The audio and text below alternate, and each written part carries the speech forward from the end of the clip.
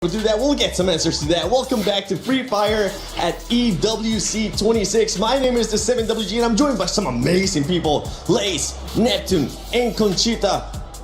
Neptune, are you going to be cursing any teams today? One thing's for sure. If I'm going to cheer on a team, I just won't mention their name. Continuing the tradition, okay? How though?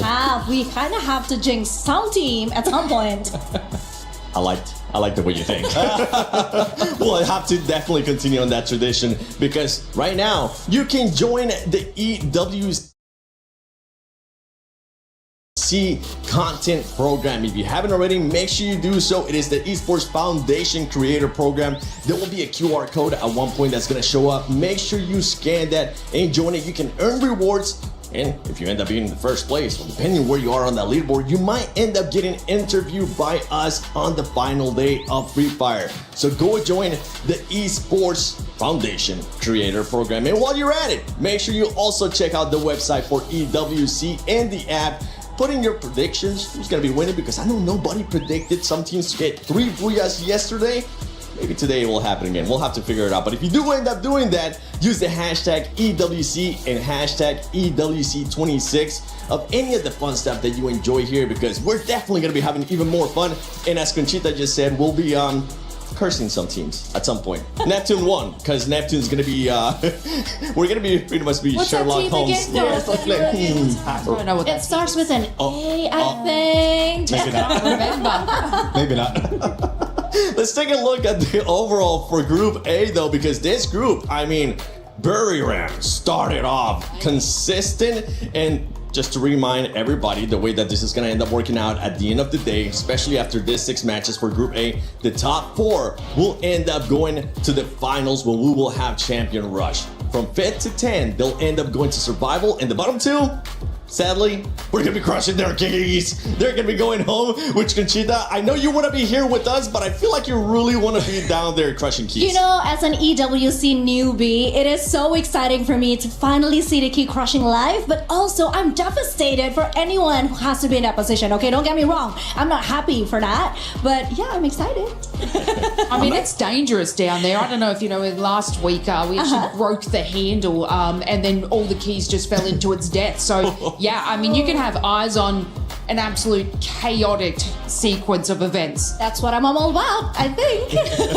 Well, let's take a look at that overall ranking that I was hinting at earlier. There you have it. Buriram United Esports with those 3 booyahs, 132 points. And from the top 4 teams that you're currently looking at, Neptune, I mean, Gun Dynasty, they're able to be consistent and be in 2nd place after 6 matches, even though they didn't get any booyahs. Yeah, I mean, it's more of consistency and placement points as well as getting those elimination. And look at how close they are on Buriram United Esports. It's just the position they're taking as well. And it's one thing that to know for Gun Dynasty, they are like the first time that we'll be in here and we didn't expect anything from them. So I guess low expectation is an element of surprise for the team right now, and they're just capitalizing on that. And some of the other squads that are very close to getting that threshold right. We have Loud in there in 5th place. We got Team Falcons as well. Lace, I know you want to talk about them. We're going to be talking about them even more later on, but they do have a gap to make up if they want to make it within this top 4. Yeah, you know, they've got a lot of pressure and a lot of weight on their shoulders winning that club championship, 2 years in a row. So it's going to be, you know, just something that,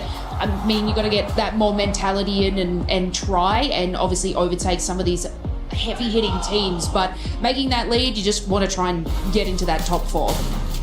Yeah, well, hey, you know what? Since we're talking about Falcons, let's continue talking about Falcons, because this squad definitely needs to make sure they fully improve, right? Yeah, I mean, we saw it yesterday. They have a tough group consisting of like Evos, AGA, Gun Dynasty, and of course Buriram United. Falcons finished yesterday, obviously, with the 89 points, 22 placement points, and 67 eliminations, but not a single booyah.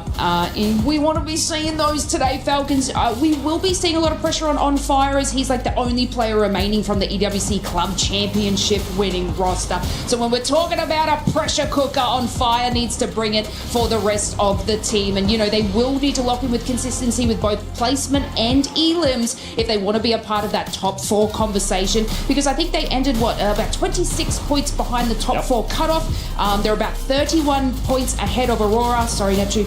So they do have a significant gap to be able to get to that top 4 so they don't go to the survival stage. To be fair though, I mean first day was more about reading the game, adapting to each other's strategy. For some team, yes, they set the tone, they came out with a bang, but for some others, it's more like testing the waters, you know, seeing how everybody else is doing. And yeah, maybe today everything might get slightly better. They dipped the toe in, they need to jump in the water. Let's do it. It's kind of chilly. We're gonna take our time. Yeah, Let's just I mean, dive it's warm bomb waters these of Falcons. Paris, okay? Yeah. They're just dipping the toes, getting comfortable with things. You didn't mention about reading the game. Some of it are writing the game because they are consistent enough. Like elimination-wise, it's really difficult for the teams to get that, especially with how tough the teams are right now. It's more position as well as rotation that they're working on to be able to make sure that they can get in the final circle. And not a lot of teams will be able to pull it off. They just need to be tactical,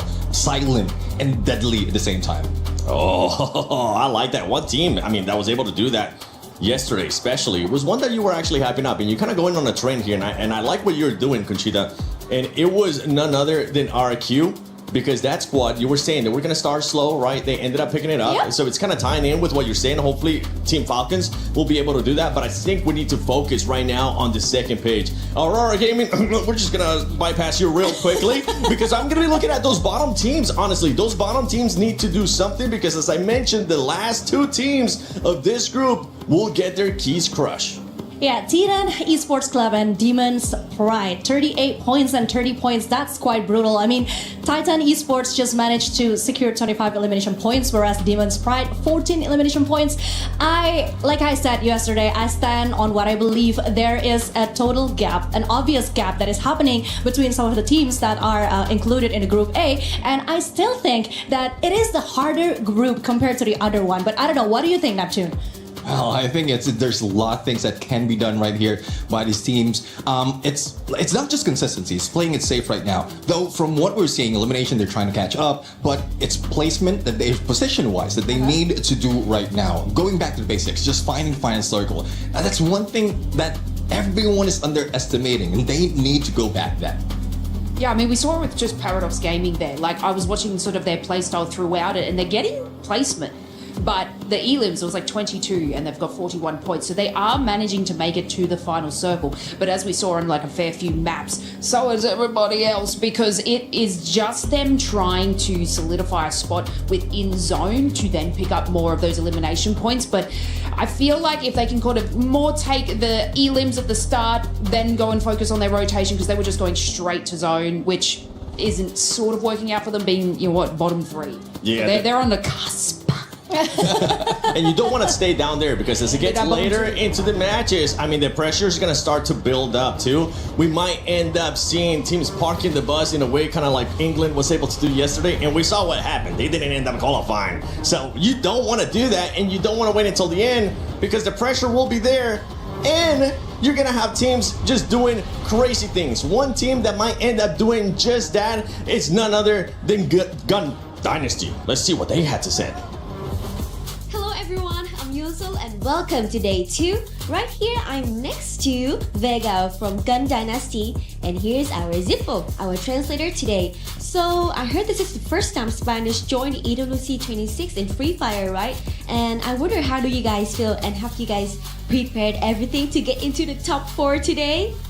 ¿Han escuchado que esta es la primera vez que un equipo de habla hispana está en una final de Free Fire en EWC? ¿Cómo te sientes al respecto y cómo te has estado preparando para el día de hoy? Pues nos sentimos con confianza, siento que nos va a ir muy bien hoy, mejor que incluso ayer, y que todo esto se trata de preparación y de cómo están saliendo las cosas. We are really confident, we have worked really hard to get there, and I think this is all about how much you've prepared and that good things are going to happen to you. Wow, awesome. Sending a lot of lucks for you guys today. And also, one more question I wanted to ask. Do you guys feel pressure when you step into this battlefield? Because there are so many strong teams in our Group A today. And how will you guys manage all of it? ¿Sientes algún tipo de presión cuando entras en la arena? Porque hay un montón de equipos muy fuertes. Y en el caso sea, ¿cómo haces para lidiar con esa presión? No, como equipo y como jugador individualmente no sentimos ninguna presión. Sentimos que estamos jugando como si estuviésemos en casa, como si estuviésemos en un día cualquiera, y que esto se trata solamente de confianza en uno mismo. As a player and as a team, we don't feel any pressure at all. We feel like we're playing like at home, like it is any other day. So I think this is all about how much you believe in yourself. Oh my god, this is so great because when you play on a stage, it's really different from playing at home, right? But hearing his answer, it makes me feel so good about him. So thank you so much for your interview, and also thank you to our Zippo as well, and good luck to you today, Gun Dynasty. Thank you for your listening, and now let's explore more in EWC 26. Well, Gun Dynasty, we're expecting that same attitude today. Not being nervous, not feeling any pressure, because one team that didn't feel the pressure yesterday was none other than our reigning champions, Evos. And they started off hot. They were able to get a booyah on the second match. But I know today, for the PS5 story of the day, Evos, we want to see what they're going to be able to do. Yeah, of course, because if we go back to what happened on day one, the highest score EFOS had was in game 2, I think. They got 12 placement points and then 17 elimination points, and that was the best of EFOS, the best game that they showcased the whole day. And I think the teamwork between Russia and the other supports are working so much better towards the end, and this actually the thing that separates EFOS from RRQ, if I can say that. They do have the mentality to stay calm, to bounce back from the mistakes that they have, whereas RRQ usually takes a bit more time. It takes them a bit more time to be comfortable, to be okay with the mistakes that they did. And EFOS, that is definitely the reigning champion mentality that they have right there. It was a slow start, but then again, after a few bad calls, they finally started to climb up the ladder and continuously, consistently get the points that they needed.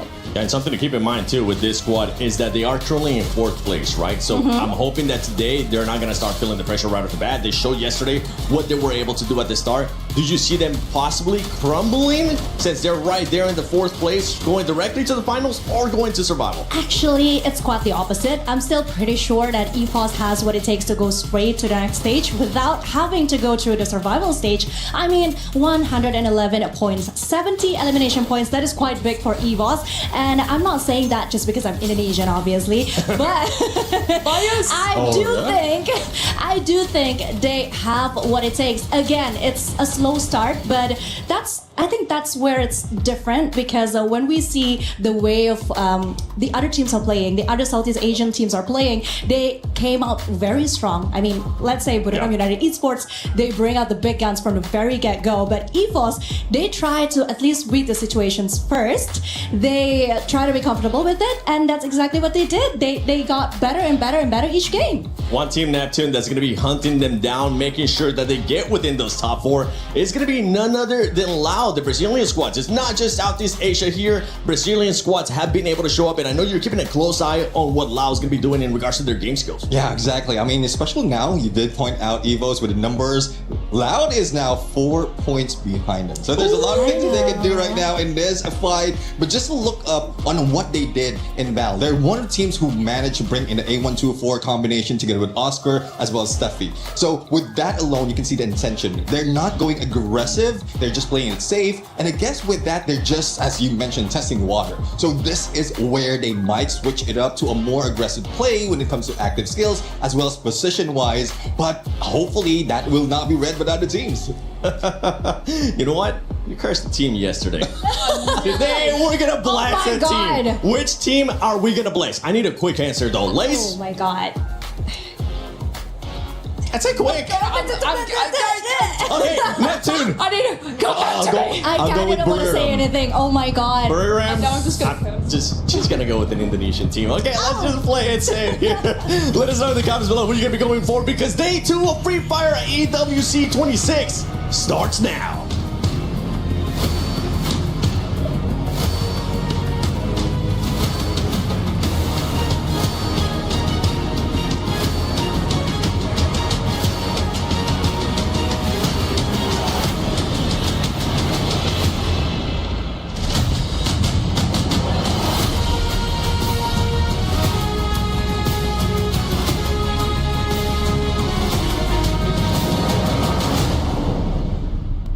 Ladies and gentlemen, welcome to our second day of Free Fire at AWC here in Paris. The stage is set and our teams have their sights on the grand finals, but the only obstacle in their way, just 11 of the best teams in the world. After only 6 games today, we will have the name of our top 4 teams who will qualify directly to Saturday. But remember, Luti, this is the Esports World Cup, so our eliminated teams, their keys must be crushed. And so the battle at the bottom today, it's gonna get spicy. So without any further delay, let's introduce your first 12 teams to the main stage to kick us off, starting with Aurora Gaming!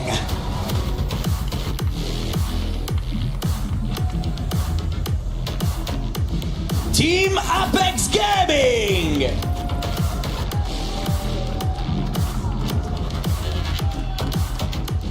Your reigning club champions, Team Falcons!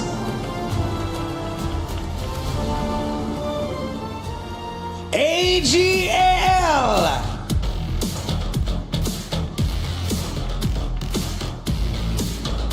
Buriram United Esports!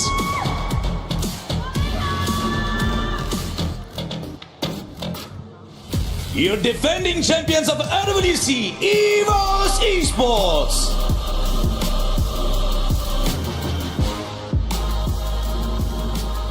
Demons Pride!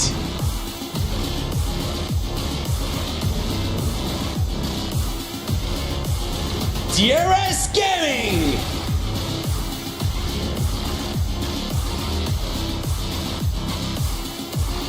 Paradox Gaming!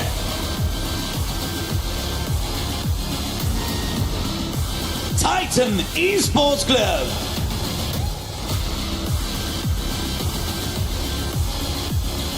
Loud Snickers!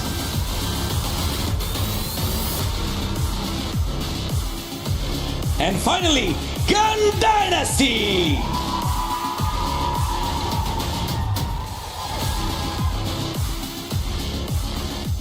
Don't forget, if you want to survive, your only goal is to avoid these bottom 2 spots.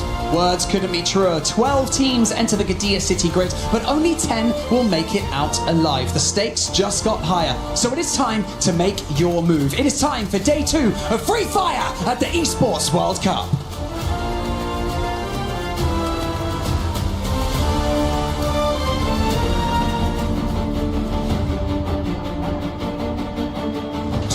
Four of the most dominant teams in the world will step onto the Gadia City grid for the first time today. Teams who swept through their regions and left their opponents in the dust. But now they stand at the base of a mountain faced with an almost impossible climb. Well, let me take this opportunity to remind you that this is your chance to instill the fear of combat into your opponents. Don't hold back, don't hesitate, and trust in your teammates. Comes through and Loud, all they have to do is just rush forward and they're completely surrounded from every single angle, and Loud once again a booyah! MIB at last, they turned it around and Bobs is the last one standing. It's going to be very difficult, but also Bobs traveling unholy along with the help of MIB Alliance, and it's going to be MIB Alliance getting the very first booyah of Group B.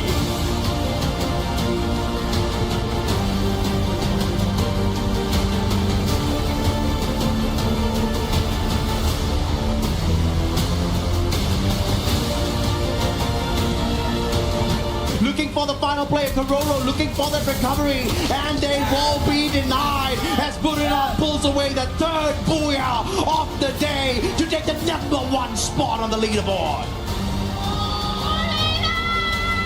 And Lion are losing players one after another, and as that happens, even Dix gets eliminated, and Games King was the last man standing. And it is going to be MIB Alas getting the final booyah of Group B's Day 1. Ladies and gentlemen, welcome to Freefire at Esports World Cup 26 here in Paris, France. And you know what day it is? It's day 2 of the group stage, which means that hopes will be crushed and dreams will continue to be built for the survivors. We have 12 teams from Group A, but only 10 will move on forward to either the survival stage or the grand finals, depending on their standings. My name is Husky, and I'm joined by Lucifer here with some 6-7 performances from some of these teams, but that's not the spot you want to be in. You want to be in the top 4 because you want to skip the survival stage, which means you skip 10 games. Exactly, it's going to be very crucial that you get yourself out of this grinder of a survival stage. Well, we say there are 10 games, but then those 10 games are not going to be easy at all because everybody's looking forward to another 4 slots tomorrow. Hopefully they don't go there, they make it out here itself. And especially we've been talking about Group A, which has teams being the toughest ones, the ones who've been the champions, and if they walk away into the finals itself, the other teams will have a very big trouble moving into the survival stage. Yeah, and that's ironically something that a lot of these squads are hoping to happen, right? Maybe. They are hoping that the heavy hitters, the front runners, make it directly to the grand finals, so it makes the odds for tomorrow better. And usually you don't want to hope for your opponents to win, but in this case, for some of our hopefuls up here, some of our first timers, they want that to be a possibility. They want to increase their chances. And speaking about chances, Gun Dynasty, they're looking good, they're feeling confident, they believe that the hard work will pay off, and I personally believe in that as well. Yesterday's performance was great. Now we need to see them push it through the finishing line. Yeah, we had this conversation earlier as well, right? Southeast Asia versus Brazil. I think that's where the entire competition right now seems here at Esports World Cup 2026. But Gun Dynasty for Latin America, they're coming out of the mix, out of the blue, and nobody's able to read them. And especially for a player to tell that we're not at all feeling pressure. This is the usual stuff for us day in, day out. That is unbelievable in such a high intense, high octane stage. Yeah, I can't believe, I think it's like the mental fortitude and the prep that they had, right? First time stepping onto such a big stage and having such confidence. And why wouldn't you be confident sitting in second place, just behind Buriram United Esports, who are at the top, of course, with 3 booyahs and 80 elimination points. But if we take away that 3 booyah, Gun Dynasty isn't that far behind, right? They are only 3 eliminations behind Buriram United Esports, followed by HGAL, and then our defending champions from 25, which is Evos, Lao Sneakers as well, with 2 booyahs under the bag. Team Falcons catching up in the later stages of Group A. The top 6 look incredibly strong, but then we see the separation between 6 and 7. Yeah, big difference around the 6 and 7. 58 points is where Aurora right now start off, and that's almost around a 30-point difference. This is not going to be an easy jump up, and that is the reason we've been talking about, like, yes, at the end of the day, we're going to be going to the Crusher to take away dreams. It could happen for some of them. They have to jump up, and in terms of those dreams, has to be the South Asian teams. That is Titan Esports Club and Demon's Pride. They've not at all had a great start. At least for Titan Esports Club, they have eliminations working for them. It's the placement points that they'll start working towards. Maybe there's a move up. They manage a chance towards the survival stage. I think that is a hit they have to look forward to. Yeah, you gotta get into the flow state for the next 6 rounds. And we actually, even during some of the team intros, we saw the South Asian teams, right? You can feel the nervousness, right? There is some tension in the air, and hopefully it breaks when they hop into the lobby. Yesterday was all about getting comfortable, right? Getting the seats warm, and hopefully when you sit back down, you are in the zone. You are feeling, comfortable enough to let yourself go and just play freely. And I think that's the toughest part. People always say that you play the best when you have nothing to lose, when you play freely and have fun, but it's pretty tough when you have so much on the line. But Gun Dynasty, it doesn't seem like they're thinking in that direction at all. They've been completely keeping themselves away from that thought process where there's a lot to achieve, lot at stake. This is our time on the stage. They are not thinking about that. They're making sure they put the best performance of Freefire ever seen on the biggest of stages, and they're able to deliver. Sitting at the 2nd spot, 3 eliminations away from the team at the very top, tells you the caliber that they're walking here in Paris and looking forward to their global title, taking it away from Evos. Evos, yes, got their booyah, but is it going to be enough for them? And I'm going to take it a step further, Lucifer. There are 3 points difference in terms of elimination compared to BRU, right? Yeah. So the main difference is the placement. Because if BRU have 1 less booyah, Gun Dynasty would already be at the top, and actually it is closer than it is. And if you put that into perspective, it's a very scary thought. You said that, for a team that is on this stage, they play freely with as if there's no pressure at all. For a first timer, even more. That is even more insane. So right now, I think hopping into today's games, the map rotation are going to be slightly different. Yesterday we did have the more Indonesian heavy favorite rotation in the second half, but today we get double purgatory. And you know what that means? Brazil and Thailand are going to be elated, but we'll start it off again with the classic opener of Bermuda. Let's hop into game 1 of Group A on day 2. And this is where every team needs to start, especially the ones in the middle order as well as the teams at the bottom. If they don't start making points now, they will not be able to catch up to the race, especially because now the Crusher is in front of everybody. And the map starts off evening the entire playland into a half. And even if when you look at your screen, ladies and gentlemen, you can see the amount of booyah some of these teams have acquired for themselves.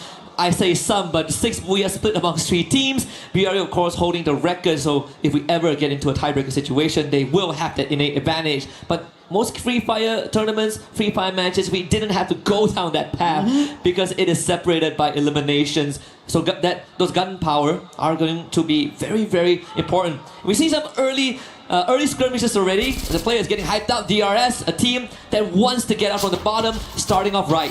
The real soldiers. They look decent. I really like how they played. We were talking about them yesterday when we were sitting backstage and looking at their games. They start off well, they have their one-off games, and they did that yesterday as well. Evo's right now on a team that needs to get to the top spot. That is going to be Falcons. They're firing on them. Eliminations already, 3 totaled up. This tells you why they're the champs, why they're the defending ones right here on EWC. But now challenge coming in from Pina. He's already taken 1 down damage, big time. And I think Abax is in big trouble. Glue walls help him out, and then running around the glue wall, he puts Pina down. Bailed out by the mini Uzi in the CQC. It's a full spray down onto Pina. 4 points for Evos at the start of this game, but Falcons not out just yet. In fact, the whole team has been brought back, so we're back to square one. DRS though continues to rack up points by picking up stragglers, this time from Paradox Gaming. And even Windy himself catching Alu out in the open, but again the mini Uzi is the superior weapon. What an individual battle being laid down by DRS. Looking very confident today, and this is how they played their game number 1 yesterday as well. And I think this is very consistent performance coming in, especially for the teams from Nepal. This is something that I expected when I was seeing these South Asian teams play out, and DRS are delivering. Can they deliver to the top 4 is a question, but right now another 1v1, and this time Prateek, he will not be able to take a hit because this time it's going to be Team Apex Gaming, who we spoke about slowly make a comeback, and it's already started off finding the very first, and that's going to be Shoto, but his trouble is still not done. Around the pipes, it's going to be Stroex, who is trying to trouble him, but Shoto out in the open, not the best position to be in, but there are reinforcements.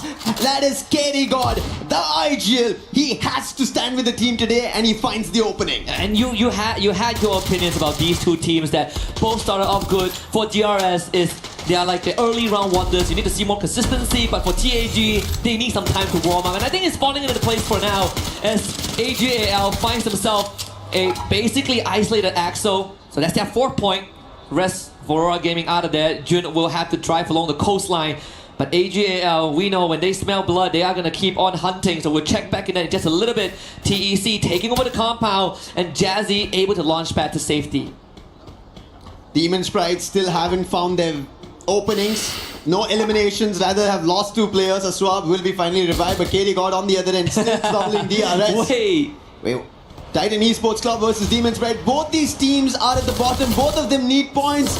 But in the mix of this, the last player, Jun, gets found, and Aurora are out again. That was scary. For half a second there, TEC going for the chase and almost gave away a 1v2. But thankfully, not a reality. Now, Apex Gaming continues to hunt for Pratik. Actually getting the bison on the KD God. Instantly a recovery there. KD God gone down again. Woman! Getting some magic done here. There is some recovery towards the very end, and thankfully TAG continues to thrive. 4 eliminations in total. KD God with 2 of his own, and this is what we need being delivered by him.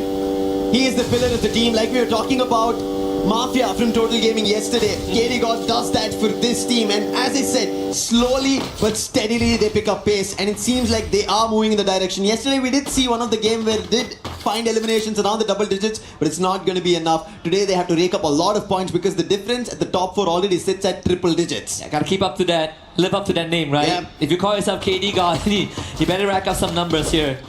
Even for Titan Esports Club, they are now currently in 11th place. Last we checked in on them and the overall standing, they're 4 points already. That is, in all honesty, in a lobby that already started slower than what we saw yesterday, is a good thing, right? My personal prediction is that teams like BRU, they are going to slow down a little bit. They are already in such a comfortable spot. They're not going to be hunting for much. And this is actually a very good opening for teams at the bottom or the middle of the pack to start racking up some points. Hands down, that's right. This should be an opportunity that the teams in the middle order should pick up points, and that's what Paradox is trying to do. Already found an opening on Team Apex Gaming. Will confirm the elimination, KD God, but quickly being hit upon. That's Shoto putting down Sneaky for his sneaky approach on his captain.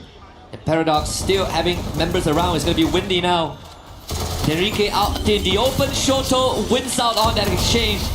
And Enrique now fully alone, sniped, not in sight at all, as Paradox Gaming pretty much separated on the map. And this is great for Apex Gaming. That's 7 points under the belt. Looks really good. They're playing together and it's working out. 7 eliminations, as you said. On the other end, Paradox, depending on their 4 eliminations that they got, they were also confident. But this is how the exchange goes. When the middle order teams finally find their fights, they're not completely sure about the top teams versus their own teams that they're fighting around the points for. When we go down the food chain, it is going to eventually come down to the placement points, right? Like the longer it takes for teams to get removed from the lobby, the harder it is to back those placement points. And finally, we see the heavy hitters bring into action. Raja completely ran over by Jonah there.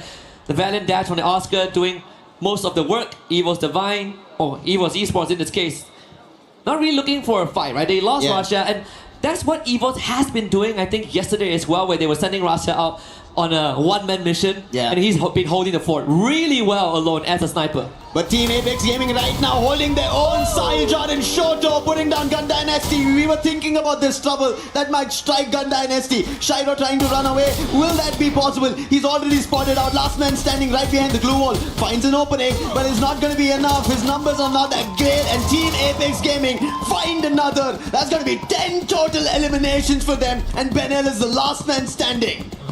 And Benel, coincidentally, is also the star of the team as he gallops away to try and find some safety net. Dinoculus used to scout out the journey in front, and for now it is clear.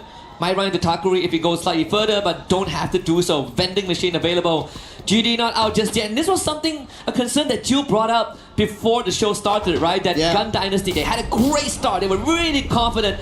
But there's a chance that they drop out of top 4 today. And this might just slowly manifest itself. We check back with them in just a little bit. And Mandara getting absolutely fried in that hut with Limit watching from the side as well. The rest of Falcons about to surround their prey. Mandara with the Trogon, only good on the 1. But no confirmation there as Falcons take him out. Losing players. Demon Sprite, they need eliminations, they need points. We spoke about this. Titan Esports Club at least picked up, but Falcons on the other end, they know what they want. They want to get to the top 4. They are right now missing on the top of the charts, and that's the reason they're running right now. And they've already spotted top 16 because he's been laying down glue walls. Guerrero troubled a little in the meantime, but I don't think top 16 will have an opportunity. On the other end, Team Apex Gaming. Wow. They again re-challenge Paradox and put the entire team out. And talk about a strong start as we check in the STC replay here.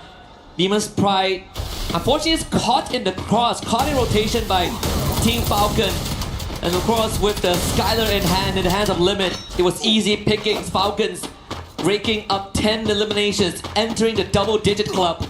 10 teams remain. We did lose Aurora very early on, like what we seen yesterday. Paradox being the recent casualty. DRS still in the lobby, but with only 1 survivor left. Rimnam Village completely taken over by the Falcons as they make their nest here. We can expect a bit of a rotation afterwards because the circle did move to the eastern side of the map. Eastern and completely southern, and that is the reason we end up seeing teams here. But Falcon now have another trouble in front of them. The ones who they are sharing the overall rankings with, that's going to be loud in front of them. Takuri, the last one who was in the deep waters, will also be found and fished out. And with that, DRS are out. But right now, with the bolt maker being called, the fight breaks out between Falcons as well as Loud. Loud Snickers, they want this fight. They want to get back and make sure they stabilize their position. As we said, SCA versus Brazil. They want to make it Brazil, but it's not happening. It's a quick exchange. But BCP, he manages to confirm on P now. That's a very crucial opening to taking out the CQC player. He also spotted the rotation of Guaksha, so Limit is not going to let it out of sight. Nix activates Limit, the backstab. Perfectly done, and BCP back up on his feet. Loud Snickers outdoing Falcons. Keroro on the run with the launch pad. BCP not able to find the track. And Falcons escape with their tails between their legs, but not fully clipped yet. Pina was brought back, but Loud Snickers now take control. What a fight that was to hold it off and BCP to put Limit over there. If he did not find, because Limit was already helping his teammates out with the sniper, and that is the reason taking out bits and pieces of Falcons worked out for Loud. First take down the CQC player and then go for the one in the long range made a wonders. AGL on the other end, sneakily, they have been pulling up eliminations for themselves, 7 eliminations, and I think in the top 4 so far that we've seen teams, AGL are the ones who are very consistent, safe and sound, and not troubled by any team so far. Same as BRU, right? Yeah. Both of these teams have been chilling a bit. We say that they have been taking it slow, but then when you look at the eliminations, AGL actually has 7 eliminations off screens, and most of it is just picking off stragglers and catching teams in rotation. But most of these teams, they were able to get those revives in, and this is why we still have 9 full squads, almost 9 full squads left for Demon's Pride. BRU now making their rotation just past Pochinok. A good chance that they run into GD again, who has been giving them some problems yesterday. Gun Dynasty, yesterday has been a problem for their own. Hopefully they soon recover. But right now, Demon's Pride, they spot a problem in front of them. That's going to be Loud. A quick run with a boost in the vehicle they took, and they take the compound right next to Demon's Pride. 3 players, Jazzy, Aswab and Madara, they have to figure an approach because Loud have been looking louder than ever here on day 2 for the top 4 spots. Absolutely. And it seems like Demon's Pride are thinking about standing their ground, but there could be intervention from Evos who are right behind them, just silently watching this go down. We see the UAVs being sent out. And I think Loud Snickers are doing the good move. This is a very classic pincer, right? You surround the compound and suddenly whoever is in those buildings becomes the one that is trapped. DP are starting to feel that pressure. Yeah, today, I think Gun Dynasty, while they did not feel any of it yesterday, it is about qualifications, it's about keys at stake, it's about making it to the final, and right now even Titan Esports Club on top of the silo start putting players down, doing the damage, and Evo's helping out over there. Unfortunate, one of the eliminations was stolen away, but they still have the eyes on the Falcons.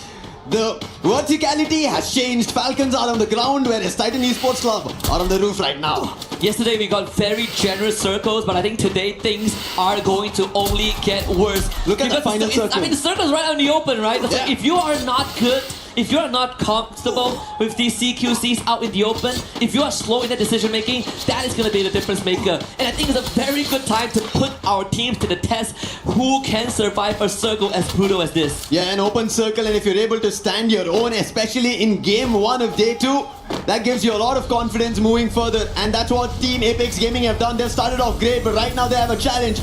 All gamers global want to find an opening. Plethora of throwables being all tuned towards Team Apex Gaming. Flash freeze, nades, but now counter activity coming in from Team Apex Gaming, trying to push down AGAL. Shoto in the forefront using the dash, wants to find an opening, but AGAL are not giving space. And they took care of the UAV as well. Medic gun to heal Shoto back up. The tip of the spear for TAG lies in his hands. Barrow's getting flanked out. Sahujan almost getting the takedown. That could have made a world of difference here, but it does put AJL in a dangerous spot right forward. This Cypher that manages to break this fight wide open. TAG down 1, second one on the ground. KD gone now. We'll have to dig deep and find something, but AJL will be the one that prevails. That was brilliant caliber and holding position played out by AGAL.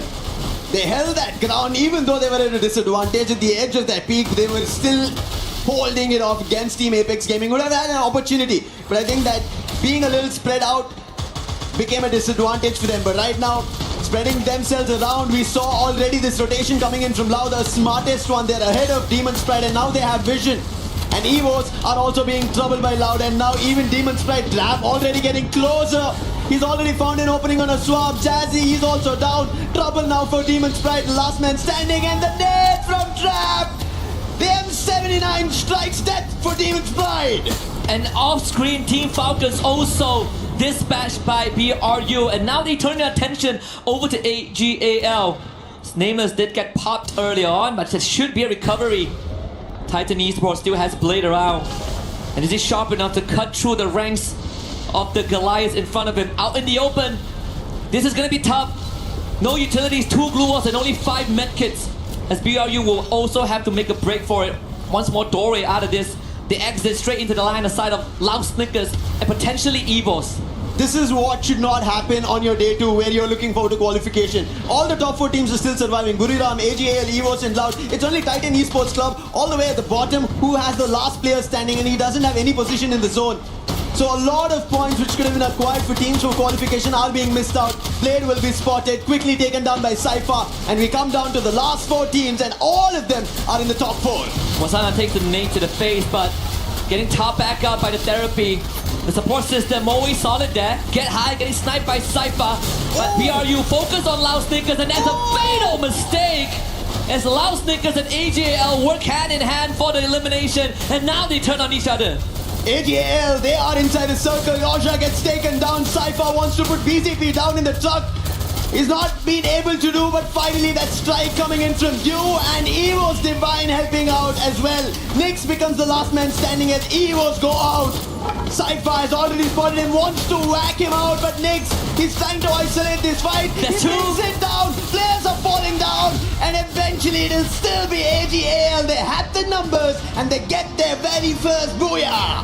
Very first booyah in the group stage, and even without it, they were in the top 4 spot. So imagine when you give AJL such a big boon. Fantastic performance. We saw the hold earlier on where they came back from a disadvantage, and it was all because of one minor detail: Barros surviving in the backline. If you don't break the backbone of AGAL, they will break you instead, and that is exactly what was achieved.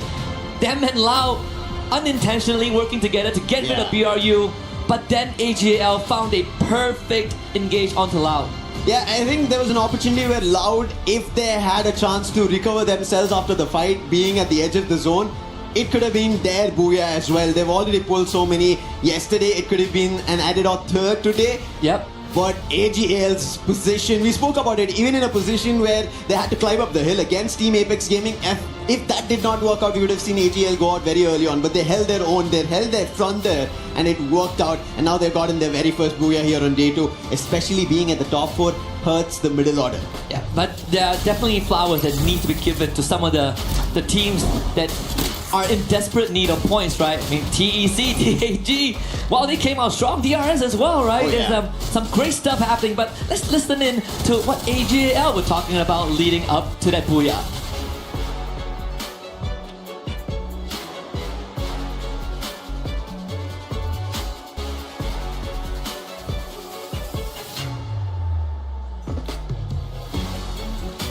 Again, another performance from AJL that I think shook the opener of day 2, but I would say, right, this goes back to the potential of our secondary scenario.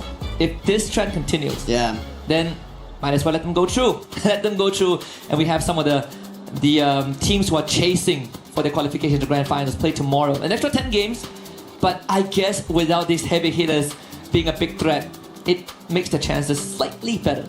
It makes the chances slightly better if you think about the survival stage, but as you looked at the performance right now, the bottom dwellers, the last 2 who were there, even Titan Esports Club and Demon Sprite, they try to make it towards the top 6 teams, meaning they're acquiring placement points, they're getting eliminations, and they're trying to get themselves out of that elimination threat, meaning the middle order, now it's completely dicey. So you don't know who's going to get eliminated. So better be wary. Either you strike towards the top 4 or you don't know if you're going to get eliminated or not. Yeah, there's always that safety net, I believe, for any Freefire competition, right? If I can't take that top spot and qualify, the bare minimum, I make it out alive to the next stage.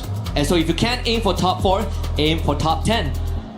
But I'm not sure if it's going to be as easy as it sounds or as easy as we make it sound. Because look at Gun Dynasty, they were barely able to get 2 points in this game. That tells you day 1 and day 2 can be completely drastically different. It cannot replicate the same performance, and that's what even AGL, to get their very first booyah, allowed to go out like that, tells you that teams are slowly strategically planning their championship. They want their trophy, their key put on the shield. Yeah. More impressively is how this group was a group of teams that basically they enter the boxing ring and they just start swinging, right? They're just filling their arms. They're trying to get some haymakers in, and then maybe after 6th round of just mindless brawling, they decided, okay, that kind of hurt a little bit. We got to slow down. And the teams that actually made it work are the front runners. AJL, very patient. BRU, very patient. Laos Snickers, very patient. Yeah. And patience paid off. Yep. Completely. The top 4 teams surviving till the very last, and also being the last 4 surviving teams, that patience, that holding game off, actually playing as survivors and knowing that they don't have a lot at stake to go out. Whereas Gun Dynasty, something that we were talking about, if they miss their performance today and if Falcons rise up the ranks, they might get pushed down. We already spoke, yes, they have high number of eliminations, but that's not going to cascade and help them out to directly qualify if they don't put up a decent performance today. I would say that they do have a safety net with the points they have, and let's see how much longer they can lay in that bed of roses. We're gonna let them lie down and rest for a little bit, as we will be right back with more Free Fire action. Play is in our DNA. Whenever we let it out, it becomes our superpower. Now imagine an entire city being built to supercharge it. Kadir City, powered by Play. What an intense opener. AGAL secured the first booyah of the day. We are now back on stage with Miko and Chita Caroline, and of course, we have Yunsul here. That was exciting, right? Yes. What a game, what a match. I mean, what even is that last circle, Yunsul? That was crazy. That was really intense. Imagine we have 5 teams, very strong teams compete with each other. And lastly, only one survived, which is AGAL. And so incredible. I have been watching them since yesterday until today. And finally, they got their booyah. I was waiting for that for the whole day. Yes, and what's amazing is that AG actually scored the highest elimination points the other day in one game, and that was the 5th game. They got 19 points. I'm pretty sure they were able to be doing that again today, hopefully. But seeing what we just saw in the first game, I think things are looking quite promising, right? Yes, from what I can see from yesterday, they have been playing very stable. Even though there's no booyah, but still, as you said, the elimination points was on point, on peak.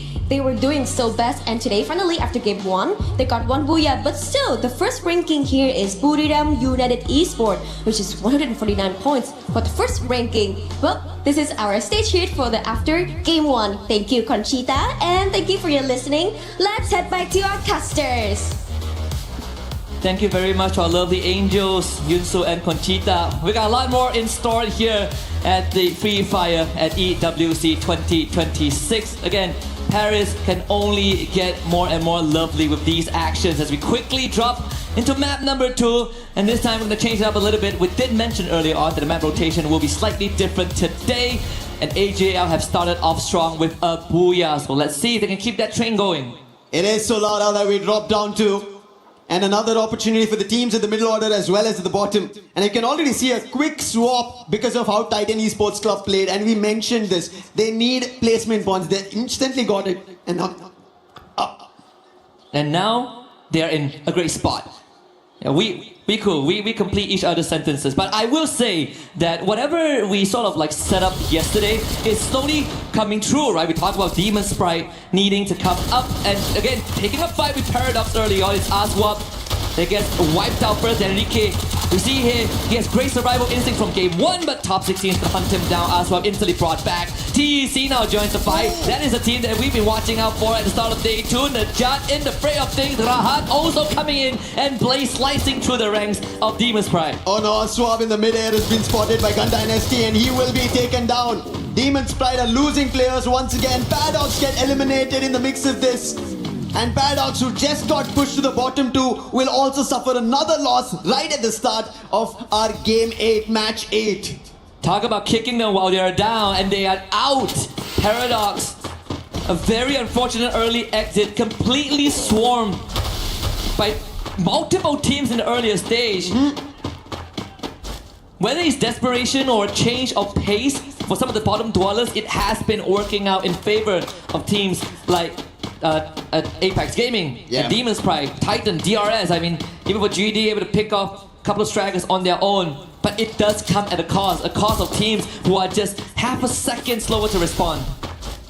DRS want to be the quickest one to respond right now. They did spot AGL, but they take the fight to Titan Esports Club and Najad is taken down. And it is the wisest calls I feel right now coming in from DRS, and they're making a run for it. Rahat and Blade, they just have the stairs that they are being protected by, but DRS, they are on a charge. They want to go for a hit. Adu was backing off, uses the chrono and is now safe and sound, but at least this gives away the position of where the players from Titan Esports Club are. But it's only these two. The other players are in the other direction, revived and are healthy. Pratik is actually getting pressured as well. Forced to take the zipline away. Takuri actually getting tagged in the meantime, was brought down. But this was sort of like the demise of Paradox Gaming. A very quick and painless one. At least they take the bottom spot. Aurora still in this game, which is a blessing in disguise if you are a Malaysian team supporter here. But Blake just absolutely popped Rasha. Great shot from afar. Rahat caught in for reinforcement. Aurora this time stand their ground and will not be taken out by AGAL in the earlier stages. Jun up the stairs. Cypher barricades himself safely. And Axel with the follow-up. Cypher is out. He'll be confirmed. It's up to Barros and Dew, who's in his flight mode right now, dropping in air. If he gets spotted out, trouble will strike. And Aurora, they need a game like this. They need a recovery game, and it might happen on Solara, where everybody's forced for a fight. Barros tried to hold his own, but he'll not be able to. At least the revive happened. Therefore, there is still chance for AGL, and they don't have to be worried about. However, Aurora, they needed these four eliminations. The good news for Aurora is that they are not close to the bottom two. But bad news is that they technically only have 5 games to play, because game 1 they didn't really get anything done. So the catch-up game, there's a lot more urgency for them compared to the rest of the teams. And one of the teams that is in no rush at all is EVOS. And so far playing on Solara, it's one of the maps that they are slightly more comfortable in. Loud Snickers playing a bit of Stroax, completely found out in the open. And Loud Snickers with the first point. Loud are playing, I think, a brilliant game so far. Ending up in the top 4, making sure they stay the top 4 way that they are in, and it continues that they make it to the final as well. We've already been seeing their counterparts from Brazil, MIP Lost and Fluxo. They're keeping their toes matched up, and I think that's what Loud want to do. And if that's a majority of all the Brazilian teams who made it here to EWC, all going to the finals, there is a big chance for them to walk away with being called the champions. It's a lot of pressure also, because when we look at even I want to say from the earlier days until now, you would expect teams from Thailand and Brazil, if they qualify to a tournament, they're expected to all make it to the grand finals. It is quite the weight to shoulder, and especially for Loud, who has been on the big stage, they've missed out. They're not, they don't have 100% attendance, but when they're there, a lot of eyes are on them, right? Yeah. Aside from Fluxo, like Loud is the second team that you sort of want to make it to the finals and give a good match, but it has always been so close. But Aurora also want to make that happen, and that's the reason this challenge happens. However, Jun's lost. That is Rasha coming in. No way! He puts Suez also down. Confirmations. Aurora losing players one after another. That's Rasha for you. He once again, he was back in action. Aziel spotted. Aim God puts him down, and it's the Axel. Can he put the chopping block out of EVOS, or will he be found out? Damage done, HP lost, his position completely compromised. It's just the boulder and the direction that he's running away. I don't see a vending machine to help, nor a team to help out. And Axel will just try and buy time for the time being, because EVOS have a distraction. Yeah, Demon's Pride bailed Aurora out of that. It was a missed opportunity. Aurora had that bit of a mechanical error, caused them to be in this spot, but again, Demon's Pride, who are also hungry for some points, they ended up being the intervention that Aurora desperately needed in times. This is what I was talking about. And you see how the bottom teams are now fighting for eliminations. They will go for the top 4 teams are already getting their best. And that is the best part right now of this lobby. Desperation is a double-edged sword. Yep. And he has been empowering some of these teams so far. The risk, definitely not as great as the reward. Good ratio there. Even TAG finds himself on the feed. Just a quick reminder, at the end of this, two teams are gonna have their keys fed into the crusher. Yeah. Always the sad side, cause man, such great accessories. But that's the nature, the brutality of a competition. Let's see what this circle brings us, because game 1 was brutal. In game 2, a little bit more tame, but plenty of open areas. Open right now is going to be a fight between Buriram and Evos, who just got revived. However, it's only one of the players getting stuck between the lot of Buriram at Eco Drain. And I think he'll be found very soon, but team finding players are tagged. That's Team Apex Gaming. More eliminations coming their way. They're climbing up the ranks, making sure if they have an opportunity, but they need a lot more. They need points closer to 30 in total. Maybe a Booyah also needed if they want a run going towards the top 4. And the bailout earlier on, the unintentional one, gave Aurora time to bring the whole squad back, right? We look at the separation between Falcons and Aurora. It is 49 points. Made worse by the fact that Aurora didn't really get to play the first game, so it is a tall task to expect Aurora to catch up and find a tie, but it's good enough to remain in the top 10 and make it to survival stage tomorrow. As DRS looking for a rotation, Loud doing the exact same thing, but they might be beelining straight into Demon's Pride. Demon's Pride, they just got eliminations from Evos. They have a compound that they're holding. Looks to be a better game. Loud have just found their one here.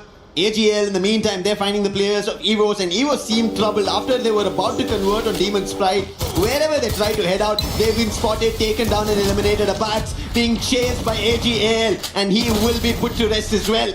And that is Evos losing their players. One last survivor is Aim God. Only gets coins now, but where is the vending machine? On one end there's Buriram, on the other end AGL, and right in front now Demon's Pride as well as Loud going in for a fight, and it's going to be Loud putting a swap down, and the entire squad within a whip gets eliminated. A full blitz from Loud again. Their execution and these quick hits are so efficient. They make sure that the fight ends within 15 to 20 seconds so that there's time for them to recuperate if a second team does arrive. And it's something that has defined Lau's playstyle in competitive Freefire. The Wonder Key gets brought back, but that's the most that Aim God could do for the team. And right after that, Axel finds a pickoff. And it's the same situation that Evos frequently find themselves in, playing the survival game. As of now, I think that's the mantra for them. They're unable to find a footing to just go for fights, and they've been just chased by teams. Put them down one after another, and DRS wanted to start out strong. The real soldiers using UAV to just get a grasp of information around. They spot another and they do destroy. Strox, he is the sniper. He's the one who finds a lot of value, but so far for DRS, at least today's start in game number 1 was decent, and out of that, Solara right now hasn't found much.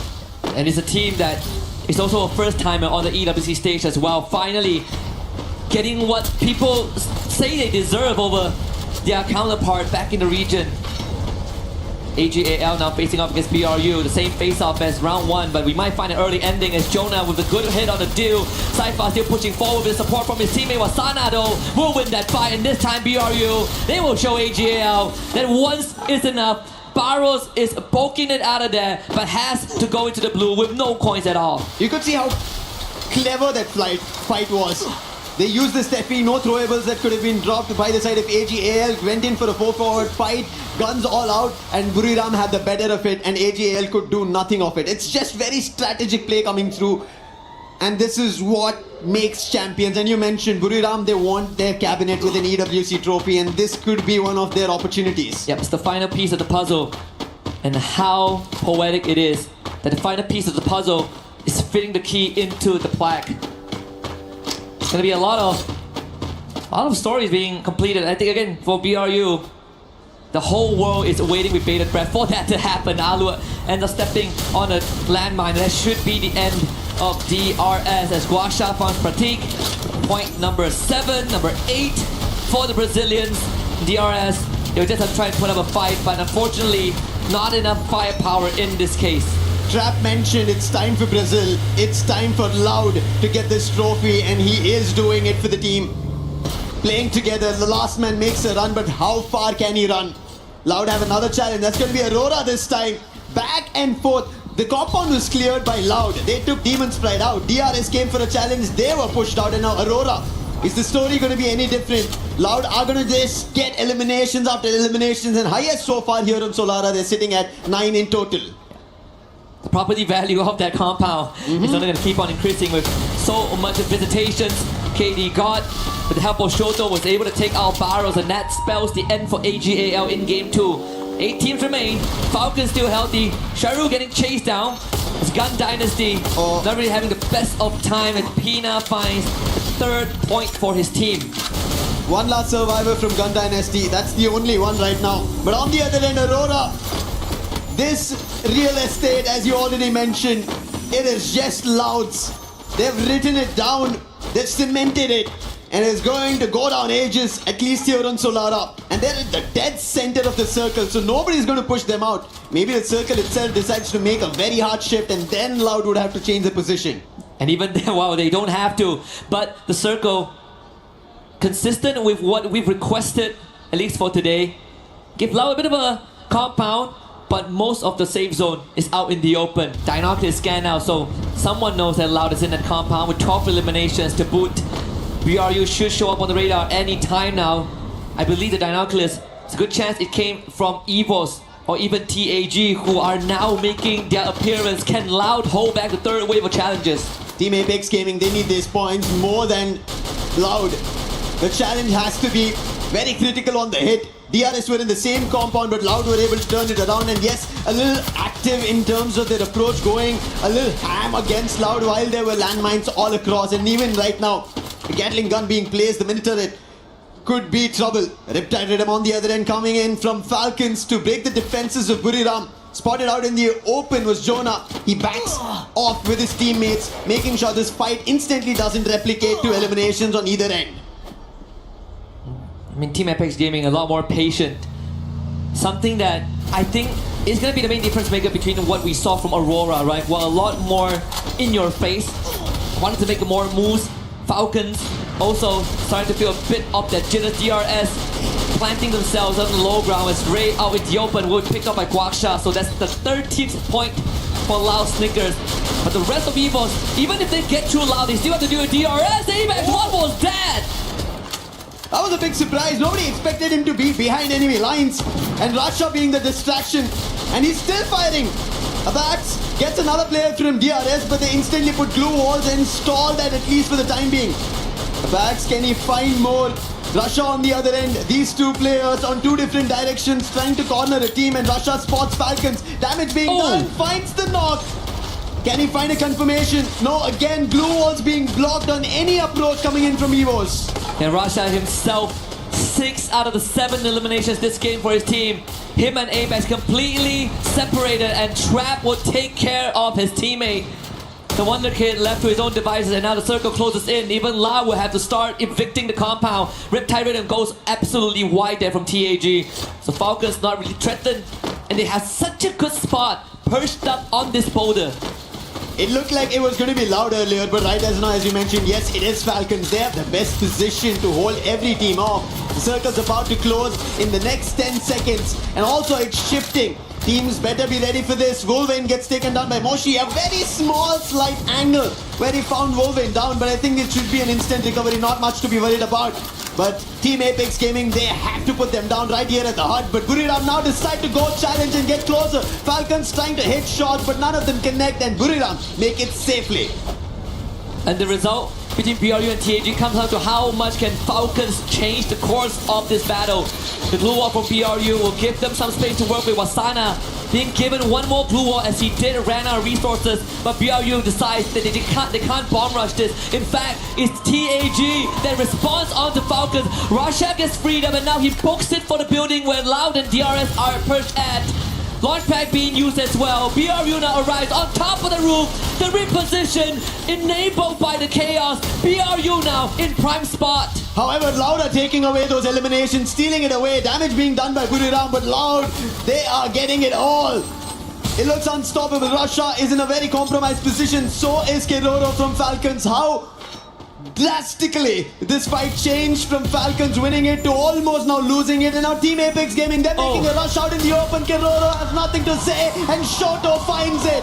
And right now we have the best 5 teams looking forward to points. Falcons are out of the race and Team Apex Gaming now moved to that prime position. They will have to relocate because the circle decides that will be the case. Evos eliminated down to top 4. And TAG ever so close. And so far they will be unbothered just for an instant. As DRS is going to be the one that faces resistance. Lau, attention put onto Captain Jonah. BRU under pressure while Sana responds from long range. They need to keep Jonah alive and Jonah is the anchor that cannot break, but Lau is putting on immense pressure by just rushing in. Aluk is taken now off screen by Trap and BRU able to retreat to a safe space. TAG now needs to catch up. Just like how out in the open Buriram made their rotation, even Loud managed to, with a plethora of glue walls, lay down the land and they walk across. They're closer than ever. Team Apex Gaming in the meantime, just because Loud decided to rotate out earlier, now they have an opportunity.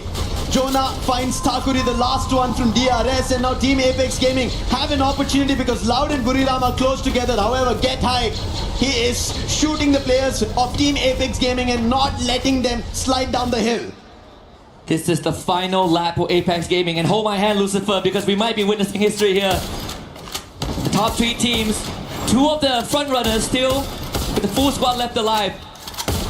But Team Apex Gaming have the high ground. They have couple of moments, couple of instances where the blue zone will make the difference, and TAG, they are in such a prime position to get this pick-off. Loud. They decided to make a rotation earlier than Buriram, but Buriram had the position and Loud are trapped because the zone's closing in. Glue wall's not working out. Kenny God finds the opening. Can they do it here? TAG.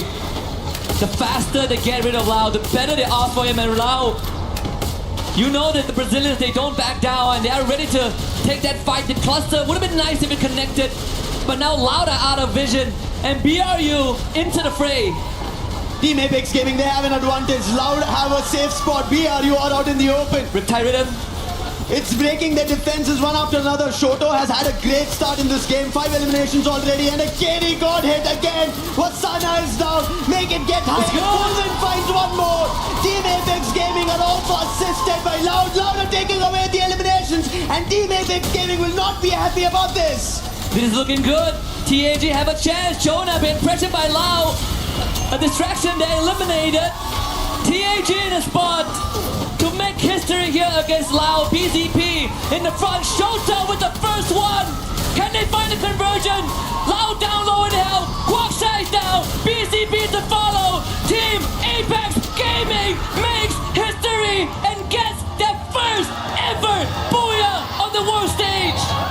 This is a very big booyah for Team Apex Gaming. We spoke about their comeback. They start slow, but they make it happen. And especially to do it at Esports World Cup 2026 Paris, the biggest of stages. And Team Apex Gaming for India make a big booyah. Yesterday we talked about this. Dreams come true one step at a time. And I'm glad we held hands for this moment. What an achievement it is for the region. They needed some time to warm up, but once those seats are warm, TAG entered the flow state. And with impeccable execution in the final circle, they took advantage of all these openings given to them. Openings that are very minor, that cannot be missed. But they were on the ball, Lucifer. We spoke about this, right? Prime position, real estate, all of it. One after another, every team wanted it. Loud started it off, Buriram went for it, and then finally Team Apex Gaming found the very best spot. Falcons, this is why we were talking about it. They were the ones who should have been a booyah here, but they messed up in their movement, and it was Team Apex Gaming took that same position away from Falcons, took the last player down, and they get this booyah, and thankfully, they managed to do it in such a manner where they were ahead of the zone, up the hill, and this time they get it. Incredible stuff here. You can really hear the passion radiate. The crowd, they were feeling it. They knew that once we got into the top 6, TAG is a prime candidate for that booyah. And this is what the Esports World Cup is all about, man. Unpredictability, the volatility, but this final sequence, TAG, I could rewatch this all day. All day, all long. brilliantly played out. Yes, they tried to pick an opening, but it did not work out as brilliant as they wanted. Holding it off, KD, God, Sahyajat, Shoto, the big man. What a play coming in from their end. And yes, as I said, this is a very big thing for them and the whole of India to look at. They are gonna be incredibly proud, but we're gonna let these teams again prep for the upcoming games. And for now, we're gonna hand it over to Carol on the stage as she has something for us.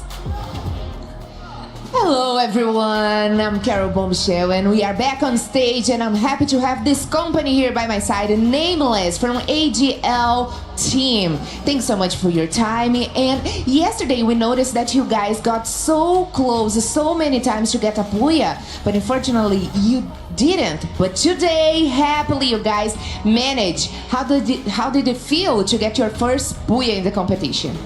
ก็เมื่อวานนะครับแบบว่าหลายครั้งเหลือเกินที่เราเกือบจะได้บูย่าเนี่ยแต่ว่าไม่ได้สักทีนะฮะแต่ว่าวันนี้เนี่ยเราได้ปลดล็อกที่ได้บูย่าแรกแล้วเนี่ยฮะรู้สึกยังไงบ้างครับครับก็รู้สึกปลดล็อกครับแล้วก็รู้สึกว่าทีมพวกผมพร้อมแล้วครับที่จะเป็นแชมป์ Yeah, I feel like we have already unlocked something and I think we are ready to become the champion of this tournament. I like your confidence. That's definitely the way to talk. Okay, so after finishing last year in the 5th place and in the 30 in the global finals, you are getting closer to win an international tournament. And of course, together with your whole team, does it feel like this is the moment to get over the line?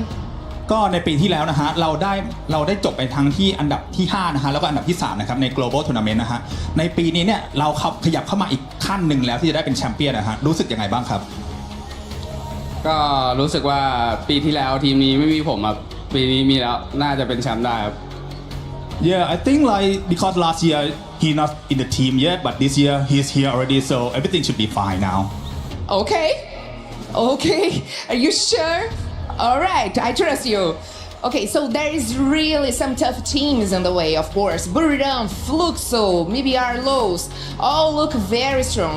Who do you think is the biggest competitor right now? ก็ตอนนี้นะครับมีหลายทีมเลยที่บอกว่าเป็นตัวเต็งนะครับไม่ว่าจะเป็น MIBR นะฮะแล้วก็อีกหลายๆทีมครับคิดว่าตอนนี้ทีมไหนเป็นตัวที่เป็นคู่แข่งที่น่าจับตามองมากที่สุดครับน่าจะเป็นฟุกโซแล้วก็เราครับ Yeah, I think it's gonna be Fluxo and Laos, which is like the most competitive team. Only Brazilian teams? Yeah. Okay, I like your answer. Thanks so much for the interview. Good luck in the next matches and the rest of the day. And that's it. You heard from Nameless from AGL team. And I'm back with you guys at the studio.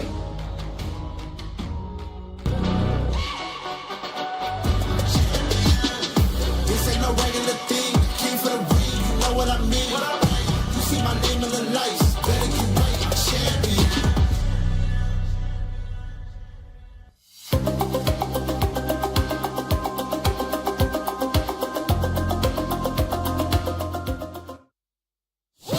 At this year's Esports World Cup, we're bringing you all the games you love, all the coverage you crave.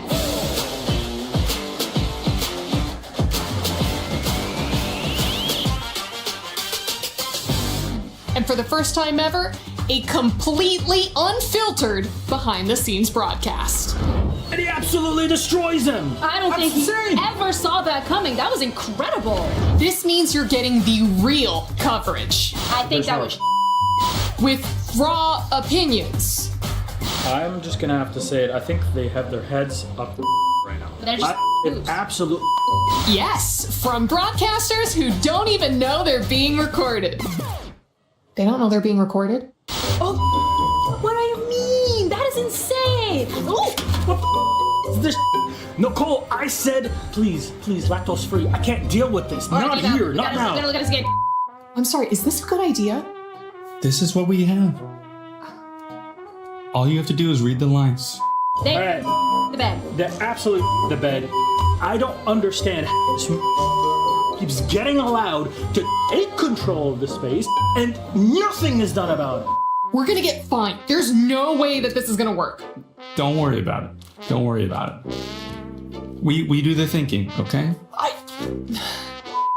I cannot believe this job on this team. Every time you thinking, oh my, they got game, and You know what? We're actually just going to be bringing you the same great coverage once again this year. Nothing else. First KC fans try to sabotage me, now my own agent. I hope our reactions for that game were not recorded because there's a lot of stuff that we were saying that's not going to be able to be broadcasted. But India finally shows up here with the Booyah, Neptune. Yeah, I'm really excited to see them play because even to set the expectation from yesterday, Lucifer did mention that they have a slow start and then they move up, but also in the last two games they plummeted. So hopefully this is a different story right now, starting it off in game number 2 with that Booyah, and it's good elimination as well coming from them. It was almost the same story earlier wherein they could have taken a higher spot, especially in game 1, but it's just unfortunate that. So the story is AGAL as well as Team Apex Gaming, they scan each other with the binoculars. So AGAL was just waiting for them to rush in. And the moment they did, they got annihilated. Brimland almost got them as well, but it's a good thing that on game number 2, Team Apex Gaming managed to recover. Yeah, but always, I have to appreciate how Loud is also doing so well in the first and second game. I mean, that last circle was amazing. Yes, they were in a bit of a compromising situation. They got lower ground, but they managed to make it work. And I mean, getting that points, 19 elimination points, and then previously 14 elimination points. This is the consistency that we need, and of course, we expected from a Brazilian team. And while we were talking about Loud, one of the things that we were mentioning too, that we especially were talking about Neptune, is their positioning, right? Yesterday, at one point, it looked like they were just getting gifted, but you can't say gifted when this squad is continuing to just be consistent in their location and their placement during those circles. Yeah, most of the time they go and choose the middle of the map. That's where they get information, and not everyone is following that path. So pretty much they are in a safe spot already once everyone is in position, or as soon as the next phase covers the following one, that's where they will be able to rotate onto the edge of that circle. So it's a good strategy for Loud Stickers right now, but I think even Brilliant United in game number 2 tried to do the same thing. They went in the south, and that's when they met AJAL and take them down. Yeah, and what's interesting for me was that battle between Tag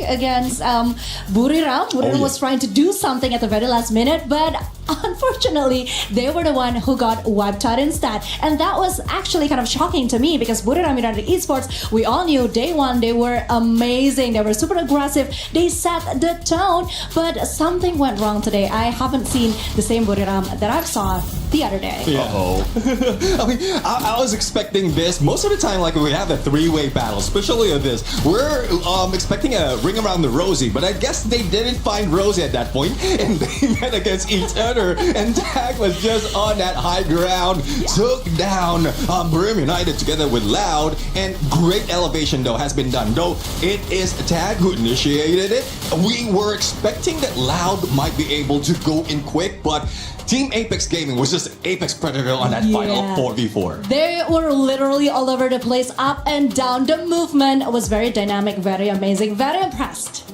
And for Buriram, I kind of want to go back to that one because this squad, maybe they set too much of an expectation yesterday, would you say, Conchita? Because they did end up getting 3 Booyahs yesterday.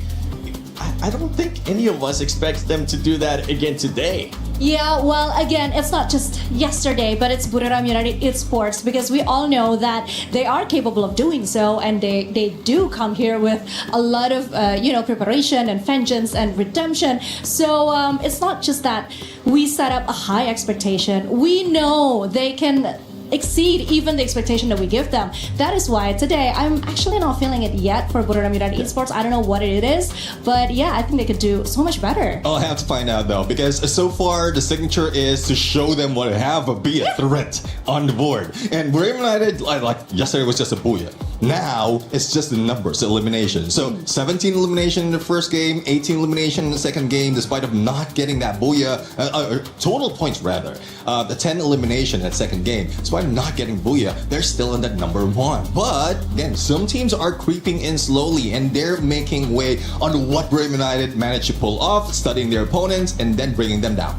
Yeah, especially with what we've been talking in regards to the gaps. If you're just tuning in, if this is for some reason the first time you're watching Freefire at EWC 26, let me just remind you what's going to happen after these matches are done for Group A. The top 4 will be moving on to the grand finals. And let's take a look at those top 4 because right now, EVOS is that cutoff point. You can see 139 points. They do have a healthy gap there to Gun Dynasty. Team Falcons as well. This is one team that I think we were expecting to step it up in the second half, especially coming up soon.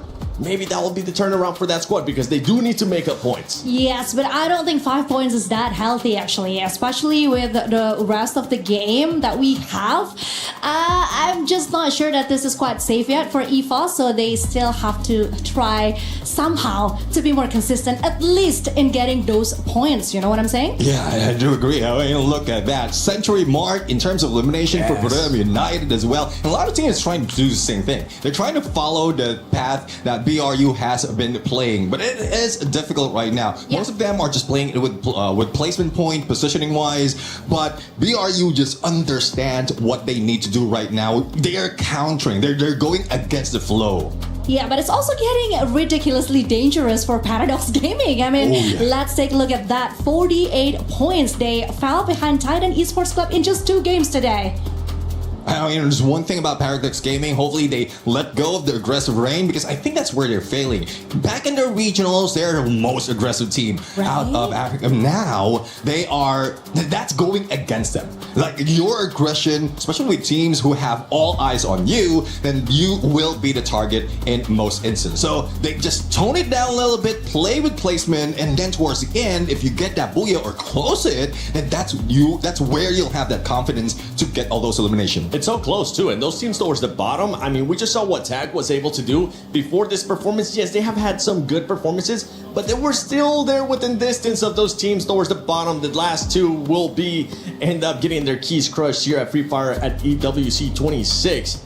Now, can they possibly get a booyah? That's what we're gonna be looking at, especially those teams towards the bottom, because they got absolutely nothing to lose. They know what's at stake, Conchita. Yeah. Either they get a booyah or they go home. But one thing that I do realize today is something has shifted between all of the teams that are playing in the A group. Yesterday, it was all about aggressiveness. It was all about showing up, showing strength. But today, they are playing it a little bit more strategically. They are trying to be more consistent in terms of collecting elimination points instead of just, showing up with a bang. You gotta get those elimination points. Yeah. You wanna get that booyah. That's just what we're after. I mean, yesterday we even had a competition in regards to those booyahs, and we've been seeing the comments that you guys have been posting on social media. You guys actually heard us use that hashtag EWC. And if I'm not mistaken, we might be featuring some of your guys' stuff right now. I mean, trick to see which teams are gonna be biased towards. We're totally not biased whatsoever here on the desk. So not. We're supporting everyone. It's not like we want all the top teams to continue to do great and take that performance. But you can see it right there towards the bottom. X-Tunin says Trap is the best bomber in the world, Neptune. Yeah, I mean, let's see though, because there's a lot of bombers being in here. And this is something that we were talking in the background as well. Though there are a lot of chances of the M79 grenade launcher to be used, not a lot of them are pulling it off. And not even every team is putting in the Steffi to prevent all those grenades. So I hope that we see those great bombers right now being capitalized because there's not so much of going against them. It wasn't just Lucifer having the confidence in Tag. The fans are out there with the confidence as well. Whether Tag will qualify, which by the way, right now they're looking like they will be qualifying to survival unless they continue to have some more booyahs. Then maybe we have a different narrative here. They will play like beasts today. But I so agree because then again, this is the Esports World Cup. Of course, we have to play our best. We have to give the best mentality, the best performance. That is what we expect and nothing less. So yeah, that's exactly what we want from each and every single one of the team that is competing today. I love this prediction there towards the bottom. AGAL, Loud, or Evos. They didn't want to pick one. They're like, you know what? Let's throw 3 of the best teams out there from Group A and see which one actually ends up winning the championship. And I don't blame him because right now there's so many teams being able to step up. We're looking at Demon Sprite on the screen. I know Pakistani fans were expecting a lot more out of this squad that is the champions from Pakistan. Can they possibly do it? That is the big question mark. What are we going to be looking for them to do different? I know we've been talking about the playing styles that we've been seeing out of their squads, maybe playing a little bit too passive, maybe being a little bit too aggressive. Neptune, what are you looking for Demon's Pride to do? Well, we know that for Demon's Pride in their region, they can be aggressive, they can be tactical as well. But again, there's a lot of teams who has read that already, who has been years ahead of them. Yep. So Demon's Pride just needs to stay in the edge right now. Use all the utilities that they have, especially those innocular skills. If they want to get a safe spot into the next phase or each phase of the circle, use those R funds, use those vernacular scans, so that at least you'll have a clear view of whether you're heading into danger or just in a safe spot. But that's only not only that, there's also those launch pad that is available depending on the map or which map we're playing in. If I'm not mistaken, the next map would be in Kalahari. So this is where those hook guns will be important. Their entry and exit would be much quicker compared to just walking around or running around. Now, one of the teams that Demon's Pride is currently hunting down is none other than Titan Esports Club. Yep. Conchita, what do they need to do to make sure they don't get hunted down and end up on those bottom two? Of course. I mean, the trend that we've been seeing, not just from today, but the match day yesterday, is that you don't actually have to secure a booyah. You can just consistently earn the placement points, that elimination points. So I think that should be the objective that Titan Esports Club is focusing right now, instead of trying to, get into a fight, a huge fight with any other team. Just try to make it more safe, more strategic, because I think if we're comparing skills and individuals, they do have what it takes to endure the game, Neptune. Yeah, exactly. I mean, Titan Esports Club, I think they need Blade to be as sharp as ever. It needs to be... Wait. Just gonna take a second. Can we please go back to that player? Because he was just relaxing. He was in the mood. If I'm not mistaken, that was AJAL. And they were saying that now, after the performances that they saw, they're looking to be the champions. They're feeling that confidence, and boy, are they. Sorry, Neptune, we had to play that out. Now you can go back to it. It's just chilling like a villain right there. But anyways, going back to the point, I mean, Blade needs to be as sharp as ever. Get all those eliminations in, get that information on those rush. But again, it's not those careless rush. They need to be strategic. Kalahari is one of those wherein they can capitalize on their snipers to find their position first. But again, it's one thing it's a good thing that we are now on day 2, because they can review what happened in day number 1, especially in this map of Kalahari. And well, despite of not having that much of a gameplay in specific maps, at least they have a general idea of where the other teams are dropping or rotating. Let's take a look at the overall once again, just to make sure everybody's aware of what's happening right now. Gun Dynasty, I feel like today we really haven't seen the Gun Dynasty that we saw yesterday. True, because not only they haven't secured a booyah, but the points that they keep on getting the other day, that is something that we haven't seen today. I think that is exactly the problem with the way that the other teams are playing. They're no more showing aggressiveness. They are playing it more smartly, and I think that kind of messed with Gun Dynasty's plan and strategy. Yeah. So it's time for them to adapt now, because actually they were one of the team that were very disruptive the other day. Now they are the ones who has to follow the rules, quote unquote. Yeah, exactly. I think the day number 1, they had that element of surprise. Yeah. Gun Dynasty just brought in the big Gun Dynasty. Ooh! See what you did there. Yeah, well, it's his uncle in me. But anyways, going back.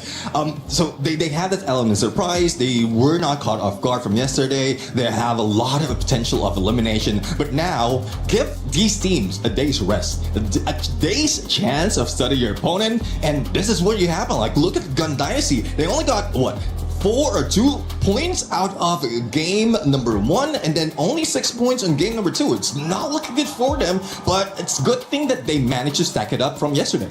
And right now, with the team being in 5th place, they are about 15 points away from Evos. Evos did start off good in regards to some of the placements, but we haven't really seen the booyah out of Evos at any point. Remember, these are the defending champions of EWC, especially for Freefire.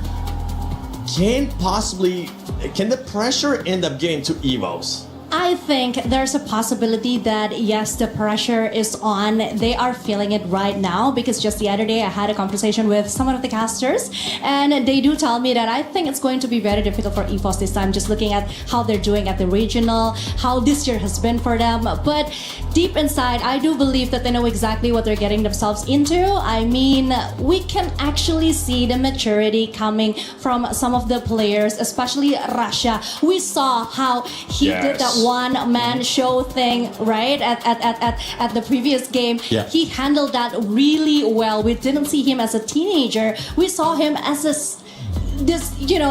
veteran that is just know exactly what to do and can handle any situation. So hopefully if we're talking about pressure as the reigning champion, they should have had that nailed down.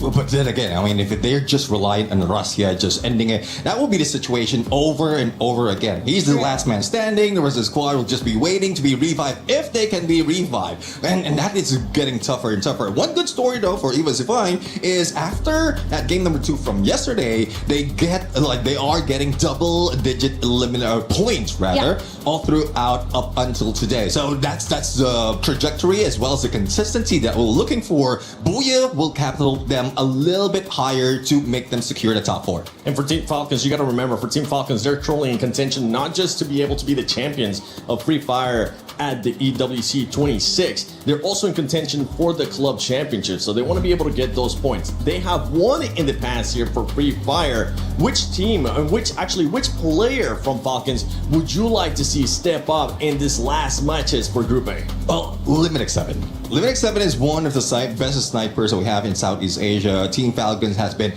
using him as a threshold when it comes to snipers. But it seems like he is being hampered right now. Again, this current meta is a meta of the snipers. The current update is the update for the snipers. And even Limited 7 is not stepping up. Only the other teams are the ones who's stepping up. So I don't know what strategy is in there, and we're not even seeing him in those close quarter combat. So hopefully he'll be able to step up, lead the squad, because we know the frontliners will be able to cover him. Yeah, for Falcons, I mean, we saw players yesterday being able to step up, and I'm hearing that we actually have an interview with the Falcons. So let's see what they had to say earlier in the day. Hello everyone! Right next to me is On Fire from Team Falcons, and I also have Kay for our Thai translator as well. Alright, hello On Fire. So this is our second day, and I think it's gonna be very pressure for Team Falcons because you guys must get into top 4. Have you guys prepared for anything? ก็วันนี้นะถือว่าเป็นการแข่งวันที่2แล้วนะฮะแล้วก็ค่อนข้างเป็นการแข่งที่เป็นวันที่ค่อนข้างกดดันเป็นอย่างมากสำหรับทีม Falcon นะเนื่องจากว่า Falcon จะต้องขึ้นไปถึงท็อป 4 ให้ได้นะฮะได้เตรียมตัวยังไงมาบ้างครับก็เล่นไล่ยิงแบบวันแรกแล้วไม่ได้กดดันเท่าไหร่ Actually, there's not that much pressure for us. Like we're gonna play like the same as we played yesterday on the first day, so we're gonna go hunt everyone down one by one. Okay, I understand his perspective, but overall, yesterday we can see a lot of changes in the roster. So what happened? Are you guys trying to test as much as you guys can during the tournament so you guys can do your best at the finals day? ก็เข้าใจนะฮะว่าต้องการจะทำอะไรสักอย่างเมื่อวานนะแต่ว่าเนื่องจากว่าเมื่อวานเห็นมีการปรับแผนการเล่นค่อนข้างเยอะเลยอยากจะทราบว่าทีม Falcon ต้องการจะทดสอบอะไรบางอย่างหรือเปล่าฮะหรือว่ามีแผนอะไรอยู่ในใจไหมก็ไม่มีนะแค่บางคนยังน้องในทีมบางคนยังกดดันเล่นไม่ได้ก็เลยปรับเปลี่ยนกัน Actually, like it's just like some of the players in our team like are not get used to the playing on the stage yet, so it's like it's a bit of pressure to that player. So, but everything gonna be fine. Oh, okay, I understand. Okay, so one more question On Fire. I heard this will be your last season in EWC 26, but also in Freefire. I'm not sure, so I'm asking. So, do you feel any pressure, or do you feel happy when you're here in Paris? ก็อย่างที่ทราบกันนะฮะว่าปีนี้เนี่ยจะเป็นปีสุดท้ายของ Freefire อาจจะหรือเปล่าหรือก็ไม่มีใครทราบนะฮะแต่ว่าอยากถามว่ารู้สึกยังไงบ้างครับผมก็อะไรก็อย่างที่ทราบกันหลายคนทราบกันนะฮะว่าปีนี้จะเป็นปีสุดท้ายแล้วของ Freefire หรือเปล่าก็ไม่มีใครทราบได้นะฮะเราเลยอยากถามน้องออนไฟว่ารู้สึกยังไงบ้างครับก็จะทำให้ดีที่สุดครับไม่รู้ว่าจะมีอีกหรือเปล่า Well, as we have no idea, like no clue at all what's gonna happen to the Freefire. Are we gonna be here next year or not in EWC? But we're gonna try our best. All right, thank you so much, On Fire, and I'm really hoping that you guys can rock back today because yesterday was not kind of smooth for us, but who knows, today they can jump back really fast. Thank you, On Fire, and sending a lot of lucks to Team Falcons today, and thank you to Kay as well. Thank you for your listening, and now let's go around, shall we? I like that for us. Okay, we're not biased at all. We're just a little bit biased sometimes. See, I'm not the only one. You're not the only We're one. not the only one. Yeah, well, let's see now. Well, I think it's time to see if Falcons maybe is going to end up getting a booyah. Let's send it over to Lucifer and Husky. Team Apex Gaming, after getting their booyah back home, their fans feel like this dream which was surreal is now come into play, come into action, and now that will rally everybody to look forward to making it in the finals. And with that, we start our match 9 here at Esports World Cup 2026 Paris. And it looks like Group A, which was supposed to be the group of death, is also becoming a little bit of a comeback for some of the teams to get out of the chopping block. There might be still some big separations between 6th and 7th spot. Falcons still being the gatekeeper there, but Team Apex Gaming has proven that those booyahs, they make a lot of difference. They shoot up to the 7th spot. But when we look at some individual stats, the Wonder Kid Rasha still tops the chart with the most eliminations at 36, Trap and Sci-Fi sharing 33 apiece, which means that these key players are always going to be the biggest difference makers, like what we've seen in the first 2 games. But now we head into Kalahari, and I'm looking at one team to take it back home, and I hope that that is going to be EVOS. You hope for EVOS, the fans hope for their favorite teams as the fight breaks out. Demon's Pride, they're still at the chopping block. They've not made their move. Paradox also the ones, and it seems like Enrique is in trouble. Bit of a tap dance there, Enrique. Still heading up for safety. Paradox. Are there any resistance? Jazzy has already chased down Enrique. First blood achieved by Demon's Pride. Paradox with the instant revive. Madara with the chase down too. That's sneaky gone. 2 for Demon's Pride, but finally some clapback. But it's not a pick, it was just a knock, and therefore Demon's Pride will still be happy. They'll be getting 3 eliminations at the end of this fight at Foundation, but there's more that they have to pick up in case they don't want to be eliminated. Those keys are dreams to a lot. And coming out from Pakistan, just one dream is theirs: to stay alive, go to the survival stage, and it's not going to be easy because now in front of them there's Loud. And Trap is the second best in the highest eliminations just after Russia. So it's going to be even more tougher. However, his teammates are not close by. I mean, as we get closer to the halfway point of Group A, things are starting to feel a lot more surreal by the second. Especially like you said, the dreams, right? These dreams come at the cost of someone else's. Yep. EVOS, despite having more of a tougher game too, we did hear what Conchita said. The survival instinct of the Wonder Kid kept them alive for longer than they should have. Just, humanly possible. Trap with the pickup of the Madara. And even from TAG that had a booyah in the last game. Woke something up in Aurora, who wants to follow in their footsteps. As KD got it, gets chased down. Suez on the case. And a full wipeout here, TAG, from riches to rags. This is not the result they would have expected. After getting a booyah, instant wipeout, but Aurora also needs something to say for their fans. Out of Malaysia, it's not an easy run that they've had. They've not made it to many of these stages, and finally coming out, they want to make a wave, and they do it. Maybe Kalahari, even Neptune mentioned, the hook comes coming in, the game is going to be faster, the sniper's going to try and battle it out, and the CQC, it'll be undefendable. When we last checked in on the overall ranking, Gun Dynasty pushed out a top 4. Yeah. Currently sitting in 5th spot. First 2 games hasn't been kind, and it seems like it will only get worse as Benel hasn't really found anything. Same for Vegas.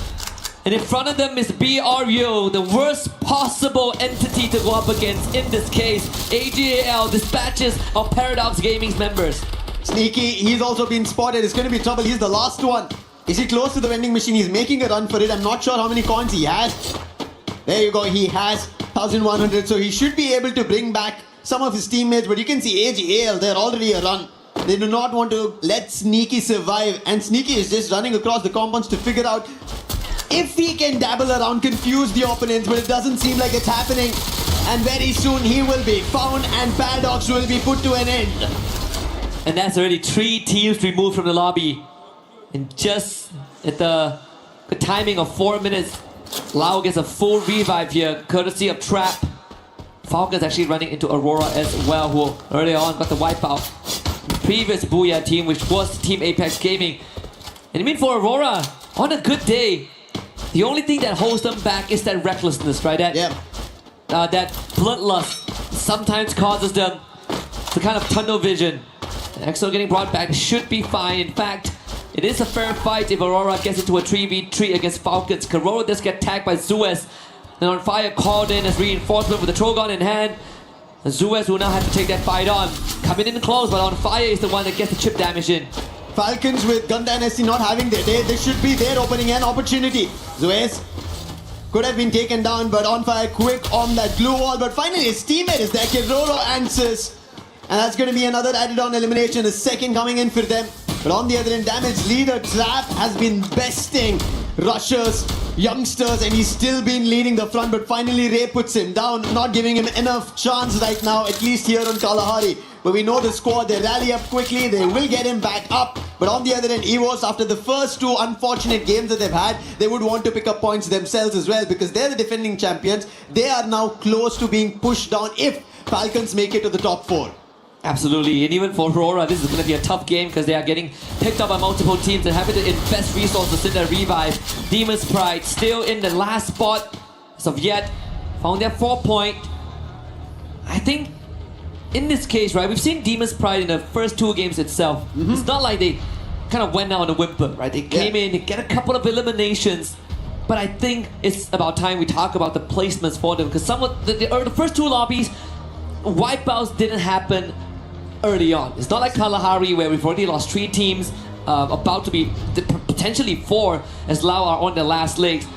So that means that for Demon's Pride, sure you're getting eliminations, but if we don't get the injection of placement, you are going to be in that bottom 2 because they have been racking up some digits. I really like that you brought the point of placement points, because it's going to now get crucial, especially if you're in the top 4.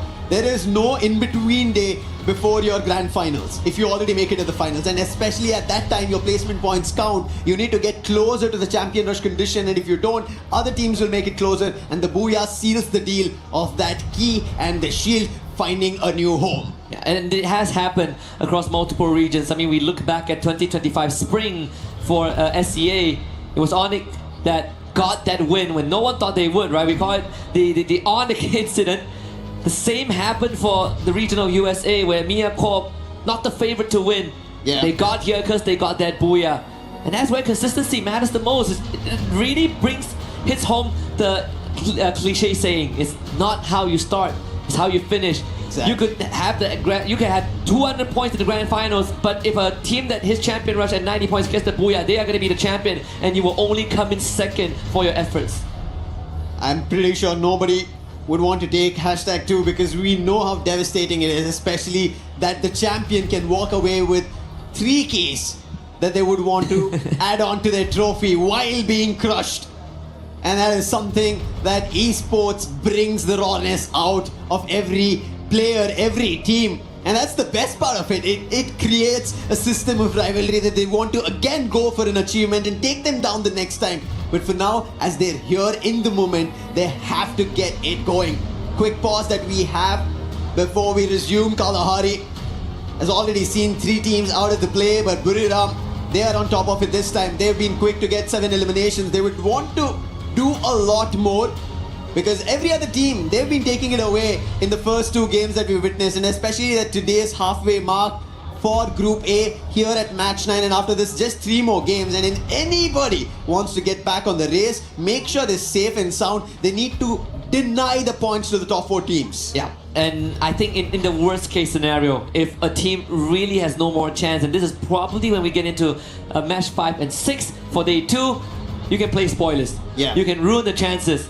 Kick someone out of top 4. Force them to play 10 more games tomorrow. There's already Gun Dynasty who have missed their mark today. They've not been able to perform in the first 2. They're already the 5th spot. Falcons, they should have been the best ones to take that 4th spot away, but that's not happened yet. And I think the worst case right now, the situation gets worse for Gun Dynasty, right? Yeah. The first 2 rounds, middle of the pack, just gently pushed out of top 4 by Evo. I say gently, but there was more. There's a double-digit difference. They just got wiped out. Yeah. And I think our panel did say, our host, Barney and Luti did mention that during the team walk-ins that the team that finishes top of the group, they get the privilege of operating the Crusher. Oh, it's 2 keys, but still, Yeah, those are two dreams. You hold the dreams in the palm of your hands. That's a lot.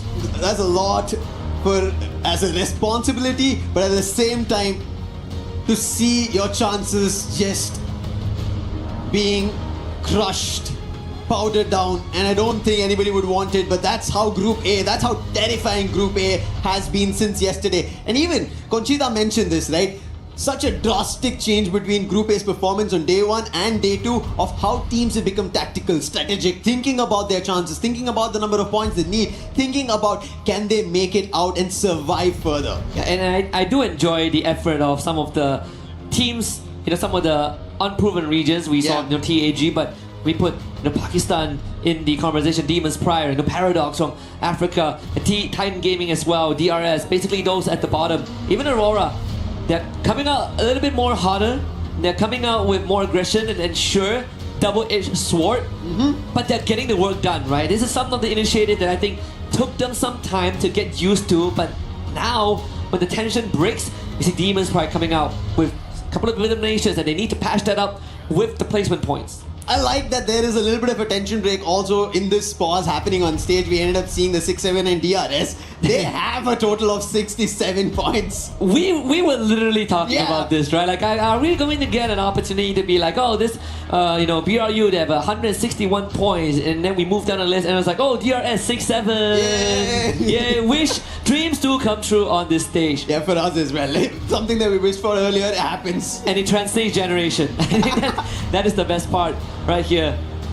Of course, we are going to have it sorted out, and it's good that it's still in the first phase, right? I say in the first phase. We lost 3 teams. It's and Kalahari, and it's Kalahari. It's very brutal on Kalahari as the grapple guns come in. It's an open terrain. Everybody just has an eye on you, even if you run away. Because we could see, right, the run coming in from Paradox's Sneaky. He was trying to move away from AGL as much as possible. Unfortunate, no vending machine. He was trying to confuse them, and it still did not work out because AGL, there was nothing that Sneaky could hide on. Yeah. Buildings clearly seen, windows all open, and whenever Sneaky jumped around, they could even spot him and eventually close the distance and put him down. So that's going to happen throughout the game of Kalahari for every team. I was making an observation, and I wonder if we call for Moshi, will he wake up? Sir, you still have a couple more games to go. So no nap time for you guys. I was gonna see. I think the way is going to be the more nerve-wracking part for these teams, right? It's also a matter of like you get into the groove, things are going well, and then someone slams on the brake.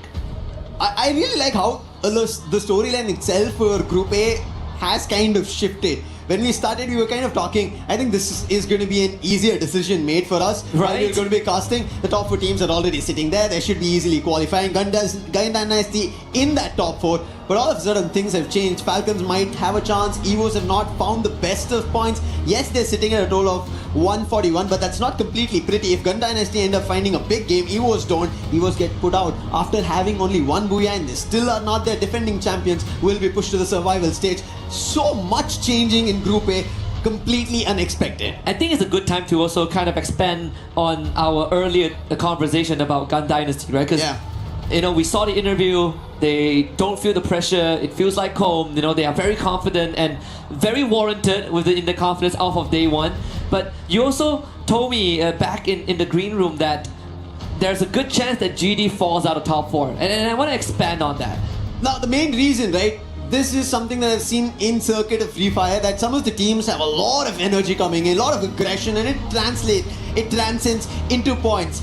But day 2 is when they have to keep that consistency going on. But by that time, teams get exhausted. Their playbook falls short, and I think maybe a tad bit for Gun Dynasty, that's the main factor to affect. To add on to that, that's where I thought Ali they should have a chance today later in our Group B matches, just because they had aggression on the stage. Yes, they were not happy with the result because they also almost had a booyah, but that also helps them refine those mistakes that they did yesterday, maybe to qualify today.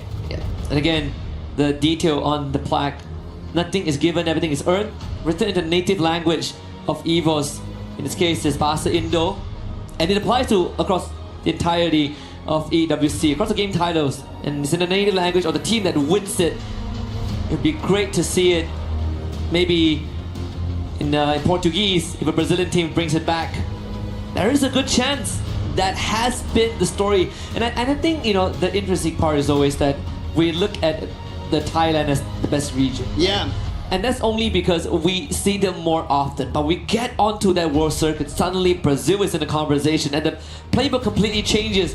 We even see the bullseyes kind of shift, right? At first it was just BRU. If we take BRU down, we own the world. But now it's the entirety of Thailand. Yep. Indonesia starts to step up. And I dare say South Asia, India, Nepal, Pakistan have a dang good chance of making something happen. But I mean, even for Demon's Pride, yeah, smiles on their face, completely different from the walk-in where they, where you know you can feel that nervousness. Now, I think they're just enjoying the moment, and maybe that's the best way to survive another day. I think that's something while we were back in the green room, we all were talking, right? Some of the teams need to have some fun. Even Neptune mentioned this.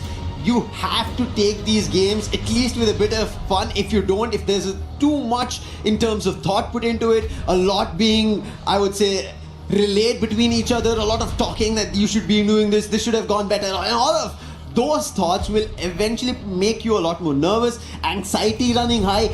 That will end up messing your performance. And I think it's time to have a little bit of fun, to bring back the game that you use in your own region, where you top your region. That has to be brought back. That element, you have to isolate yourself. Like, I think that's what Gun Dynasty were channeled into yesterday. If they channel back that today, they should be back in the top 4 and pushing competition out. Yeah, if we have seen TAG achieve that history for the region of India with that very first world stage booyah, I think Demon's Pride has a good chance, right? Yes. When we were going through the narrative and you were telling me that, you know, as much as we see Hot Shot on the world stage 2 years in a row, Demon's Pride, you know, were technically the better team, but they just couldn't be the ones that qualify. Well, now they made it here. Yes, they made it here, and if they are the rightful ones, they're the ones that, you know, deserve that spot. It's a long time coming. Took them 3 years.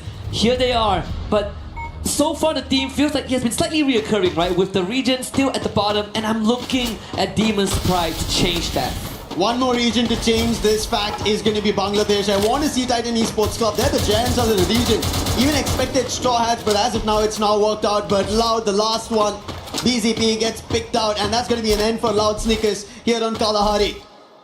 Yeah, when we look at the replay here, but now just had no way out, and that was the wipeout onto Gun Dynasty as well. That is a major setback. The captain of BRU turning it up when it's needed. And they have found DRX Pratik also removed. I believe that is maybe 4 teams out of the lobby already. Loud actually got picked off screen. Yeah. Last player, just as the game resumed, the player got picked off, did not have a chance to go in for a revive, and this is how brutal as we get to the halfway mark. At least halfway in terms of the 6 games they had, but they're already at match 9, 3 more games left, deciding the fate of whether they qualify directly into the finals or they'll be pushed to the survival stage or completely knocked out of the tournament itself. But still, Loud's captain, Trap, who was there with an interview on stage, still being the player at the 2nd spot with the most eliminations next to Russia at 33. That says a lot about Loud. And even the first time when we saw Trap playing on that big stage, we know that this guy is a very aggressive guy, very full of energy. Likes to go in aggressively like a madman. Sometimes doesn't pay off, but it's something that has given Loud that personality and value in times of need. Titan Gaming not doing that good. TEC, excuse me, not doing that good as well. One last survivor with the Morse deal, taking out Jazzy.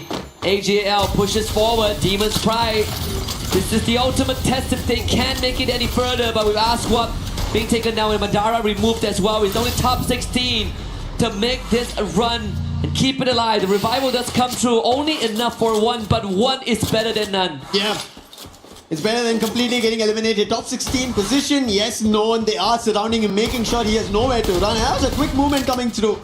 That was just distraction over there for top 16. And he'll also be picked up. AGL scoring total 8 elimination, 4 going in for Dew, and Dew has been phenomenal today. The sniper coming into play. They start off with the very first booyah and they're continuing those spree of eliminations. I mean, Dew has always been the player that no matter what happens to a roster, you want him to be the constant. And yes, it has been so many years. I remember first time seeing Dew, it was back in 2022, and they came close to a global trophy. That was taken by BRU under the leadership of Jonah, Imgod on fire here. Falcons. And you just say there is the race between Falcons and Evos, and so far Evos are winning. Imgod forward with the hook gun to hunt for more of those Falcons members. Limit X7 out of it. But Kororo, unfortunately, still exposed. It's going to be tough for him to run away. Ray's gotten closer. This tower is not going to protect him. He's trying to use the edges. This Kalahari is not going to work out. Keroro's completely surrounded now. Can he isolate the duels throw? No dash as available for Imgod. He used it all to make it here. Damage being done, and finally Keroro will be put down. Evos making sure the competitors for them in the top 4 run are going to be vanquished. They'll be shut down, making sure Falcons move to the survival stage and not take away their very own position at top 4. We did sort of establish this. This could be a Evos Memon Kalahari. Ezreal. Good stuff from miles away. Nailing the 5th one for his team. One of the few imports we have for a Malaysian team.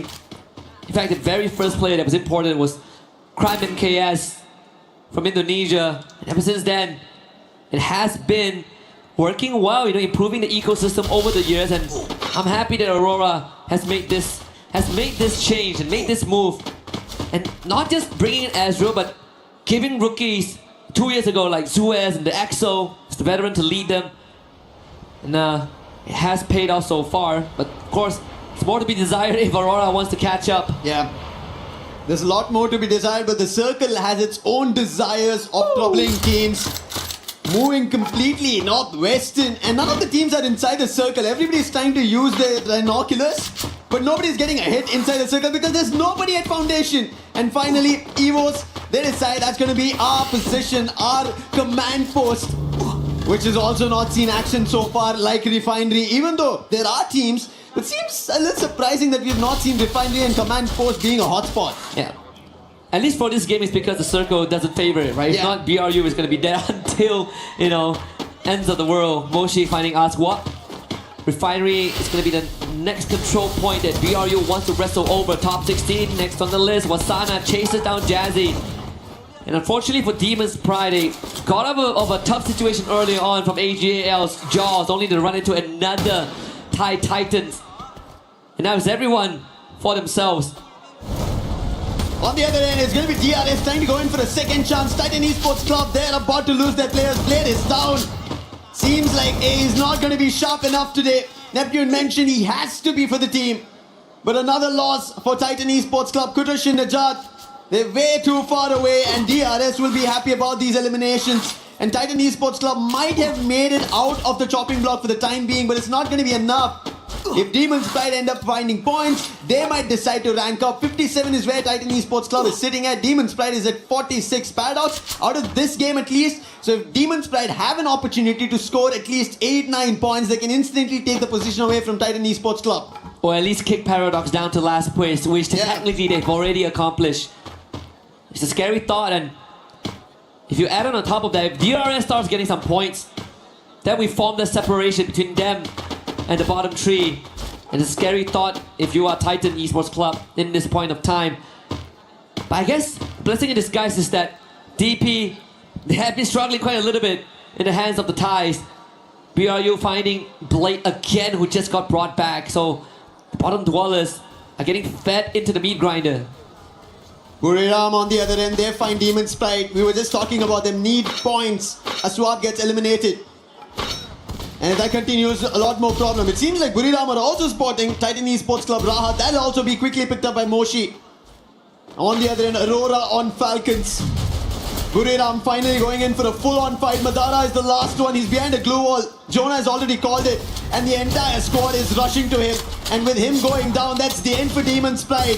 They wanted to rank up. They wanted to get eliminations. But it seems like Titan Esports Club, the worry at least on Kalahari, will die down. They have one more chance at least. blessed by BRU. 17 eliminations and counting. Now it's the move to Foundation. At least to the western side of Foundation, you have Kororo planted right in the middle, but Falcons suffered some heavy damage. And in fact, Kororo is the only survivor, so this should be a non-factor if you are concerned about Team Falcons. TEC split up, which we did see, and Aurora on the radar as well. This is quite the clear path to push through. They have stragglers like members from TEC and Falcons to get a couple of free points. They could start with Rahat if they want. Buriram now a little trouble because AGAL have started to fire. They've taken down the captain Jonah. On the other end, Aurora trying to hold off at the edge of the circle, but the circle will also start shifting as the zone is completely shrink. They'll only wait and try to see if they could spot somebody. In the meanwhile, at a distance, Boltmaker being spotted. That's going to be Evos fighting for elimination. And Evos, we spoke about them. They had the advantage inside the circle. They laid their foundation, but unfortunately, the circle did not allow it. They forced them. Abax will still be able to find Takuri is out. And now on Buriram as well, Evos still firing, finding elimination and also helping out AGAL in the mix. And again, for the third game in a row, the circle forces everyone to go into the open as the ultimate test. AGAL on your screens, 11 eliminations, and the second one could be confirmed if they remove Ray, but Ray gets picked back up Cypher instantly with a double up and putting immense pressure on the Evos Divine, forcing those blue walls out. Rasha has already ran out of that. Defenses dwindling for Evos. AGAL continuously displaying lead at the ABAX needs some help. AGAL finds another one. Everybody needs help right now, even DRS. Falcons, the last man, Kororo gets taken down. That's the end for them. Aurora now trying to climb up, but it's going to be difficult. They don't have any vision above, no information, so running up is going to be difficult. And finally, Evos do not allow that. With Axel going down, a lot more trouble strikes Aurora. And now Evo's also deciding to send off in the other direction because the zone is not in their favor. But before that, they will have to clear the position. They spotted two different teams, but they're only spotting the players. They don't know it's two different teams. And Titan Esports Club, that's going to be Blade getting taken down. Cypher from AGAL helping out in the mix. Azriel trying to back off, join his teammates. AGL in the mix, making sure that Evos don't survive. A rush up. He puts Azriel down, confirms, but it's going to be DRS stealing it away. Knocks from somebody, eliminations from somebody. But who is winning it? It is AGL with Evos together that smash DRS out. And June just didn't know where to look. And that ends up in his death. Dew another snipe with an aim gun. And finally the Wonder Kid has had enough. He comes back, shoots Dew down, and Evos have a good chance. 4v3, they have the weaponry. Raiders get dropped by Nameless and make it even. Aim God down in help. Apex is down. Nameless putting everything into his hands, and he might be the one that drags them across the finishing line. Nameless with the support. Aim God now all alone. Barros is there by his side, and Cypher with the final nail in the coffin. 20 eliminations. AGAL books the second booyah. Second booyah of the day, and AGAL are making sure they seal the deal in the top 4. Do not give the chance, especially with these top teams already taking away the points. It's getting very dicey down there for teams at the bottom. They don't know what they have to figure out. Match number 9 is done. 10, 11, 12, 3 more games to go. And at the end of it, keys are going to get crushed, meaning your opportunities here in EWC 2026 in Paris, at least with this season, is done. Almost done. We're about to close the chapter on 2 of these boats. The halfway point being crossed means that pressure starts to set in for the teams at the bottom, potentially in the red zone. But I gotta say, Evos, sure, no booyah, but they held on for so long. In the battle of attrition, they were on the losing side, and this was the spirit that got them that trophy lift last year, and we're seeing it on display again. Despite no booyah, they still, I think, walk away with a win. Yeah, and somehow they've always been balancing themselves against Falcons, because Falcons, as long as they survive, they have a chance in the top 4, and Evos could be pushed down and they would have to move to the survival stage. And I think somehow they haven't read about it. The White Tigers are able to find their way through, and they are still keeping themselves afloat in the top 4. However, AGAL, I think we spoke about this, looking forward to placement points, looking forward to booyah is what you have to ideate, especially as you make it to the champion rush. Yep. Let's listen to what AGL has to say. งานสลิงงานปีนตายหมดโอ้ยเฮียกูยิงอย่างเวอร์ไอ้สัตว์ฉะนั้นผม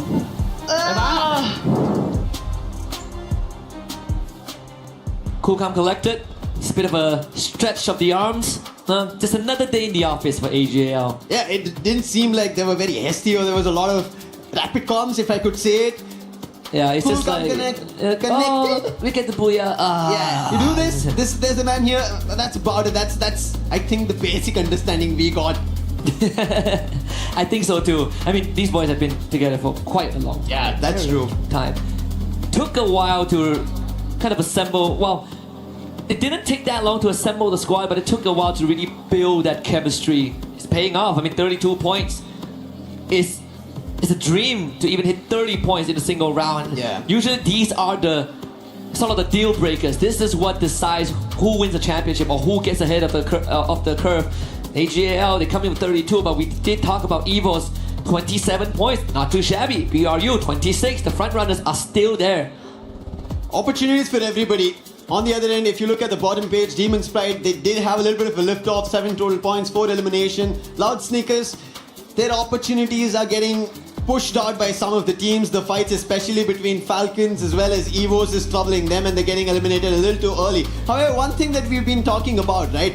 Thailand taking away the trophy, even on the world stages, even here on EWC, even Indonesian teams now rising up the ranks. But AGL, they've been winning in the region. They want to get a big trophy, a global one. Can they do it? Looking at how now they've built up on day 2, there is a storyline that could be written. Yeah, absolutely. I mean, I'm looking at the players, and I think even Gun Dynasty are starting to feel the heat, right? Yeah, like yeah. They get 3 rounds in a row. This was a team that came in hot. They were tailing behind BRU. We talk about if we put placement points aside, technically Gun Dynasty is the better team compared to BRU because they have no booyahs compared to the 3 that BRU has. But I think right now we have a bigger problem, a bigger question for them, right? Yeah. Is day 1 it? Is that it? We got 3 more games coming up. Yeah. I hope Gun Dynasty change their approach because they still have a chance. With 3 more games left here for Group A, there's an opportunity, but looking at how these teams are fighting, right, especially the Southeast Asian teams, they are going all guns blazing. They're looking unstoppable and they're not giving points to anybody to even approach for. And that is unfortunately not giving them an opportunity to look forward to a lot more. However, opportunities right across this breather for everybody.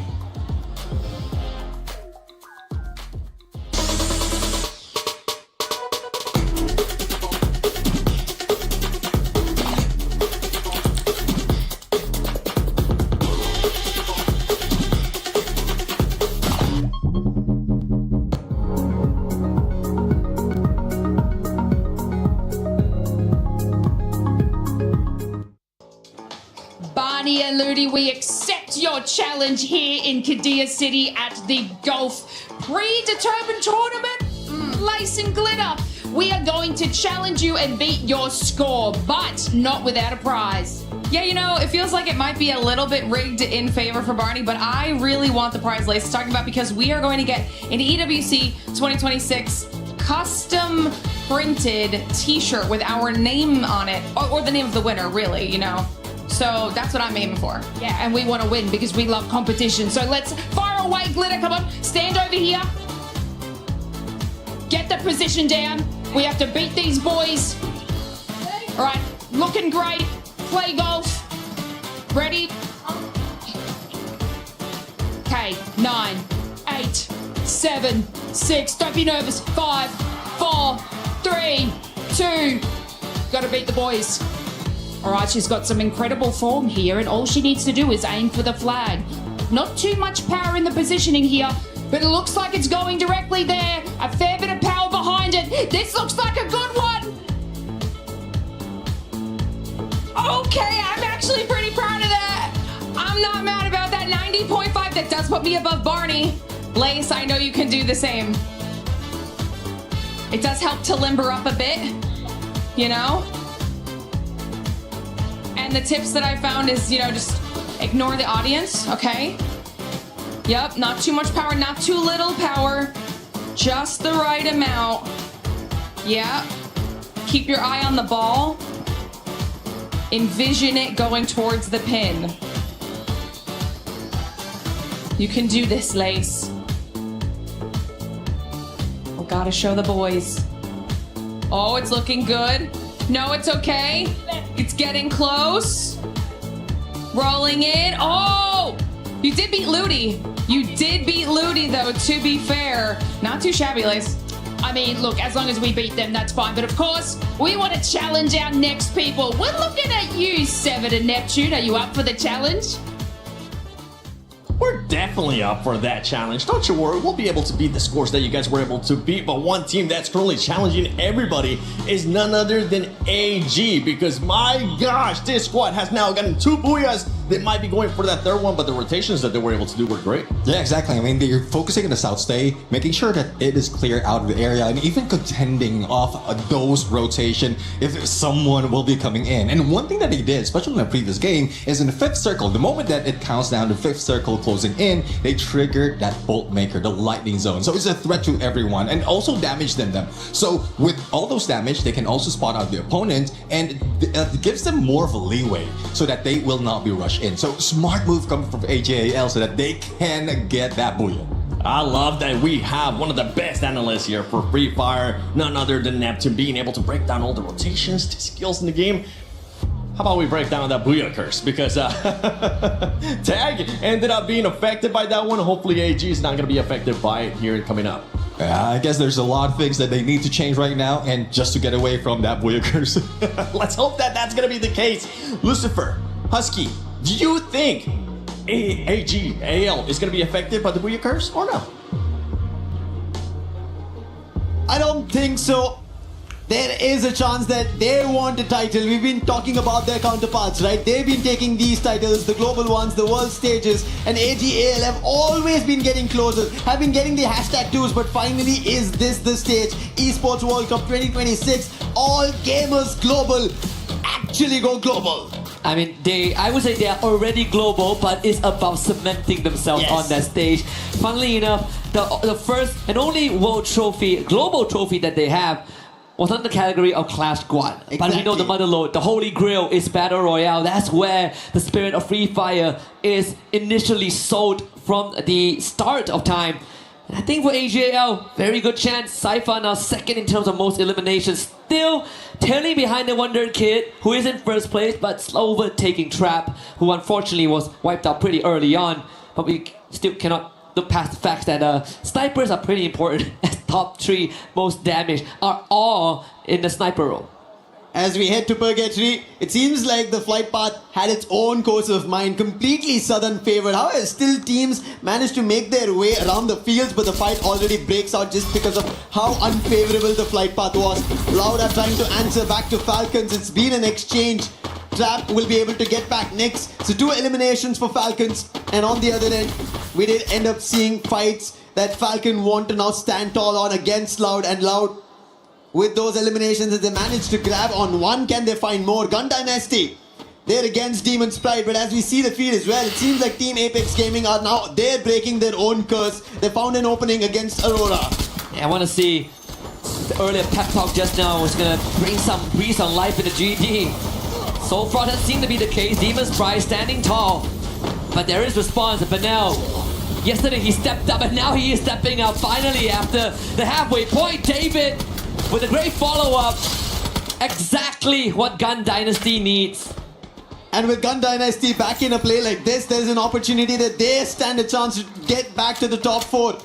A lot more competition getting spiced up just for that position to the final. Demon's Pride, they want to be a part of it, but they're getting hit upon, they're getting taken down, their exchanges are not working their way, they're unable to find much, but still, even though the last player is surviving, they managed to get 3. But we spoke about this earlier, a replay where Falcons and Loud were exchanging blows one after another. And I can see, it seems like Loud did manage to get 1 elimination. However, Falcons had a better of it, get a total of 4. Yeah. We even saw Paradox Gaming having a pep talk as well during the intermission. And I think the expressions has changed, right? We look back at some of the player reactions after round 3. Reality is starting to set in that this could be the third last game for some of them, and certainly going to be an early exit for Aurora Gaming. Twice today. Yeah. Out of 4 matches, 2 of them is Aurora Gaming being the first one to leave.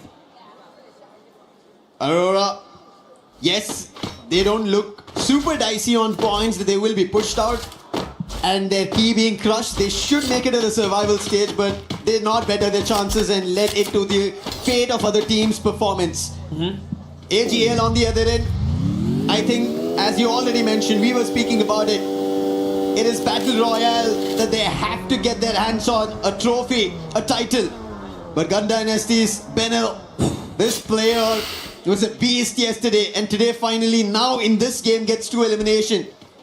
He did get the information across to Shairu, who's now stuck at Ski Lodge.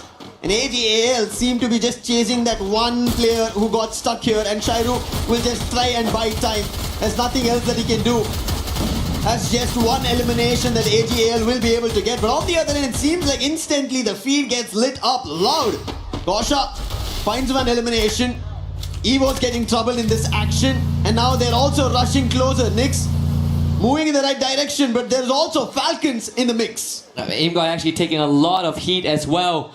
Imgod does bring the Wonder Kid back, but Limit will take out Ray. Once more, brought back by the captain of EVOS. This is what we've seen, at least at the Esports World Cup. EVOS willing to send the Wonder Kid out on an expedition, and he holds himself pretty well. Trap actually getting removed, so the attention onto EVOS now, diverted onto Falcon. Imgod tried to take advantage of that, but Pina was ready. Receives the hit, gets another elimination for his own. Apex now committed, comes in, but on fire, lying in wait with Limit. That flash freeze almost looked like he would be able to find 2. Abax, nice try over there, but quick recovery coming in from Limit. And even Neptune mentioned we have to see Limit X7 performing. Snipers have been the recent meta, and he has to step up for the team. We've not seen the best coming in from his end yet. And maybe Falcons rise up to that occasion. Even Yunsul, we saw her talking to the Falcons, and it seems like it's not yet working. Kerora, who was about to just land on the roof, will be instantly shut down. Oh, Russia trying to play some mind games there with the vehicle, but not going to work on Nyx. One of the top stars as well from Brazil. Him and Traps, in fact. That being said, we did see a bit of a stat there, but now 4 revives so far this game. Being the field medic and making sure that his team continuously stays alive in this match. It's a good chance that they run into loud Snickers. We'll have to see if GD have found something within them. So far, I mean, haven't really gotten much done this game. And we saw them get up to a good start, 3 eliminations, that's pretty much it. Now we need to see that conversion. We gotta go further. Disappointment and stress on Aurora Gaming's players' face too. That's the toughest part, honestly, sitting through the entire lobby if you exit early. But right now, when you talk about exits, it's been Paradox who've been suffering eliminations. They've been getting pushed out of every game. And Denrique, he's now getting chased by Barros. Spotted, launcher boot out, and instantly Denrique, he thought it's going to be the launcher, but it's going to be Dew on the other end. And we said the sharpshooter Dew today, he's been phenomenal. 2 eliminations of his own, and Paradox, everybody who are around the moat house will be forced off. Thankfully, it's not a wipe. They had a teammate across who will bring the whole squad back. Second win in this game. GD very split up. So far the circle has been ruthless, very merciless today. It seems like it's going to continue to be the case. Brings us to north of Brasilia, and with Fields as center point. AGAL now takes on TEC. Blade snapped in half. Rajat down to 10%, bleeding out as well. Knockdown is still with the delivery system, and this time up close and personal. Kurush trying to make a run from this, but he's walking right towards Team Apex Gaming. It's going to be difficult. Last man standing. If he doesn't survive this, it's going to be an end for Titan Esports Club. They chase towards making it towards the finals. If there is an opportunity, it has to be the survival stage. And somehow Kutush, in terms of his maneuvering, he's been able to cross between both Team Apex Gaming as well as All Gamers Global and survive for the time being. Gotta play for placements now. Kutush calming with the rest of his team. He does have coins. Now he needs that vending machine. Purgatory is one of the bigger maps we have. And that makes it very, very hard to navigate with no vehicles. And we're out alone in the cold. And to make things worse, AGAL still prowling nearby. look at the rotations. Evo's Esports, the very bottom. BRU still holding on to Quarry and Marble Works, which is their favorite spot on the western side of the map. The favorite drop spot, in fact. We should expect a rotation through Marble Works in just a little bit as Limit picks up Nyx again. During rotations, even Gun Dynasty right now, they picked up a total of 7 eliminations. Benel, while we saw him being the medic, he's also managed to get 5 eliminations of his own. That's how brilliant he is. And what a play coming in from Rahat here. A quick replay for Titan Esports Club, and a quick drive-by, putting the player out, getting an extra elimination. Gun Dynasty, they have to find a lot more as such, as we just witnessed. But on the other end, it seems like Team Apex Gaming were about to go for a fight, but they're stuck in between two teams. On one NVC, DRS, on the other, that's Demon's Pride. So it's a sandwich situation. They have to get out of it very soon. I think Paradox also switching it up. This is one of the few games that they are able to really not get into any altercations early on, which is something that they've been trying to avoid. DRS in the crosshairs of David. Yeah, the shots gotta be good. Gotta hit harder, gotta be a bit more sharper. Missed opportunity there for Gun Dynasty. But now having 6 out of the 8 eliminations for the team. TEC gets full revive. I think Gun Dynasty's next target is gonna be on DRS. Look at this quick switch that they did. Went to the drop and then they told what was available and sent Benel out there to quickly grab it and make their way back. Gun Dynasty seems like communication in this game is coming into play. The precision as well with Benel performing in such a manner. However, everybody is clustering right now. It's only one team who are out here in Purgatory. 11 still surviving. 10 minutes about to be on the clock. And even Falcons are entering into the close compounds. It's a lot of teams clustering one after another. And we'll also soon see a circle shift. Does it favor any of the teams? It does. To those 3 teams we earlier pointed. The sandwich situation. DRS, Team Apex Gaming and Demon's Pride. Even Gun Dynasty has a very good chance. In fact, I think TAG are in the toughest spot in the center. We just see a knockdown early on. Recovery shouldn't be an issue. BRU now see moving to TEC off screen. But I think even for DRS, they have a very good chance of holding back not just Gun Dynasty, causing some damage to Falcons and Evos if the rotation is right. So crucial rotations as we are getting closer to the last few games of Group A. Everybody's trying to buy time. Everybody's trying to buy their own play. Figure out what's the best approach. While we all were thinking at the start of the day, hey, top 4 teams, they will be safe and sound. They do not have to be worried about. They're slowly trying to get worried. Except for Buriram as well as All Gamers Global. Yeah, those two, I think, without a shadow of doubt, have already qualified for Saturday. And then they still want more. Can never get enough points. AGAL, double digits. 11, counting. Binoculars used with scan towards the southeastern side. Or at least the north side of fields. Should be able to rotate there. There's a small compound to work with, but better yet, high ground advantage. That puts them within range of proximity of Paradox Gaming. And I think the second Binoculars have confirmed that. There is Falcons there though. And Falcons are already busy in a fight. That's going to be against Paradox. Windy already down. Sneaky trying to fend off. It doesn't work. He'll also be taken down. One last player. He is closer to the vending machine and he'll quickly strike the revive button. And Rendrike will be brought back. Snipe. With that happening, Falcons have an idea of where he is, and Snipe will be sniped out by Limit X7. Nice shot. And that's going to be the 5th elimination for Limit. And this is what Falcons needed. Every sniper out there performing, Limit had to do it. One of the rising stars a couple years ago. And since then, we know that Limit is special. Look at that. 2 more. No confirmation just yet. No utility dump. More than enough to cause a lot of issues there. Pressure onto AGAL. Can they continue to deliver? Pina now getting pushed. Sci-Fi in the forefront. Let's have the Cassie helping out. Meanwhile, full team out of the Gun Dynasty has trapped Lance a quad nade. But the pressure now mounts onto Limit. As attention shift, Limit knocked down. And AGAL breaks the spine and the anchor of Falcons, and that should be it. AGAL once more coming out on top of this exchange. They always do it. You give them a small inch, they take the whole ground. And Falcons, who are ahead of it, playing outside the zone, get hit upon it. Their sniper gets taken down with the damage on the zone itself, and All Gamers Global quickly act on it. Kiroro, can he do something different? The last one, and it's going to be Cypher showing his own precision skills. And with that, Falcons are out. There's a possibility for a third Booyah with how things are going for AGAL.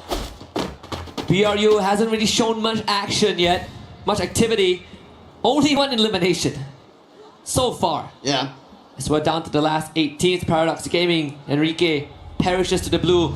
Barrow's actually getting knocked down by the play zone, same as Cypher. Nameless getting it out of this one. DRS getting some free pickings. A hefty price to pay for AGL. Yeah, playing it outside the zone, we've always talked about it. We thought ATL were ahead of it. They knew what was about to happen. But DRS, they came in as a surprise. The real soldiers, they want their opportunity. As Titan Esports Club are trying to close the distance, they do not want to give it away. Now they have another challenge that's going to be loud. If they're able to secure some more points, they will not get pushed off by Titan Esports Club because they're still surviving. Look at Trap making a jump, and that distraction works out. VZP with the AC-80 finds an opening. Now Trap with the Winchester from afar, already shooting bullets. And there is Nyx with the Max 7 and VZP with the M590 pumping bullets. Pratik and Stroix trying to hold the ground for the time being.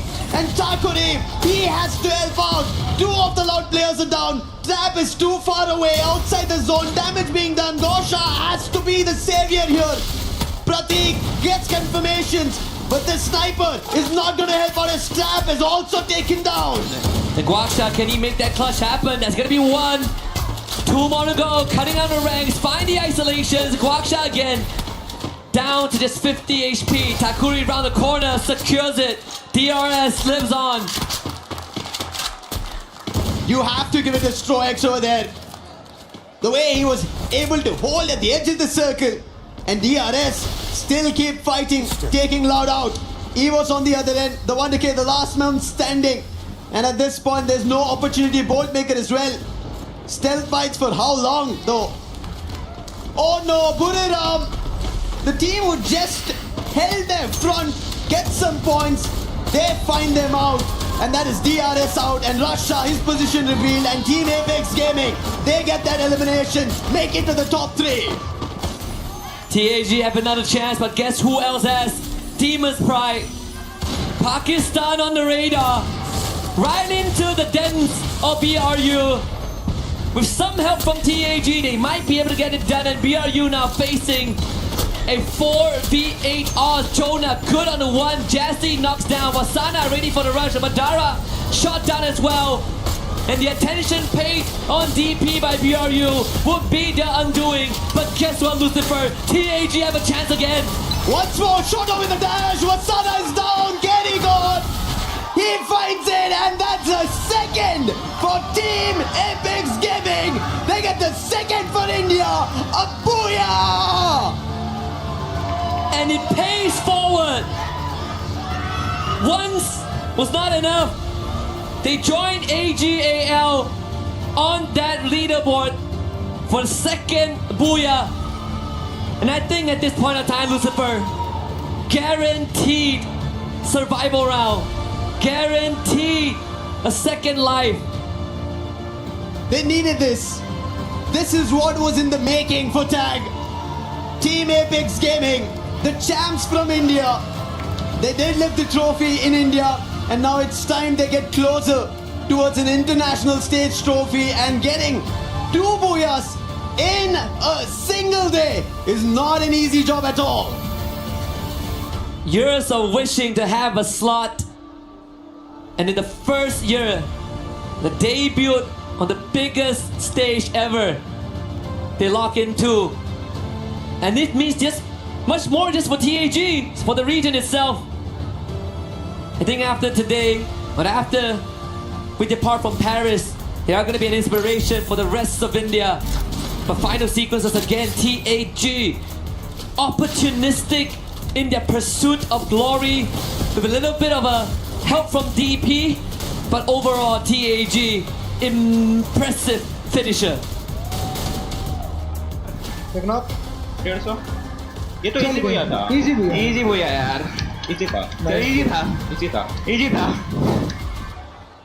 Just like we spoke about AGL, right? Cool, calm, and composed. And that's what Team Apex Gaming do here. It didn't look like they were rattled by it. They clearly positioned themselves ahead of the game. And as you can see, they said, this was a booyah written for us. Yeah. Easy booyah, in the words of the players. Yeah. I don't blame them. I mean, again, they were, it's either BRU get their 4th in the group stage, either that or Pakistan gets their 1st at the hands of Demon's Pride, or TAG getting a 2nd, and we know which one is written in stone. I mean, if you are BRU, what are you worried about, right? You're doing great regardless. But with that being said, sure that some of the players have something to say, and we have one prepared with Nyx.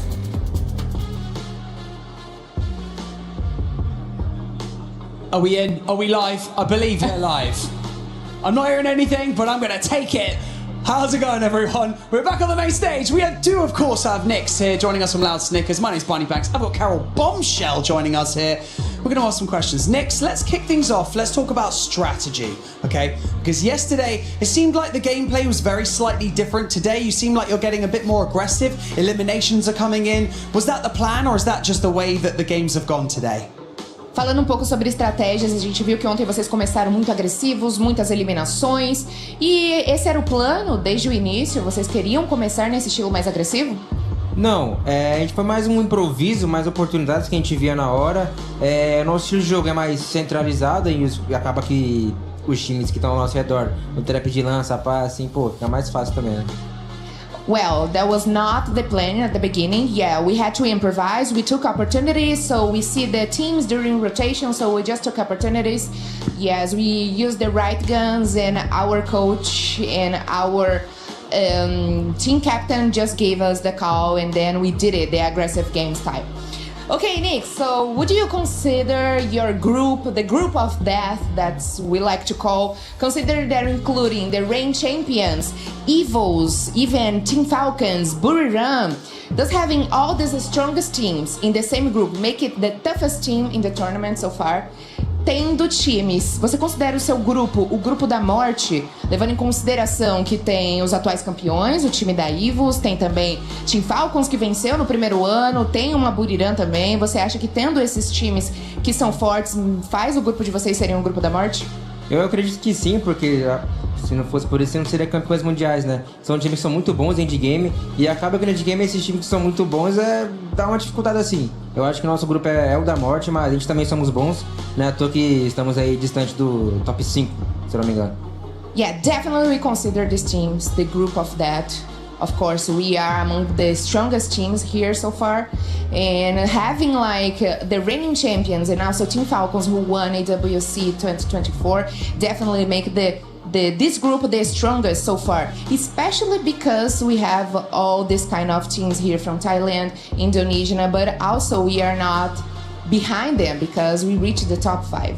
You're definitely not. You're performing incredibly well so far, and obviously a few more games to go to close out the group stage for you guys. Now, I want you to cast your mind back, because playing regionally before you got here onto the global stage, you guys are playing incredibly well in Brazil. So I just want to know, did that boost your confidence coming into EWC, knowing that in the later stages of this tournament, you're likely to face off against some of your Brazilian rivals? Bom, chegar aqui como os campeões, né, do Campeonato Brasileiro faz com que vocês consigam chegar aqui nesse momento mais fortes, vocês consigam jogar um pouco mais parelho. Você acha que essa confiança de fato veio junto com vocês? Sim, com certeza. Não tem nada melhor que sermos campeões, principalmente dos campeonatos oficiais que teve no Brasil, que é o FFWS e o Clash Masters. Acaba que, sim, a gente chega muito confiante porque, querendo ou não, a gente acredita, o nosso time em si, que Free Fire é bastante confiança.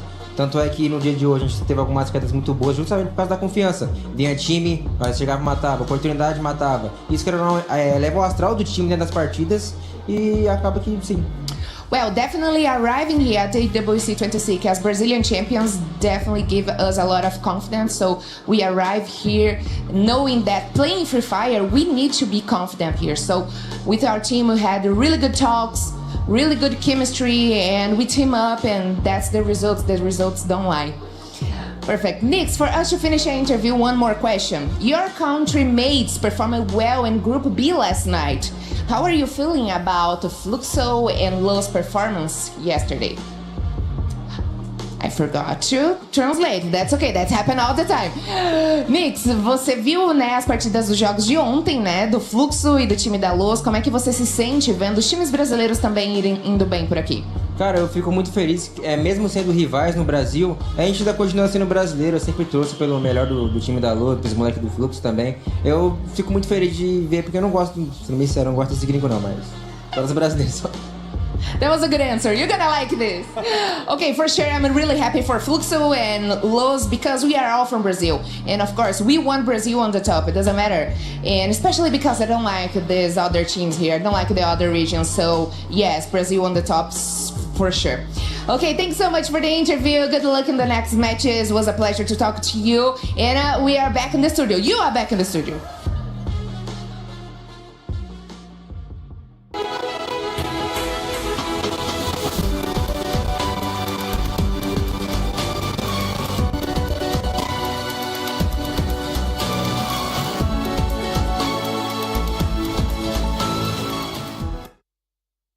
Bonjour, it's Yuzo, and right here I'm at our co-streamer place. Once again, we're meeting our famous character, Backgao, and of course, our super fan from Team Secret, Cyrus. Xin chào tất cả mọi người, thì hôm nay cũng là ngày thi đấu thứ hai của Freefire EWC 26 rồi. Thì không biết là mình nói về ngày hôm qua một chút đi. WEG cũng như là Team Secret đã có cho mình một cái ngày thi đấu khá là ổn khi mà có được một booyah cũng như là một cái số điểm tương đối để có thể tiếp tục trong ngày thi đấu hôm nay. Thì bác Gấu có suy nghĩ gì về ngày thi đấu hôm qua của Team Secret ạ? Chào tất cả mọi người. Thì nếu mình nói về ngày thi đấu của Secret WG ngày hôm qua thì bản thân mình thấy là chưa ổn vô lắm các bạn. Hôm nay sẽ là ngày thi đấu quyết định của Secret WG.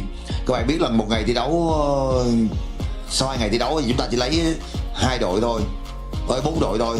Và hôm nay buộc Secret WG phải thi đấu hết sức có thể để ghi tên mình vào trận chung kết. Không biết là Cyrus thì cảm thấy như thế nào ta? Thì em nghĩ hôm nay WG phải bắn hết mình để lọt top 4 vào chung kết. Tại vì thà vào top 4 ngày hôm nay chứ ngày mai thì em thấy là khá là căng đấy. Căng hơn hôm nay rất là nhiều. So as we can see from yesterday, WEG from Backgao said he doesn't feel that good, that well about Team Secret since they're doing just only a decent ranking in our group stage A, of course, but overall he said that in today we have to try our best, especially get into the top 4 as soon as possible. If not, getting into the group tomorrow would be a criminal to them. You know, it's gonna be very difficult, very hard for them to compete. And of course, for our old teammates, here's Cyrus, our old teammates of Team Secret, also having the same discuss with Backgao that they have to try their best in order to get into top 4. Today is a very important day for everyone, both in Group A and Group B. We all must get into the top 4 if they don't want to be left behind. Of course, if you're not getting into top 4, you're still having chances, but if you're at ranking 11 and 12, boom, you are out, not being available into the game anymore. So, as we can see in the chats, ở đây thì em thấy là mọi người có vẻ như là tương tác rất là nhiều. Thì không biết là phần lớn, bác Công nghĩ như thế nào là mọi người sẽ thường nhắc đến chủ đề gì ở trong cái phần chat của comment mình ạ? Ở trong cái phần chat comment của mình khi mình coi stream thì tất cả mọi người đều tập trung về Secret WG cả, và ủng hộ cho một đại diện duy nhất của Freefire Việt Nam. Tất cả mọi người đều muốn rằng một kết quả thật là tốt trong cái buổi thi đấu quyết định ngày hôm nay của Secret WG. Vâng ạ, và nghe kết quả có vẻ rất là khả quan, và cũng như là tinh thần của người dân Việt Nam mình rất là đoàn kết với nhau. Thì em cũng không biết là, em muốn hỏi là thường những cái buổi livestream mà nó mang tính chất quan trọng như thế này thì bác Gáo sẽ ngồi xem cùng với bao nhiêu người ở trên livestream của mình vậy anh? Thật ra là vào những cái buổi livestream quan trọng như thế này thì xưa giờ mình chỉ xem một mình thôi, nhưng hôm nay thì có cậu em Cyrus của mình đi theo thì tất nhiên là có cậu ấy.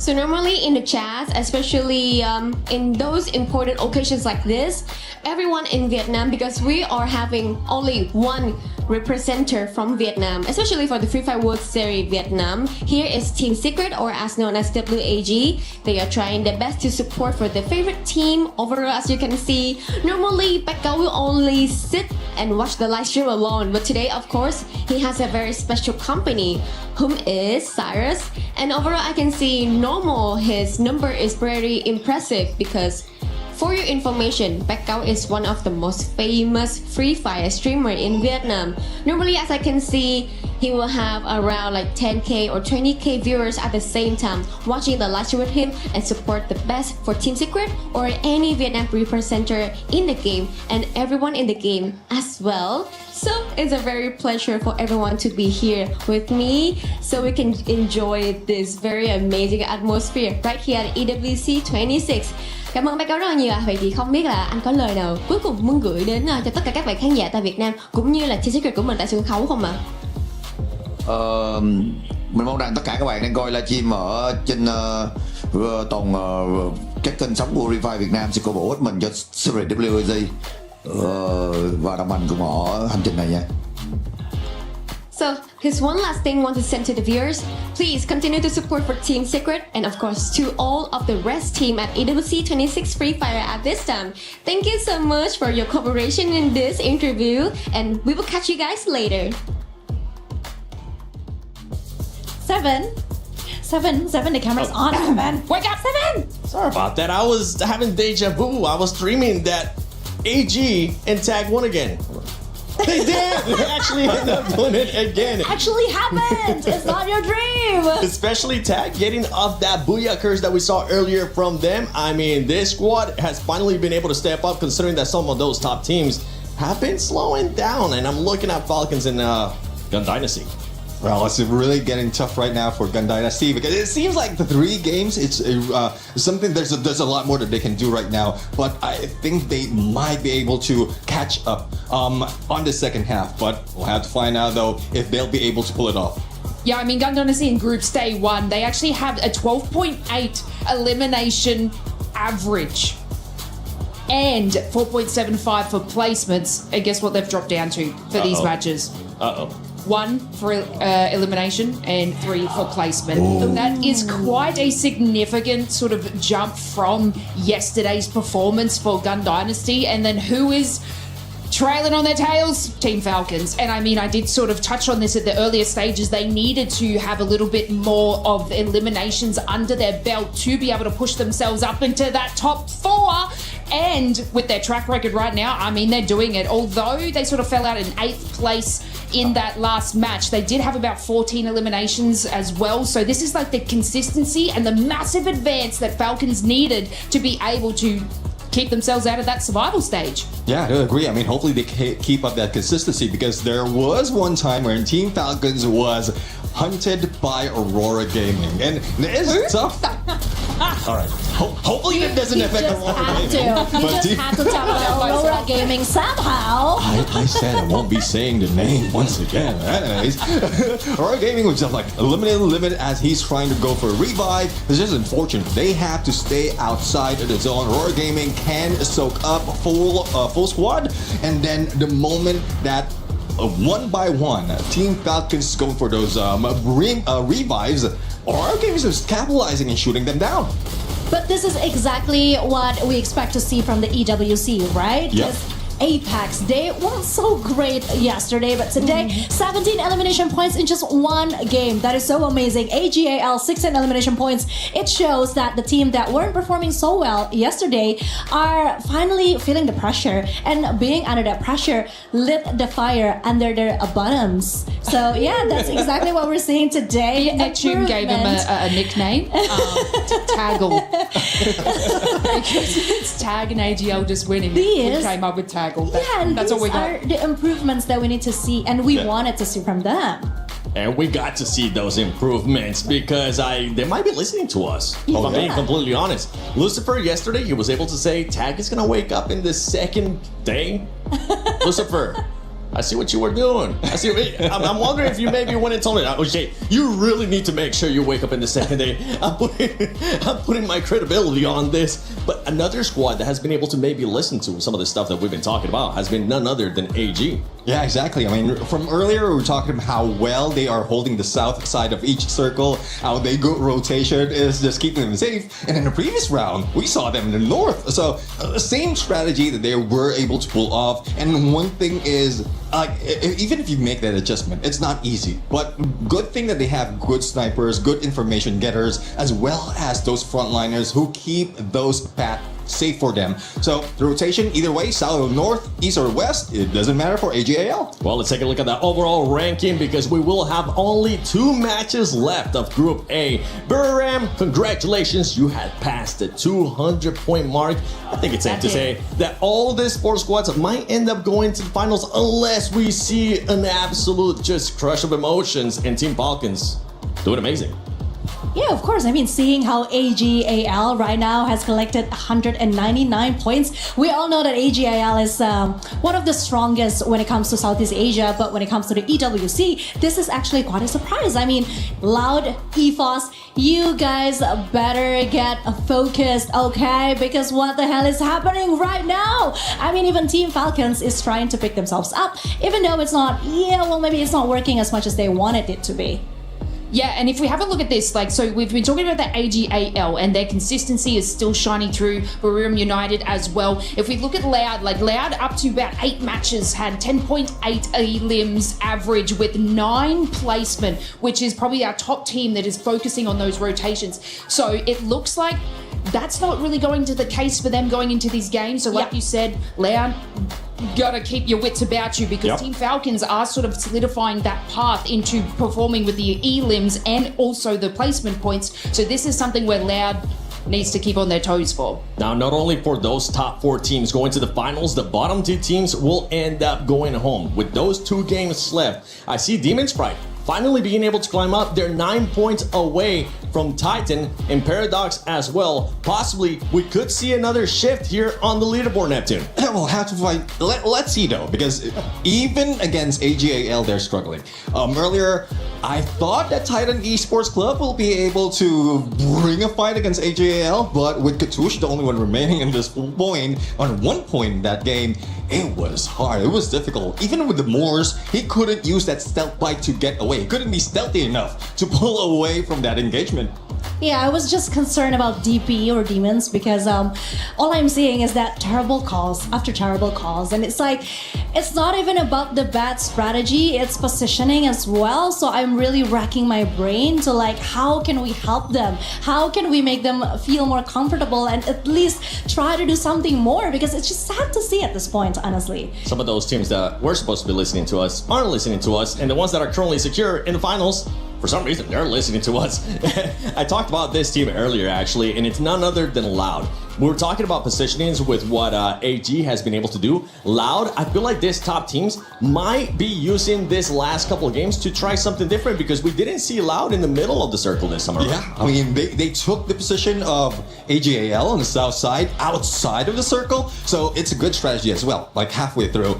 If you will be read out by the other teams, you will be anticipated by the other teams as well. So you will have to switch it up. You have to change your approach. Otherwise, you'll be targeted so much. And you did mention how critical it is for the top 4, or for them to get in the top 4 and secure it. Yeah, you can't sit in that top 4 and be like, oh, my job is done here, because there are people tailing on you that also want that position as well. I mean, no one wants to go to the survival stage. They don't want to have to fight again. So this is where these next couple of games are going to be incredibly crucial for these teams. And, we have been touching on, I think Buriram United, you're kind of safe. Like, that is an exceptional lead for them. But, I mean, mid-range of this leaderboard need to be able to be a little bit more cohesive and get those placement points on top of getting eliminations. Because, yeah, cool, you can make it into that final circle, but everybody else wants that same kind of action too. So we need to see obviously exceptional eliminations right at the start and a little bit more strategy to push themselves into that final zone and be able to secure a spot there.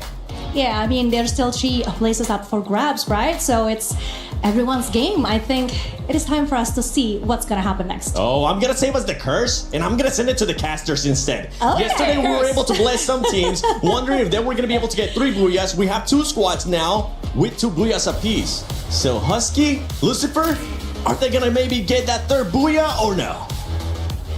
I am pretty sure at this point in time that anything is possible, and I'm looking forward to see if AGL can get that 3rd, or maybe TAG. But I gotta say, spicy words from Nix, from Lau, and Conchita's takes have been getting hotter and hotter. Yeah, I'm throwing my book out the window. Yeah, I'm here for the vibes, man. Exactly. At this point, none of the things that happened yesterday in terms of points, in terms of how storylines were built, are all broken down as we see the flight path. This time at least a tad bit better compared to the previous game that we ended at Purgatory. But yes, a great end for Team Apex Gaming in India. And now another opportunity for AGL to get their 3rd here, and again, like how Buriram did, maybe even AGL do a 3 for themselves. I mean, BRU hit the 200 point threshold as expected. First team to reach there. Wow, plenty of eliminations on that feed as well as teams started off hot. Well, this say Shoto really coming alive. Paradox, unfortunately, almost snuffed up of theirs. Madara, for the confirmation, that's the second one for Demon's Pride. Should be able to get the pick up there. Jazzy though, under fire. As pressure mounts. There is Apex nearby with Evos by their side. Yeah, this is not the best of the battle, but look at Shoto. He is looked like a beast, completely going all in, the rusher. And now again another opportunity that he wants to strike at. And there it is. Before going striking, he goes in for a revive. Abax quickly challenged by Demon's Pride. And Shoto going in for another revive. A couple of losses that they had, and Shoto gets all their players one after another back on their feet, going and getting it. One last player left from Team Apex Gaming, and Shoto right now doing the magic to get the Apex back. And after an extended breather, suddenly this match 11 of Group A turned into the Wild West. They are still going. Top 16 needs assistance. Apex getting gunned down, but Russia that covers the flank. Madara ends up losing out. Demon's Pride needs to find a way out of this. They are slowly running out of gas, but Evos with a choco right around the corner. It's Jazzy confirmed. Demon's Pride vanquish. Match number 11 this is, and Demon's Pride going out at this point makes their chances and their keys all going out of their hands. Evos on the other end, they'll be happy. However, tag not yet, because Wolvin just got taken down by Loud. BZP and the team's very first elimination.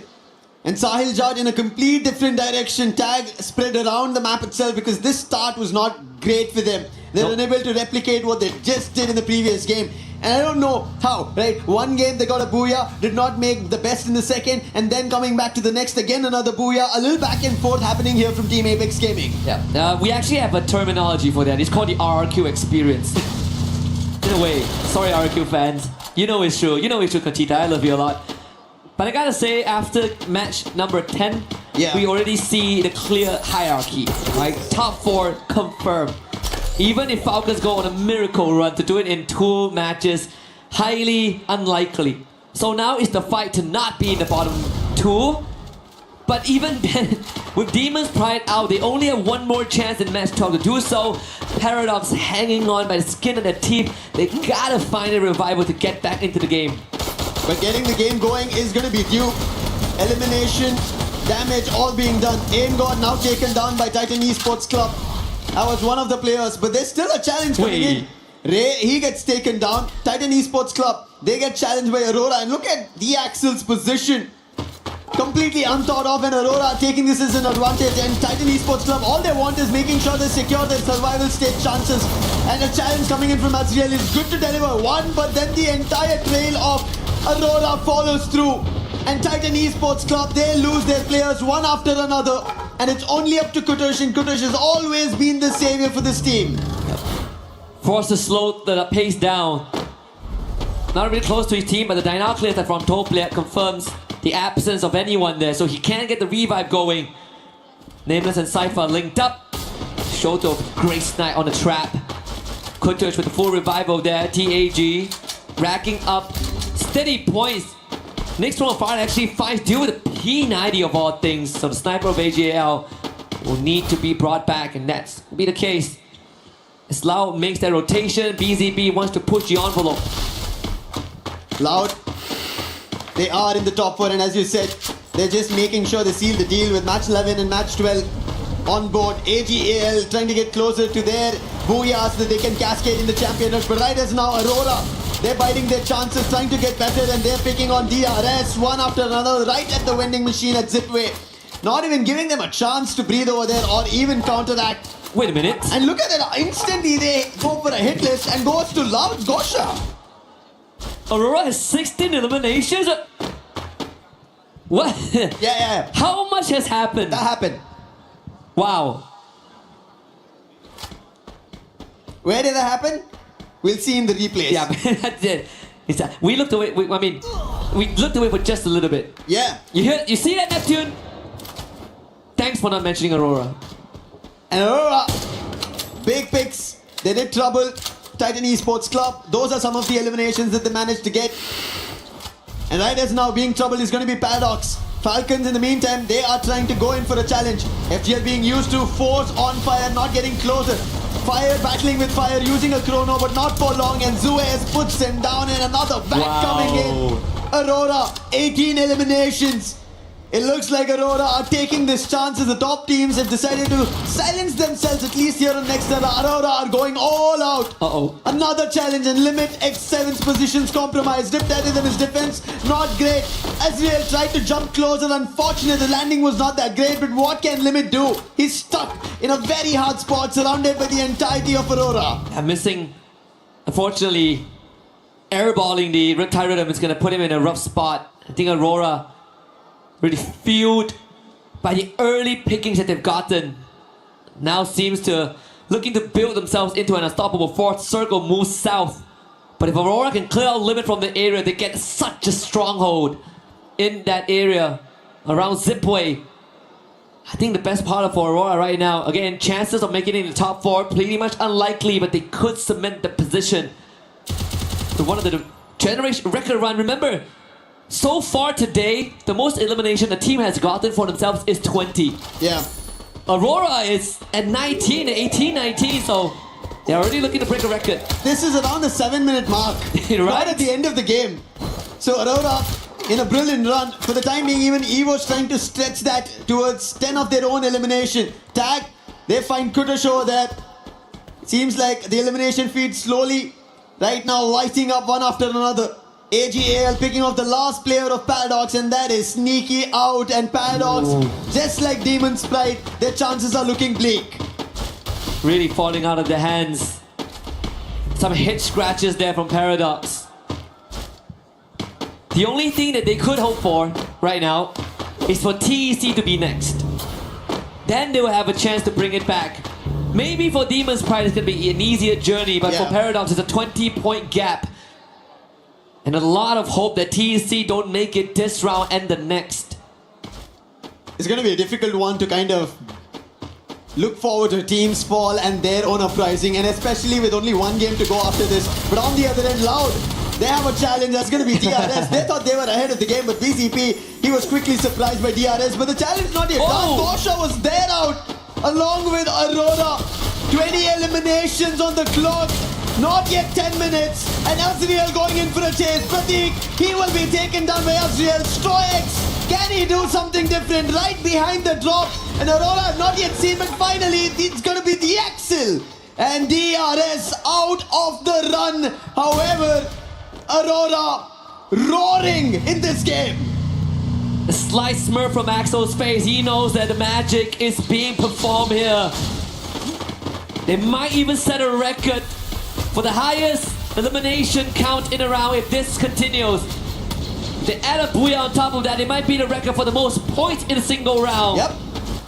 To be achieved and set by Aurora, missing 4 years from the international stage. I don't care if they win the trophy in the end. There is going to be them inscribed in the history books by the end of this one. Yeah, to do it at the Esports World Cup, to break records is not at all easy. Titan Esports Club, their journey started today in recovery, and somehow they are above the chopping block for the time being, and especially maybe a blessing in disguise that both Demon's Pride and Paradox are out. So get that difference even bigger. That's what they have to act here at Deca Square. Right close to them, they have Team Apex Gaming to be worried about. Best part is that with DRS being wiped out by Aurora, Titan Esports Club have a better chance now to ascend in the rankings. And not to mention booting Paradox down to the last spot. Race of hope for TEC. EVOS has been a bit quieter this round. I think they were sitting at around 10 eliminations there. Want to move forward, potentially bump into Falcons. BRU making the rotation over the boxing gym. Launchpad will be used.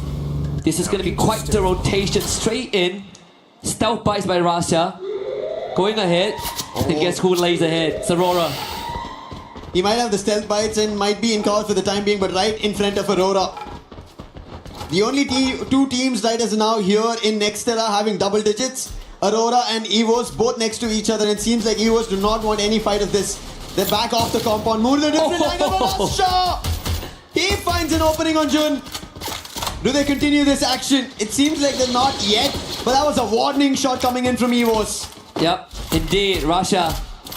Always the consistent figure in the team. Even in the darkest day of EVOS, Rasha is the beacon of hope that you can lean your shoulder upon. Even yesterday we look back at EVOS' track record, right? Yeah.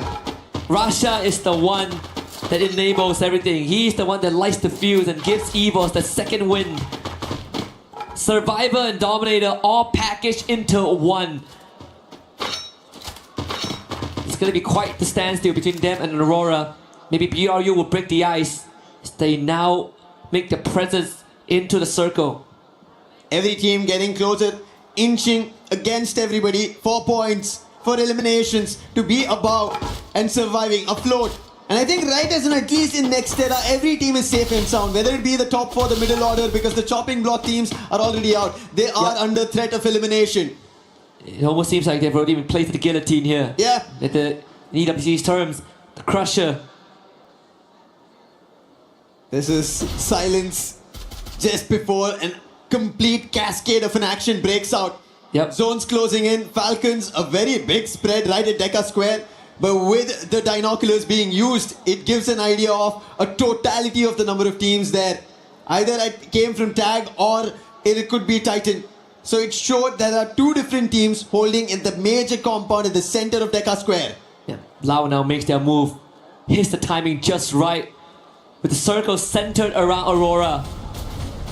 Najat takes out BZP rotation. Lau has no way to retrieve him. Rasha from the back one. Backside takes out Trap as well. Duels have to be used, but even for Guaksha, didn't really have much window to keep his team up. EVOS now being the difference maker. And that gives Aurora even more time to set up. TEC will have to move. But then there's Falcons lying in wait on fire. Shows it head! And there's a bait and switch with Limit following up. Blade just popped up and instantly, as you said, the setup coming in from Limit and now Titan Esports Club. They wanted to create a difference in the number of points they have. And Falcons have them surrounded. But on the other end, it is Team Apex Gaming. They decide to jump in, put Limit itself down, but Kiroro acts quickly. Volvin and Katie got her down. Sahilja trying to recover this. Shoto has to do something brilliant right as now. Falcons have him surrounded, cornered, zones closing, and Shoto is in deep troubles. However, there's a close vending machine, and Sahilja with Shoto will be able to get one of their players back up. And this could be an opportunity for TEC to take advantage of. Get a couple of knocks down, whittle down the members of Falcons and give themselves a chance to move on forward. Have to contend with Pina though with Kunders down. And they will have to get that revive going again. Every single second spent not rotating is going to be detrimental. BRU up with the monster truck. There is going to be pressure. Aurora, they gotta receive this hit. Can they overcome BRU? As they crash through, hops on top of the roof. Falcons wipes out the members of AGAL. AGL going out. Aurora have a chance to make the biggest record here at EWC 26 in Freefire. 22 eliminations. They died down after that 8-minute mark we were talking about. We're talking about chances dying out. Team Apex Gaming here in Nextera. They lose their chance out. However, still chances for Titan Esports Club to rake up points, but they're under the axe of the axle. And Zue is also helping out, and that is going to be an end for Titan Esports Club. 24 in total eliminations coming in from Aurora. Buriram know this is happening, but that's happening right below them. Is there a change? BRU might be the only team that can stop this carnage from the Malaysians. Of course, with Azrael leading the charge as well. Axel wants to limit this time. Out into the open. Aurora not overheating this time. Get high. Removed from the equation. The clutch factor of BRU no longer in the conversation. And Aurora, new surge of confidence, new found hope, now takes on BRU, and they are on top of the roof. A fight between Loud as well as Evos. But Evos, they have the numbers. Loud don't have it. Riptide Rhythm coming in, trying to fend it off, but it goes towards Aurora. The Axel's down, but they are quickly recovering. That's the best part, as you said, they are not overheating. Jun, he stepped out, quickly spotted multiple players and backed out. On the other end, Limit taking an advantage on Buriram out in the open. Buriram thought they're going to be ahead of the circle. The zone shifting, they wanted to take an advantage of it. It did not work in their favor. Aurora on the other end, back into the compound, pummeling bullets towards Falcons as they did trouble Buriram. You want to talk about David versus Goliath? Aurora is the underdog right now. 25 and counting, make it 26. Azrael with his 7th. Side by side with June. They make it to the high ground, and now Evos is going to be the next on that hit list. They eliminate BRU with the help of Falcons. Down to just 4. Aurora and Evos have the best odds with the full squad left alive, as Loud also ends their journey in this match. Kororo all alone. It's going to be the neighbor derby here. Aurora ever so confident. And the final fight breaking out at Boxing Gym. And the gloves are going to be let loose. Evos, the defending champions. Aurora, the first time in the making. Breaking a record if possible. Evos have to set themselves up. Like how we've seen Aurora, they have their elimination spread across all the 4 players. 6, 7, all of that has been seen. But we saw Evos themselves at the early, looking cool, calm-headed, with fun in their name, with 6, 7 already being done by Russia. But can they actually pull off something like that against Aurora, who are looking like the Goliaths in this game? Start to eliminate the external factors. As Evos, they take the challenge head on. You know they never shy away. Glue was put up by Aurora to prevent any sort of an off angle, as Evos barricades himself in its compound, but the circle is going to force certain movements. Suez still preoccupied by Kororo. He needs to be removed. This is the plan. Aurora do not want to give the chance for Evos to step out until Kororo is removed, because they do not want somebody trying to pepper them out without intent. And now with him going out, Falcons out, it is going to be a fair 4v4 battle. But the best possibility for Aurora is they have cornered them. They've closed out every opening on Evos. There's a chance for a 43-point round right now for Aurora. A record never seen from a Malaysian team. Last we saw was 42 points last year by Falcons. Aurora have a chance to make it 43. And how cool is that on EWC a year apart? The circle, it's going to be the game maker. Axel on the roof, but we eventually have to descend. Neither of these teams have the best of the circle. They're at the edge of it, they're at the center of it. It will come down to a battle, but look at Aurora using all their glue walls, making sure Evos does not head out. They're hoping that this zone shrinks in their favor. Oh my They're goodness. waiting for an opportunity. Evos also not trying to rush out. Might come down to just their head speed. Is it really going to be a heating battle? Azrael not able to sneak in. It's going to be so close. Axel is going to be their lifeline. Raja finding a knock. Here it comes. Evos on the hunt. Azrael with the knockdown here. But the lifeline is on top of the roof. Is Aurora. All hopes on the Axel. Can he outlast the odds? Aimgod knocked down by the blue zone. Axel continuing to patch himself up. It's him and Apex. Who is going to outlast the system? Axel falls at the very end. And Evos is the one that comes out on top. The Tigers, they hold off the zone, helping them out. Aurora They should have kept their aggression going on and they could have got a record. But what a booyah coming in from Evos, holding it off. We saw the fight could have broken out very early on. Russia instantly shut down Aurora, saying do not take that fight against us.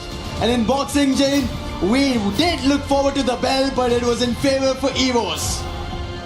And regardless of that, Aurora have something to be proud of. Still a record being set. Almost close to 40 points. A scoreline that any team would dream of. Yeah. Again, we said highly unlikely that top 4 standings will change, but this has at least kept Aurora in the game. And even for Evos, they know what the plan of Aurora was. They were prepped to play that healing game. What an impressive round, honestly, from the Malaysian team.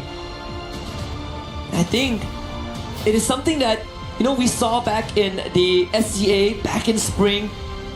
The good games of Aurora are the games that they are willing to make these moves and take on the fight, and god damn, they did it well. Yeah, I wish for this fight to break out in their favor. They should have gone for it a little ahead. I agree. But yeah, there was even electrotherapy being used by Evos. That also helped out ABAX over there. And that's what we talk about, these minute things, you having the skills ready for those final battles. It helped out Evos over there. Aurora otherwise maybe could have had their own big one. Let's hear them.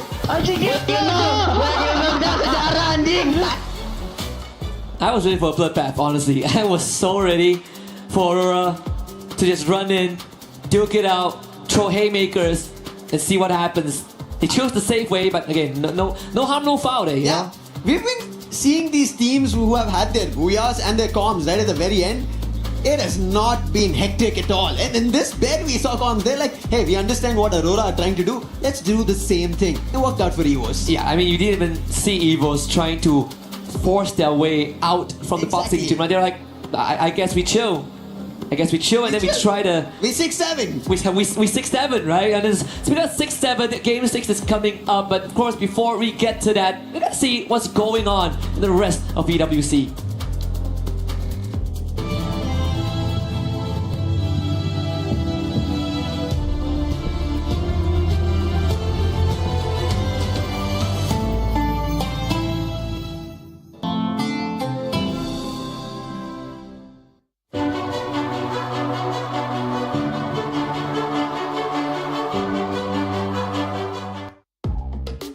There's a machine.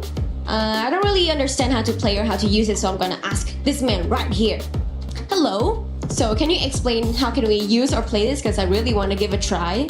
Yes. So it's easy. I will push the start button, and you will have 5 seconds to prepare, and it will start falling down. You'll have to catch them all, so there are 10 in totals. And once you catch one, you can drop it on the floor. Wow, this game is gonna be very hard. It's about flexible testing. Okay. Let's see if I can do it or not.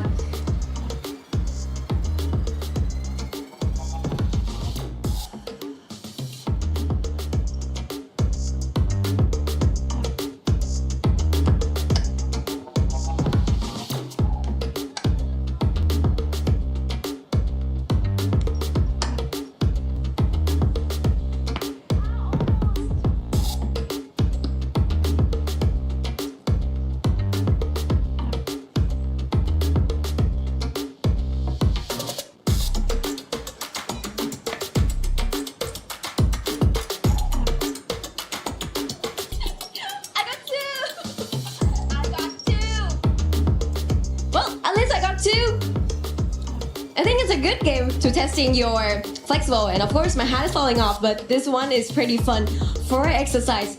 Let's move to the next one.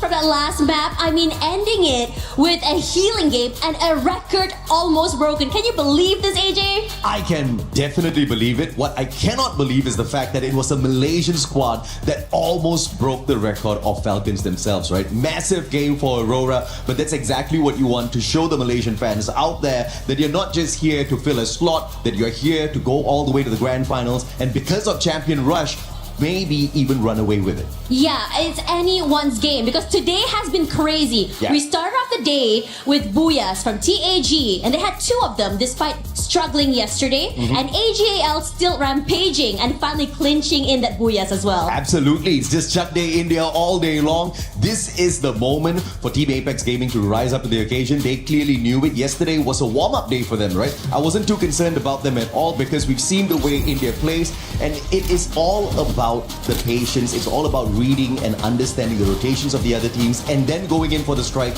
when you truly need to do so. And today is the day. Perhaps they might not get the early access into the grand finals, but what they will most definitely do is not get relegated today. Down at the bottom, Paradox as well as Demon Sprite, they are the ones who are in a little trouble. Yeah, it's looking really scary for them as well, especially as you know it is elimination day after all. You do not want to get dropped today. You either want to be at the very top all the way to finals, or you want to at least survive for survival stage. Absolutely, and obviously you want to get in there a tad bit earlier, but there is no harm whatsoever in playing the survival stage, right? You've got an extra 10 games to go through that also gives you a little bit of extra warm-up before you play the grand finals. But obviously the Super Titans want to get in there early, and Southeast Asia, as expected, finding dominance there. Now the surprising thing is Loud, even without a dominant run today, are still in the top 4.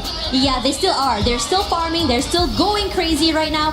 And I am very excited to see what will be happening. So, after this, we've got the final game. It's the final showdown. It is the final opportunity for the 2 teams down at the bottom. The ones they are chasing, though, is from Bangladesh, TEC. Now, they've done good enough so far to stay clear of that bottom spots, those 2 bottom spots, but they're a little bit too close to being uncomfortable in the competition. This is that round. I'm expecting them to make a breakout run. yeah, it's really scary to think about it. But again, anything can happen. We've seen records almost broken as well. And I think that after this, before we go, I mean, again, it's the final game before we go into the second series of the day, right? So in your opinion, what do you want to see on the final map? I want to see the underdogs rise up to the occasion, even though Demon's Pride, as well as, you know, the ones who are closest to them, are not going to find a way to maybe get the booyah at the end of the day. They still need to try. They still need to throw out a lot of points as much as possible. So, if possible, get to that final circle before finding your eliminations. I also agree. I want to see the battle of the underdogs, but who else better to tell us what will be happening in the last map? Other casters, we have Lucifer and also Husky.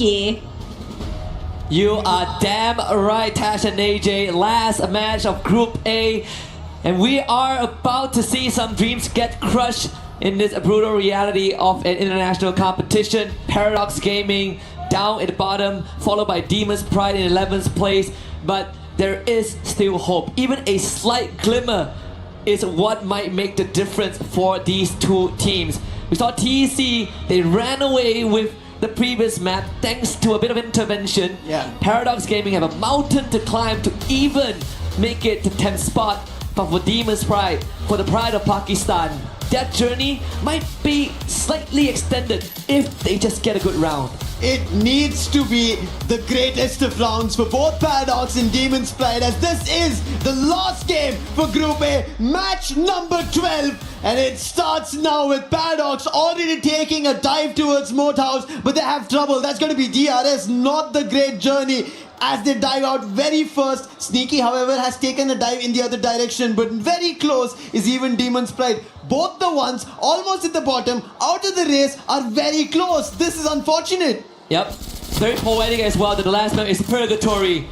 And can they survive Purgatory? Pratik making a home look a bit glim there. L2K doing the same. Enrique needs to be picked back up, but L2K needs to be able to hold the fort so far. Paradox down in numbers. DRS with 2 already. This is not looking great. Windy, he wants to do something, has a vector on hand, but can he do something brilliant? Skill ready, but he doesn't even get to use a single bullet. And he gets taken down with Pratik, the P90 putting him down, but Sneaky, thankfully there was a revive so he can go for this battle, but for how long can he do this?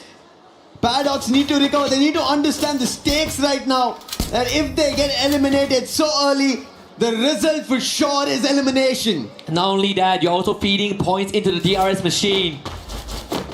And that means, at least for this situation, it won't change much. But with Demon's Pride arriving, Gotta make something out of it. Aswa finding out 2K. That makes it even worse for Paradox. Whitney will bring him back.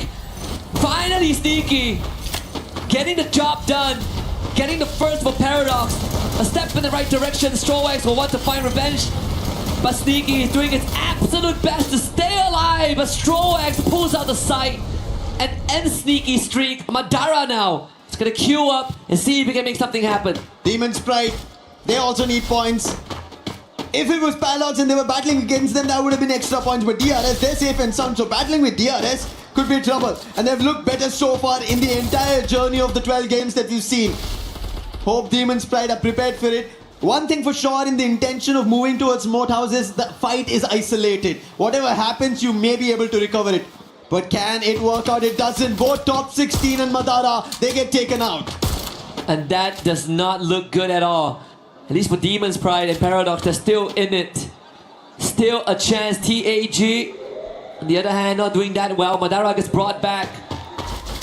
Gun Dynasty, watching that top 4 slip away. Now, we'll have to see if they can at least end on a high note. Doing like what Aurora did in the previous round. Almost 40 bomb. Shairu getting spotted out by Jun as half his health bar gone. Aurora, just before this, they had only Jun surviving, but thankfully got the whole team back up. So his life at this point, losing it out is okay. But on the other hand, as you did mention, going out with a bang is something that Gun Dynasty should expect and should replicate, because their top 4 chances are now gone. Unfortunate for them, the great run that they had on day 1 cannot do or say much here on day 2, because the Southeast Asia and Brazil, they went all out. And again, going in for a battle is going to be EVOS and AGAL. Not yet found an opening. Bullets being exchanged on either end. Dew now gets closer with his sniper. Can he find the opening? Yes, he does. It's going to be Ray getting taken down. Confirmation not yet there. Aim God running right across. Ray's confirmation will follow to Dew. And now Cypher following with A-backs going down. AGA looking better, but finally taking a hit on Dew. Now it gives a chance for EVOS to get back into the game. Aim Gods can get surrounded as he revisits that area. The double back for AGAL paid off big time as they picked off the majority of EVOS and forcing them into that revive game. Deal doesn't even go down. None is lost on the side of AGAL as the feed continues to light up with some of the bottom teams. Stroax finding his 4th on the Sneaky. Jazzy picked up by Get High. Things continue to develop in a negative way for Demon's Pride and Paradox. TAG needs to find a way to get woven back into action, as Azrael also destroyed by Pina. Falcons at Central, a UAV to scan. They do not find anything. On the other hand, Aurora, we spoke about this. After almost a record-breaking performance, this last game of Purgatory is now working in their favor. Last time it was Jun, this time it's the Axel. On the other end, DRS are still hitting on Paradox, getting extra eliminations from them. Quick on the revive, thankfully had enough coins to get the whole squad back up. What is this again? Demon's Pride and Paradox one against each other. And Windy quick on the revive. Madara had the same intention as well. But at the end of it, it's going to be Madara who gets that elimination. And that's going to be a second. But DRS is still close by. If Demon's Pride as well as Paradox keep going at it like this, their chances of making it up will not work out, because TEC, they've already picked up 5 eliminations of this game. We top 16 going down. Again, a reset, a hard reset onto Demon's Pride. Madara would just have to make that rotation. Blade making good on his opportunity. Takes down Wasana in the meantime. Players of Paradox on your screens. Again, it's going to be tough. Sneaky losing out again. And like you said, Lucifer, this cycle of point churning, if it's not into the pockets of Paradox and Demon's Pride, yeah, there's no chance. Not sure what the thought was. Maybe they both wanted to go for a drop clash and DRS ended up becoming the surprise. And DRS are getting those extra points at the time being. TEC in the meantime, they are getting their own eliminations. They're already, we saw just before this, at 80 points. So a chase towards them is going to be very difficult for both Demon's Pride and Paradox, and especially they're losing players one after another. Finally, somebody has taken the most eliminations away from Trap, and it's going to be Sci-Fi, and that's what I'm pretty sure every fan of AGL will be happy to see. Yeah. Rush is still in first place. Yeah. At least tied up with Saifa. The previous Clash Squad tournament, he actually is the most damaged, the highest damage dealer, and no one could get close to him. Yeah. Even though they didn't win the whole thing, and that's the craziest part. Wasana actually getting removed, but now coming to life, Gun Dynasty. That's exactly what they need. Maybe the last game, but still, give it your all. A warning to the teams who will make it to the survival stage. That's what Gun Dynasty need to look forward to. Paradox, in the meantime, do get another revive again to their teammates, but driving away their chances of Titan Esports Club from Bangladesh, something that we were looking forward to. When we speak about South Asia, yes, India now looking great, especially after Tag getting 2 booyahs. I'm pretty sure teams from Bangladesh would want to do it because they're Straw Hats in our Group B as well. They've not looked great. At least Titan Esports Club have taken it up a notch. Yeah. And it could be a source of motivation for Mia Corp too. Yeah. And no, it's the first time for South Asia, but they have had a slight taste before this. But for USA, absolute first time. Demon's Pride. Unfortunately, the journey might have just ended here at the foothill of VWC 26. All eyes now on TEC and Paradox. 27 points to tie. The highest of mountains for Paradox to climb, but they're still in it. These are the numbers that we kind of talk about when teams need to get a champion rush. How far are they? How can they deny teams? But right as now, it's about staying alive. And that's going to be an even tougher task to dabble and work around. And I think Paradox, they have a long statement to do if they have to put up a performance like this. Because we've not seen so far, 11 games they've played, we've not seen them pull off a double-digit game. Yeah. It would be a lot more reassuring if TEC didn't also have 8 eliminations under the belt. Yeah. The break even. And that is going to only make things harder as more teams get removed. ShowX taken out by BZP. It's a good time to kind of lay it out on the table as well. This last round, a lot of what's happening is inconsequential if it doesn't directly affect Paradox. Paradox, every time they take a step, they are either surrounded by DRS or being challenged by somebody else. This time at least, they've fended off DRS. It's only going to be Pratik and they instantly surround it. Nice. Quick on the take is going to be Sneaky. Happy on that elimination is also going to be Paradox. But they're not out of elimination. Loud is getting closer at that ski lodge's end. Forge is above. Can they forge their very own key that stays alive? At this point, it looks tougher than ever. And remember, with that elimination, they tie up with TEC again. Yeah. 27 points, the count starts here. Enough bodies to go through, but with the right placement points. Not the best challenge right they have. DRS, they somehow were able to fend off. You can see Takuri did get the whole squad back, but look at Loud. This is how they challenge, going directly in. And Trap puts the player from Paradox down. Now Windy, he spots them from afar, thankfully. None of the players from Paradox were close by, and Loud did just get one and try to back off, but now Nyx has spotted them. That will instantly tell Loud to go for the next fight. Yeah. Forget about a hit and run. How about hit you straight? Get Paradox sent on the run again. You look at the radar, Paradox actually have a good spot to not only get the revive, but reset again. But for Loud, they've already cemented their 4th spot. Really doesn't matter how this round turns out. Falcons, impossible to make it to grand finals. We'll have to play for survival. Gun Dynasty continues to make a statement on the feed as well, taking out Pratik.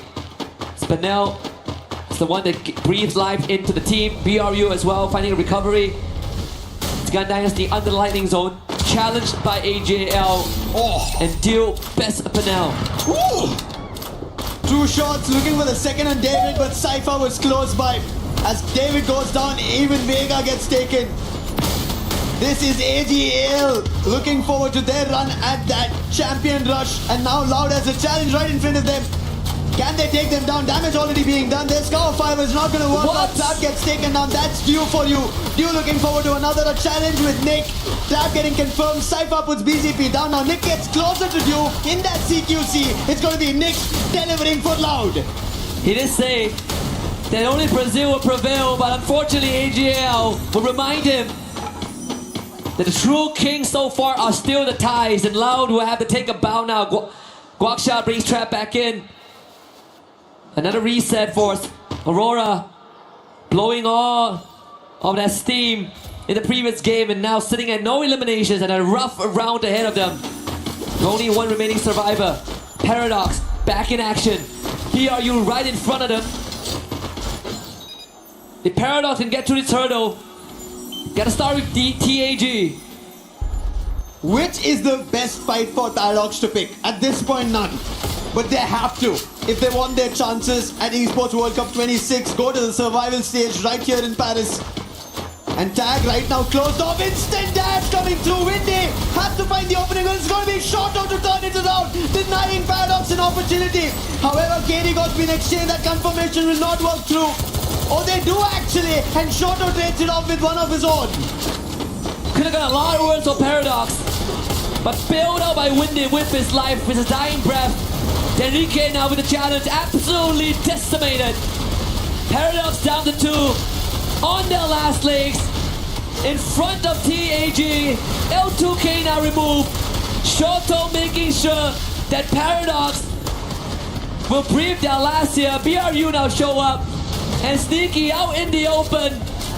And that is all she wrote. Paradox Gaming breathes their last in Paris. They held that fight for far too long, holding it out here. And Buriram also got closer, now even Loud. So Buriram, they are also at a disadvantage. They also need to decide to pick it up.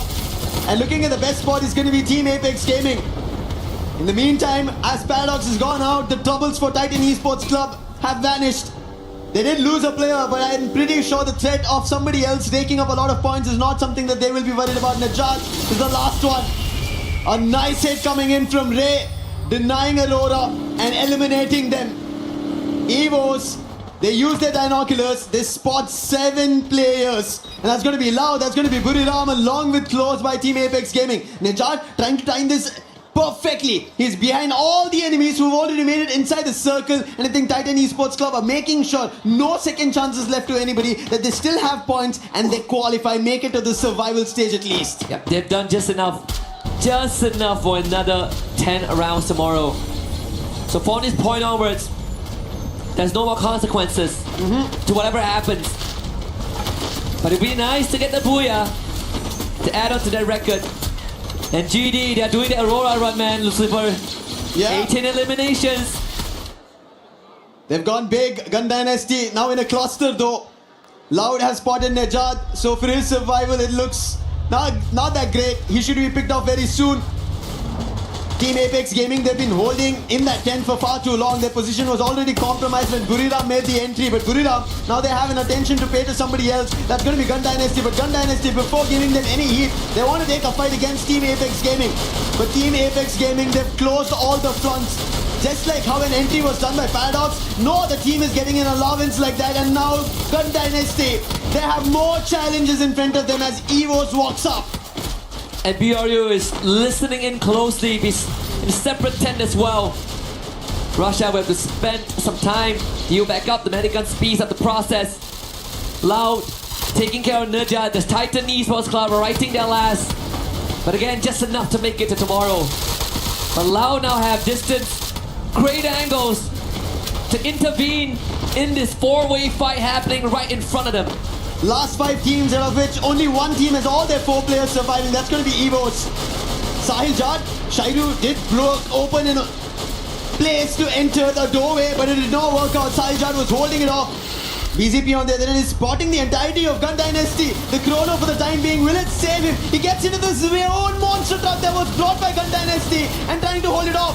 David on the other end trying to use his own guns to put the player down. It doesn't work out. One by one, players from Loud get taken down, and Gun Dynasty get eliminations rigged up. Hit it to 21. They tried to save David, but the blue zone hurt too much. Attempted Grand Theft Auto by Loud. Punish. In the loss of GD, Russia getting tagged from afar. Benel and Shiru, both going big. Circle closing in less than 10. Evos now on the aggression. Inching closer and closer to a GD. This is great for BRU and TAG, and I believe we've seen this before earlier today. Just like what Evos ended up doing on day one, instantly showing why they're the defending champions. Now they're closer to one more for themselves. However, Gun Dynasty, they do not want to give them a chance. They want to make sure this last game everybody gets to know their name once again, just like they made it on day one. Chrono being used, Evos get closer, damage being done, and that Chrono will protect Gun Dynasty for the time being. The circle is moving. BRU calls dips on that. Team Apex Gaming staying behind, but the last two times they did that, they won the round. Yeah. But this time they have one lesser member. They don't have KD God with him. But they still have Shoto. Every time fight breaks out between three teams, it's always Team Apex Gaming have an advantage. So they want to wish Evos and Buriram go fight against each other, but it looks like Evos have their clear intention of who they're going to take this fight against. Evos clearly have the numbers advantage. The Blue Door starting to hurt TAG, forced to take the long road. That's going to cost them some help. Wasana already waiting in the flank. The point guard of BRU in this encounter. Evos pushes forward from the side, held back by Moshi. Abax needs to get something done right now. Can AimGod break it open? Shoto certainly does. As he takes down the young prince of BRU, Woven finds one onto Evos. Abax responds as on the Moshi. That's the execution right out in the open. BRU seems to be the target. Shoto gunned down by Rasha, but moving. Picks him back up, drops the dough. TAG are so close. Another opportunity for them. Team Apex Gaming, a man down, but they have a lot of hopes with the aggression they would want to convert on. But the damage being done, nice shot coming in from AimGod, falling through. Wolven, the last man is the savior. Can he do something brilliant? AimGod says no and shuts them down. And that's going to be Evos, your defending champions of EWC. Looking forward to making sure they have a statement at the end of Group A games. Back-to-back booyahs to close out the group stage. At least for Group A, Evos have made a statement indeed. 1 year difference. Since 25, since they hoisted that trophy, they have been on a slump. People were wondering if that is it for Evos. So much doubt throughout fall, throughout Global Finals 2025, throughout spring. And here they are, 2 good days in a row. And that's Paradox Gaming on your screens. The rep from Africa. All love. But throughout all of that, BRU have done more than enough. They are going to be the ones that tops Group A. What a game coming in from Buriram. I think while we talk about teams of consistency, right? They showed us what consistency means. Yes, this game and the previous one are back-to-back booyah pulled off by Evos, showing why and what they are, what they're looking forward to in EWC 26. But consistency is the key. That's what everybody wants to place inside the shield. And maybe Buriram might be writing it for themselves. Let's listen in on what Evos is talking about with that win in the final round.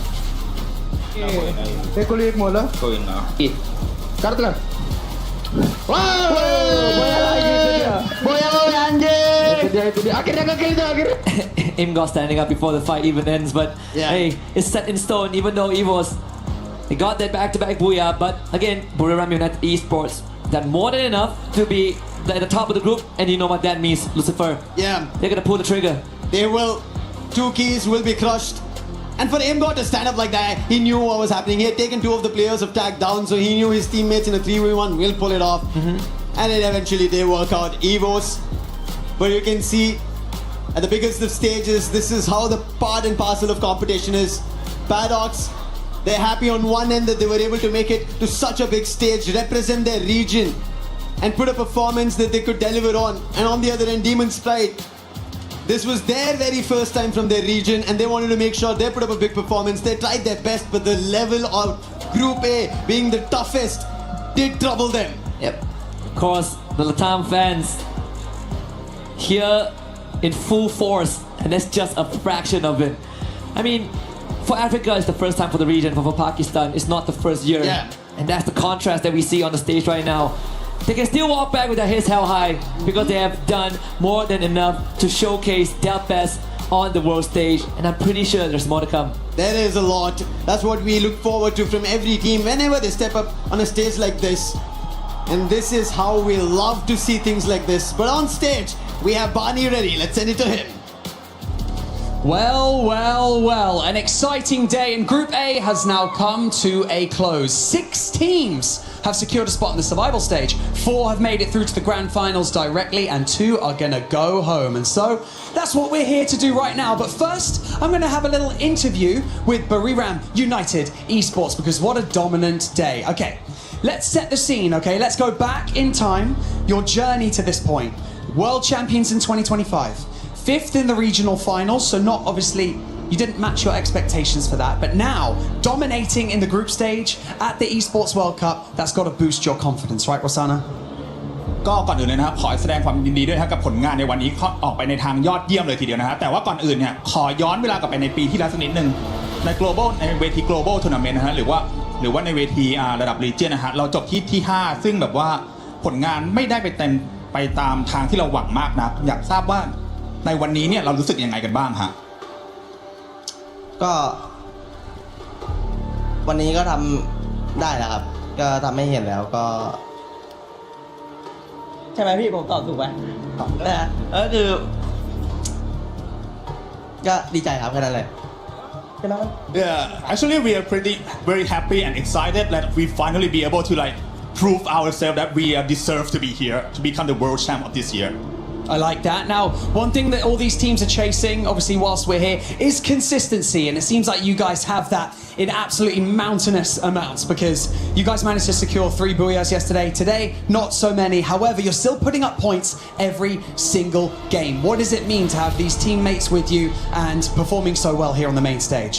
ก็ในเวทีการแข่งขัน EWC 2026 นะกรุงปารีสนะฮะในกรุ๊ปสเตจทั้ง2วันนี้เนี่ยเราทำผลงานออกมาได้ดีทั้ง2วันเลยถึงแม้ว่าในเมื่อวานเราได้ทำบูย่าไปทั้งหมด3ครั้งด้วยกันแต่วันนี้เนี่ยถึงแม้ว่าเราจะไม่ได้บูย่าเลยแม้แต่ครั้งเดียวแต่เรายังได้แต้มทุกเสมอทุกเกมเลยนะฮะรู้สึกยังไงกันบ้างครับผมก็รู้สึกดีใจครับก็ได้ตามซ้อมตามแผนที่เตรียมมาครับผมว่าคะแนนประมาณนี้พวกผมก็ทำได้เป็นเรื่องปกติอยู่แล้วก็ไม่ได้รู้สึกดีใจหรืออะไรครับแค่รู้สึกพอใจตัวเองมากกว่าที่ทำได้ตามฟอร์มครับYeah, actually we are pretty happy and satisfied with our performance because like this is supposed to be our true form and true power. So if we can do it like this over and over again, I think we're gonna be able to claim the champ trophy. I like to hear that. I like the confidence. It's good. Now, gentlemen, it's time to join me. Come on, walk with me. This right here, this is called the Crusher. And as you can imagine, we're gonna crush some hopes, we're gonna crush some dreams, and crush some keys. Like I'll remind you, we have 2 teams who have been eliminated from the competition. They need to have their keys crushed. And so, we're going to start things off. Would you like to press this button? กดปุ่มเลยครับ It's going to open up. It's going to reveal the teeth. It looks menacing. Let's be honest. We're going to crush these keys. Okay, Wasana, would you like to gently pull on this lever and send them home? Is there anything you would like to say to your teams before we crush them? ก่อนที่เราจะดึงคันโยกลงมานะเพื่อส่งดึกคีย์ทั้ง2อันลงไปเนี่ยมีอะไรอยากจะฝากบอกทุกทีมเลยไหมฮะกับแล้วก็2ทีมนี้ไม่เป็นไรครับเก่งแล้วแต่ผมเก่งกว่าครับตัวที Yeah GG nice try but we are better than you guys sorry Oh that's what I like to hear Okay pull that lever in 3 2 1 send them home And just like that, 2 teams have been eliminated from Freefire at the Esports World Cup 2026. But don't go anywhere because 2 more teams will be eliminated later today. And as we get those groups prepped, we're going to head back to the studio before we continue with day number 2.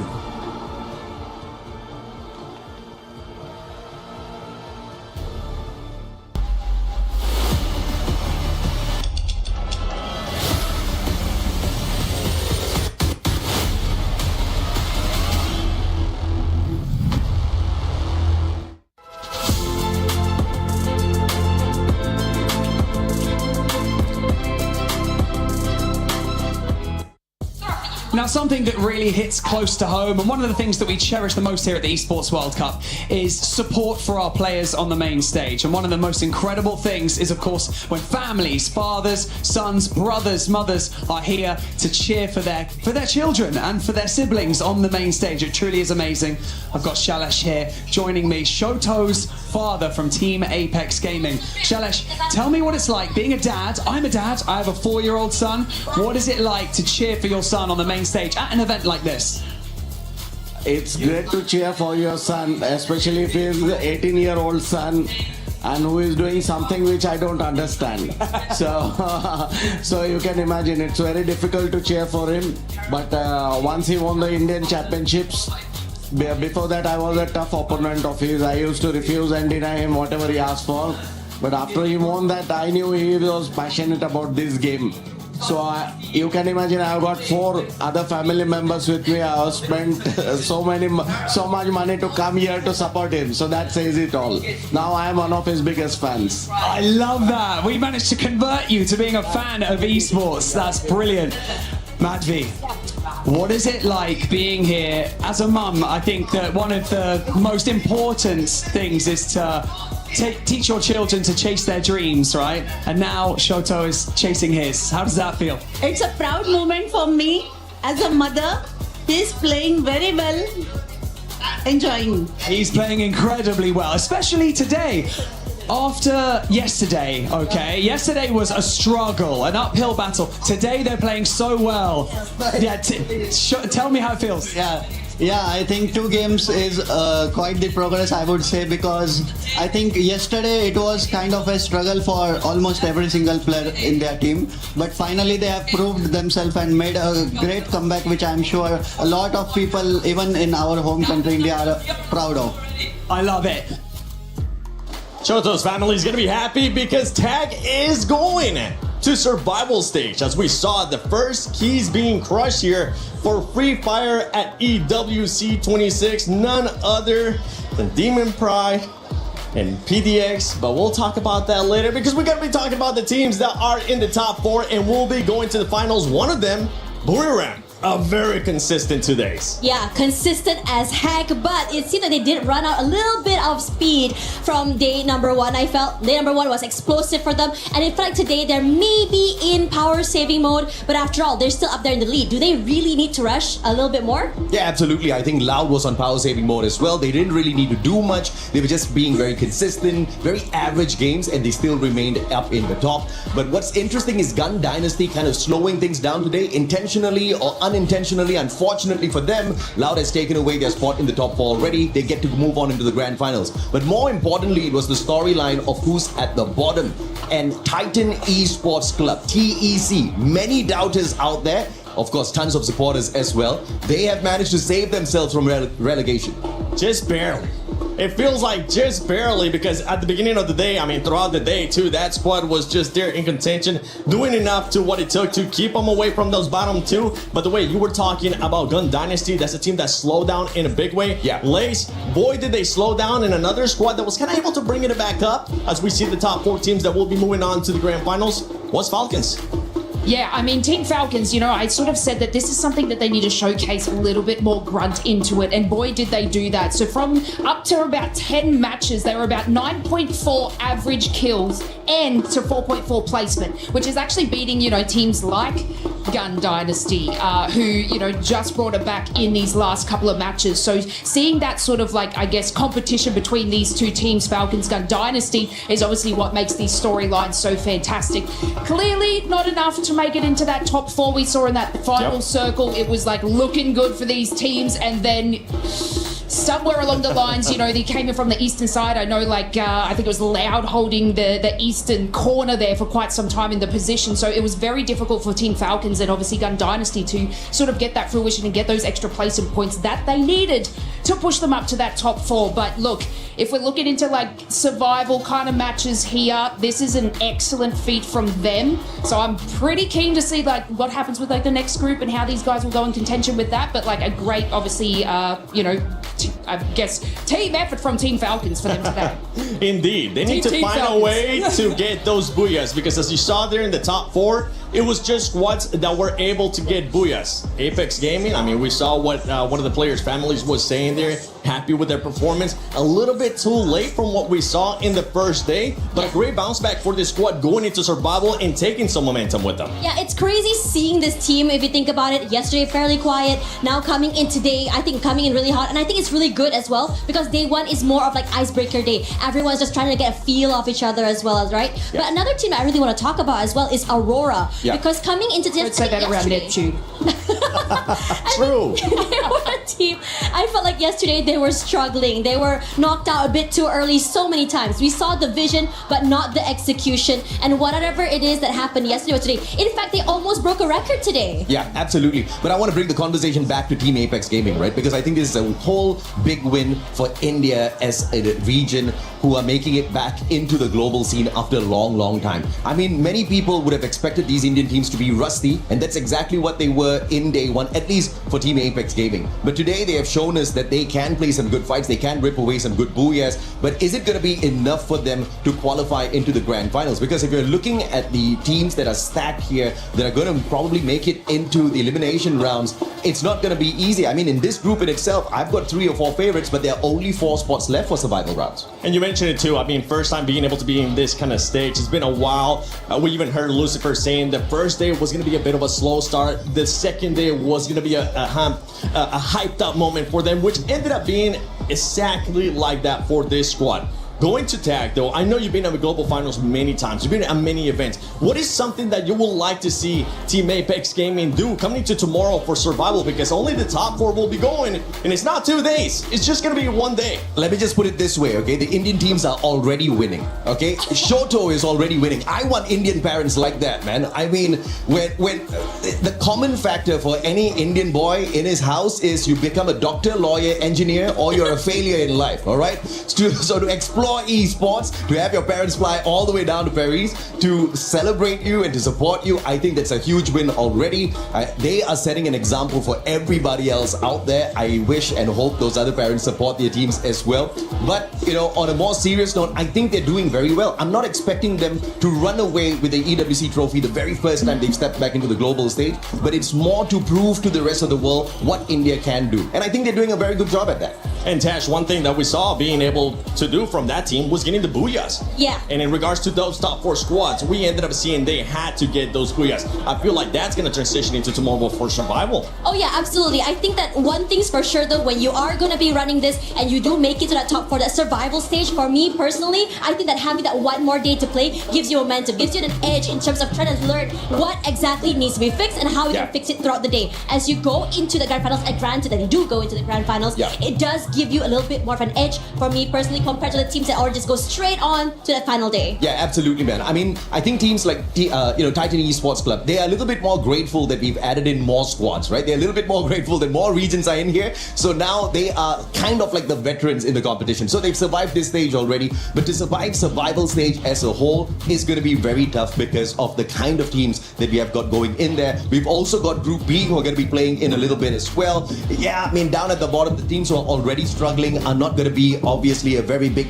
fight for them, but the teams that do make it in there, I think the survival stage is going to be a hell a lot more exciting than whatever we've seen in the past 2 days. Yeah, on the broadcast, I think it was the other day, we watched this group and I've been saying that it's kind of like 2 lobbies in one group. Yes. We have ahead of the pack, the top of the lead, the AGLs, you know, all sitting up there, and then everybody sort of fighting in your mid-range to the end, which is pretty tough for this lobby. Like, this lobby is exceptionally stacked. And, you know, if we do sort of like swivel over and move over to our second lobby that will be coming up, you know, you're talking about India, SAUL, they're sort of in that middle pack range as well. So it's going to be an absolute grand fight, I feel like, in the survival match. But one thing I want to pick your guys' brains on, if this is okay. Yesterday, Paradox's performance was actually exceptional. Yeah. They have now found their way right down to the bottom of the leaderboard. Yeah. I guess, you know, I'll hit this with you. Was there any sort of inconsistencies that you saw being like watching this team throughout their play style today? No, not at all, right? It's the first time Africa is stepping onto a stage like this. They don't really have a lot of experience in the esports scene within their own country. They don't have a lot of powerful teams to go up against, to scrimmage against. So coming in here, it's all about learning. It's about the experience. It's about, traveling around Paris, just watching, exactly how the culture is like here. Having some baguettes. I mean, it's exceptional just to get here in the first place. Absolutely correct. Isn't it? Yeah, I think it's inspirational. That's what you were saying about tag too. I mean, you feel like this is definitely a win for that squad. The experience that they're going to be getting is going to transition into later on with some of the other squads. And I think this is something that Neptune was touching about. And we even heard Conchita touching upon it too from Evos. They did have one of the players that was just starting off. They started off slow, but they ended up bringing it back as well. Same with the other squads. Aurora, I know that's one squad you were just talking about earlier on. They weren't able to bring it up. It's been quite a bit of an inconsistent 2 days for Aurora. Yeah, they were struggling on day number 1. Even today, I think one thing's for sure about them though, kind of like tag, right? You can see that they were making it up with these big hero plays, these big hero moments. You want to play catch up. It's good. But for me personally, consistency is key. You want to be able to go to that next map with at least 5 to 10 points just to keep yourselves ahead of the rest of the teams. That's for me personally. Yeah, you are being too Asian mom with this right now. We have seen Aurora play for many years, and I think, 2 out of the 4 players on the main roster already have got the global stage experience, but they've been missing the past 2 years, right? Multiple roster shuffles, but now they are kind of getting it together. So this is one of their best performances that we've seen from them in the past 2 years. So based on that, they're doing hella well, right? I didn't expect them to walk away with an almost record-breaking game. That was crazy number though. 5. Yeah, that in itself shows how good they have come. Great momentum too, that they're going to be able to take that into survival. And that's the thing though, you can be consistent here when we're talking about groups just to make it to survival, but it is going to be a bit of a level up, a big level up when we end up moving to survival, because the top 4, that's all you get. After that, it's not just 2 teams that are going to be going home, it is going to be the rest of the teams that are going to be going home that are not in those top 4. So going into survival, I know, by the way, there's amazing people that have joined us, Tash, Bunny, AJ, and Lace, especially you two. You guys are going to get a chance to cast that Group B.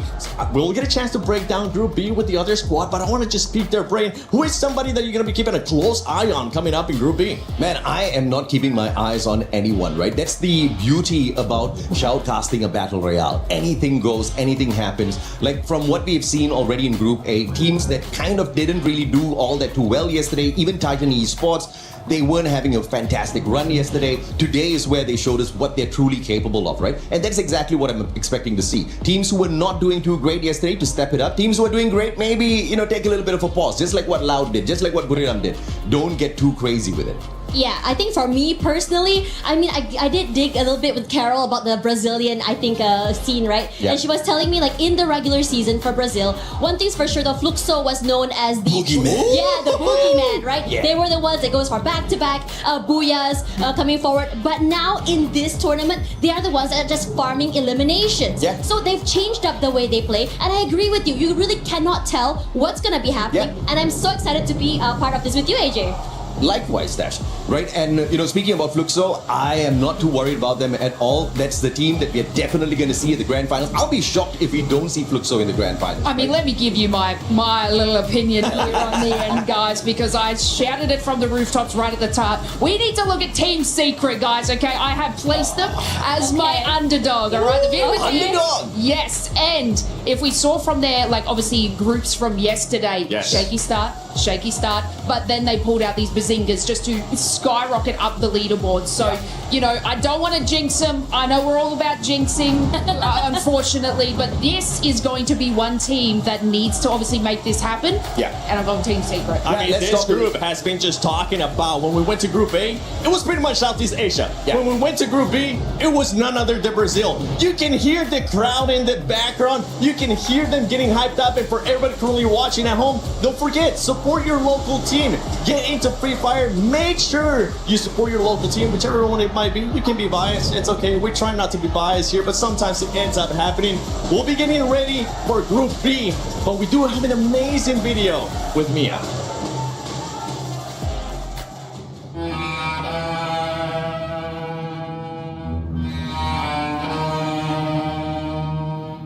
Yo estaba en el trabajo y ya cuando estaba bajando caminando hacia la casa ocurrió los temblores. Ya cuando nos frenamos y esperamos que pasara los movimientos para poder pasar, porque iba a pasar por un túnel. Entonces, cuando pasó, logré bajar a casa y estaba buscando a mi mamá. Ya cuando la encontré, se encontraba llorando.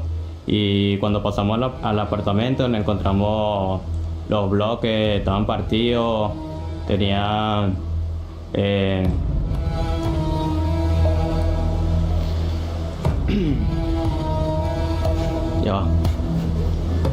Ya de ahí salimos del apartamento porque no era habitable. Ya estaba partido, estaba botando el agua, pasaron muchas cosas. De ahí estábamos esperando reunirnos con la familia para poder llegar hacia donde nuestra abuela, que allá era un poquito más habitable. Ya nosotros nos fuimos a una plaza donde era más abierto y estuvimos ahí en el carro de nuestro tío esperando que pudiera la cólica.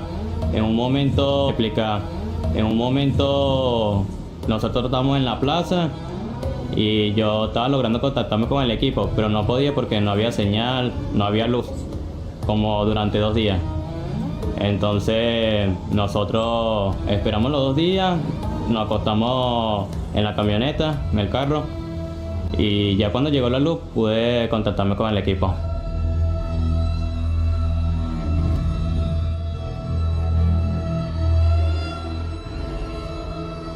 Right after the earthquake hit, I didn't realize how hard the earthquake had hit. It had happened right when we were going to join Discord for a meeting, and I ended up not joining the meeting for another reason, and found out a couple hours later that it was tragic. It hit me pretty hard emotionally.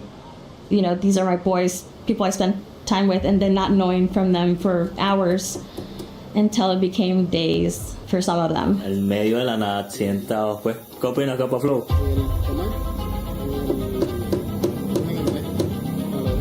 Feo porque nosotros teníamos pensado ir desde el aeropuerto de Caracas, que me quería. Ya teníamos todo planeado, todo bien, pero hubieron rumores que las carreteras se habían dañado por lo del terremoto y así. Entonces varias gente nos dio opciones, ejemplo, que nos podíamos ir por Medellín, y así fue lo que hicimos, pero fuimos por Medellín. After we knew that we were going to attend EWC, I already had a relationship with the mothers. So they knew my name, they always heard me on Discord when I spoke to them. And one of the things that I told them and I promised them was that I was going to take that trip with them from Venezuela directly here, and that they would never be away from me, that they were going to be with me the whole time. And the minute I found out that I wasn't going to be able to travel with them from Venezuela, it just broke my heart.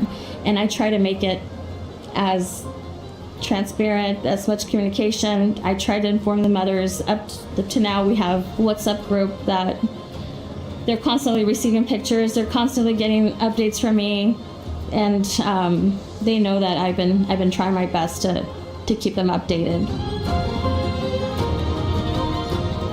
Lo más difícil del viaje fue separarme de mi familia. El proceso de tomar la decisión fue hablarlo con mi familia, porque no estábamos seguros si ellos me querían dejar ir, porque como había muchas réplicas y estamos en familia, no nos queríamos separar. Entonces hablamos de eso en familia y mi mamá tomó la decisión de dejarme ir porque era una oportunidad grande. Duramos como 5 horas para llegar a Barquisimeto, después 14 horas para llegar a Cúcuta y como 14 más para llegar a Medellín. The day after it happened, I knew there was something that we could do, and the Freefire community as well. And I started doing some flash tournaments on Thursday, which was that next day. I started putting statuses on my WhatsApp of who in the community wanted to contribute, whether it's a mod, whether it's a narrator so we can do live, whether it's a producer to do live on TikToks, and also to teams to see who wanted to join and make a donation to be able to play our tournaments. We did 5 on Friday, 5 on Saturday, 5 on Sunday, every day for a whole week. The tournament I named it as Manos Unidas, which means United Hands, which also contributes back to, our logo, which is a logo of a picture of my hands. So Manos Unidas just came naturally. United Hands as a community, we come together to try to help our Venezuelan friends. And we had a lot of turnover. I mean, we had a lot of people wanting to join it.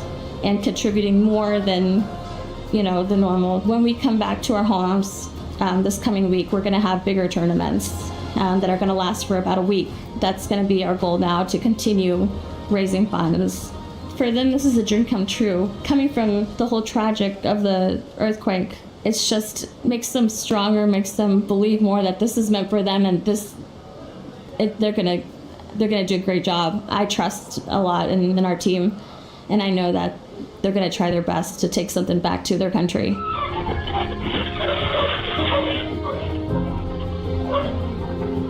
Porque todo es un sacrificio, que sigan su sueño y así, que nosotros pues aquí vamos a demostrar y así.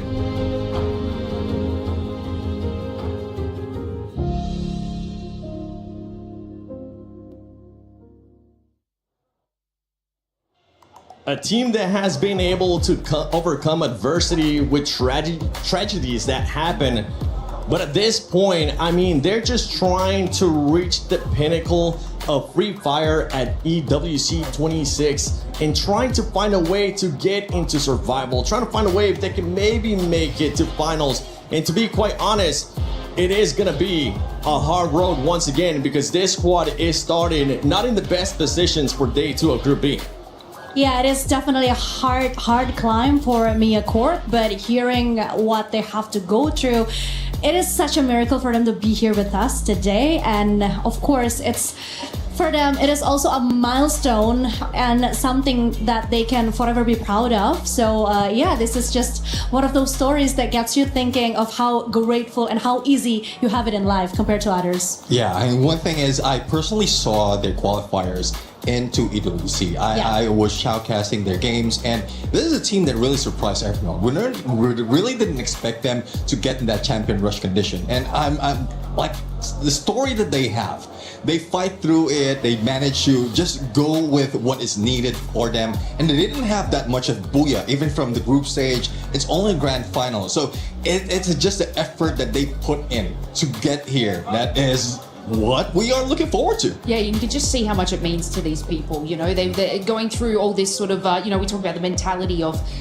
performing on a stage like this, but also, you got to add the pressures of what's going on at home and everything around you. So just to be able to, we were saying before to the other guys, just make it to Esports World Cup is a fantastic feat in itself, of course. But look, the battle's not over yet, Seven. It's not, definitely not. Yeah, the battle's definitely not over yet. 33 points they're truly having to overcome to make it to the top 4. But as we saw in Group A, that's going to keep moving along the day. They just have to make sure they are consistent.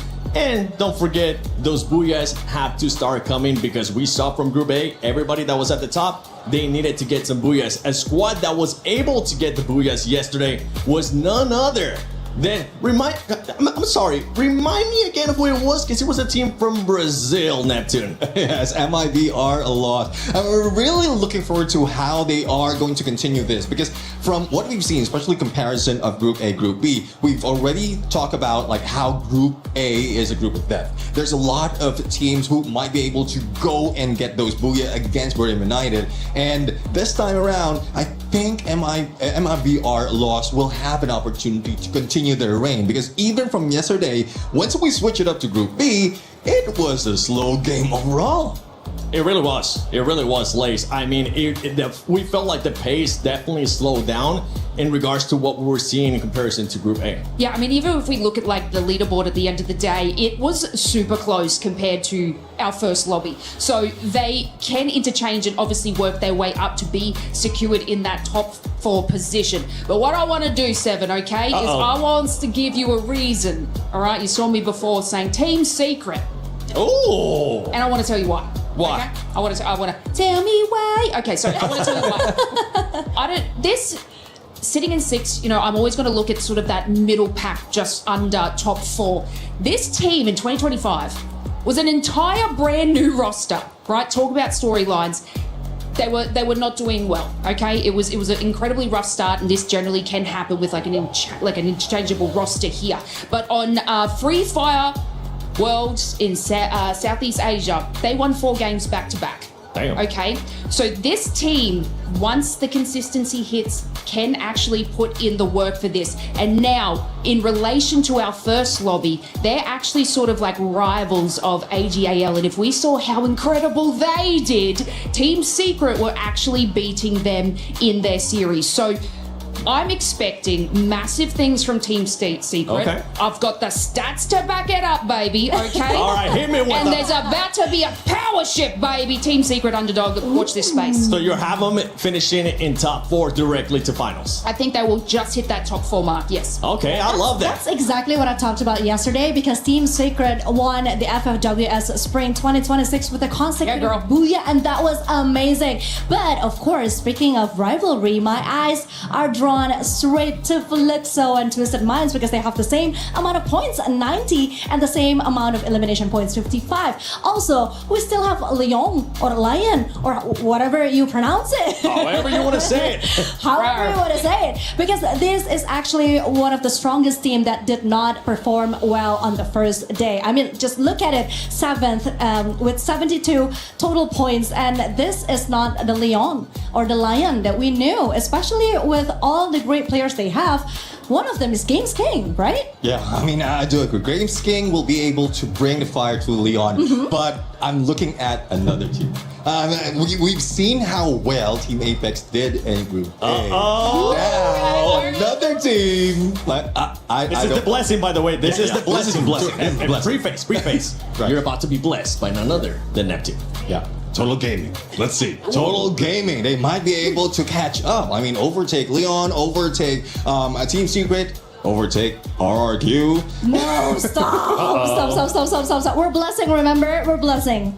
He's blessing all those teams as well. Blessing all those teams. One team that you were able to actually bless yesterday, Conchita, was RRQ, and it worked out perfectly how you mentioned it. Starting slow, maybe some jitters of day one, but they were able to turn that around. I do believe that the true challenge lies today because when we talk about RRQ, obviously the well-known fact is that second day chokehold, second day jitters, and the pressure that sometimes they just cannot handle yet.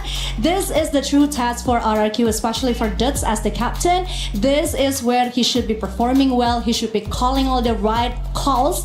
So yeah, I guess we're just gonna have to see 88 points sitting at the 5th position with 63 elimination points and 1 booyah. It's looking quite promising, but if I'm talking about the Indonesian team, of course, I am super proud once again to see how Vitality has been performing and has been doing so good in this group, Neptune. I want to say, Vitality. With that voice, right? Yeah. The new strategy ended up working out for that squad, and hopefully will continue today, right? Because remind everybody that might have not been here yesterday, it's okay, we'll let it slide now that you're here with us. What was the new strat? Yeah, a strategy of going for double snipes. We've seen that from Southeast Asia. We thought that they are going to let go of that because even Brilliant United, we're seeing them trying to do the same thing. But out of that, they just capitalize on it. They can easily switch up to, especially for those who are just adjusting the sniper, they can easily switch up to sniper, mid guy, or frontliner. So that's what I'm loving about Team Vitality right now. Yep. And again, going back to Chris Joe, like the mindset of the coach, it's just so much of things that we might expect from Team Vitality. And they might be able to start hot right away instead of what we were able to see yesterday. One team that's looking to get some booyahs is Fluxo, because their fans are behind us. And if I'm not mistaken, I think I see, is that Barney and Carol? What are you guys doing here? Oh, here we go. We are here with the Fluxo W7M. Incredible fans. It really is amazing. Oh, Sal Cinelli joining me here. Tell us about traveling here with these guys and, you know, what this team means to you in this competition. I can explain how important Fluxo is for me. It's really amazing to be here because it's my first time traveling abroad and with the organizations, I'm living a dream and it's so perfect. I love you. We can't hear you, unfortunately, so I'm going to pass this. I'm going to use this. Talk to me again about this being the first time that you've traveled outside of the country and what it's like to travel with all of these guys to support your favorite team. Yeah, it's abroad, and I truly love. It's like we are really family. I love Fluxo. Fluxo is my family, and make me start doing live stream just because of the organization. So all that I am is because Fluxo. Saltinella exists because of the Fluxo. So it's awesome to be here, and I know that everyone has the same feeling. I love that. I'm going to take this mic back off you because we've got to learn some of these chants because they're absolutely incredible. Go on, let's go, Carol. Definitely, Amoroso. Okay, so yesterday we talked a lot about your travel here. It's probably the first time of most people here getting out of Brazil. And you guys share with me incredible stories. But I want to know if you guys have prepared any kind of song for this moment here. Cara, preparamos algo muito da hora PWC para aproveitar bastante esse evento. Trouxemos várias bandeiras, inclusive uma música nova. Então, eu quero impressionar vocês. Okay, so basically they have prepared a special song for this moment. They create a special song for AWC, and even they bought a huge flag. So they're gonna show us the flag and teach us the new song. Come on, guys, I'm with you. Let's go. Ei, Spotify, puxa aí, tô aqui na AWC, que é a música da AWC, puxa aí. Bora. AWC song, let's go. Vai. Puxa aí. Oh, I love this. Oh, this is good. No meu fluxo vai vencer. Fluxo vai vencer. FT vai deitar. FT vai deitar. O Putinho vai ruxar. O Putinho vai ruxar. Chama aí o Luquinho. Chama aí o Luquinho. Chama aí o Luquinho. Chama aí o Luquinho. O Gil é muito bom. O Gil é muito bom. Pops vem pra ser campeão. Pops vem pra ser campeão. Brox completa a seleção. Brox completa a seleção. Chama aí o Bentinho! Chama aí o Bentinho! Chama aí o Bentinho! O Fluxo vai ser campeão! O Fluxo vai ser campeão! Fluxo absolutely popping off on the main stage and we love it. But now we're going to head back over to the studio and we're going to head down to the main stage to kickstart the second part of Group B, Day 2. There we go. Oh yeah, let's go, Fluxo. Oh, I got distracted. We're back on us. Okay, Fluxo. I see you with the energy right there. Let's go. Let's go, Lace. This is a squad that, as I mentioned earlier, they're going to be looking to get their first booyahs. And it was none other than their Brazilian brothers actually stopping them from getting those booyahs, Neptune. Yeah, I do agree. I mean, well, it has been said already. Despite of not getting booyahs, they're still taking the top of board. So it really doesn't matter at this moment. As long as they can get to the top 4, then it's okay. No booyah, no problem for the moment. No, I want to see some booyahs out of them. Imagine how if they're crazy right now, if they're being loud right now, that Fluxo crowd, Gachita, it's gonna go crazy. I know, but that's exactly what I'm waiting for actually, Seven, because we have Buriram and AGAL in Group A, but we also have Lost and Fluxo in Group A, and that's gonna be interesting. All right, well, it's time for Group B, Freefire at EWC 26. Let's get started. 6 more games to go.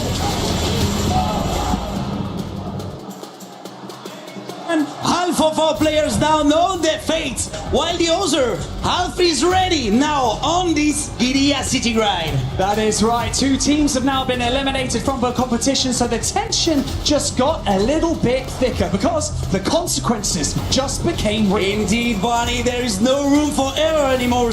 With only 6 games left, it's crucial to hit the ground running Day 2s now. Look, expect insane plays, expect heartbreaks, but above all, expect absolute chaos. And so, with that being said, it's time to introduce your next 12 teams to the main stage to fight for survival, starting with the Mia Corp.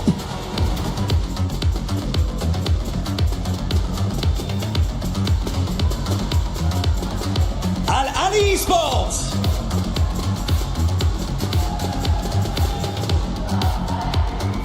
Team RRQ.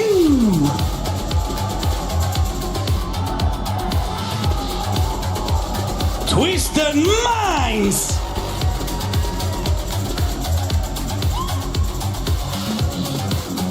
Team Secret.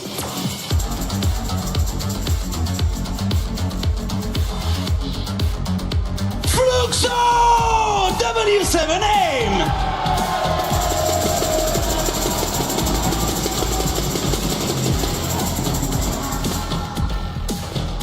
Total Gaming Esports IQ.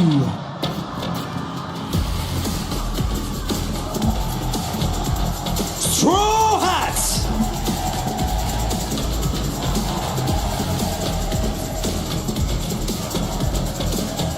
Lion.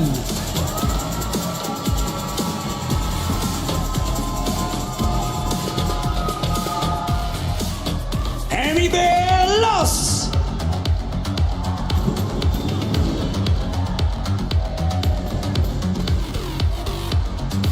S8UL Esports.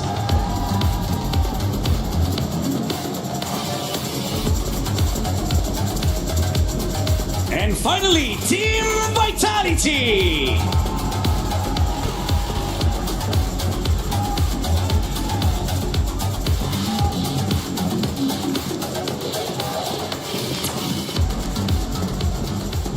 Here we are, our Group B is ready. Anything can still happen, and no one is really safe. We've got $1 million on the line, the survival stage around the corner, and our grand finals reserved for just the most elite teams. And so with that being said, it's time to close out the group stage of Free Fire at the Esports World Cup.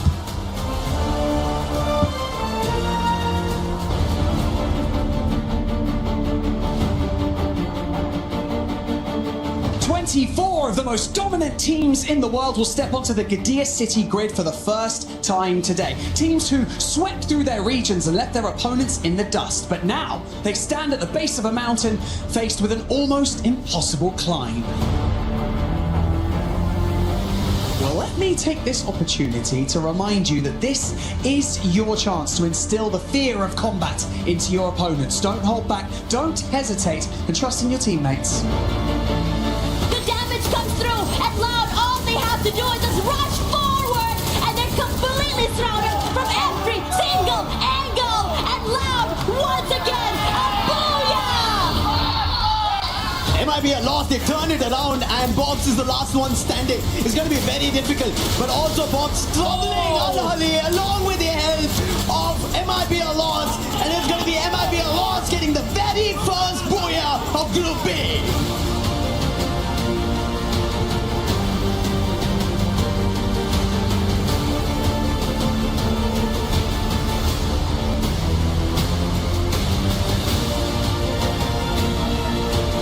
Looking for the final play, Kororo looking for that recovery, and they won't be denied as Burina pulls away the third booyah of the day to take the #1 spot on the leaderboard.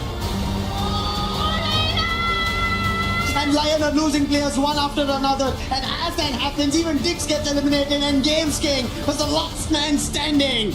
And it is going to be MIB Lost getting the final booyah of Group B's Day 1. Our eyes on the teams who are in the top 4 slots as well as the bottom 2. Today is the chance for early qualifiers. Today is an unfortunate moment of heartbreak for 2 teams who will get to go on a little bit of a holiday here in Paris before they fly back home. But who is it going to be? Miyako, Straw Hats down at the bottom, and SHUL a little bit too dangerously close to them.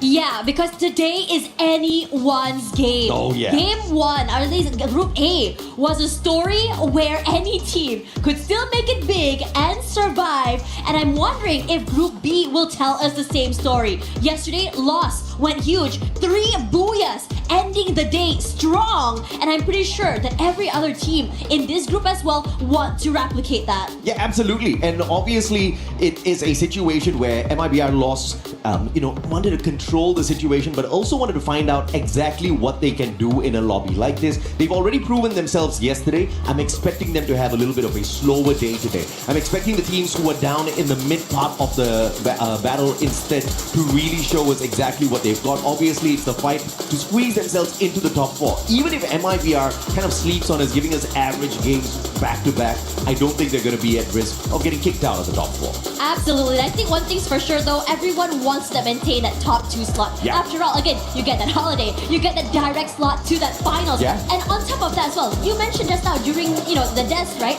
about how hard it would be to be playing through that survival stage. It's going to be hard, it's going to be lethal, and most importantly, it's going to be mind-bogglingly stressful. Yeah, absolutely, because we have got the best of the best from around the world. We've only got the 4 slots. I guess a little bit of a blessing as you take these super titans out of the race. Now you get to go up against teams who are maybe just a tad bit better than you, right? Because you're taking out the teams who are down at the very bottom, so no easy picking. I think it's going to be ruthless. It is going to be very challenging for the teams to maintain consistency when we get into the survival stage. But of course, beyond all of that, if any teams do manage to show us a constant streak throughout those 10 games, I mean, color me surprised for sure, but I'm looking forward to a situation like that. What's going to be the fate of the Indian teams? Now, we saw the support for Shoto. He's got his family members here, but for the rest of the Indian squad, I hope they are not going to be depending on the support, but they're going to be depending on all that they have conversed, all that they have prepared for before reaching this stage, because there's still a lot to prove, and more importantly, you got to save yourself from Miracle as well as Straw Hats, who are sure as hell going to be looking to climb up the leaderboard today. Yeah, and I think what's really important as well is that day 1 is the day that you get a feel of everything. You have an idea, you learn from your mistakes. You have that few hours before coming to today to really fix up your mistakes, whether it be changing your drop spots, whether it be figuring out which teams you'd rather go head to head with. And that is why, it's really scary today. Definitely, I think the heat is up. Everyone's playing a little bit more faster compared to cautious compared to yesterday, at least from Group A, that what we've seen. I wouldn't be surprised to see it here too in Group B. Absolutely. Fluxo, the potential of them going all out today, I really don't see it, right? Because at the end of the day, this is a team that usually flies under the radar, and when it's definitely needed at the finals, that's exactly when they show you what they're truly capable of. That being said though, 2 years back to back, they haven't been able to grab the trophy. Not only were they not able to grab the trophy, they were nowhere close to walking away with trophy here at the Esports World Cup for Freefire. So perhaps they want to change the tactic up a tad bit this time round. They're currently sitting in the 3rd spot, not too far away from MIBI loss. I feel like 1 game can allow them to catch up. 2 games should allow them to overtake MIBI loss. But that is, of course, a question. Is MIBI going to allow such a thing to happen today as well? Yeah, because yesterday they were on a streak. They were taking advantage of the fact that everyone is going to be cautious. It was very high-risk play, but it worked out very well in their favor.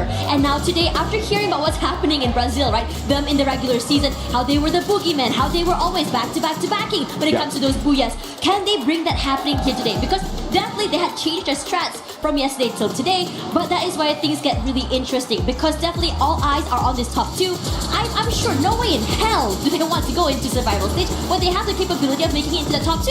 Yeah, and shout out to Chris Joe as well. Vitality has been whooping some butt out there on the battlefield. Who would have expected Vitality to do even better than their Brick Brothers RRQ, who yesterday did manage to walk away with 1 booyah to their name, but not in the top 4 just yet.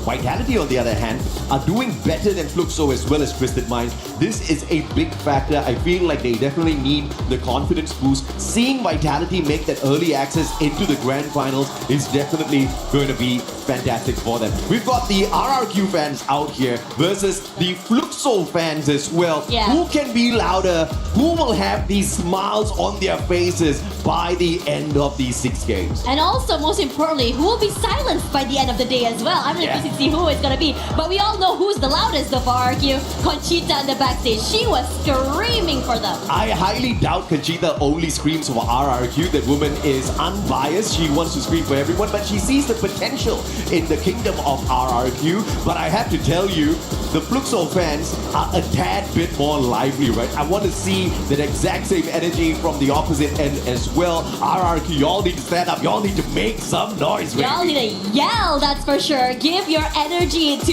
your favorite team as we go into this game. Oh, they're starting to dance here. There we go, that's the energy. More energy, RRQ, more energy. Yeah, I want to hear them sing. I mean, we hear a lot of the Fluxo chants, right? Yeah, so I need to hear them start singing, start yelling, because they do have a chant, by the way. Yeah, absolutely. I mean, we're eventually going to hear it.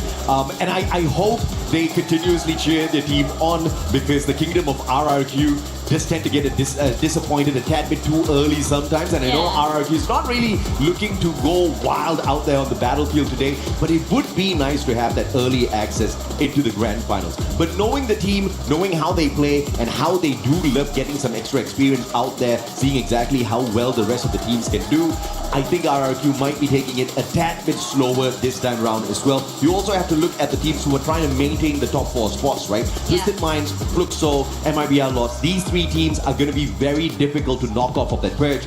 The closest ones that RRQ understands in terms of rotation, in terms of their play style, is going to be Vitality. So maybe some infighting. Maybe we're going to find a little bit of a battle between the 2 Indonesian squads out there. Yeah, Conchita said there's a term for that in Bahasa Indonesia. Perang serumpun, she says. All right. Yeah, so that is something that I wouldn't be surprised to see as well. I do agree with you. The rotation is going to be happening. They can go for that as well. And I also really am excited to see if any of the bottom teams could actually just really surprise us as well. I think Total Gaming Esports as well didn't really have the best of days yesterday. Maybe a reset today would be something. I mean, you talked about how this is the first year that India has made it into the big stage as well, right? You want to get back after a long time, yeah. Yeah, after a long time. Now, you know, you want to get experience. You want to really get into the groove of things. It's so different playing from the Indian stage to a global stage with so many different play styles out there in the open, and they've definitely learned something from yesterday. Tough lessons were learned yesterday for sure. I think IQ Total Gaming, SHUL Esports, they have a very heavy burden on their shoulders, because if you look at the size of the fan base in India, expecting them to perform, it's absolutely stressing, right? Some of the other teams who don't really have a huge support back at home, they've got nothing to lose, they've got nothing to worry about, not many people judging them out there. Every mistake that the Indian teams make, on the other hand, you're going to see some harsh comments on YouTube, you're going to see some harsh posts later on, so they need to avoid that. But of course, they need to play for themselves. This is something that they've been working for the past few years, and this is where you really have to go all out. Everything's on the table, but even if they do not do that, I'm not going to be tickled by it at all, as long as they avoid the bottom 2 spots, because I do want to see more from the Indian squads. So having them at the survival stage, I think I'm going to be quite happy about it. Yeah, I think I'm also very excited to see this as well as we go into this later. I think one thing's for sure though, when you talk about so many of these teams, compared to say Group A, which means I would say a cutthroat group, Group B I think is something a little bit more anyone can be making anything happen, right? So that is where we really have to be paying attention. Yeah, absolutely right. If you look at whether or not Group A truly was cutthroat, yeah, you've got so many Titans in there, you see a lot of eliminations, but because you don't have as many Titans in here in Group B, you're back to an even playing field. So it's not any easier in Group B at the moment for survival. You're still going up against world-class squads out here. But of course, this is game number 1, ladies and gentlemen, boys and girls, as we hop on into Bermuda. The flight path is going to be dictating quite a number of things, and the first one's going to be who's out of the flight first. It's MIBR Lost, RRQ, as well as Team Secret. And Team Secret's another team that we definitely have to talk about. This team, the current kings of Southeast Asia, and some may argue Southeast Asia might just be one of the toughest lobbies out there. Yeah, I agree with you. I think, when we talked about that as well, I think a lot of our fingers were pointed toward that Group A, right? We saw what happened from Buriram United. It was really scary seeing them on that day 1 as well. But at the same time, in this lobby, Southeast Asia, and we're meeting up against, I would say, one of the hard hitters, which is going to be Brazil as well. Yeah. And again, when you look at the group stage leaders, Lost really put a big lead between themselves and the rest of the pack as well. Yeah, it's going to be easy to catch up. I mean, coming into a few matches more today, if they can maintain that consistency, or many other teams can do so. But right now, undeniably, at least for day 1, Southeast Asia is at the top. I mean, Southeast Asia being at the top is no surprise to me at this point of time, because of what they've shown us historically, what they're capable of doing. Al Ahly, on the other hand, yesterday, I feel like they had a decent enough run.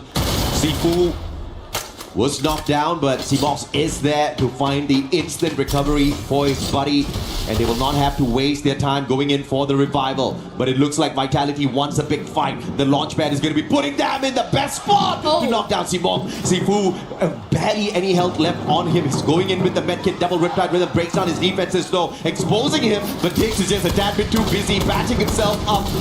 On the opposite side, Vitality versus RRQ. This is that infighting. What was that? Serumpun you said? Perang serumpun. Perang serumpun. That's exactly what we're having out here between the two brothers. Yeah, and now Dudes on the very top side here.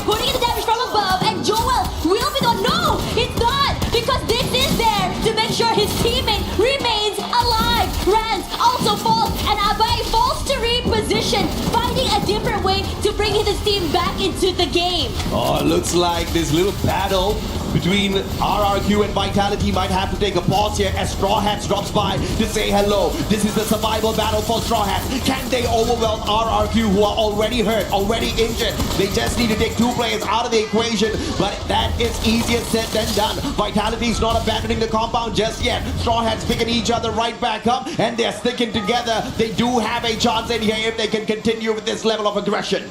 This is exciting already. We already saw or anticipated what was going to be happening early. Now, Vitality waiting in the wings, hoping to see who shows their hand first. Straw Hats waiting. Who will be the one to show his first shot here? Dix takes a bit of tick damage, but never more than that.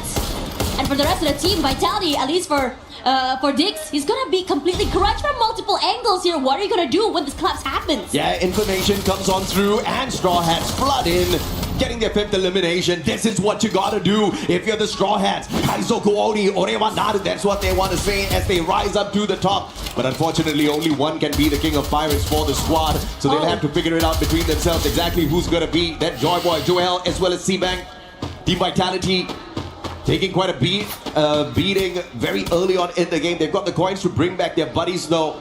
But only one revival here. Joel still needs to hit those coin machines that are in the compound. Leon, on the other hand, in a little bit of a pickle here. If SHUL gets this vantage point and takes Della out of the equation, who's trying to put a little bit of distance between himself and SHUL. That one shot finding the connection. Della still alive and kicking out there on the battlefield. Troll shut down by Joker. The flank around the right with the BSK allows Leon to take control of this compound. Yeah, crazy stuff coming from him as well. And it was almost like he was really undetected throughout the entire moment this was happening. SAUL not going to be reacting off this though. They're just going to be chilling and waiting and biding for time as time goes. And I'm really curious to see what's happening on this side because Huang has been already knocked out by Nyx here, by Mia. And this is another team that is really trying their best to keep themselves still in the game. Leon, yesterday, they had no placement points off of Bermuda and 5 eliminations. So they have to be really careful to not make that same mistake here. Once again, Straw Hats continues to pop up. This time, SHUL loses yet another player to the Straw Hats. 6 eliminations strong, they're looking for more. Buddy will find his back to the Max 7 and Shocked will shock the world as he overwhelms them. Straw Hats rising up to the occasion here. And SHUL having their souls reaped away. It is incredible to see this coming from Straw Hats. Definitely motivated to move around the area. More proactive, in fact, compared to yesterday. Really eager to take these fights around the area. There were 2, 3 teams already they've gone head to head against. Straw Hats yesterday in Bermuda picked a total of 4 points. Now, just through the eliminations, they've got an 8 already. So they're double better than whatever they were yesterday. And we're just kicking this matchup off. And that's the kind of hunger that you see in the squad. How much more can they deliver on this battlefield? They need to keep their confidence at an all-time high, and clearly this first game helping them do exactly that. But if you are Straw Hats, you definitely want to calm down a tad bit and focus on those circles. Focus on your rotations a tad bit more as well. You don't really want to be playing your luck with too many of these early engagements. Yeah, now toward Bima Sakti, we are going to be looking at a team. Oh no, looking here over on this side. Well, Jack already sniped to his death so quickly. Joker is on a rampage, doing so much damage with just the snipers. Yeah, Joker's just annihilating with the VSK. Beautiful stuff out of the guy. Once again, 5 eliminations out of the 7 that the squad has so far. We already said this is the meta of the snipers, and Joker clearly understands that, wanting to take maximum advantage of that. Della catching up with the rest of his buddies as now Straw Hats once again ends up in a very early battle. I am not liking this, but can they overwhelm Leon, who's just not the best at Bermuda in this lobby? Yeah, they just have to just move away here as well. So Shocked is going to try to find a vantage point forward. Della and also the rest of his team quickly finding time here. Who will get a double kill there somewhere? And even bringing his teammate back into the game, but Joker's not done quite yet. One more and Game Sting down. But the shots from Joker is absolutely annoying, but thankfully Leon does not have more numbers here alive to pressure Straw Hats. They back away, they call a truce for the time being, and Straw Hats will be able to pull Nil back into the game as well. Look at this phenomenal performance from Straw Hats. 10 eliminations already. Crazy. This is their best run so far. Yesterday, they got nowhere close to 10 eliminations in any one of their games. Yeah, it's such a change in tune as RQ will be the one in trouble next. Pain from above as TG pressure them. Bullets upon bullets. A bit of a reprieve as they did manage to get the resets. And the collapse hasn't happened quite yet. Abe moves forward. Mal knocked down. And Abe is the last one alive. Has to survive this to bring his team back into the game. During an interview, Dutt said that yesterday was supposedly their warm-up day. But they're still facing so many problems by so many different teams in these rotations. Abe just trying to make some magic work out of this monster truck's gonna find that gravity is not gonna be on his side. So unfortunately for him, he cannot drive away. But even if he did try, Shanky would just snuff him out in an instant. You've got Aztec there as well with an AC-80, so it's just not gonna be possible for Abe to save himself at the moment. He's just gotta hope and pray that by some luck, IQ Total Gaming just walks away from this bridge, giving him a little bit of a leeway to escape this sticky situation. RRQ left with their final player, and potentially after that Vitality, what's the rumpun? Perang serumput. Perang Yeah, serumput. Perang serumput. Perhaps that put them in a tad bit of a pickle. And speaking of Vitality, you're going up against Meacorp, and Meacorp cannot afford to lose this battle. And if they can take down Vitality, that should definitely boost their confidence quite a little bit. Vitality were on fire yesterday. Yeah, and I think one thing's for sure that we wanted to see Mia just try their best to not only just survive, but also be able to bring themselves into more than just bottom two. Now, this shot by Diamond was just nasty as well that happened just now. In fact, he had moved around the area, got 2 snipes, and he was undetected throughout the entire time. Crown 98, definitely a weapon of choice for many of the players here, because of the advantage it gives you out there on the battlefield with a little bit of an assistance. You saw the deadly timing from the guy, but Sibank now. Trigger discipline is there. Straw Hats understands the situation, and they will secure the vending machine for themselves as well.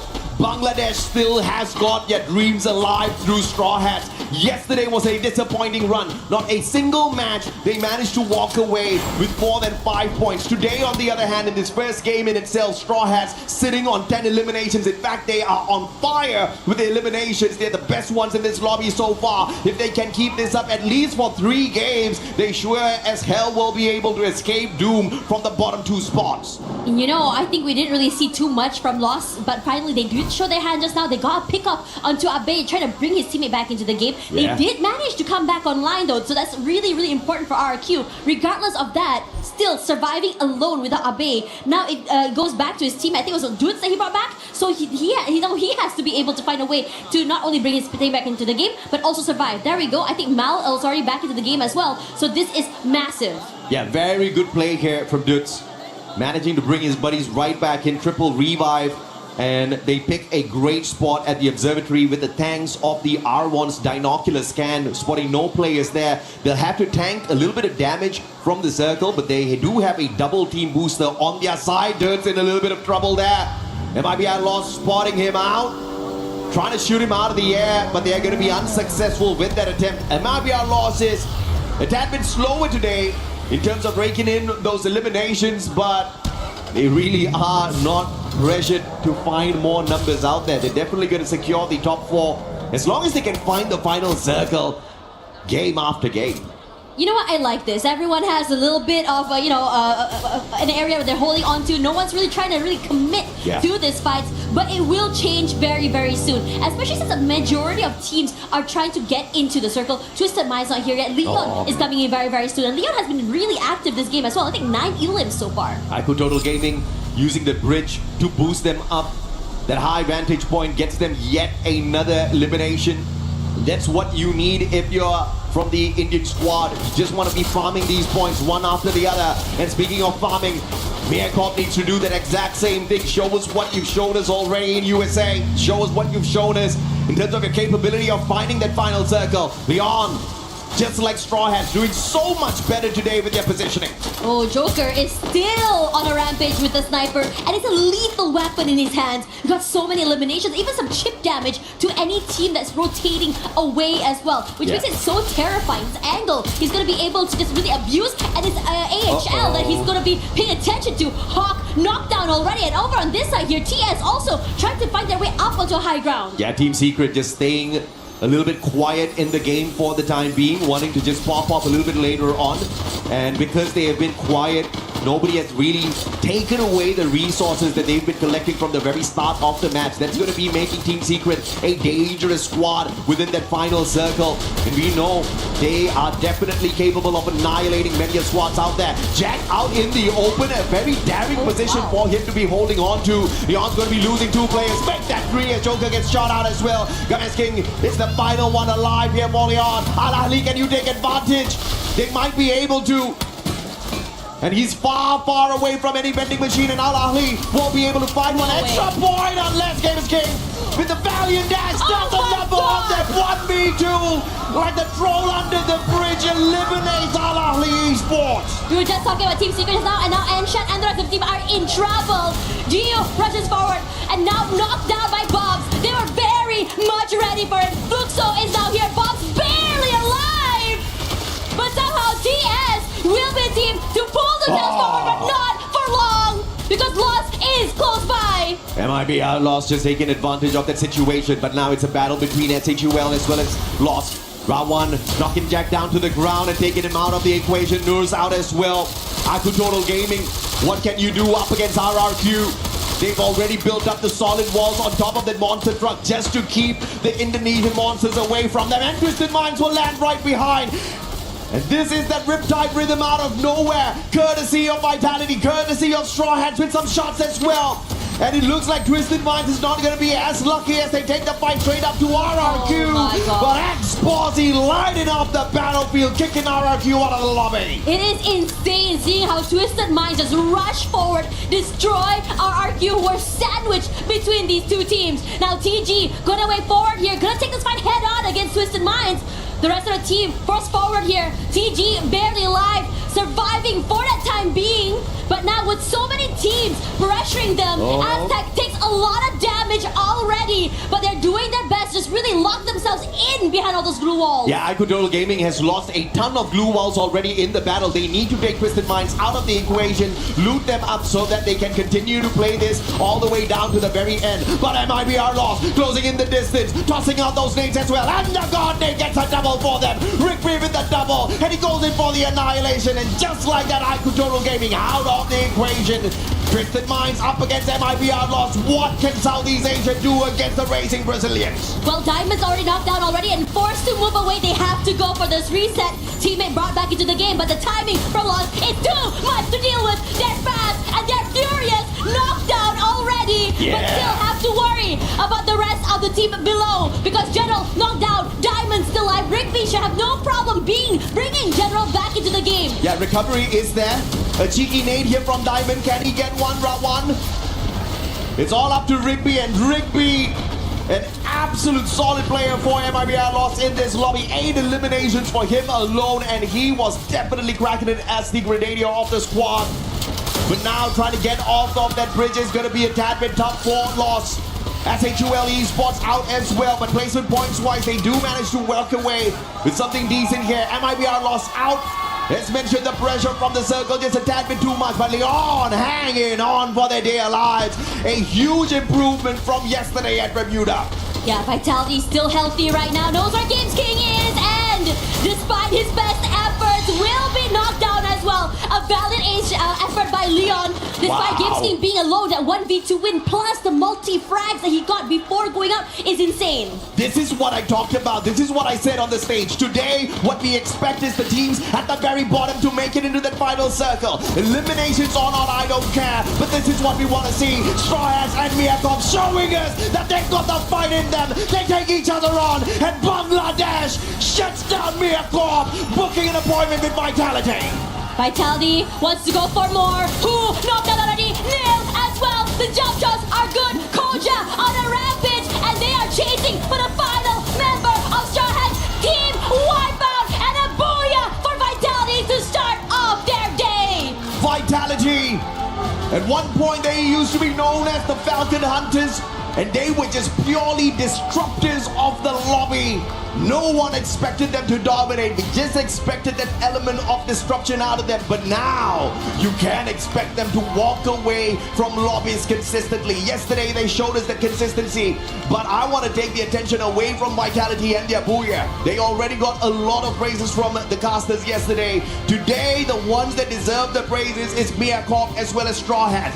The absolute determination to stay alive, and Straw Hats actually walking away with 10 eliminations and surviving long enough to get into that final circle shows you that hunger. So SHUL, Ali, they better watch out because the two from the bottom are looking to rise up. Yeah, both SH and Mia making it to that top 3 as well, raking it a lot of points as well coming into this one. So the race is on right now because again, it can be anyone's game. Everyone was thinking the bottom 2 might not be able to come back today, and they are showing us otherwise. Eliminations coming in from SH as well as the tenacity to survive by Mia is something to be praised. And even then, we're seeing so many teams even individually pop off. Leon Joker just now was going crazy. I believe also Games King was able to not only win a 1v2, but before going down to Vitality, he got 5 eliminations. Absolutely. But of course, we got to bring the conversation back to Vitality at a certain point as well. Chris Joe, the main reason why these guys turned from disruptors into absolute monsters out here on the battlefield, he has certainly guided them well to the top. But can they stay at the top? Can they hold on to those top 4 spots and find the early qualifier into the grand finals is going to be a big question, because the move that Vitality pulled off in the final battle sequence was exactly what got them the booyah. They did not wait for Straw Hats to complete their battle first before taking advantage. They were already taking shots at them, whatever angles that they could find, trying to weaken the Straw Hats crew, and then with the proactive rush to take them out of the equation as well. This is a huge improvement from Vitality, and that is what the other teams need to fear. The fact that they've got a coach that is absolutely brilliant to tell them exactly what they need to fix. If you look at what Vitality did at Bermuda yesterday, just 4 placement points, 5 eliminations. They had a rough run in the first game of the day, but today they twist that around. But they have to make sure as well that they don't run out of gas because they are stepping on that pedal a tad bit too much. Now, Dash and I are going to take a tad bit of a breather. We'll be back with you in a bit. Human body was built to move, not trapped at a desk in one singular posture for 12 hours a day. It's time your chair evolved. This is Secret Lab Titan Evo. Ergonomically engineered for you, gamers, hybrid workers, artists, backing your every move. He can come in here and play my game. He knows nothing but go! Tyler 1, you're done.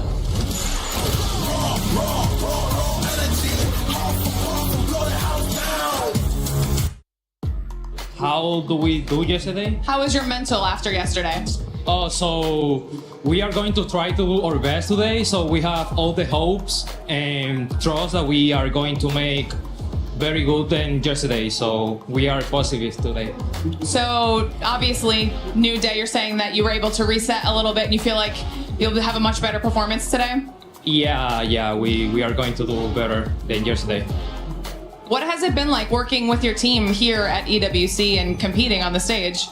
I mean, we are going to be like try a lot of bad things together, and be here today is like a good feeling that we are all together, and can be here competing with a lot of teams. Well, I know that there's definitely a lot of people pulling for you guys as well. So obviously this is a quick chat, but thank you for taking the time to talk and best of luck today. Thank you. Ladies and gentlemen, you are right here in the heart of France. It's Paris, Freefire at the Esports World Cup 26. And we have a bit of a review for you for the first game of Group B. It's Husky and Lucifer, and things are only getting started. We see Straw Hats making the top 3, and that was something that we were hoping to see from yesterday, and they've done it. I think this is what I was waiting for. Even in Group A, right, the teams at the bottom make a comeback. Titan Esports Club did it. I was about to bring that verticality where, hey, there's Bangladeshi team who've already made one through into the survival stage. Straw Hats started off, and they rightfully did from game number 1 itself. Absolutely. I mean, from what we've seen from Group A earlier on, when TAG got 2 booyahs, I think that really set the stage. If a region like India, who has been trying to prove themselves for so long, can do it, why can't the other people do it, right? Why can't the other squads step up to the occasion? And I think the best part right now is that we have some of the super fans in the house, with Fluxo on one side, on my left, with RQ on the other side, and they are here in full force. I think this is what we needed, especially Group B. We were with the vibe yesterday casting on the desk, but right now here, I can even feel it better. And I know this is going to be added on pressure for the players itself, especially a couple of early losses. RRQ, again, a similar stretch of what happened yesterday is being replicated today as well. I hope it changes for them. Yeah, and when we look at the standings, you can kind of see the separation, right? The first thing that comes to mind, MRBL loss, still the front runners, still the head of the pack. It really feels like no one can overtake them. Even in games that they don't get the booyah, they are still the predator, the apex predator. But I think you have to add it on to Team Vitality. They're picking up the pace. They understand, yes, MIB a loss of taking it away, but Team Vitality bringing it out, matching up with pace, toe-to-toe is what they're looking forward to, because they also be at the top 4, they make it to the final. Yeah, and I think at the end of the day, Team Vitality, RQ, the Indonesians, they have plenty of fans there, even though we saw RQ super fans in droves, but I can assure you, Team Vitality is also on the support list, right? Because again, we talk about second places, heartbreaks, the super fans of the teams that have known Heartbreak the most are actually here, and through the highs and lows, they have been with them. I think in this game, there's one more team that we have to talk about. It's going to be Twisted Minds. Yes, sir. Yesterday, later in the games, they started to make a comeback, but right now, they did put up a good performance. Unfortunate that MIB loss ended up taking a head-on fight right at the bridge. If it did change out, I think maybe Twisted Minds also had an opportunity for a booyah. Yeah, I want to try something, right? Since we have the super fans here. RQ fans, you see me? Yes, RQ fans. Kita cuba ya. Kita chant RQ, okay? Viva! Viva! Viva! Yeah, that's the spirit. You got the Fluxo people on your side. Fluxo, do I even need to start, or is it going to be your drums? Can we hear it for Fluxo? That's the spirit of Freefire. We love it so much. And this will only continue to electrify the arena as long as the games are going. We know that there's a lot of expectations. Then we're going to see Fluxo, we're going to see RQ, either in the survival stage or in the grand finals. And this rivalry has extended beyond boundaries. Well, that's it from us on the stage. I'm pretty sure the casters are ready to bring us more Free Fire action. Oh yeah, we're very, very ready. And the whole crowd, this arena is shaking right now from the noise, from the sounds, from the fans as well. Whether it be RQ, whether it be Fluxo, everyone is ready to see who makes it into the next stage. Absolutely. Now, yesterday, I have to say, it was not the best run for Leon, right? But today, when they opened up Bermuda, I have to say, this has been their best performance so far, hands down. 12 eliminations, 7 placement points, a total of 19 for them to match up to their performance at Nextera. And this is exactly what you need if you want to show that you are well prepped for the grand finals. Is it going to be enough for them to squeeze themselves into the top 4? If they keep up this performance, that's definitely going to be the case. Yeah, now coming into this one as well, when you talk about, just for Leon, just about so many of the teams, we talked just now a bit about what to see at the bottom of the brackets, right? Yeah. And now suddenly everything's shifted. What we thought we knew about all these teams yesterday has changed. Mia looks different day and night. Even Straw Hat starting off very, very strong. Yeah. If you had missed map 1, please go back and look at it because it's crazy. Yeah, from being nowhere close to making it break away from that bottom two spots. They picked up 22 points, and I'm talking about Straw Hats. That is phenomenal. Yesterday, throughout the whole day, we saw Straw Hats pick up, I think, about 24 points in totality out of 6 games. So to pick up 22 from just one match shows you that they are a very different squad today. You cannot underestimate them. You cannot count them out of the race just yet. But Miakov, I have seen better from this squad within their own region. I'm still... I'm unfortunately going to be Asian parroting them at this point of time. I'm expecting more, although they got into that final circle earlier. More consistency for sure. As we hop on into game number 2, this is going to be that battle at Solara. Yeah, Solara was very, very interesting yesterday as well. It was, I think one thing's for sure though, we saw a lot of not only just moments where people were like moving away and running away, but we are seeing on top of the rail fights, chases as well around the map, and it's going to be very exciting. Now we saw a bit of a glimpse of what we could see from SH as well as Mia. I am wondering to see whether or not this momentum will continue into this map. Yeah, absolutely. Straw Hats down at the aquarium, but they have to be really careful. They've got a split drop, which means they do have a little bit of an insurance policy. But beside them, the other team that has got a split drop is the one and only Fluxo, who got taken out of the lobby a tad bit too early. I know they weren't too happy with their performance in Bermuda, which means they are the bleeding predators at this point of time. And a bleeding predator is a very dangerous predator. Miakop, on the other hand, Biblik's already sustaining a shot to his chest. But they do manage to quickly reposition off of those slide rails, looking to find a little bit of extra loot here at Riders Club. MIBR lost up against Twisted Minds though in a very early encounter earlier, and Rick B taken out early, but of course the team's not really going to suffer bringing him back. There's just one. But IQ Total Gaming could just be taken down here by a good performing Leon. Gomez King down on the ground. Della for the instant pickup, and they want to put on that pressure. Shanky backing away, all alone now. Gomez King with the Mag 7 will take him out instantly. And this is trouble time. IQ Total Gaming left with one final survivor, but Mafia buying an insurance policy back for the squad. That one revival is going to keep them in for a little while more. I think it's super exciting to see this happening because we were talking about how Lion just now was having such a great game. They were very aggressive. Hold that thought, shot, instant kill, headshot, eliminating Abai so quickly. But now he is in trouble since all eyes are on him. Yeah, Rand's looking for a little bit of revenge shot, but great defense there, but a double glue wall. Medkit's gonna come in handy at this point of time. We'll catch up with Straw Hats later as we spot out the players on the side of Vitality doing battle with Twisted Minds. 2 eliminations in hand already for Twisted Minds, and they're looking to take this out of the equation. The Indonesian player, Valiant Dash, breaks down his defenses, and the Bass with a sliver of health cannot sustain as Joel from behind the glue wall hits him with the M82B.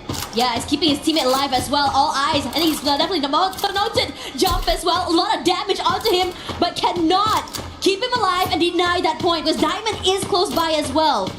He's going to try for more. Diamond's going to go in for the rush here. Gets tagged up by Joel. He's got the car 98, so Diamond can't mess around. M82B will find the access behind the glue wall as well. Diamond in a lot of trouble here. Joel with the advantage, and Koja with the flag. The VSK puts the guy down. And Tristan Minds will understand that they're not messing around with a small squad here. Vitality, do you go for the white? But there's Shanky interfering in the battle, and that forces the reposition out of Vitality. Yeah, they do not want to deal with this too early as well, but great work coming from them. They have so many high grounds and angles piled to be able to trade off one another. But meanwhile, for AHL, all eyes on the Fluxo side. They want to take this fight, but Fluxo, and you know how they play, they don't want to take this fight too early, putting a bit of space between each other. Let's see what will Al-Algi do here up against one of the biggest monsters you can come across. The one and only Fluxo. Not powerful just because they've got a huge fan base behind them. They've got a huge fan base behind them because of what they can do out here in a lobby like this. Sifu tagged out, pushes in, walking in, Valiant Dash breaks down the defenses, but could not go in for that instant shot. Sifu looking for the recovery and gets his own blue wall broken down here, but the backup from GU and the Cord will give him the advantage and pushes and follows up the M590 shot. Al-Ali now in a lot of trouble. As Remind quickly tries to back away, Car 98 in hand, but there's nowhere to run. Fluxo's on the hunt. Yeah, and you know that while they are chasing, they are almost like a boa constrictor who does not want to let go of the prey. Shots to remind, but he's managing to stay alive for the time being. But Bob's heavy on that pursuit. The Bobs should be able to find this elimination here, Remind. Outside, Bobs with the Woodpecker. Not finding his shots on connection, and Remind actually manages to scurry away. The vehicle on fire though. Remind, what an escape from Fluxo.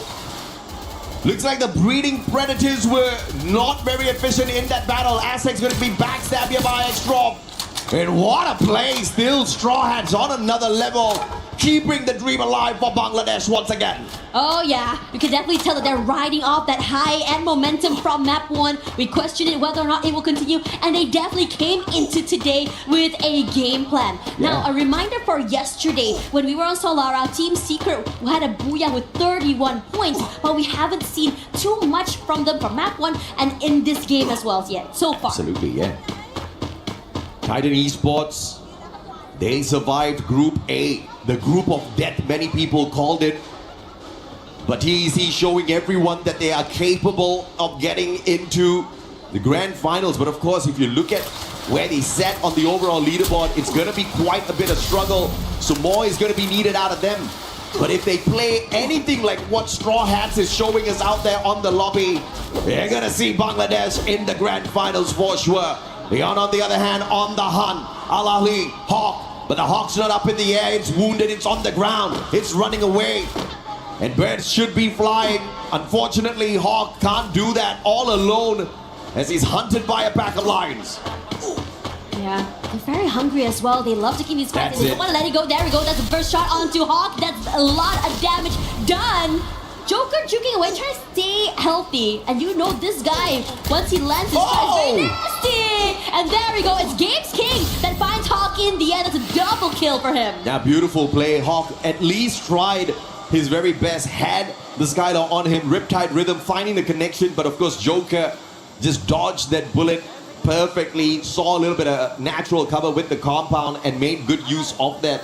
If you look at the most eliminations, man, MIBR lost, still on fire, even though we didn't see a massive game from them at Bermuda. They still walked away with the 14 eliminations, and Yago's just topping the charts with the damage as well.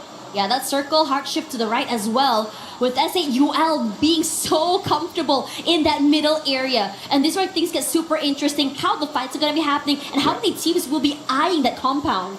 Absolutely. Now, the next circle will move towards SHUL as well as MIBR lost. Both of these teams will stay silent for the time being. But now, Team Secret up against Fluxo. The shot onto Decoy.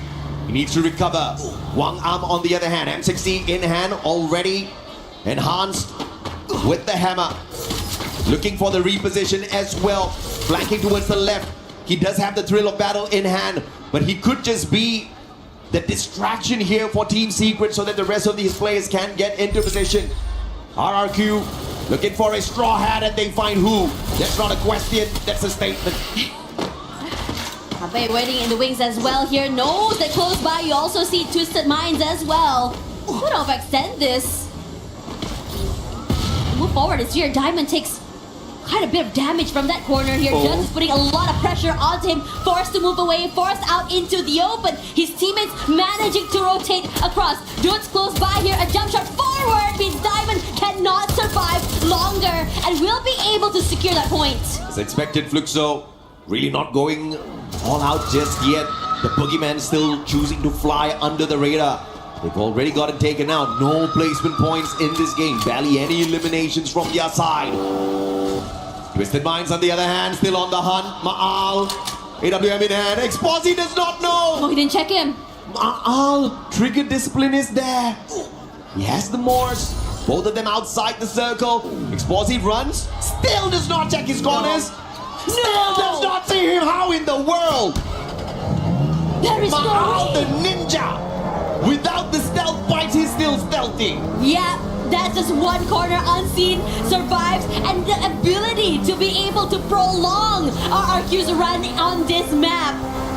When they said keep your head down, I never knew it would work like that. For real though, it worked out so well in their favor. And now we're going to be looking here at Vitality that's already repositioned themselves quite in the middle of the map as well. And these early rotators would have a bit of an advantage in terms of positioning. Ex-Posse needs to check his eyes, bro. Man. And Ma'al, that's the luckiest camp I've ever seen. He was hoping and praying he doesn't get spotted. I was so sure he'd be seen just now, especially to that large, big area that he was crossing. Yeah, Ex-Posse was just too busy. He had a mission on his mind. He's like, we are out in the blue. We're tanking a tad bit of damage here. We need to look for the next circle because it's going to move yet again. And Ma'al just lucked out big time. And RRQ gets to have a little bit of fun there at Funfair, catching up with each other. But Twisted Minds just tied to RRQ fatally. IQ Total Gaming, on the other hand, unfortunately for them, they've been taken out of the equation a tad bit too early. It's definitely going to be a long journey for them to squeeze themselves into the top 4. But as long as they can keep themselves away from the bottom 2, I think India can rest easy. Oh yeah. Abe waiting here, Twisted Minds. Diamond already knocked out so early there. Abe now positions noted. Still wants to go for that hunt. Jump will be seen. Breaks that with a valiant dash, but able to put the glue wall down for that second time. The Bass knocked down, and now it's a 2v1. His teammate's already back in the game as well. So the crunch is here, and Abe, a quad instantly doing damage to so many members of Twisted Minds. Come on, PLS1, show us what you got with that sniper. AWM time, baby. Ex-Posse driving away. Try to juke. But the God lights the vehicle up in fire, and PLS1 with the AWM takes him out of the vehicle and the lobby. Unfortunate for Twisted Minds. RRQ did not show them the same courtesy Ex-Posse showed Ma'al. Oh yeah. Now CMOX is in trouble as the rest of the Lions look to go for the hunt. Finds him in the corner. The Valiant Dash breaks it in the end. He's so quick to take him out of the game. Well, PLS1 stole that one away. Beautiful play! And Gaveskin gets knocked down as well. That AWM from PLS1. Team Secret has got a nasty sniper on their side. And Jacquard's dealing with that instantly with the M82B. But of course, the recovery should be easy for Team Secret. We move on over to Vitality up against SHUL. I think this is a little bit of a peace treaty between them. They're not going to find the engagement between each other just yet. Looking to play it safe for the next circle. Yeah. Southern side here in control of the Lions. Well, meanwhile, close by, we also have Team Secret. I think they definitely had their eyes onto the members of RRQ here. Yeah. And meanwhile, for the Straw Hats, well, surviving this long and still at the very top of the lobby, it is terrifying seeing this team activated on the second day. Absolutely. Can we see yet another Bangladeshi squad survive the group stage? Unbelievable survival play from TEC. Titan Esports just showing everyone that the dream can be kept alive, and Straw Hats again, early game, 10 eliminations already. Yesterday, man, they were just down in the dumps, but today, Straw Hats just showing us they're awakening their conquerors hockey. Just knocking everyone out without even bumping into them. You just will have to find your way around the Straw Hats, because if you let them run away with this, I think they're going to be dominating the lobby eventually. Team Secret, 7 eliminations in hand. And PLS1 on fire earlier, but he slowed things down a tad bit here. They need to look for a way to get into the next circle, and RRQ stands in their way. Yeah, they put a lot of damage and pressure toward this team as well. The fact that the Lost is not able to really do anything either says a lot about how much space as well as power RRQ has. And speaking of power right now, Team Secret on a rampage, looking for this fight against the Lions. Not able to take up too much space. Kept out of the zone thanks to all of these glue walls. Beyond. What can they do? A little bit of a panic here because the circle's looking for them. Getting the damage in. Team Secret is trying to gatekeep Leon. RRQ, Straw Hats on the way, Bangladesh. Looking to sneak away the points as the third party. Y'all better wrap up your act right now, Straw Hat says, because we will not have a choice. Whoa, RRQ! God, nade from the master grenadier dudes himself. Beautifully done, and they had so many close calls in the beginning of the game, and they're looking to keep so many of these teams out here. Team Secret in trouble. The Lions taking in so much pressure from RRQ as well. Della knocked down and trying to be able to bring it brought back into the game, not able to do so. SHUL Esports Esports taking out Vitality. Talked a little bit about the aggression from the Indian squads. Team Secret shut down as well. You can thank RRQ for that. Who would have expected them to step out of their own safe zone to take the fight up against two teams who were looking for their defensive spot? So a little bit of proactive action there from the Indonesian Titans. Leon's out of the equation already. We are left with 4 squads in here. RRQ, MIB are lost. Miakop and Straw Hats again getting towards that final circle. But Josh wearing a little bit of a boo-boo there, looking for the pickup from his buddies. Yeah, time is dwindling and no space to move because Lost is here pressuring the Straw Hats. The shot goes huge. Neil knocked down. Shocked is waiting to be the next one to fall, but they're able to recover. Who as well? Taking a lot of damage here, but RRQ on a hunt, getting active. Maybe I lost. RRQ taking the fight straight up to them, which gives the big opportunity for the two underdogs down at the bottom to run away with the booyah. Straw Hats and Miakov, they just need to stay silent for the time being. RRQ takes the fight to them. Round 1, Yago taken down. Ma'al with a super snipe. Dudstone traded out. Shock taking advantage. This is Straw Hats hopping on in, trying to stop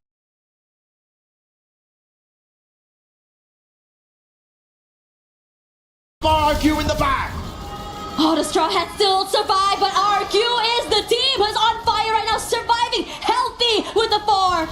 Both these two teams, Mia and Straw Hats, started the day at the very bottom, and they're survived again at the top 3 here. Shots knocked down already so quickly because Mia has their eyes on this team, going for more. Mia will get 2 more points. Amito Maki Balobasi. Bangladesh, that's the kind of spirit we want to see here in AWC. But now the battle is the 2v4, the odds against Mia, and RRQ will use the odds to their favor to walk away with a booyah here. And they want to show they are alive and kicking, and they want to make it into the top 4 for the early qualifier to the grand finals. Oh man, RRQ had so many close calls with one player left alive, whether it be Abe, whether it be Duds, and somehow still being able to bring the whole squad back into the game, recover, and get that booyah is insane work. Yeah, after a bad run at Bermuda on this game 1 for day 2, RRQ shows that they definitely can step it up. And Solara, not necessarily their best map out there, but they have shown that they have got that veteran experience, and a little bit of the circle, a little bit of the action on the battlefield favored them in multiple of those situations. Ma'al could have gotten taken out a tad bit too early, and the recovery could have been delayed a little further for the side of RRQ. But thank goodness Exposi did not check his corner in that particular sequence. Gave us a few entertaining moments.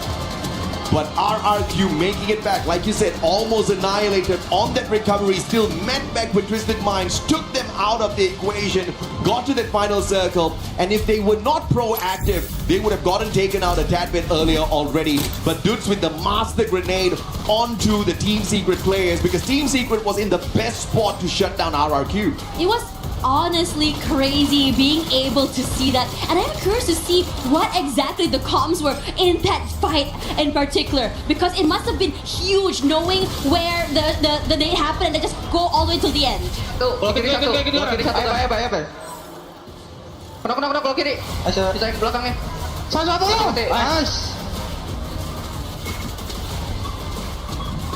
Man, Dudes is just a monster with those grenades. The accuracy, the timing, he cooks it up so well like a chef, and when he serves it, the dish is absolutely deadly.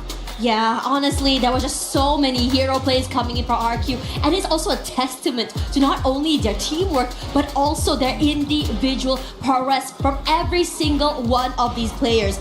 It's always really, really fun to be able to see these things happen as well, because for RQ, they always come so close toward the very end. And I think, after the interview, they said that this year is the year that they think that they had learned so much from the previous years, and this year is the year that they want to be able to get that trophy. Straw Hats showing the will of D is alive. You cannot take them out of the equation. You cannot count them out just yet. On the first page, they sit right here. Yesterday, just about 24 points from 6 games. Today, back-to-back, they scored more than 20 points, or at least 20 points in the second game. Earlier it was 22, 44 in just 2 matches. Straw Hats is just showing us a very different version of themselves. I hope they can keep this up. This is going to show the rest of the world of Free Fire that the dream can always stay alive as long as you make those plays. But of course, on the second page, your team Vitality getting knocked out a tad bit too early alongside MIBR loss as well as Twisted Minds.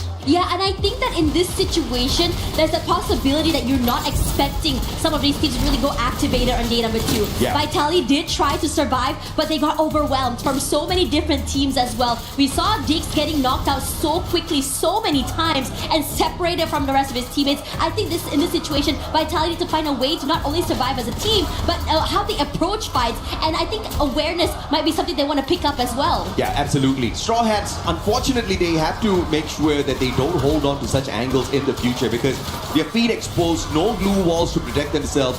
Many teams found that to be that weak point of the squad, and 2 players got taken out of the equation a tad bit too early. If Straw Hats had 4 survivors down in the final circle to play for the Booyah, on the other hand, I think that would have been a much better chance for them. But of course, these small little mistakes is exactly what they need to fix. But of course, we've got an interview on the stage. Let's catch up with you guys in a bit.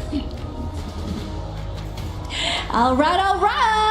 We are back on the stage with Miko and Cheetah. And of course, we have Joel from Team Fatality.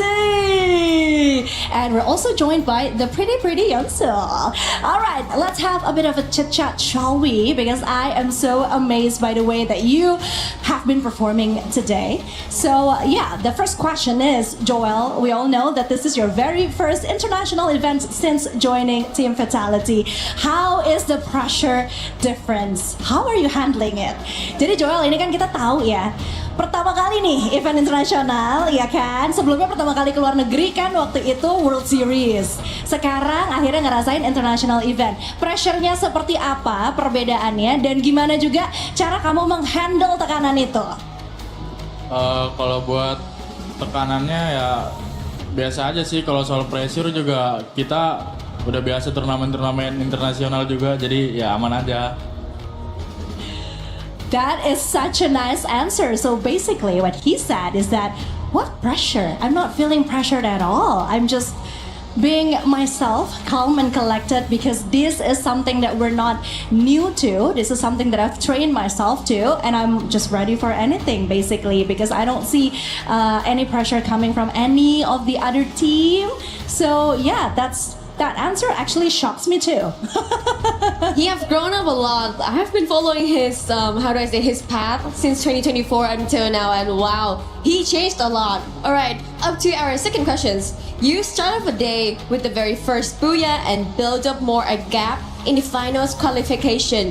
How much of a benefit will it be to not have to play in tomorrow's survival stage? Nah, ini pertanyaannya menarik banget nih. Kalian kan tadi membuka hari di grup B dengan sebuah booyah, yang artinya kalian juga nambahin jarak poin dari tim-tim lain yang harus ngejar tim Fatality. Sepenting apa sih sebenarnya buat kalian sendiri menghindari survival stage? Seru apa? Apa pentingnya kalian menghindari babak survival? Karena kan kalau yang kita lihat di top atas itu bisa langsung melangkah ke babak selanjutnya. Sepenting apa untuk langsung catapulting diri kalian ke babak berikutnya dibanding harus lewatin survival stage? Kalau untuk ngelewatin survival itu menurut saya terlalu jauh lah. Ya kita pengen buru-buru lolos aja. Well, a very short answer and a very confident answer. Well, we don't want to waste our time. We just want to make it quick. We just want to make it to the next stage and not go through the survival stage, because again, it is a waste of our time. All right. Show us more. Yeah. We would love to see more from you guys. Yeah, I hope he can back up this answer seriously. Okay, so last question. We've seen a lot of teams start slowly this event. How important it is for you to show your best game in the group stage and build confidence heading deeper into the competition. Ini kan kita lihat beberapa tim tuh memulai perjalanan mereka agak sedikit slow nih. Apalagi kalau kita bicara di grup B gitu kan. Sementara kalian agak sedikit berbeda. Sebenarnya seberapa penting penting sih buat kalian tampil agresif dan tampil langsung meledak gitu di group stage dibandingkan dengan tampil konsisten memasuki babak-babak berikutnya di kompetisi yang sebenarnya bisa dibilang ini kan jatuhnya kayak maraton ya, bukan lomba lari cepet gitu. Situasional aja sih, kalau emang kita lagi pengen agresif ya kita agresif, cuman kalau kita pengen defense. Nggak ada penting-pentingnya juga, biasa aja. So of course, what he's saying is that the teammates are also complaining behind you because of his answers. But basically, what he said is that it is important to play great to perform well. But then again, when it comes to being aggressive, when it comes to getting as much points as possible, it is very strategic. It's something that they will adjust according to the gameplay. So yeah, right now they're just trying to give up their best and showing the best performance that they could. Awesome. At least we can see all of the Indonesian teams are on fire right now. They're keeping the track, getting more booyahs on today at Group B. Well, thank you Conchita for the translating, and of course congratulate you as well for the first game, getting the booyah, Joel. And also I hope that everyone will keep this fire and spirit and play the best in the next game. Thank you for your listening and stay tuned, get hydrated and wait more from us.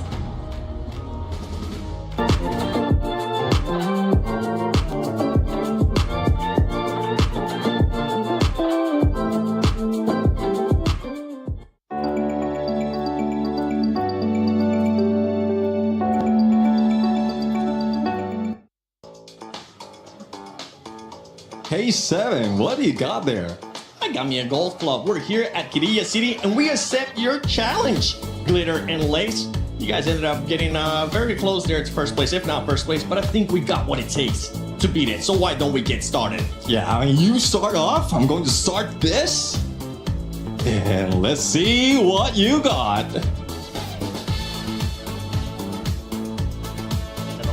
I'm a little bit nervous here. Well, there's no need to be nervous because we got 7 woods. There goes for the swing. Is it in the green? Ooh, 89.4. You know what? I'll take it. It says too far, but I'll take it. Now it's time for your turn, Mr. Neptune Happy Gilmore. Let's see what you got. Let's see if you got what it takes to beat 89.4 or maybe make it even better. As we'll get started here with playing golf. Let me press the start right here. Okay. All right. You got this. You got family watching back at home. Anything you want to tell them really quick? I got this. He's got this. Let's see that swing too. The prep is going to be up. That was a practice. Practice. Yeah, just a practice. He's got this. He's got this. Oh my goodness. Oh my. No. Don't break that just yet. Oh, 82.1. You know what? If you are in Paris, if you are at EWC 26, you can actually come check this out at Quirilla City. But for this one right now, I mean, I think it's actually time we challenge somebody. Yeah, let's go. Let's do this. So you know what? Husky, Lucifer, let's see if you got what it takes to beat our score. Hello everyone, it's Carol Bombshell again. I'm happy to be back here on stage close to Fluxo's crowd, Fluxo's fan. And I'm also happy to be here with the 2 influencers for Fluxo. I got Raja and Ale Mazy here with me. They have been done such a great job with the Fluxo's crowd. And I want to know, Raja, what's the feeling to be back here at the AWC with your team now? I'm really happy to be here today. I love AWC. It's just the best tournament ever, and it's really good to see my team playing, and they are doing really well, and we're about to win this tomorrow. Oh wow, such a great confidence. I like that, girl. Okay, Ale Mazy. It's special to have you here for the first time watching your team, and I want to know, do you think they will qualify direct to the grand finals? É muito especial ter você aqui juntinho com a gente, torcendo pro seu time. Quero saber se você acha que eles vão se classificar diretamente pra final. Com certeza, vai dar tudo certo se Deus quiser. Hoje a gente vai sair com essa classificação. É isso, gente, vai dar certo sim. Segue o fluxo que os meninos estão preparados e a torcida aqui tá preparada demais pra essa festa. Of course, they will make it to the grand finals today, okay? So we are very happy to be here. We are very glad to support our team, and we're gonna see each one of you cheering for Fluxo in the grand finals. And follow the flow! Thank you! We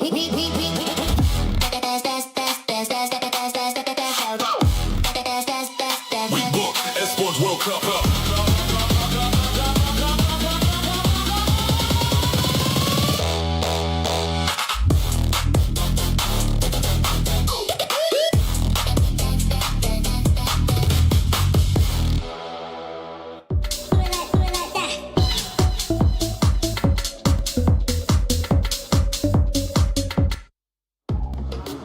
Neptune's swing was a little bit off, but don't worry about it because hopefully Fluxo will be able to come back. But actually, Fluxo hasn't been performing that well. Sorry, Carol, don't worry. We'll get a chance to talk about that. By the way, Carol, Bombshell, Neptune, and Lace with us. But to recap the first two games of Group B, Vitality. Yeah, I mean, definitely. Vitality has been great from yesterday. Now they are dominating. And it's not only them. I mean, even RQ did manage to get that for you. So there's just a lot of hopes right now that's coming from the team. And the climb for the top four is just getting easier and easier. Even for the interview coming from Joel, I think like he's just too confident that they will be getting there quite soon. Well, let's talk about that actually, because that confidence, it's good to see, Lace, but sometimes we've been seeing maybe too much confidence come back and bite you in the you know what. Well, all I know is that we beat you in golf, so I'm just going to hold that in my heart. But look, obviously I've been following the storyline of, Team Secret as my underdogs, okay? So in that position, they were in that southeastern corner there with Bayside, and it looked like that they were going to, have a nice little easy rotation in. And I think this is probably why we've brought Carol up here, but they managed to get a team wipe on Fluxo down in that corner of Bayside. But it was a bit of a treacherous kind of rotation to that zone, because they got held out by the likes of RRQ and also, what was it? I think it was Team Lion as well. So it was a very tough trek for them. Obviously, we're talking about the pace and slow and steady, that sort of a situation, but they are not getting enough of those E-limbs and placement to be able to beat these sorts of teams. Now, I want to bring into the conversation Lion. Yep. Okay. And, Conchita obviously had a conversation about them too, but this is exceptional from them. They have absolutely dominated and moved up there. They are in the conversation. They are up in those top teams and battling it out in those final zones. Yeah, I do agree. I mean, there's a lot of history right now coming from Lion, especially Gameskin. He was left in there alone, but even solo, Lion. Gameskin can still get all those eliminations in. Like the fighting spirit coming from him and the team. I'm really loving it. They might be able to break through and bring down Twisted Minds. We're gonna look at number 6 because Fluxo, this is a squad that everybody expects them to go directly to the grand finals, but right now that's not the case. They're 17 points away from top 4, Carol. I don't understand why you guys invite me such in this moment that Fluxo is not doing so well. What's the point? They did fantastic yesterday and are definitely in contention. So one bad game doesn't mean anything. Yeah, I know. I mean, they started really good yesterday. They had such a good confidence, but at this point, they should not going like that, because last year reminds me of last year when they were not doing so well, and then they lost completely their confidence. So if they keep doing the same performance, probably their worst nightmare will come for them. All right. Hopefully that worst nightmare is not going to happen. Now, you have a lot of experience with Freefire in Brazil, and I know you know a lot of these players. They do have a superstar when it comes to Fluxo, right? MT7, the MVP out of that region as well.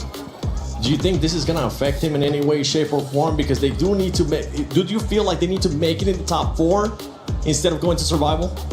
Of course, definitely they need to make the top 4, but yeah, answer your question, definitely that can keeps getting in MT7 mind, but You know what? This regular season in Brazil, MT7 was the MVP with 330 kills, 330 eliminations. So he knows what he needs to do to step it up and be on top, and also help his team to step it up. Maybe MT7 is the fire that the team needs right now. Yeah, we saw some stats there too from Vitality and Loss. Remember, Loss was able to do amazing things yesterday with those 3 booyahs. Today, we've seen some stuff here and there from them, but Vitality, I mean, if we talk about what we saw yesterday out of Group B in comparison to Group A, we saw a bit more of a chance for some of the other squads to kind of come up, and that's exactly what we're seeing right now in Day 2 when these squads are trying to make sure they push for that top 4 with 4 games left. Yeah, I mean, what I'm seeing right now is in comparison as well as a cut-off line for getting top 4. It's much lower right now in Group B because of how close it is against everyone else. So that's one thing that they can take advantage of because it's easier enough for them to climb up like 1-2 spots, especially for those teams who are very, very close to the top 4. But there's still a lot in contention right now. After 2 games, we still have 4 matches. But as Carol did mention, like if you lose confidence, then even with it being easy, you might still lose it. Yeah, I mean, if you take a look at that, like the cutoff, isn't like so coherent, like you said just before, but basically Team Secret is probably that line there at 90 points at the moment. Then we move over to Fluxo, which is 92. So this is an incredibly close leaderboard for these mid-range teams to sort of intercept there. So like you're saying, there's still a chance. Carol, don't you worry, girl. Like they have every opportunity in these next couple of matches to bring it home for them, but it is incredibly close. So let's hope that, we can get the Fluxo spirit here a little bit higher and they can, definitely rile them up and get them some more eliminations. You know what, girl? I really hope Fluxo makes to the grand finals, but right now we already got loud, so we already have Brazil in the grand finals, and that's good. And talk a little bit more about Los. Los, it's good to see them. I mean, of course, yesterday they were the best team for Group B, but it's good to see them still keeping their regularity here. So I think maybe this is one of their secrets. They are really good to keep their game regular. I know the fans want Fluxo to step it up and just start getting... Yeah. Okay, but so... Depends on who's the one dishing it out. So if it's Lace... If it's Lace, she's got a kind heart, so it's definitely a blessing. It's a blessing for sure. So that's high expectations for Team Secret in this particular one as we go into this next one. After all, this map is not going to be easy after all, since a lot of teams are starting to really amp up. We see consistency across 3 maps. 2 maps, excuse me. I just see consistency from the 2 teams down at the bottom who are fighting for their dear lives, and it looks like Straw Hats will not stay at the bottom all throughout because little by little they are making that climb. I mean, what a brilliant play so far, getting more than 40 points just off of 2 games. A very different version of Straw Hats we get today, and they're moving all the way out potentially for a double compound drop here at Foundation as well as Old Hampton. This is going to give them ample loot to play their game well once again. I am very excited to see how aggressive some of these teams are going to go. I think during the break we also talked a little bit about Mia, right? About how today it's more how they've been able to be consistently on that top 3, being able to survive a little bit more longer compared to yesterday. And wow, trouble's already brewing. IQ Total Gaming can do Mia Corp as well as Straw Hats a big favor here. If they take out Al Ali, it's gonna be trouble a brewing. But IQ Total Gaming might just be in trouble as well. So by hook or by crook, they need to win this out. Perhaps the winner of this battle will stay alive in the competition. Looking at how Mia Corp and Straw Hats have woken up once again. Beautiful time turner off of Shanky. And the charge buster in his hands actually pops off. Zimox taken down. Shanky gets the win. 3 eliminations already. And Al Ali, I think this is the end for them. Lions on the way in. And the Joker will not be messing around. Shock knocked down. MIBR Lost will find the Straw Hats on another part of the map. And that's about it for Al Ali. They're about to be pushed down to the bottom 2. Oh, that is so unfortunate. We talked about not clearing corners, but for the rest of the team here, they do check and find him in the end. Now, TG close by alongside the Lions, excuse me. And they're looking to see whether or not they can continue on this fight. Joker coming close. He had a really good game previously, especially with the long-range weapons. Puts a bit of chip damage onto Shanky, and they want to try and crunch them from 2 different angles. Joker just does not have his weapon of choice at this point of time, having to make work with the Woodpecker as best as possible. Shanky with the SKS also has got the time turner once again for the pop on his side, saving his life. Volta down on the ground though. The recovery needs to be strong here for Iku Total Gaming. Games King looking for circle around with the SKS in hand, looks at Mafia. With the M82B, Mafia is going to be deadly, even though Leon does have those blue walls on the other side. Games King will get shut down by Mafia up close and personal. 4 eliminations in hand, and India's looking hot. Yeah, TG looking really good, and I'd love to say that they are very active and want to take this fight head on. Aztec takes a lot of damage here. Backstab. Rushing forward. The backup. What a play by Mafia. Keeping his body in. And Lions, you may be the predators out there in the savannah, but not in this lobby, says Iku Total Gaming. Crazy work coming from them as well. This proactivity and aggression is just something else. That isolated 1v1 somehow working so well in their favor. Jew up on top. Looking deadly. SKS. And Noor manages to pull off a quick finger. Beautiful on the revive. Brings Troll back in before getting knocked down to the ground. Man had barely any HP on him. And he was timing that perfectly, and he executed that revival perfect. And SHUL will be able to thank him a tad bit more later on by reviving him. Obviously, the boys are going to be taking him out of the equation in a tad bit here. Miakorp, Kappa. It's the ice grenade to weaken him a tad bit here. 2v1, but Kappa will stand no chance. And Miakorp out early this time round. Oh, that's unfortunate for Mia, who are currently just running to just be able to stay alive in this game. Now moving over to Lace's favorite team here, TS at the bottom side, but Twisted Minds have a mind of their own to eliminate this team. And Sean keeping a bit of space between him and the rest of Twisted, decides to play a little bit more further back instead. Being able to get support from his teammates is the priority here. Time for Lace to smile. This is Twisted Minds. They've got the high ground. Both teams calling out for the lightning zone, and it's Twisted Minds' lightning zone that was called out a tad bit later, which means Team Secret cannot get too cheeky out in the open just yet. That allows a perfect rotation from Diamond. The Bass F590 wrong gun. The sniper will get stabbed in the back. The Bass gets lucky with that ambush. Taking Wong Am out of the equation is just the first step. 9-7 now, up close and personal. The Bass once again with the F590 will conquer. The Mag 7 just not enough. Tikui, can you pull one back? PLS1 has the VSK. Trying to turn the situation around. Jump taken down as well.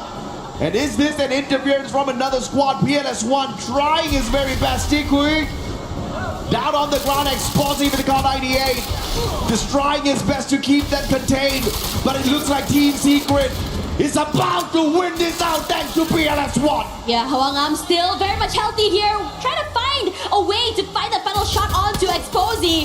Finally, in the end, cross and crunch from multiple angles, and Twisted Minds will be the one knocked out here somehow. Team Secret survived a little longer. Great recovery from this team. Kingdom of RRQ a tad bit sad. Some claps there for their squad. It got eliminated a tad bit too early. And like I told you that, it was definitely a blessing from Lace. Team Secret working off of that Lace energy at this point of time. But I think you well though.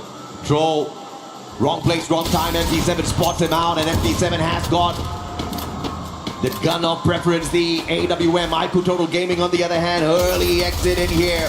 Straw Hat still alive and kicking down at the bottom, looking to climb up. SHUL, what more do you have? But he shot from afar. Jew will punish with the Thompson Dude taken out of the equation. SHUL might not make it out of this compound if they don't do something different.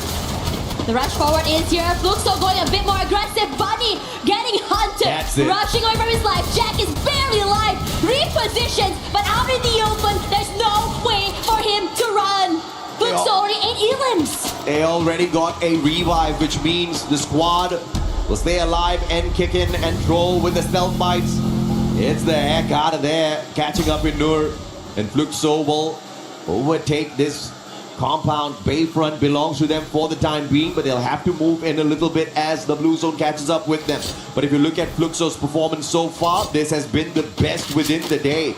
In the 2 past games, they only walked away with 2 points in each of those lobbies. Obviously not looking like the usual Fluxo. But like I anticipated, I just wasn't expecting them to go crazy here on day 2. I think they definitely want to play the survival game. You saw what Raja said yesterday. Our team will dominate tomorrow. Yeah, and definitely did. They're showing us the signs of life. Not only signs of life, they're starting to just go crazy. Now, speaking of that as well, in terms of positioning, we're looking at Lost very, very active, getting Refinery super, super early. And I think they're just trying to just move around, scout around, try and find some information about where everyone's going to be. TS, Lace's team also trying to move around the area. They're fairly healthy. They have 4 eliminations already. And in this situation, we're starting to see a slowdown from so many of these teams as they try to figure out not only where to position themselves in the circle, but also where to go next. Yeah, Leon needs to be careful a bit here. Thanks to the fact that Twisted Minds have been having a rough day out here today. They've been able to catch up and now overtake them on the leaderboard, but not through points just yet. They need one more point to equalize. But of course, if they can find the final circle for themselves, overtaking Twisted Minds will be a no-brainer, and I think that'll be a huge success for the organization. Can you imagine seeing Leon make it into the grand finals a tad bit earlier than expected? There we go. The reposition coming in from SAUL as well. Team Secret. Well, it looks like they're not going to be getting far enough. SHUL, though, no elimination so far there. Yeah, in this situation, again, the slowdown is here. Foundation very, very open for SAUL, just really hunker down, bide their time. Close by to Team Vitality though, if they do decide they want to go take this fight, but have to be wary of Fluxo as well. We've seen how much damage they can do with those long range weapons, and it's scary. The drums of liberation courtesy of Fluxo, but I think it's charging up Joy Boy on the side of the Straw Hats. Let's see exactly who it will be that unleashes their Gear 5 on the competition in a tad bit. 2 games back-to-back. Straw Hats have been phenomenal. But can they keep this streak up for themselves? Spending a tad bit of time outside the circle. 5 boosts activated off of those team boosters. Need a tad bit more coins before they can purchase the 6th one. Vitality keeping an eye on the rotation of Team Secret. And MIBR Loss making their way in, as well as Fluxo and squad sits pretty, waiting for the next contenders. This next circle is definitely going to be bringing a tad bit of chaos in here, because we are running out of space to play, and Fluxo will have to make that run out of their defensive space. I have to say, Made in Brazil lost really good with the reposition. They were hanging around Refinery and decided to move off that area. And now they're prime zone in the middle of the area. And it should go head-to-head up against Team Secret, I feel. I mean, Team Secret does have a bit of that high ground to play with. But in terms of firepower, I would say Lost still a bit better in terms of speed and positioning.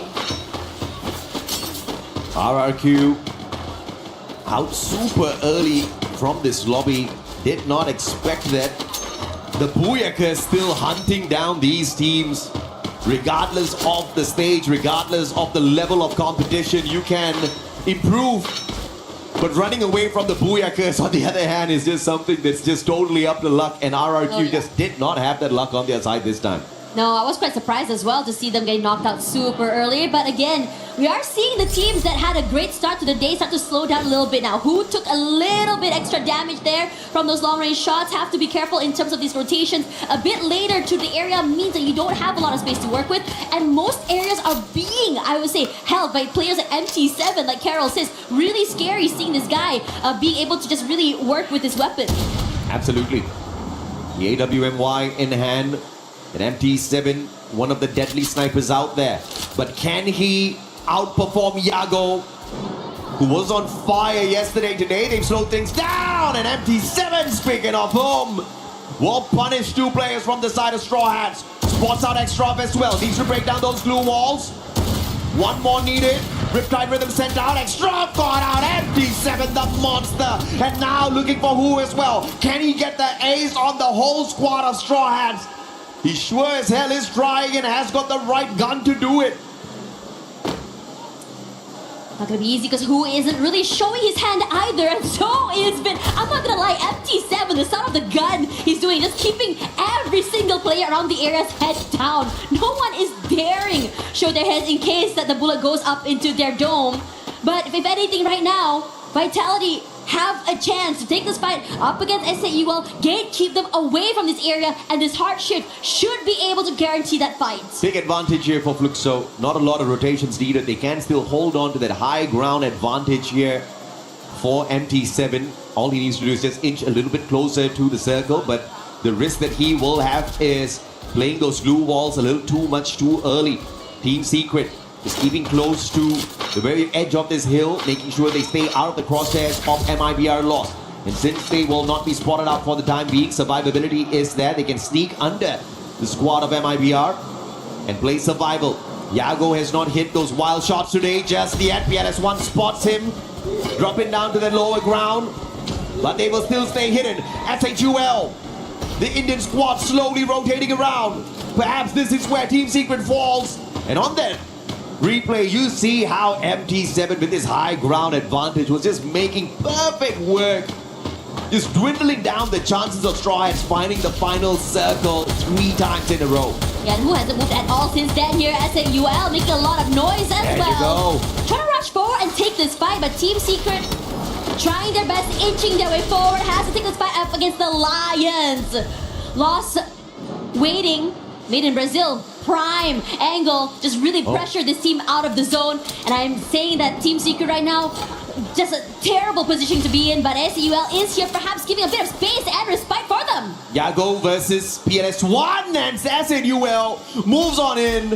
And MIBR Lost says, you can have it, baby. I do not want this platform. They quickly retreat, trying to look for that reposition. Is that a good move or a bad one? Straw Hats finally taken out of the equation already. Fluxo sending the shots to the spot of Vitality. Joel knocked down as well. SHUL aiming for the players on the side of Team Secret as Vitality finally bites the dust. Unfortunate run for the squad. 2 games back to back. They have not been able to find that final circle after hitting that booyah on Bermuda. Versus maybe a real, not too sure about that, but a team that's being blessed right now, maybe Team Secret. We'll see how it goes because they are currently being pressured. They don't have a lot of space to work with, forced to rotate forward, and Joker keeps a close eye on both these players. Barely alive, jumps forward, somehow surviving in terms of rotating here, but have to deal with SAUL. You gotta hit it when the window messes with your aim. PLS1 now trying to get away. Can he? Yes, he can. Beautiful jump pad reposition by PLS1. And the sniper of the squad gets caught out by Della. AC80 perfection from Leon once again.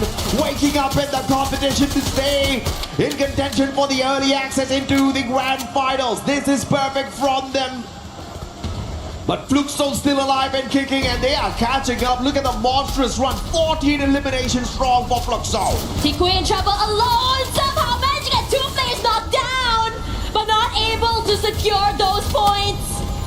Bob somehow from far away also gone down, and Tiku here trying to find that final member left. A 2v1 in this corner, but the damage is too much to deal with. He heals up, and he's just waiting and biding for time as SAUL forced to reposition. He does break one and goes for more. Tiku, how are you doing this? Finally going down to Fluxo. Tiku, you monster! Capped that valiant dash for the final moment and backstabbed them as they were trying to run away, but MT7 is the biggest winner of that equation. And Fluxo looking to dominate. 2 Brazilian squads here. And it looks like Leon's going to be hopping on into play as well. What can they do? The LATAM squad up against 2 big Brazilian giants looking for the booyah. Jacon gets knocked down to the ground. Riptide Rhythm takes away his opportunity to be picked up. And MIBR Lost will shut down the opportunity for Leon to run away with this game. Fluxo on the other hand, alive and kicking up there with the high ground advantage. Joker versus MT7. This is going to be a good fight. Yeah, trying to rush forward here. Joker has to be careful not to get eliminated. He is, after all, alone, but not able to find the angle. Nice Jumps forward. That's the kind of patience play. Supremacy with the reposition. Now Leon staying alive for LATAM, but pushes in with the M590. Might be able to take him out of the equation a tad bit too early here. He jumps away from that high ground advantage now. Tagged up by the circle. This is just not the best situation for him. Barricades himself in. MIBR Lost spots his glue walls and looks for the annihilation. Grenade tossed behind the glue walls, and General taken out. Round 1 as well, and Fluxo cleans up house.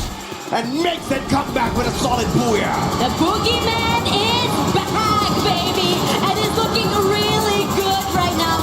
Looks really clean. MT7 was the guy in the spotlight, keeping so many teams away, and every single team kept their head down when they heard the sounds of his shots. The very first booyah here for Fluxo in the group stage. As I anticipated, the team flying under the radar.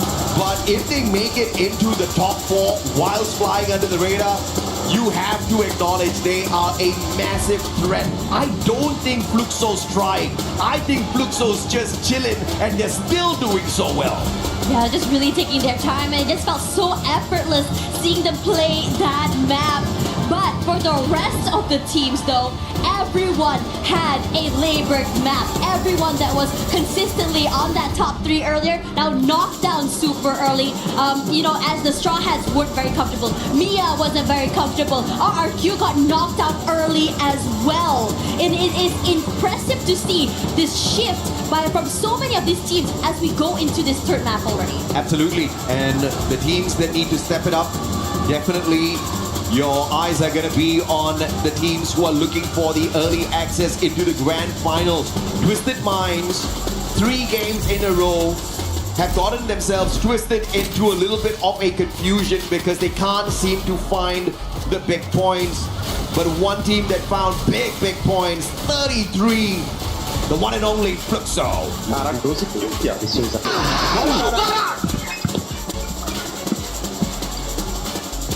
Yeah, they are so hyped, just so you can really hear them really bring in that energy for their games today. We talked about them not trying, but they are definitely excited to just really bring this up the ante and the heat. I mean, even without trying, Fluxo currently is in the top 4. How about that? How insane is that? And then you've got Leon on the other side who are struggling, who are trying their very best not just to survive but to find these elimination points, but they're still one step behind Brazil. This has always been the issue for the LATAM squads. Can they break that curse this time round at EWC 26? As Fluxo rises to the top again after struggling in the past 2 games. Bermuda and Solara gave them a total of 4 points in totality, but they obviously have made up for those weak showing with this third map at Kalahari. Yeah, it's looking really good, and I think this is where, not only are you going to be worried for the bottom teams, but also for the possibility of maintaining that top 2. Yesterday, it felt like Made in Brazil loss was just so comfortable, so far ahead of the teams, right? Currently now they're at 168 points. Vitality and the rest of the squad have a 20-point deficit compared to the rest of them. But if this continues, we might see a shift in toward the finals. This time, Straw Hats only managing to sneak away 4 points from this lobby. Mia Corp, on the other hand, way too early of an exit. I'm sure they wanted more, but eventually the momentum that they started the day off with dwindles down. Can they work that back up? That's going to be a big question. But MT7, I asked a question, is he going to be able to show that he is a better sniper than Yago? And the number of eliminations that he pulled away in this game, I think answers that question. But I still haven't seen a clean 1v1 between these 2 phenomenal snipers. Yeah, Yago pulled away nothing as MT7 was cleaning up the lobby this time round. Yeah, after all, I think one thing's for sure that when you see this, we talked about riding the height in the beginning of the game for Straw Hats, for Mia. Yeah, it was the thing for map 1 and number 2, but now Kalahari comes through, Fluxo is online, and my worry is that they're going to start dominating, they're going to start farming these eliminations. We saw that happen on day number 1, it was a change in pace from the usual style play, and now it's currently still going on all the way till now, and I think for many of these teams that want to be in this top 2, well, I think their hopes and dreams might just be dashed. Well, at the end of the day, you're aiming for the top 4, and it's obviously not going to be an easy run. This is a slightly easier lobby compared to Group A, mainly because you've got many teams very capable of pulling away big numbers through eliminations there. Here, on the other hand, it's all about who can play the game of survival. We've seen Leon already 3 games in a row. You got to respect the kind of hustle that they have on their side. After yesterday, it was a decent run today. It's so much better, so much more consistent coming through from the team, right? And now they have to battle against the one and only Fluxo. Twisted Minds, unfortunately for them, after running 3 games in without many points, they've been kicked out of the top 4. Yeah, and I think that this shift is just I think something that everyone has been expecting as well. Yeah. We talked a little bit, I think I talked to Lucifer earlier as well about what to expect from today. And they did say that we can expect anything. And after all, we also are expecting a bit of an area for us. So after this, we'll be back soon for more games. We were there. For every click, every clutch, every respawn. We were there for the years of grind. And we're here. Now. The proud founding partner of EWC. Powering the biggest event in gaming. Shoulder to shoulder with the world's best. Making history. Greatness deserves a stage. Lenovo Legion. Reach your impossible.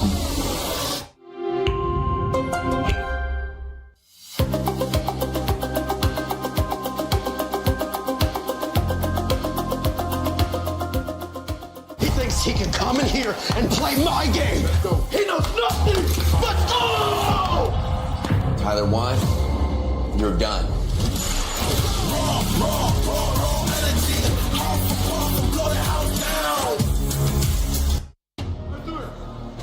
Games 3 ended, and this is our stage hit. I'm Yuzul, and right next to me is Conchita.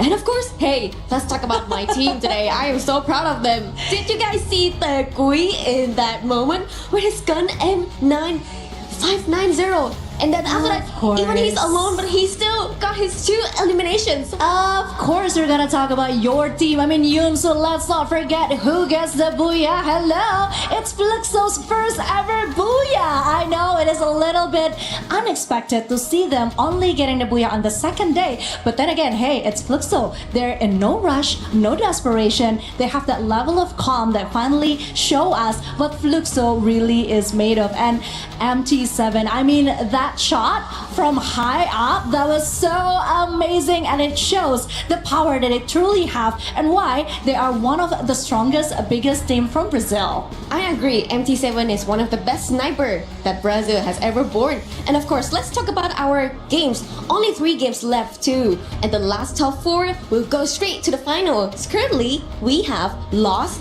Team Fatality, RRQ, and now Fluxo! Yes, Fluxo has successfully taken over the 4th spot from Leon from the booyah that they just secured.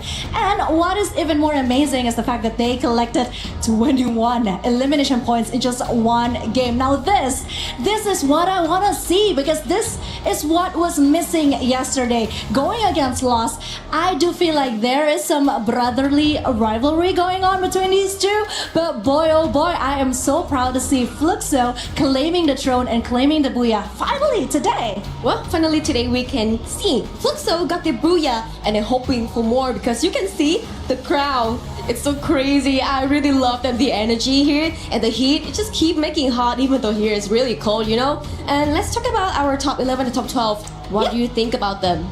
I do think that seeing how the group is doing right now, I do agree that Group B somehow has it a little, just a little though, a little easier compared to the Group of Death, aka Group A. But hey, anything can still happen. We still have a couple of games left. And seeing how Fluxo is bouncing back, I don't think the top 4 that we have right now is truly secured. Don't you think? I do, but not yet. Because we only have like 3 games and 3 games left to go. So I think this group 4 still got some change to it, but I'm not sure because Lion is so crazy. You know, come on, Games King, he is on fire. Like a youth, a very young youth, a really young energy, come to the stage and destroy everything that is like cover his way up. Man, I'm totally his fan. Yeah, actually we talked about this at the desk earlier, because we do believe that Leon actually has some more power, something that they haven't really got the chance to show on this stage yet. And yes, speaking of Games King, we know how passionate he is and how great he is. But then again, I do remember one of his posts on social media. He was apologizing to the fans because he wasn't really giving his all, even though we know how hard it could be at the EWC, right? Yes. Again, it is the World Cup, so the tension, the pressure, it is obviously higher, and it's so difficult for them. So yeah, I'm just waiting actually for Leon to making a comeback. A reason they're gonna have to survive, and it is not an easy task, but I'm still quite happy. happy because call me biased all you want. I am so glad that we have two Indonesian teams right now at the top four. Can we talk about that for a second? We have Team Fatality. Sorry, I gotta say that one more time. Team Fatality, as Neptune would say, and RRQ. I mean, they are doing good. They are consistent, and yeah, I just can't wait to see the rest of the games today and who are advancing to the next stage. Well, I'm happy for you. Guess I have to wait for my team. So Conchita. Yes, I think it is it from now. But let's go back to the caster and see what do they have to talk about. Take it away, casters.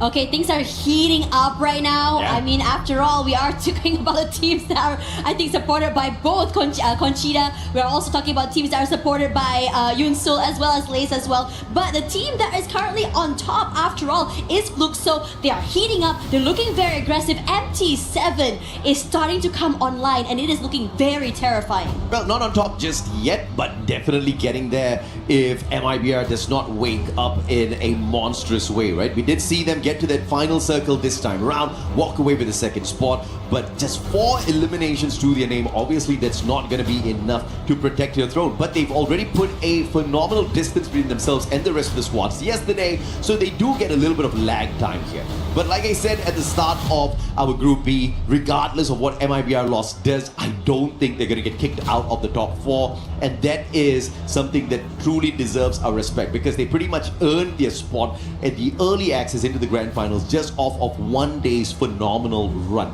with the 3 Booyahs to their name. But of course, I am expecting some other teams to wake up. Right. We have been talking about Straw Hats, we have been talking about Mia Corp, and I have to say the amount of hustle that we have seen Straw Hats do in that first and second game, I think they definitely deserve to survive. But it's not up to us. It's up to them, and it's up to the other teams who want to survive or not, right? Al Ahly, they knew that they were in a pressured situation. They needed to wake up in that third game, but Kalahari brought them absolutely nothing. And yet, the team of Straw Hats could not take advantage of that. They got kicked out a tad bit too early with barely any eliminations. Yeah, and I think in this situation, you could start to see what they were trying to go for. They wanted to try and go for eliminations. They want to move around the map and go for these fights. But somehow, sometimes, when you play in this situation, you have to be ready to be dealing with these high-risk situations. Yeah. And for them, that high-risk situation did not give them any rewards. But we still have another few maps to go, and it's still another 3 more chances for them to play catch-up.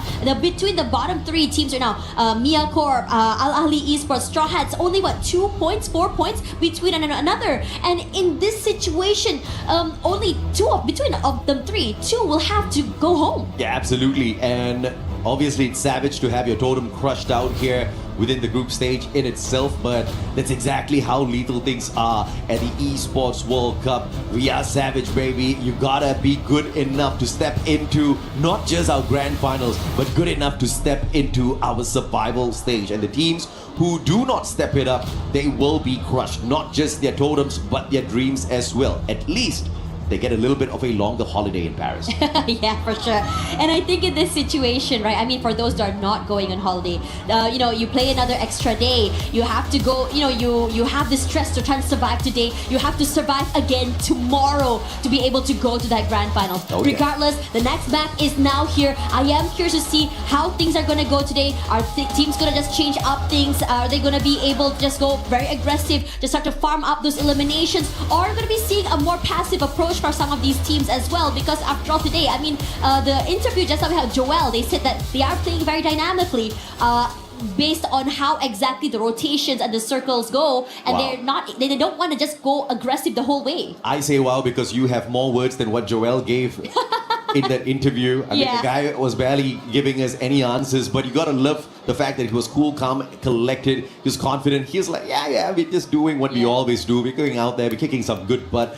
But this time, they'll have to watch out though, because if they don't start stepping it up, they might have their spot ripped away. Leon is way too close. Although they do have about a 20-point gap up at the top in the second spot, Vitality cannot let their guard down. We have got 3 more maps to go, and anything can happen in these 3 games. Leon's going to be dropping straight up into Brasilia, and this is going to be very close to the Indian squad. IQ Total Gaming, they have to find a way to make sure they don't get caught up in terms of survival only, right? Because let's say in the final 3 games, Miacorp, Al Ahly, Straw Hats, they wake up, Haiku Total Gaming is going to be on the chopping block. Oh yeah, for real as well. Now coming into this, I like the fact that you saw Koja get that first pick already, and it's going for a nice separated, I would say, play compared to the rest of his team here. Could just keep SAUL busy for the time being, and now Koja getting his 1 pick off already means that he's gonna be able to just rendezvous with his teammate, or he could go to Brasilia, get a bit of a vantage point, an idea what's going on, wait out the initial fights, and then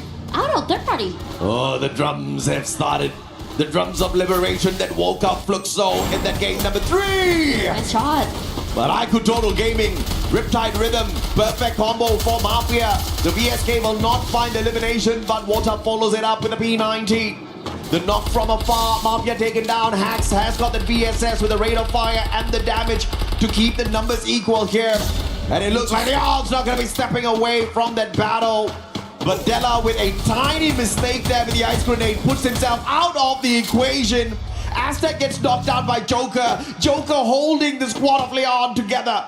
And he has to find some way to get out of this sticky situation alongside Hax. Yeah, Hax should be able to get out of there, I think, fairly safely. TG doesn't look like they're gonna be putting in that chase as we go toward Twisted Minds here. They have an idea toward where Mia is gonna be. Dry Tech takes a lot of damage quickly and so far away before even the Bass was able to just really fully push forward there. That's 1 more point in the bag. But for the rest of the team here, they've already vacated the area. They want nothing to do this early fight. Well, Twisted Minds want their top 4 spots back.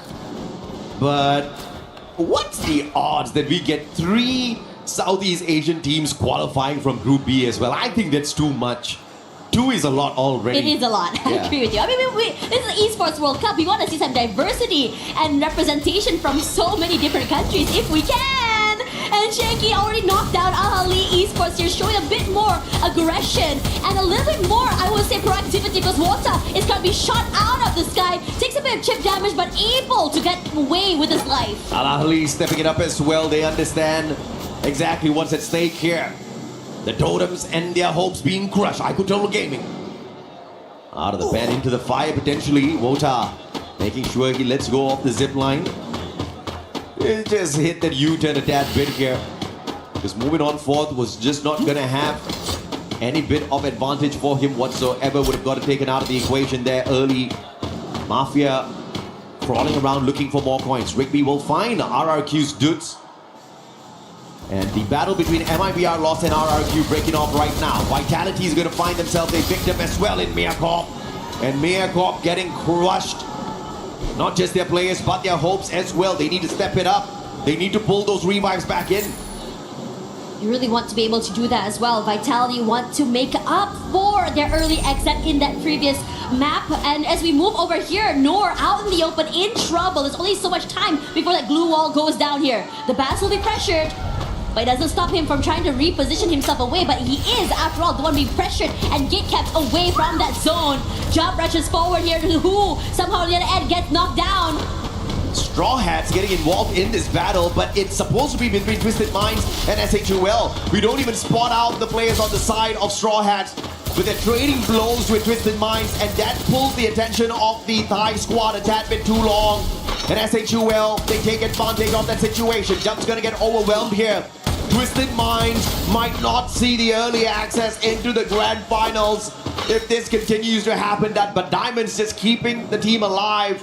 In fact, going in here with the revive one after the other. Twisted Minds right back in here as a full squad, but scrambled on the battlefield. Yeah, we're starting to see like a slowdown, at least for some of these fights. They come through, they go away, they go and revive the whole team once again here. The Lions have been hanging out in this area for quite some time. I mean, yeah, we see those little skirmishes that they go and ahead and have, but never really full commits onto fights, and they definitely do not want to go and overextend and chase a bit too early either. The lack of information about crossfires and where other teams might be is just, the question marks is just a bit too much for them to deal with. Straw Hats, 3 eliminations already. They are off to a fantastic start, but Al Ahly keeping themselves alive and kicking, making sure they don't get kicked out of the competition too early. The focus, for me personally, is definitely on the lower side of this leaderboard. Who gets their totems crushed today? We've got 3 more games to go for them to save themselves from annihilation. And Miacorp's just one of those 3. who are desperately trying to stay alive. Those revives have been solid for the time being. SHUL, on the other hand, 90 points on the leaderboard. But 3 games can really change the state of this Indian squad. IQ Total Gaming, a little bit of a civil war between the Indian teams. And SHUL will be allowed to survive a little bit longer by the looks of it. I am very excited to see how it's going on toward this southern side of the map there. RQ and Made in Brazil Lost has been kind of hanging around there for quite some time, but never a full commit quite yet. Maybe you see pickoffs, but never really a situation where they want to go on a full 4v4. And we see some pressure coming in from Team Vitality as well. Team Secret taking the bridge, crossing over. One into play. A little bit of interference between the battle of 2 Titans, MIBR Lost as well as RRQ. You better wrap this up quick because Team Secret wants to party. Away with the Max 7 gets the knock, but PLS1! The shots from afar takes the sniper of MIBR out of the equation first. Yadaral as well as Round 7 desperately trying to look for survival. Ma'al, can he find the angle as General scurries towards the compound to find the vending machine? 700 coins in his pocket, he can afford 1 revive. But can he get there? Wangam says, hell no! This MIBR loses their 3rd player. And Team Secret, the biggest winner of the battle at Central. They had such good timing getting into the area as well. Finding General, adding another 1 point to the board for them as well. Full control of the side. Now Fluxo is coming close into the area, and this is interesting. Round 7 is going out surfing. Boy's got his priorities right. He's trying to find the rotation outside the circle. Battle between SHUL and Twisted Minds. Not looking too good for the Indian squad. But they still do have some viability here. No, stabbed in the back by Diamond, but he pulls off a double revive before being annihilated with that VSK up close and personal, which keeps the hopes and dreams of SHUL pulling more points in this lobby alive. Here we go. Definitely heard the sounds of the rotations coming in here. Looks so close by, but over on this side, the Lions are starting to just find the members of the Al Ali squad. Moves away into a corner, but cannot break into the compound quite yet here. Hax is close, jumps forward, decides to move away. Oh, can they get away? Al Ali will allow them to back away. Just too afraid to go all out in that battle because they understand the 3 past games where they have tried, they have been snuffed out, and they just chose the safer route this time round. Team Secret up against Fluxo on the other hand. Who's going to be the mighty one? PLS1 up against Yago. Here comes the weight as well, trying to find the perfect angle and opportunity to strike. MT7, apologies. Yago's going to be pissed. I left the team a long time ago. I'm not going back there, Pistachio. Wang up, backing away. PLS1 understands that the lightning zone is not one that you mess around with. That forces them back into a little bit of hiding, opening up a little bit of space for Fluxo to rotate away, looking for the circle a little bit earlier than Team Secret at the very least. This is a great situation because they are closer. They can also pressure Team Secret since they do have to find a different way to get into the zone, and they do just that. Instead of going for a full-on fight up against Fluxo, they're going to rotate toward that southern side there. That bridge is, I think, right from the cross either as well, excuse me. As we look at the rest of Team Secret here, have a bit of a top-up as well for their supplies, but Fluxo already close to the zone, and it's curiously enough, this fight against Vitality is about to get really hot after this. I'm sure they definitely have a launch pad here, so they're not too worried about the position outside the safe zone at this point of time. Probably going to be laying it out at the beach and taking a quick jump in. Those binoculars need to be used first. Yago brings back 2 of his buddies on the side of MIBR Lost. And the hope is not lost just yet for them to hold on to the #1 spot by the time we bring Group B to an end. Purgatory is a huge map, and that's why you've seen a lot of these touch-and-go eliminations coming on through. And we're almost back to a full lobby as we approach the 12-minute mark. Can't believe everyone is still all so healthy as we come into this stage of the game. Usually it's so hectic. The full-on fights happening, and Fluxo catching the members of TG, rotating into the area. TG nothing to do with this. Decides to just move away, not really paying attention to Fluxo, focusing more on the repositions. This is a rough one. Time turner pulled up perfectly for SHUL, but they're going up against the Titans of Indonesia. And RRQ just runs through SHUL, reaping away their souls one after the other. And the chances of survival for Troll is really low here. Outside the circle, has got those glue walls to protect him, and he lucks out. RRQ does not commit. They back away from the opportunity as they focus on Team Secret instead. Yeah, and this is huge because Team Secret is currently not only outside the zone but also pressured. Vehicle option taken out as well. The rotation is going to be annoying. And Troll, despite being able to stay alive for quite some time, not able to do so for time being because Fluxo now is in trouble. Vitality is just really pressuring them. Bunsen knocked down. Koja wants to rush forward here. Kept alive by the glue walls for the time being here. But Bobs once more rushes forward. Koja, huge by Bunsen. Take them out of the way. Koja will be traded out quickly. And Joel as well from Ali Esports somewhere in the fray. Wow, beautiful play by Diggs there. He made sure Butchison does not get picked up. And now as these two teams are a tad bit busy with each other, MIBR Lost looking to take advantage of the situation. Team Secret in the area as well. Lost focusing to take their players out. Secret can't jump into a full-on battle just yet. Now 7 picks right back up. As SAUL Esports finally bows out of the lobby. Jiu making sure Wang Arm's not going to get picked up in that situation. But it is Team Secret that has the advantage with the zone here. They're looking to gatekeep Fluxo. And it's interesting because Team Secret was the one kept out here. But because of the commotion, they were able to find that space to get here. And now Fluxo will try to just really buy some time and survive. But over on this side here, the Lions are rushing forward. Twisted Minds wants in on this as well. To be able to steal away a pickup in the middle fight could be huge for them. Tikui pissed off. He's trying to punish Fluxo as they drive away, but it's not going to find those perfect connections. The Team Secret damaged severely. Not just their players, but their chances of a booyah and a phenomenal comeback here as well on this Game 4. Secret hasn't had the best of run today. The best has been 12 points from a lobby, and that was at Solara. But now the battle, RRQ versus MIBR Lost. Look at up a goal. Max 7 in hand, has the Valiant dash, but gets locked down by the thrill of battle. And that's what the A124 gives you. But Yago, the only survivor, as Dudes pops them with the M590. And the sniper can't do much but to disengage and look for a vehicle, to look for a vending machine. But Team Secret bows out before MIBR Lost gets taken out. Crazy work, RQ able to come back into the game as well. Yago needs to be able to survive longer. That's it. But the pressure coming in from the rest of the RQ squad is just too much to deal with. And they're eliminated. Remind sneaking that point away for the squad. Every single sneaky point is gonna make a big difference for Al-Ali.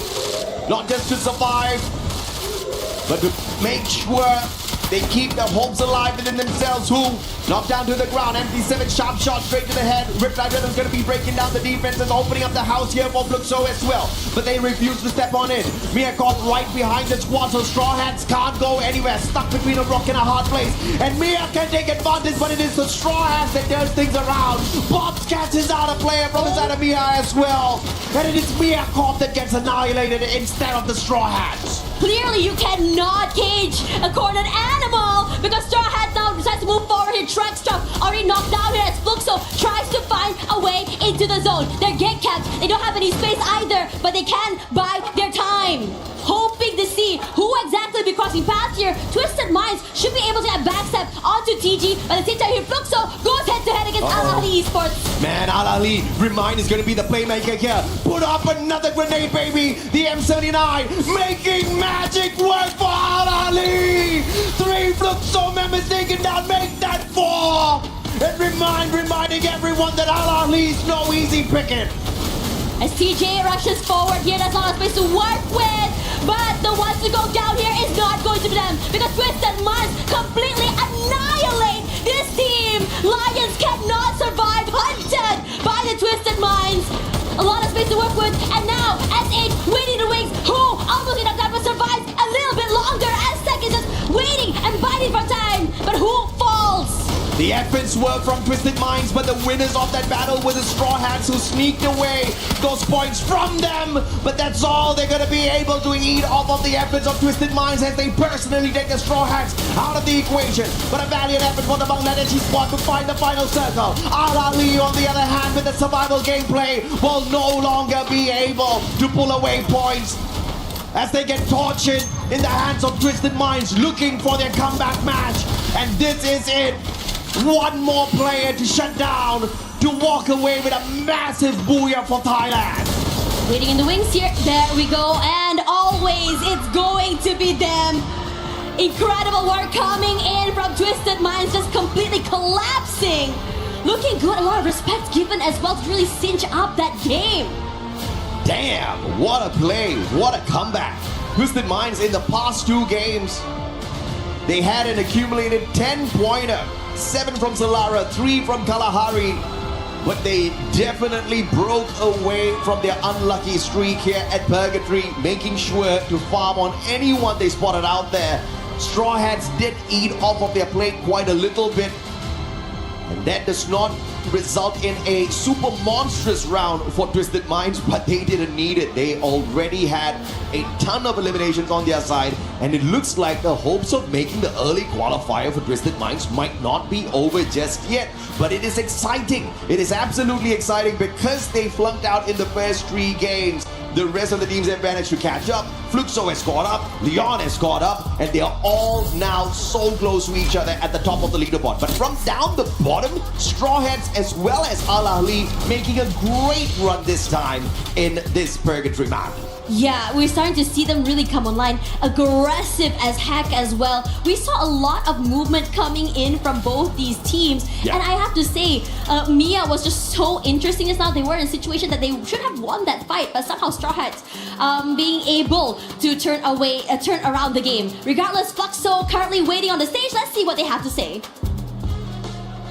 Hello everyone, we are back on stage here and I'm happy to be here with my colleague Barney. Thanks so much for joining us on this interview, MT7. And actually, I wanna hear Fluxo's crowd!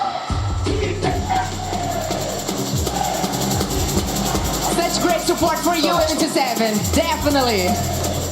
That's super fans. Okay, so yesterday you guys had such a great, amazing debut here. Was so nice to watch you guys, even though you guys didn't get a booyah. But today you had a slow start. What went wrong those first couple of games? Ontem vocês conseguiram fazer uma estreia muito boa, mesmo que vocês não tenham conseguido um booyah. Porém, hoje vocês começaram um pouco mais devagar. O que aconteceu nos primeiros jogos que acabou dando algumas coisas erradas? Bom, a gente teve alguns erros coletivos nossos. Então acho que foi por isso que a gente começou jogando mal. Depois a gente saiu para conversar. E conversamos legal, apontamos erros para consertar e acabamos consertando para a terceira queda e consegui meu booyah. Okay, so actually it was some mistakes that each one of us did, like the whole group, the whole team. After that, we team up again, we talked with the coach, and we decided to fix some little mistakes that we were doing, and that's why we got a booyah, because we could finally step it up. I mean, making those micro adjustments is exactly what you need to do, especially in a team of your caliber. Now, MT7, we've got to talk about Game 3. You absolutely popped off. There's a reason why your nickname is the Baby Goat. And not only that, but also you're like the MVP of your season in the Brazil region, okay? So let's talk a little bit about when you get into that flow state, when you're hugely popping off on the main stage, you're playing incredibly well. How do your teammates compliment you with their play styles that then allows you to go and play the way that you did? Obviamente que no jogo 3 a gente pôde ver muito mais do MT7, a gente viu que você conseguiu de fato ter uma performance muito melhor e é por isso também que você é conhecido no Brasil como Baby Goat, você foi o MVP da fase regular do Free Fire e a gente gostaria de saber como é que o time consegue também acompanhar você em todas as eliminações, como é que o time consegue ajudar o MT7 a sobressair no jogo. Eu acho que é muito entrosamento da nossa parte, é muito treino, a gente já tem mais de anos treinando juntos, jogando as mesmas partidas, fazendo coisas diferentes, porém com o mesmo objetivo. Então acho que isso acaba influenciando bastante e acaba que a gente meio que tem um entrosamento muito forte por causa disso. A gente passa horas jogando junto, até quando acaba os treinos a gente joga junto. Okay, so one thing you guys should know about us is that we consider ourselves not only teammates, but as a family. We practice every day, all the time. Even we don't have to practice anymore, we still keep practice all the time. And that's why you have such a great chemistry. We go out together, we go have dinner together, we do everything together, and that's why it explains the good chemistry that we have. Not only me, but each one of these guys sitting by my side, they are the best of the world, and I'm gonna prove this here at AWC. First, to finish our interview, there is a really special question here, and I want you to be honest on that, okay? So you were the MVP of Freefire World Series Brazil, despite not winning the title. Do you think you can win MVP again here at AWC, or is this challenge even harder, even bigger for you? Você foi o MVP, né? Finalizou ali a fase, a FFWS Brasil, com mais de 300 eliminações. Você acha que você consegue ser o MVP aqui no EWC ou esse é um desafio maior pra você?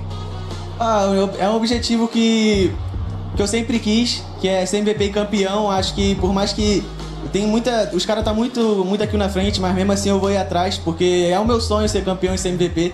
Então, por mais que possa estar difícil, eu ainda acredito nisso.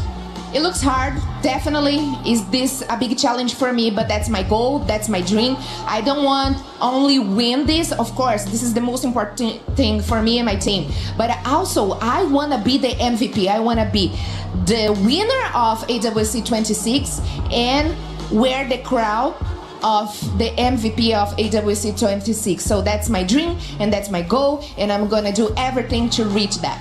That dream could definitely come true. MT7, thank you for joining us in this interview. We really appreciate it. 2 more games left to go until we close out the group stage, and they're going to pop off. We can, of course, imagine, and it's going to happen right here on the main stage. But for now, we're going to head back to the studio right after this.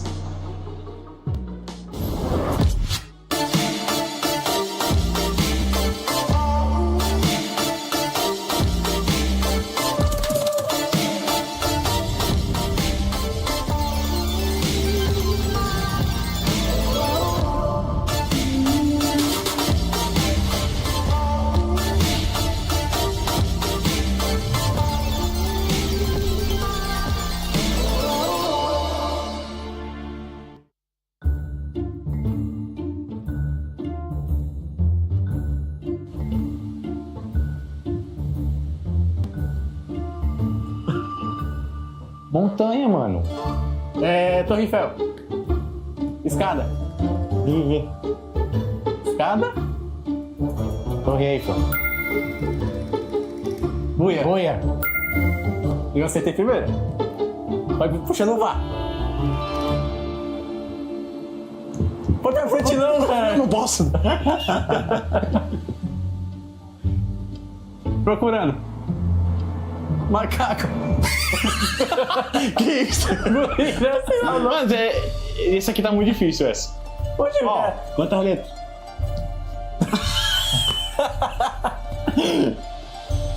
Uma palavra. Uma letra. Comer.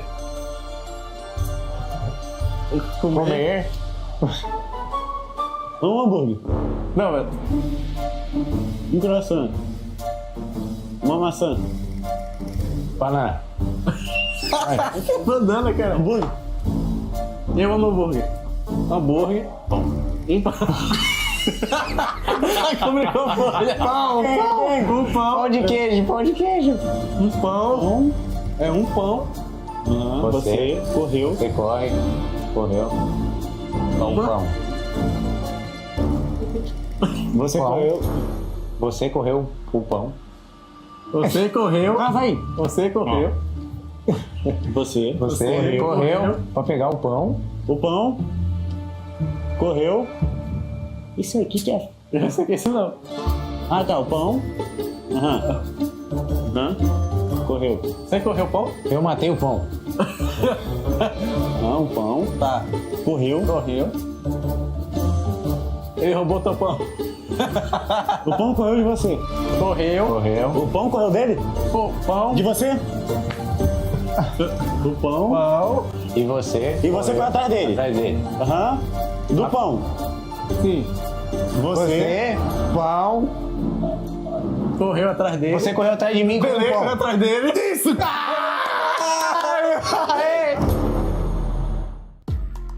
Okay, it might be our loss. It might take you a little bit longer to figure out your miming skills. And today's taking a little bit longer to get a booyah too, because this squad has not been able to get one. If we actually rewinded, though, we're gonna talk about the Brazilian squad that was able to get a booyah, and that's none other than Fluxo. Don't worry, we'll be able to break down a little bit more of the game that just happened. But I want to go back to Fluxo because this is the one thing that they were missing out on, Lace. Yeah, I mean, if you had a look at that like final zone and that split hold that they had, I thought that it was going to be like a little bit of a difficult feat after how many eliminations they had under their belt going into that match as well. But of course, they needed this. This is the booyah that they needed, because on day one they were sitting at like a 9.2 average elims and what was it, 5.9 placement, and before that booyah they were actually on 0 and 1. Yikes. Which is after match 3. That's not a great time, but that booyah brought them to about an 8.3 in elims and a 4 average in their positioning points. And I mean, if you just look at the this fight that they had between, I think it was them and Team Secret, just Central, and they literally decimated them. I want to sort of bring Team Secret into the conversation with Fluxo, and the reason being is that Team Secret are getting eliminations on the edge of zone, but they are not moving from that. You could see the fight that was happening between these two teams sort of in that southwest corner, and Fluxo made the decision to rotate early. They're like, okay, nothing's happening from this fight. We're not winning it. No exchanges are happening. They're like, we're going to rotate. And they did. And then you saw if you Team Secret try to follow suit, but they were decimated at that end of zone. So these decisions from the likes of Team Fluxo, and we heard it from MT7 as well, saying that they saw that first match. Yep. They didn't want a bar of that anymore. So they made a decision to do that. And that's exactly what is showcased. Yeah, for Fluxo, this is something that they needed. Not only the booyah, but we need to start seeing them being a little bit more consistent, because at one point, and I mean, when we end up seeing that overall, you'll see how tight everything is within this group. It's not decided just quite yet. A team that was able to get just a booyah, none other than Twisted Neptune. Yeah, I mean, Twisted Mind, aggressive? At last. Finally. I mean, Twisted Mind, I mean, they are aggressive way when the first time we saw them is now showing up once again. I mean, there's one thing that we expect out of Twisted Mind, and this Thailand team has been one of the threat that doesn't really care about the booyah. So I don't even know why they got the booyah. I guess they're only getting up on the elimination, just getting on the board right now. That's the aggression of Twisted Mind. Just different from what we've seen in other teams from Thailand. But now they're going strategical. They're not going aggressive right now. Half, if not 3/4 of the game, they were just hanging tight, just waiting for the opportunity and getting all those eliminations. I know why they got the booyah. I was following them yesterday, Neptune, okay? It was after such a, they started at those first 3 matches, throwaways.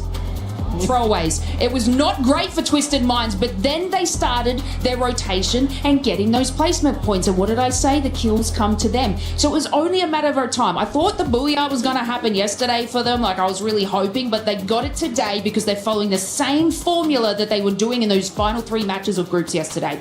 A team that's putting themselves there. Yeah, I was about to say, you just threw them back. There goes all your notes over there on the floor. Don't litter, I will pick it up after production, I promise.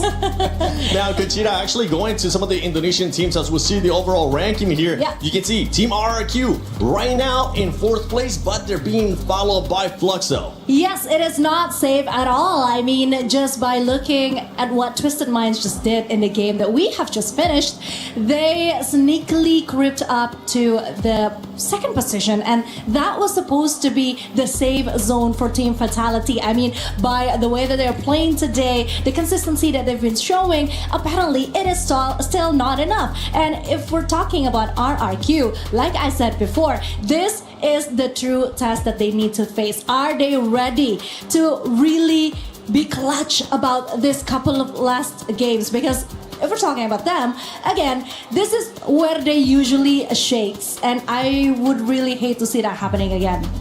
Gotta be looking at the teams that are currently in contention to just make it to survival or end up going home, because this race is actually tight as well. You got Al Ali there with 92 points, Straw Hats trying to chase them down with 85, and it's a bit of a toss-up, Neptune, on who's going to be going home and who's going to be going to survival. Even Mia, if they ended up having a good game here with 2 games left, they could put themselves in contention for that last game to make it to survival. And what's making it difficult for me, Corp, as well as Straw Hats, to really move up is they're going against each other. I mean, they're going passive approach to just buying their time, making sure that they go into final circle, and then that's when they meet up. They're not even getting that lot of elimination, so that would be difficult for them. And we also saw on that last match in Purgatory, we're in Al-Ali. He was practicing that backstage, by the way, guys. Al-Ali. It's the same voice making a comeback. The Neptune special. Oh yeah. I mean, M79 coming from Remind. That grenade launcher was just deadly, and he timed it well. Everyone's in a compound, everyone is one space, and he just wrecked them with that M79 grenade launcher. Yeah, we just wish that we could have seen this sooner. You know what I mean? Oh, yeah. This is something that we need them to show from yesterday, day one. This type of hunger that they are finally wanting to fight for their place. I mean, the next game, Nextera, this should be interesting. It should be interesting. And looking at Nextera, looking at Purgatory too, I'm going to go with you, Neptune, for this one. Which team do you think will be stepping it up here in Game 5? Well, I have 2 teams that managed to get a booyah already. We have MIBR Loss as well as RRQ. But in terms of numbers, especially in terms of placement point, MIBR Loss has been consistent in this map. There's also Lion who might be able to catch up, because in terms of when it comes to elimination, it's quite even across the 3. It is very even across those 3. With Loss, I mean, if they do end up getting points, this squad is just going to keep propelling themselves even higher to first place, because nobody's going to be catching them unless we see something crazy. Oh, did I just curse them? Hopefully that's not the case.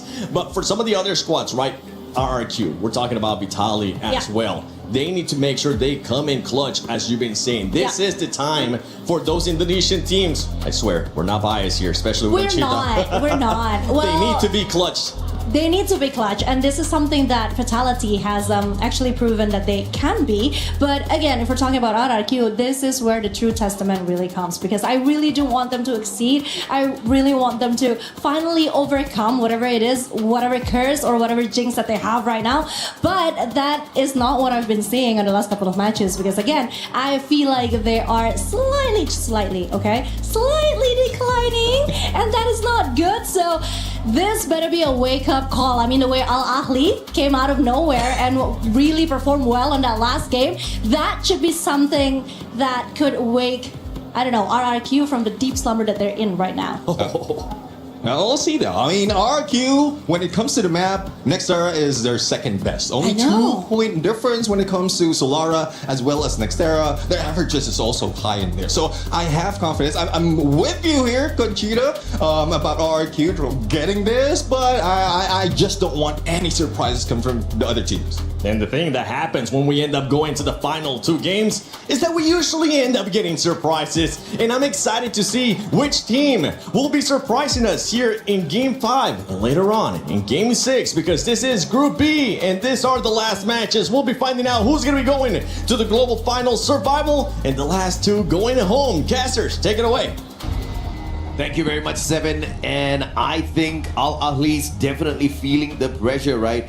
And although they did make a phenomenal comeback here at Purgatory with a total of 20 points, they are still going to be in trouble if they don't continue this kind of a point hunt, because the only thing still keeping them alive, keeping them away from the final 2 spots down at the bottom, is the fact that they performed decently yesterday. 61 points for both Miyakop as well as Straw Hats from the first 4 games played. They're both hustling big time today, and Al-Ahli has only pulled away 31, so you can already see who's more hungry, who's more consistent. Yeah, we start to see the urgency come online as well for so many of these different teams. Again, we talk a lot about Al-Ahli being at 92 right now, a bit uncomfortable, but at the same time, SAUL as well with 94, also with the possibility of getting knocked out of contention if, say, both Straw Hats and Miyakop decide to get a little bit more active this game. Straw Hats has showed us the capability of them to go a bit aggressive, to farm up those eliminations, to move around the map and take these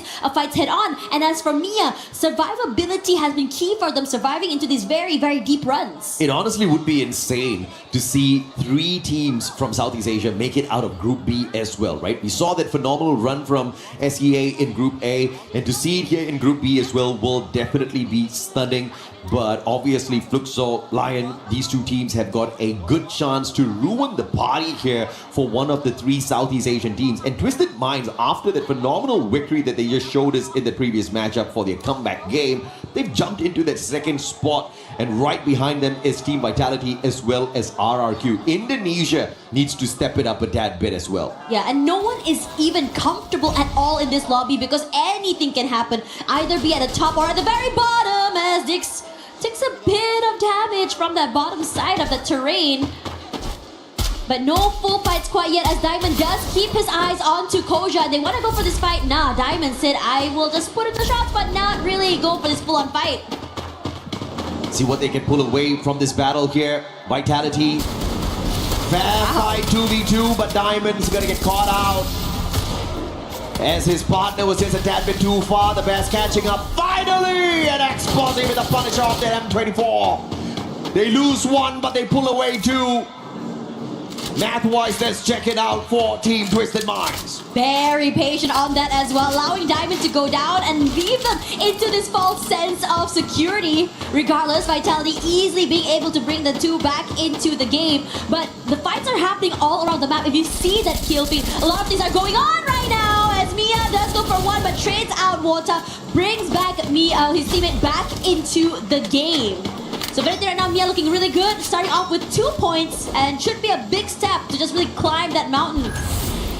IQ Total Gaming's not at risk of being relegated here based on how they performed so far. But they can't let their guard down.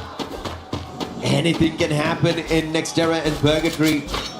If they literally pull away nothing from these games, then perhaps that relegation might just be a possibility. Obviously, they don't want that for themselves. They just need to put up an average performance, and that should be good enough to get them into our survival stage. A lot of rotations coming in for so many of these teams here. Mia just now holding on the area, also being able to be chucked down there by the Twisted Minds player. But for now, for the rest of Twisted Minds here, very, very healthy and happy in Farmtopia. Meanwhile, for Team Secret here, want to take this fight against Mia. They weren't able to get a few eliminations earlier onto this team, but the rest of Mia hunkering down, taking their time as well, hoping they don't get discovered by the rest of the team. As Nyx puts in a bit more pressure to Ranshan 7. None of the damage actually clipping onto him, allowing him to be space to reposition for not so long. Huang Am tries to do something and even trades out his teammate, looking really good. Which Biblex tries to come forward and try to do something to make it happen, not happening. The crossfire from Team Secret looking solid. But PLS1 now knocked down. Twisted Minds might just drop by to say hello. Mia drop bumping into Straw Hats at the wrong time, wrong spot. Kappa all alone. Straw Hats looking for the hunt. The vending machine camped at by Shock. And Kappa's not going to be able to get there. Oh, it's Sliver of El Kappa! Allowed to bring in the revive, and Mia Corp will survive a little longer. Right in the nick of time as Nyx finally back into that game. Just need to survive. As for SAUL, TG had been hunting them for quite some time. Wota waiting for his teammates to be able to just move in together with him, so that he's not able to give him this isolated 1v1s. Don't even need it. So quick with that Valiant dash. Beautiful stuff from Wada. Feeling a bit thirsty now. Mia Corp! Ay, ay, ay. Out way too early here. Not looking good for the team that qualified through the Freefire World Series USA. Team Secret versus Twisted Minds this time round. Will the Vietnamese squad be able to wake up and shake down Twisted Minds after their phenomenal game earlier on? Valiant Dash missed by Baz, but it still fights Start 7, who could not get away in time. And the backstab is perfect. Twisted Minds dismantling Team Secret. And PLS1 left all alone. No stealth bites this time around off of that Morse. It's got the Skylar, but the Skylar's not going to be useful for survival. But he is going to luck out. Twisted Minds not close enough to take him out of the equation just yet. IQ Total Gaming on the other hand, bumping into MIBR loss. And this could just be a huge loss for the Indian squad. If they don't manage to wiggle out of this water, beautiful Valiant dash to stay alive for a little bit, but Raw on 7 with the Winchester clips him. Shanky's now going to be spotted out as well, and he's going to hold the fort as the distraction for IQ Total Gaming as Mafia scurries away to revive the rest of the team members. Yep.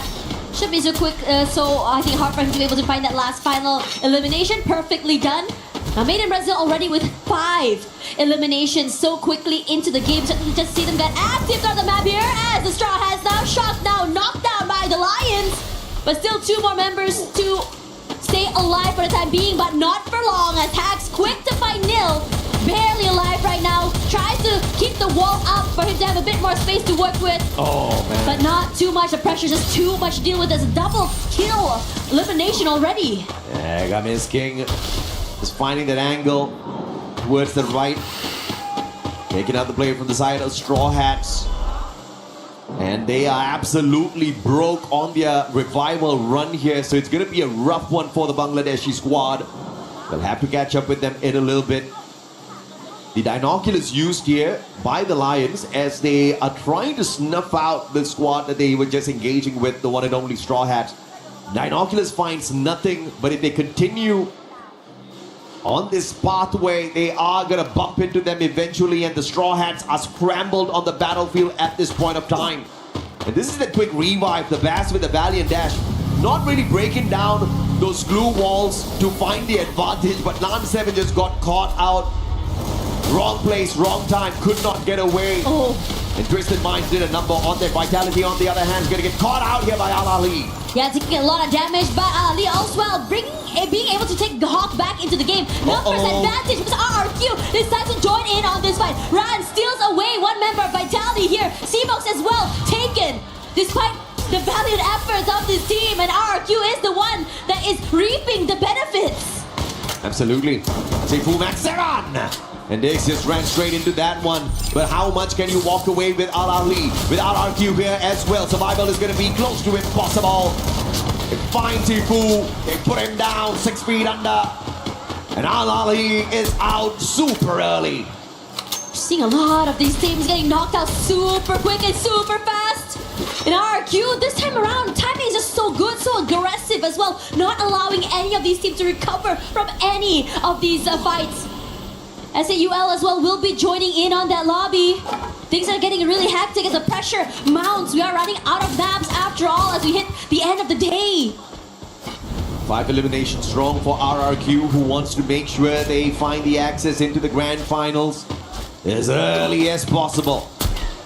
Allowing the rest of the regions to fight against each other. Southeast Asia is looking to take a break tomorrow.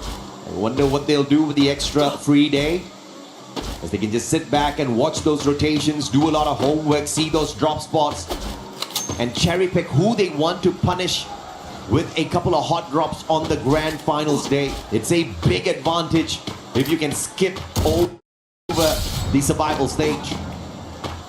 MT7 still very happy and healthy there, being able to just go for these long range pickoffs. As for the rest of the team here, Straw Hats, who able to just really survive for the time being, but this 3-way crunch from 3 different angles, I'm not too sure how long he can survive this. Maybe he hopefully steal away a pickoff, not happening. Quick to just take down the glue wall and just finally going down to General. It's not the right strategy here for Straw Hats as they just scrambled on the battlefield, but I understand as well, right? Because both the players just looking for those coin machines, trying their best to revive their downed members. But that has kept them scrambled continuously without the support of each other. The rest of the squads are going to have a field day running across them, picking up easy points one after the other. Luck is still keeping them in the race. Those Straw Hats have got one final survivor tasked with reviving the rest of his team members. Let's see if or not Nil will be able to pull that off for the squad. Looking over toward the southern side here, Twisted Minds and Lost as well is about to get super hectic there as the rotations are happening. RQ looking very comfortable just over toward the Deca Square. They have compounds in their control.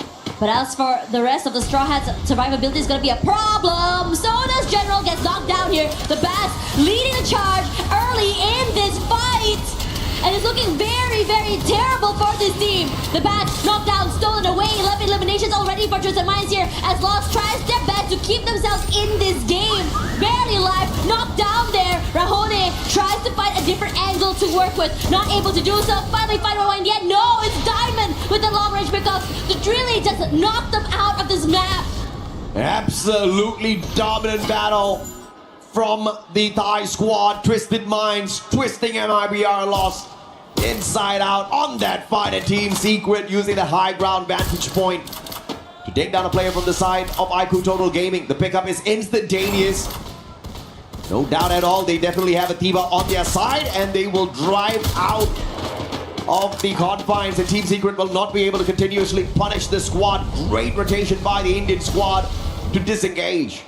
Fluxo looking to just really wrestle away this compound from RQ. But kept at bay for the time being thanks to these blue walls. Just had to find a different way into the area instead. Want nothing to do with it, but Twisted Minds are here as well. Neil just got shot out of the equation here. The reason why Straw Hats are still alive and kicking in this lobby is because of him. A phenomenal triple revival. And Straw Hats stand a chance to overtake Al Ahly as well as SHUL in this game in itself if they can get to that final circle and pull away some solid eliminations. They've got 3 survivors to complete that run.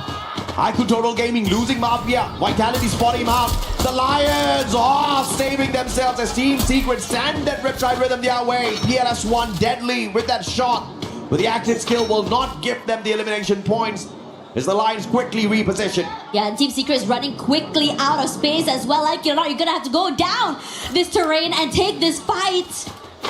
But it's time to be a bit more patient, hoping that the Lions just move away. After all, the circle is to the southern side here. A bit of space to work with for them, so the rotation should come through.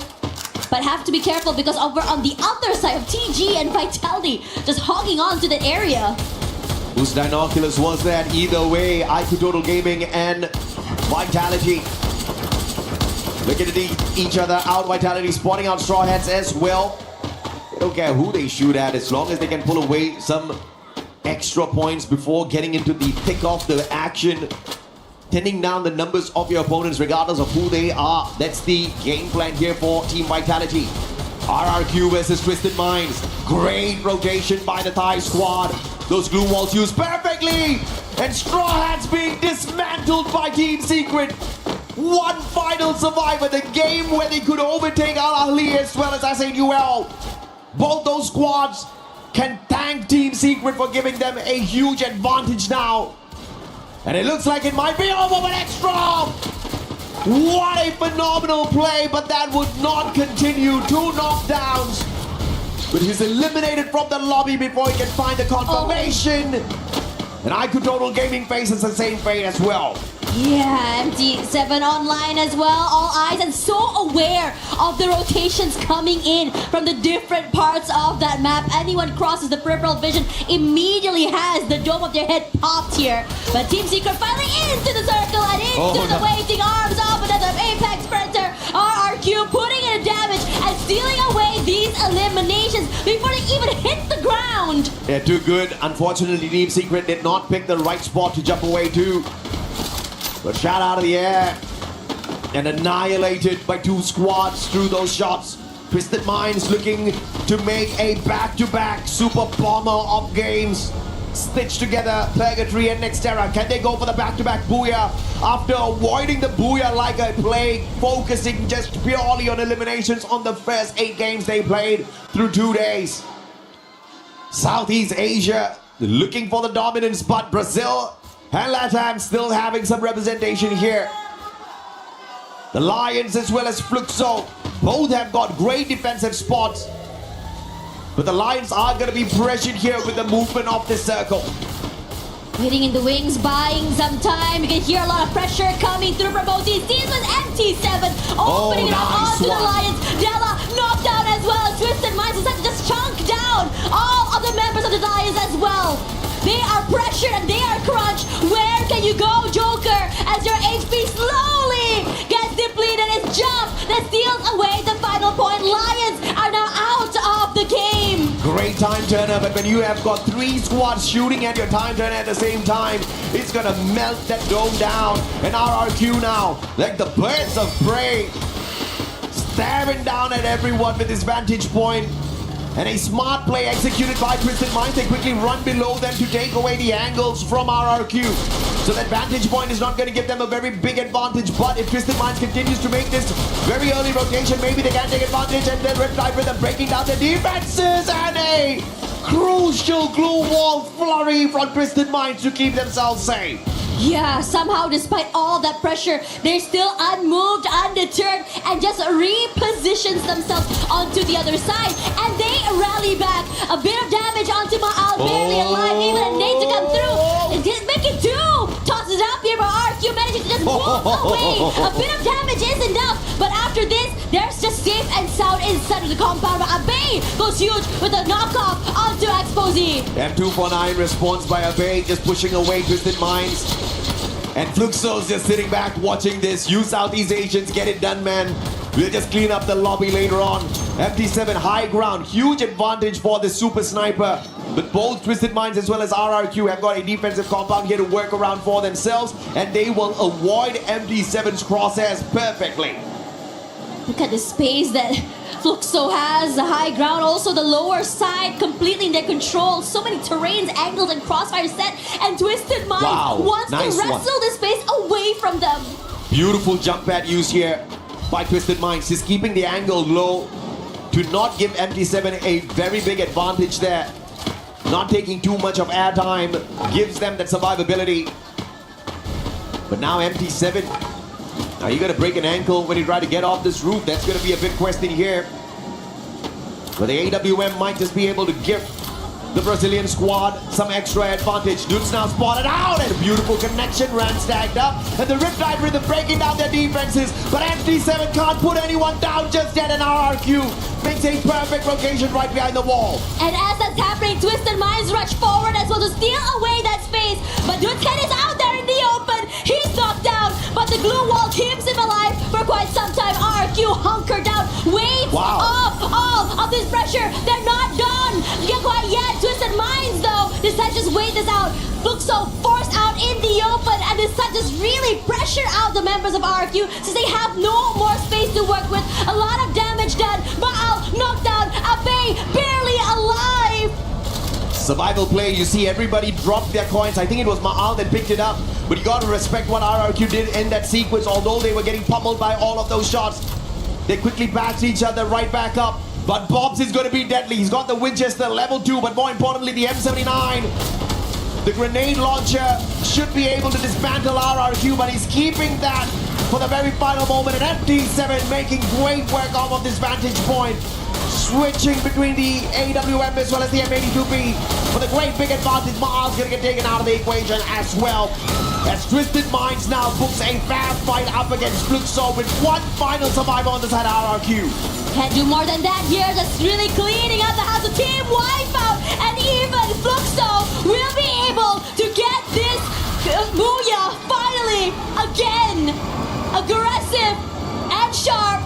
A lot of space control as well. This team is looking to dominate and kill some dreams. MT7 vantage point on a double sniper setup with the Skylar. The Riptide Rhythm definitely caused RRQ a lot of problems, but you see the veteran survival skills out of the Indonesian squad. You can knock them down, but you can't keep them down. They had the time turner, they had those glue walls, but more importantly, they had the teamwork, the communication, and the speed. But towards the end of that battle sequence, it was the circle that pressured the Indonesian squad a tad bit too late. And Abe just showing up strong as the final survivor, but overwhelmed by the players on the side of Twisted Minds and Fluxo.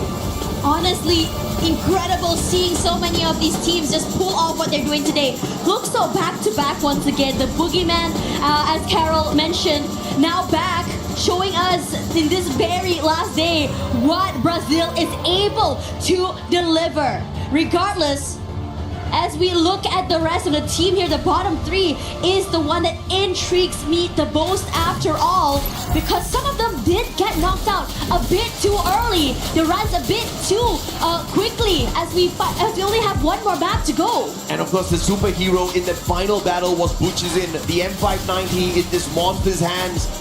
He was unstoppable. The mechanical supremacy of Butchizin, up close and personal, is going to be the threat for the other squads. Whether or not they get the early access into the grand finals, you can bet you're going to see them there if they keep this up.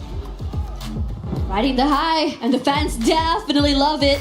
Throughout the entirety of this game, they were loud. The energy definitely felt by this team. But as for the rest of the teams, we talk about the top, where right now the Thai team, Twisted Minds, looking very comfortable. I think 13 points ahead of Fluxo right now. Should definitely be able to catch up if they do have another standout map, especially since we do have one more coming soon. This battle sequence definitely should push Vitality out of the top 4, but we will see exactly where they stand as we catch up with you guys in a minute. Play is in our DNA. Whenever we let it out, it becomes our superpower. Now imagine an entire city being built to supercharge it. Kadir City, powered by Play. Well, my God, if that didn't get you pumped, then I don't know what will. It's Lace and Neptune here to bring you that match recap. And my God, Fluxo. Holy moly, I consider me impressed there. Not only did they have that high position, Neptune, but they managed to get so many eliminations within that final zone. Yeah, I mean, it's just difficult to get away from that. We've seen Twisted Mind, we've seen RRQ try to get close to them, but the elevation, especially with MT7, it's just difficult to tag him. And with the zones pushing them in, forcing them in, they couldn't even get an angle to snipe him down. I mean, and when you have like Twisted Minds and their rotation that they had to go through, it kind of looked like they might have been the next one out. But Fluxo, having that eyes on top of RRQ is something that, Twisted Minds are probably like, thank you, because they were able to position themselves into that. But obviously we want to talk about those sorts of teams in that mid-range there and who might be going to have to work a little bit harder in this next game. And of course, Lion, we want to sit in that top 4 position.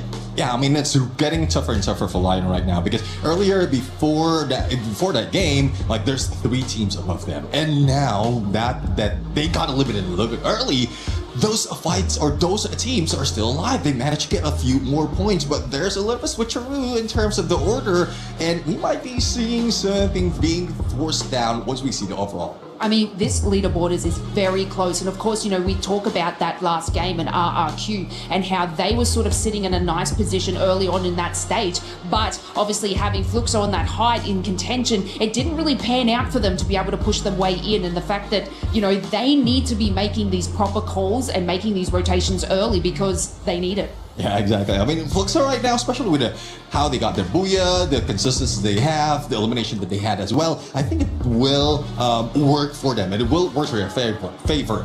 They might have pushed Team Vitality away from the top 4, but what's difficult at this point in the last game is they're still very close. I mean, they can smell the teams that's following them.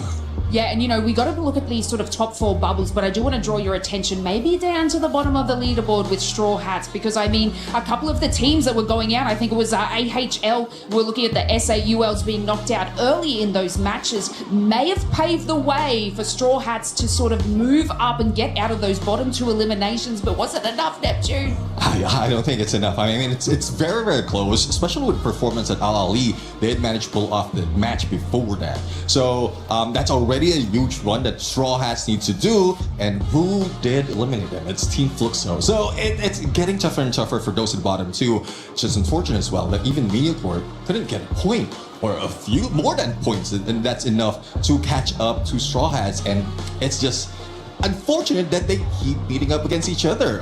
And they should have been splitting away from the rest of the squad, trying to keep it safe, final circle. But if that's the same intention for everyone, then eventually you end up meeting.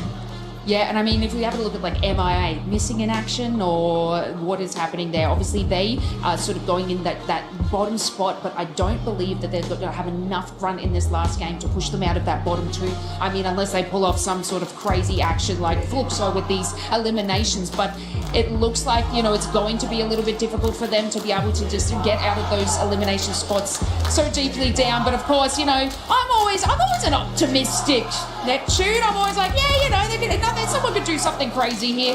Might not happen for MIA, but for Straw Hats, it could be something where they can bop them out of that bottom two. And I mean, we're rearing and ready to go for match number 6. Let's find out exactly where these teams are going to hit. Casters, take it away.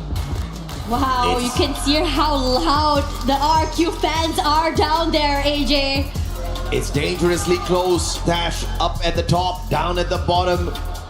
You can count these points up at the top with just one hand. Down at the bottom, you may need two, but it's still under double digits. Mia Corp can still make it, but they need to have a breakout run this time around, and they need to hope and pray that either Al Ahly or SHUL does not get any points from this lobby whatsoever. Straw Hats as well have that exact same opportunity. We saw an explosive start from them today, but in the first 5 games, it was mainly recovery from their inability to pick up those massive points yesterday, and they've done well. Recovery has been perfect, and now it's all equal down at the bottom. 4 teams fighting to not end up down at the very bottom. You're talking about SHUL from India, you're talking about Al Ahly, you're talking about Straw Hats, you're talking about Mia Corp, and up at the top, it's still a question whether or not we're gonna get 3 Southeast Asian teams find the early qualifier out of Group B, because MIBR lost. Obviously, they guaranteed a spot here for Brazil, but Fluxo slowly but surely bringing out the beast mode within them. 98 eliminations so far in their group stage run, and I don't think they're done just yet. No, they are definitely a team that really wants to ride off that high as well. But I have to say, looking at Twisted Minds and how they've been able to really activate throughout the second half of the day is just really, really scary. I mean, these are teams that just not only super aggressive early, but also active, moving on the map, and it's always intentional how they're rotating, how they want to take these fights, and most importantly, the timing on when they enter these fights as well. There's so many fights that between these two teams are happening, any two teams are happening, that somehow a third party comes in and just completely dominate as well, and they get so much of the rewards from the weakened teams. Absolutely. Can see all of the comments coming on through. Everybody setting their wishes to the teams out there, and let's check this out. Group B is more diverse. I mean, Lucky's even here on the EWC stage being highlighted. This guy is a super fan for sure in the world of Freefire Esports. But of course, Mia Corp, they showed us a lot out of FFWS USA, but here they just haven't shown us what we have been looking out for their side. They have always been very proficient at finding the final circle, but this time, somehow their rotations just keep getting cut off. It's really hard to really pinpoint where exactly the rotation is going to be happening, since everyone is just so proactive and moving around the map as well. And I think in this situation, I think just now Lace talked a little bit about the middle side of the brackets, right? I mean, we talked a little bit about the Lions that I think had a great start to the day, but start to struggle toward the end. Vitality started off really, really hot, and they just weren't able to really secure some fights as well to really be able to secure their positioning on the top side of that ladder.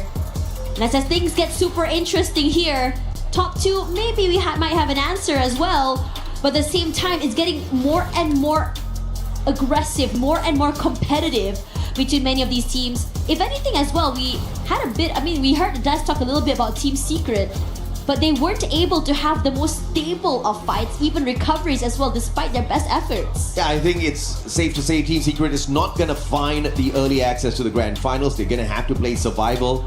And I just pity the rest of the teams, because Team Secret is savage. When you really push them to the edge, where they've got their backs to the wall, they don't have any other way out of it. They'll fight you for it, and they most probably will walk away with a victory as well, knowing them.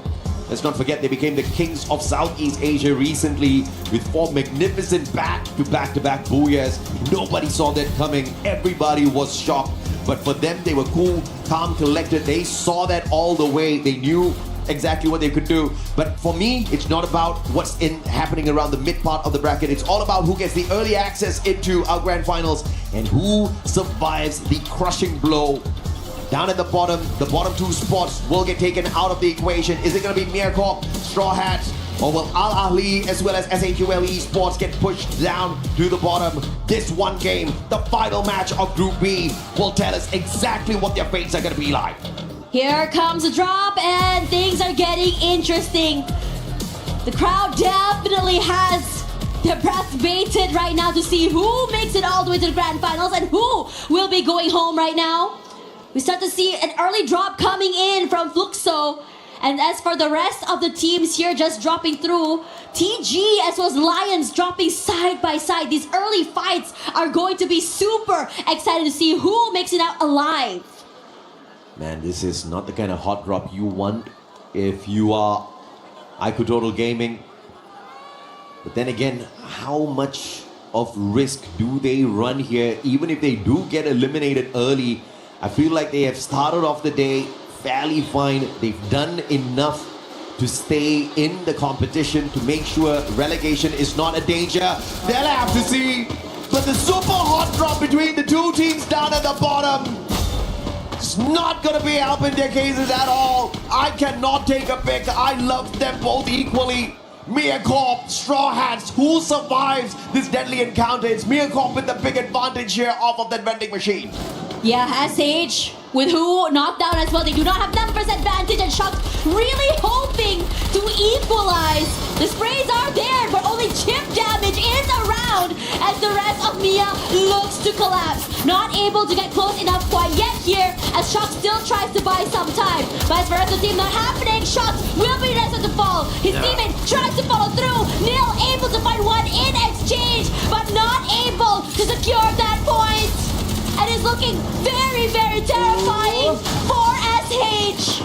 SHUL, hearing the gunshots, they want a piece of this. Can they rip away the lives of the side of Mircorp? That was a valiant effort there from the players on the side of Straw Hats because they kept one guy in there, two people in there to just hold Mircorp back, distract them. There's one final survivor left the compound to play those revivals. And Mircorp, they look for those points on Straw Hats. But it looks like Karma is going to catch up fairly quick here as SHUL dawns upon them. And India's definitely good with the Karma game as they rip away the points. Mircorp, the sacrificial lamb in that sequence. And Troll, can he stop Kappa? Kappa, does he have coins? Kappa does not have coins, but he doesn't need to. He's already gotten the deed done off of that vending machine. Those revivals will keep Mircorp in the run. Spots Noor out here, but not able to really take this 1v1. Forced to move away, isolate these fights there. Noor barely alive, but it's Kappa that falls. Another point in the back for SHUL. That's 4 eliminations so quickly in this early game. SHUL, Straw Hats, Mircorp, we just highlighted them before we stepped into this match. They're down in the bottom 4. Any way those points go, they're going to be crucial points. To dare shoot that horse, I tell you, Vitality. There you go. Good job. They quickly disengage. Shock is going to get run over here. No. That bit shocked that he was run at, but Dix will be able to lay him out with the Trogon, and they continue their journey. Yeah, Vitality really taking this step by step in this situation, but Remind also getting one more pick off while everything is going on here. The rotation for Vitality will cross paths against SH, who is back into the game, steals away one more to his name. Diggs falls, immediately brought to the game, and even taking out Chiyong. This guy, you do not mess with him. So proficient is going to be one and one more to the bed. As Physics also will join in on his elimination count. Their backs up against the wall, but Straw Hat's not giving up just yet. Who pulls a triple to survive those encounters? And 2 Titans on the side of Vitality snuffed out with the max 7. Catches up with Nil, showing us a little bit of a drift as well. But Straw Hats are split up on the battlefield. They need to regroup. Al Ahly, on the other hand, spotting out the Lions out. And it looks like they want to hunt themselves some predators. Mind waiting here, being pressured somewhat, but very undeterred, being able to just really get a rendezvous once again with his teammates. As the rest of Lions weren't able to get any pickups from there, they too decide to just move away from the area, perhaps looking for a better area to just really hold on to as the circle shifts. MIBR Lost just pulled in a triple revival. I wonder what happened to them. Who bumped into the monstrous Brazilians who are currently topping the leaderboard of Group B to bring them down to such state? But either way, they survived. They're right back in it. On those revivals, Straw Hats now, high ground advantage. Eagle has to be abandoned. No sniper in the hands of Nil. They miss an opportunity of getting an extra elimination off of the squad. Now 4 on their side. Straw Hats definitely looking confident this time around. With 90 points on the leaderboard, 4 points behind Al Ahly. They'll need to stay alive, they'll need to pull away a lot more if they want to make sure their totems and dreams don't get crushed. We need to see them really go and start getting a bit more hungry like we saw them in the beginning of the game. Unfortunately for them, a bit slowed down to work these last few maps regardless. But as for the rest of the team here, barely alive and also barely surviving as a team, could be able to just really come in and rendezvous with the rest of their teammates here. We've seen their power, their teamwork as well when they move as a unit together, being able to overwhelm 1 to 2 teams in the beginning of the day. Who would have thought that it would be Straw Hats to potentially ruin the chances of Southeast Asia getting 3 teams in the grand finals early out of Group B, bumping into Vitality early, snuffing them out, and because of that, Vitality is at a massive disadvantage up against Twisted Minds now, who have been cool, calm, collected, picking up all of that loot. And now they bump into them. There is a vending machine at Ski Lodge, but it is not camped upon by the Vitality player. As I say that, they do manage to snuff out the aggressor from the side of Twisted Minds, and you see Twisted Minds quickly retreating from the compound. Straw Hats, on the other hand, a full squad recovery as they spend their time outside the zone. We've all gathered right back up. There we go. More importantly, this is that play where we saw Who shine earlier. Yeah, really good coming in from Who as well. And I feel like in so many of these, I would say, rounds as well, I mean, Who has been such a big standout for Straw Hats, just really kind of rally the team and just get them super aggressive into today. Multiple, I think, multi-frags he was able to pick off. Team Secret, do you pop off in this game or do you just chill and not show up strong at all and keep whatever you can show for the survival stage? You see, regardless of how you slice it, Team Secret is not gonna find that early access and they're not gonna get relegated too far away from the bottom, too far away from the top. Team Secret in limbo right now, but I think that is intentional from the Vietnamese squad. Really just take their time. Nice shot coming in, runs in there. A lot of damage onto Rahone.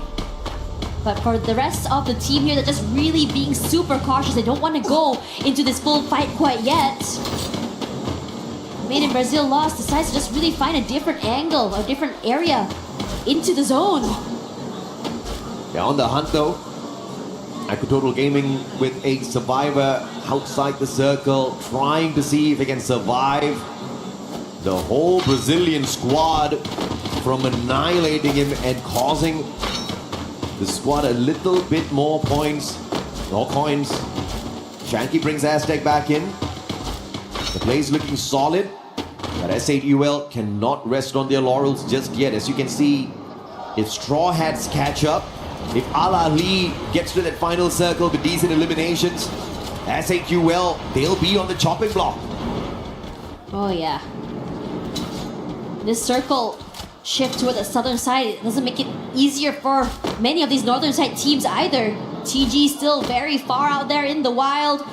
A lot of late rotations coming in. There's a lot of caution.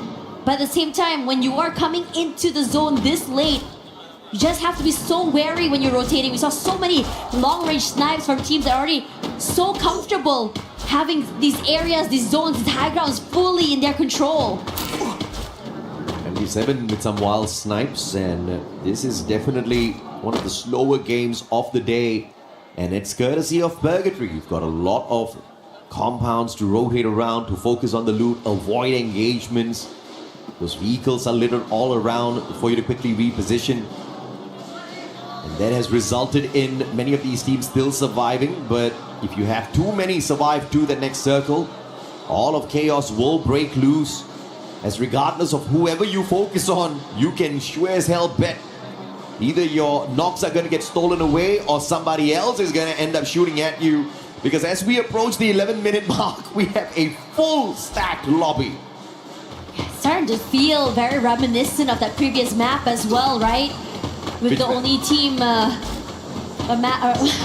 five, where only one player had been knocked out here. Now these rotations come through as well, as Twisted Minds should be able to come through, and this full 4-on-4 is happening. The Lions taking a lot of damage. Mia on the side that was winning for a second there, but will turn the tides around. Game King knocked out Hax as well. Oh no! Arali spoiling the party here for Mia Corp from afar. But the Lions, one final survivor. Joker has to abandon mission. He will not continue to pressure Mia Corp.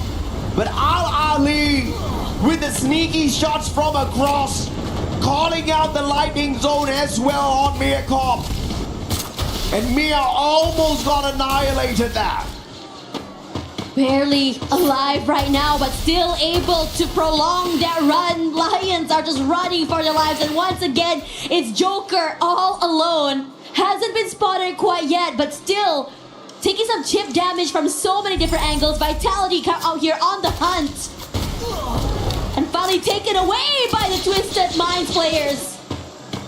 Joker wasn't laughing in that situation, but he'll definitely go down smiling. Valiant effort by the Lions. They will not get the early access into our grand finals, and we will see them play that survival stage. Twisted Minds, on the other hand, geared up to rest tomorrow after hustling all throughout the day. But out of the 11 games played so far, Twisted Minds have only gotten one booyah. Do they want to end their run with a 2-0 on their side, or will they just drop the efforts right here, right now? They're going to take the fight straight up to Vitality. Vitality, if they can get a massive game off of this, perhaps they stand a chance to make the early access. But Twisted Mind says, not for you. And one Southeast Asian squad made sure another does not get that early access, which means two Brazilian teams will stand a big chance to do so. And the crowd goes wild right now as we all look at Fluxo taking this fight up against their other teammates. But Yago will be knocked down here as well as FT7 doing the most. Movement is just so good and so proficient with the weapon. But RQ is here to stop the party as Budzin should be going down next to Abe. And MT7 stolen away, but Huang Am, Team Secret somewhere close here as well. It's always a party when Southeast Asia gets involved in a battle. And RRQ, the biggest winner, then Mia Corp out way too early. They were down at the very bottom. And I think we can confirm that their totem is not gonna survive that crusher. Bobs for the desperate revival. RRQ on fire. Oh, knocked down by the circle. Al-Ali! Earning all of RRQ. A base going to get snuffed out of the air. But that's the warning shot that will keep the rest of the RRQ players using the jump pad. Yeah, a bit too aggressive and a little bit too overzealous there.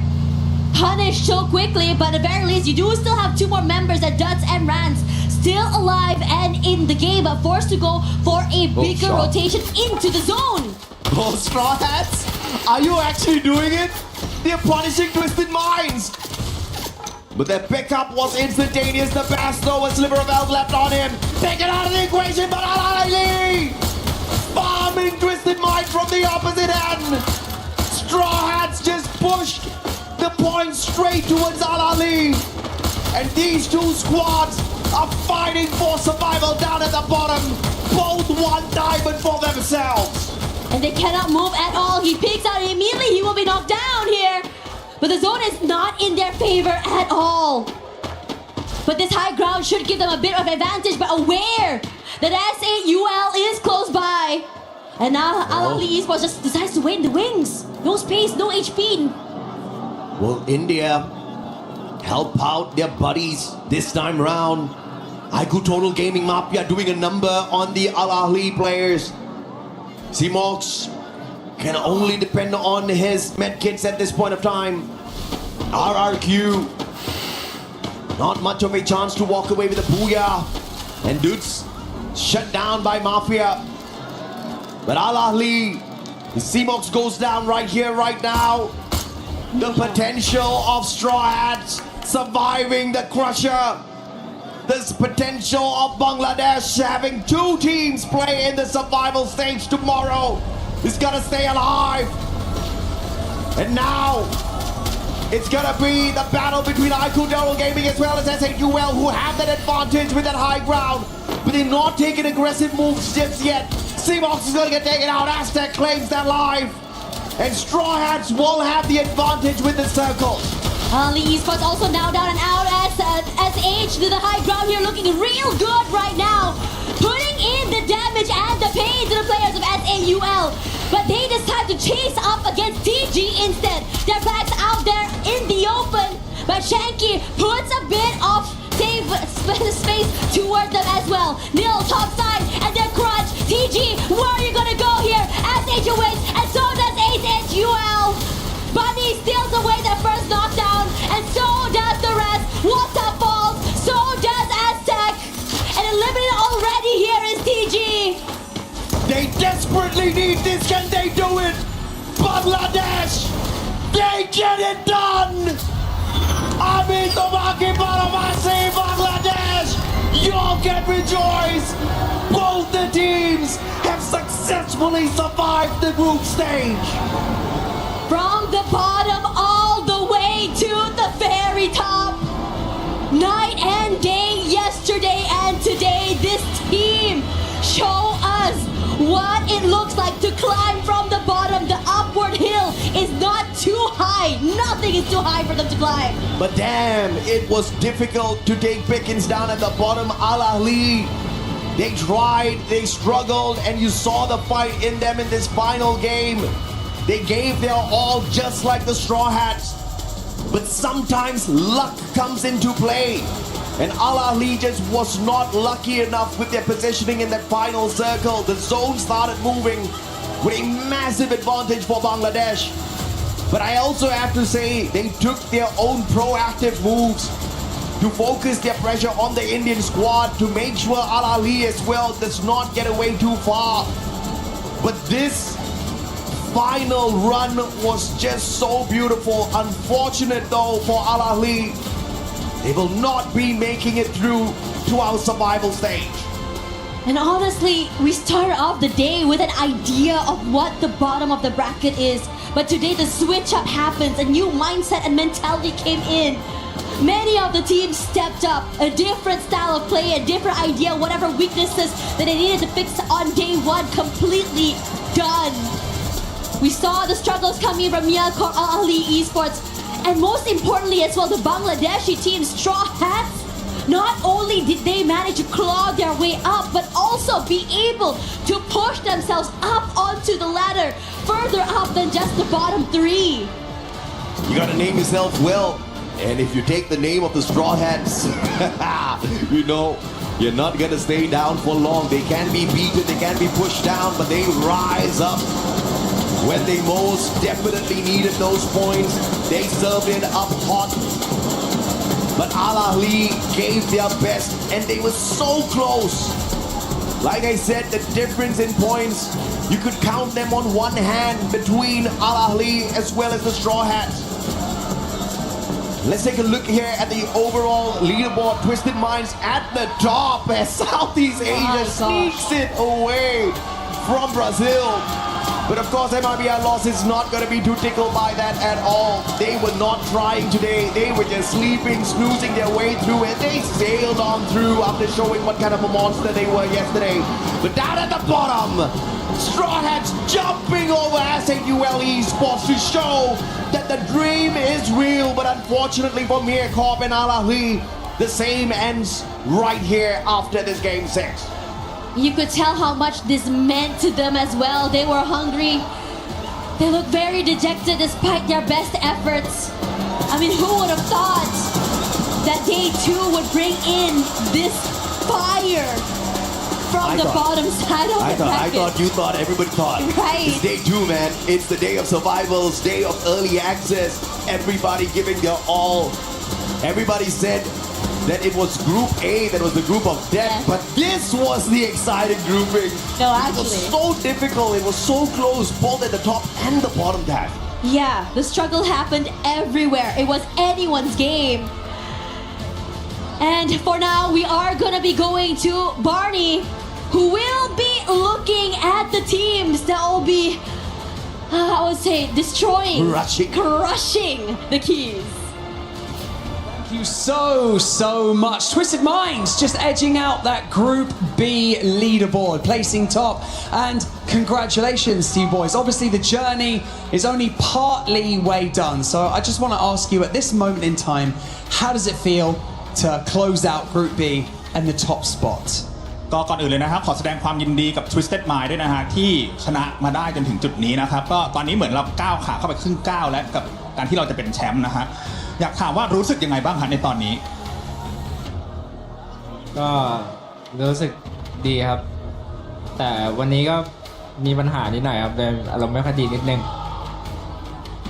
Well, to be honest, we are very happy and excited. Like we didn't know like we're gonna become this far, and to be honest, like our mood is not that good today. So, but in the end, the mood's not good. You closed it out in first place.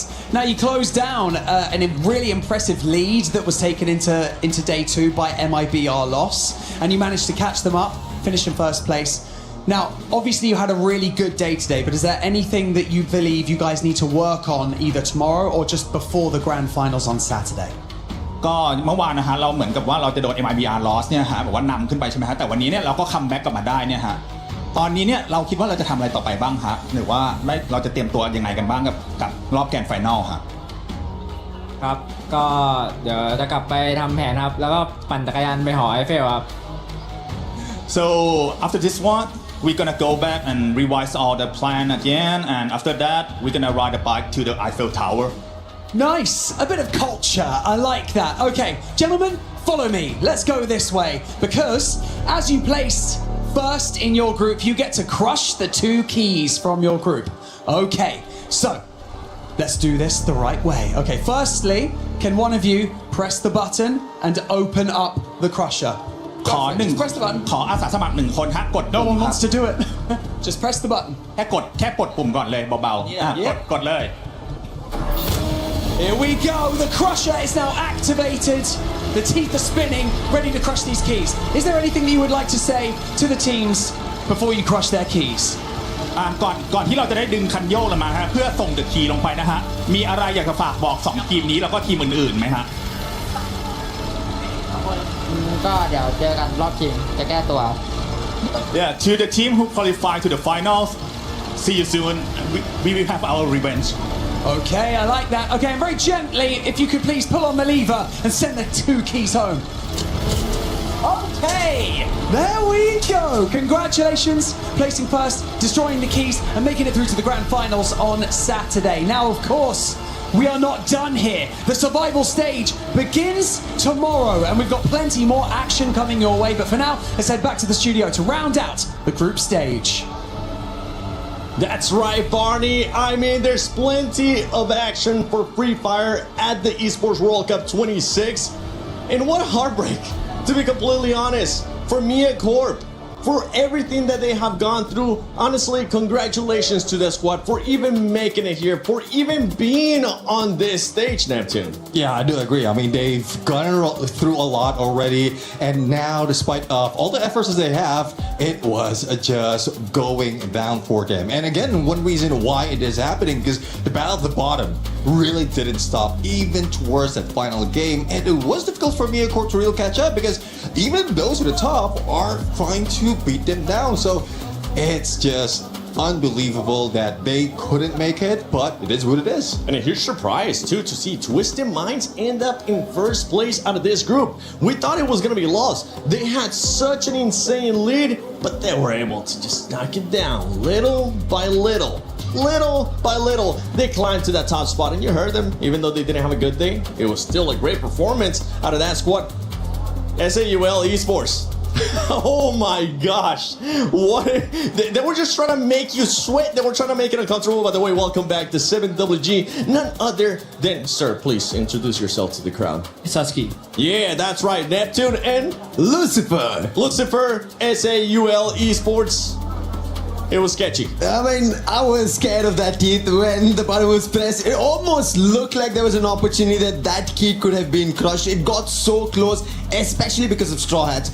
Imagine, yesterday they were sitting at the bottom, 24 points in total, nothing in their way. And today, 90 points and a booyah is what they've gotten, and they almost shook even Total Gaming. And it came down to that last game too. Yep. But you can see the overall ranking, the top 4 teams going directly to the finals. You got Twisted Minds. Honestly, we kind of already knew that loss was going to be going because they just had such a healthy lead. Team RQ, Conchita, I know you're happy. I can hear you from over here. And Fluxo, finally getting those booyahs that we wanted to see. Yeah, 2 booyahs out of the 6 games. I personally came into this thinking that Team Vitality, they're going to join RRQ in the grand finals because they both had a great start, but similar to MIBR loss, they also tapered off in the second half of the day. And the only reason why Vitality was still there was because they were able to overcome some of the mid-game crisis, right? Taking down teams like Leon, the Lion, and at the same time, the bottom feeders were also fighting amongst themselves. Oh, you did mention about Vitality. They were crushed. The angle that it took on that launch pad, I think that is something that they would regret up until tomorrow. If that was our case, they could have made it. They could have made it work, catch up, and probably make it get that ticket into grand finals. But again, you make some bad decisions. The only difference is this was risking a lot. It was risking a lot. One team that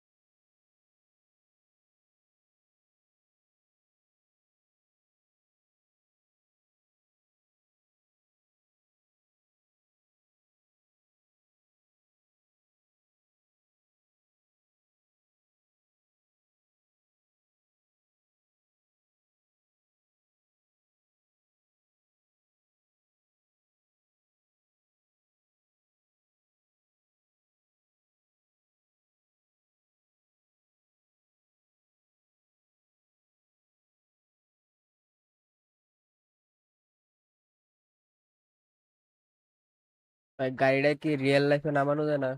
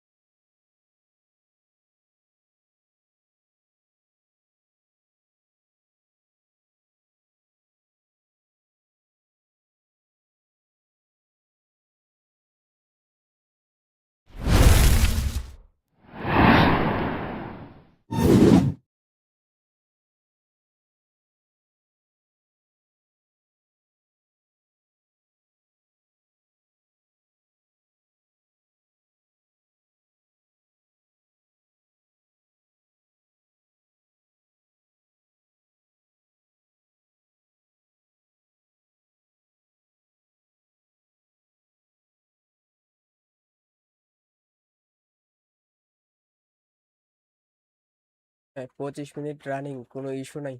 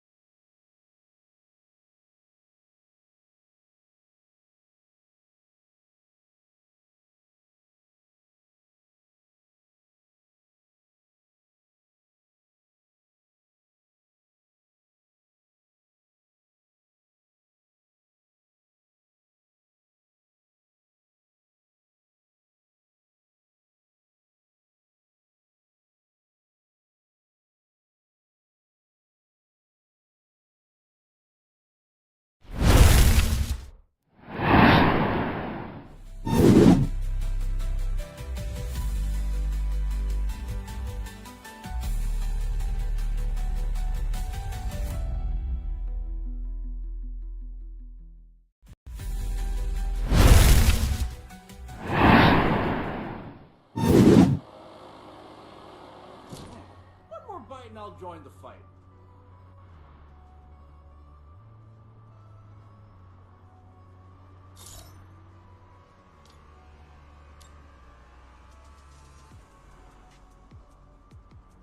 Heads up! Enemy dropping close!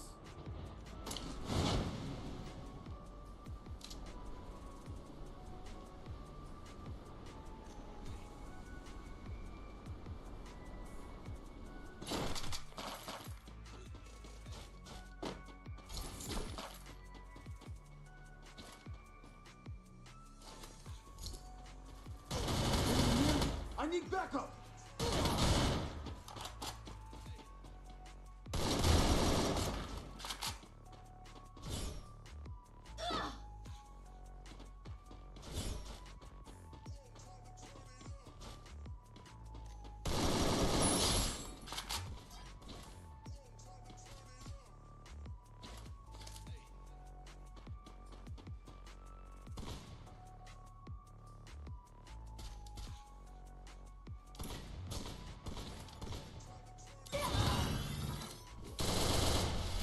Help me!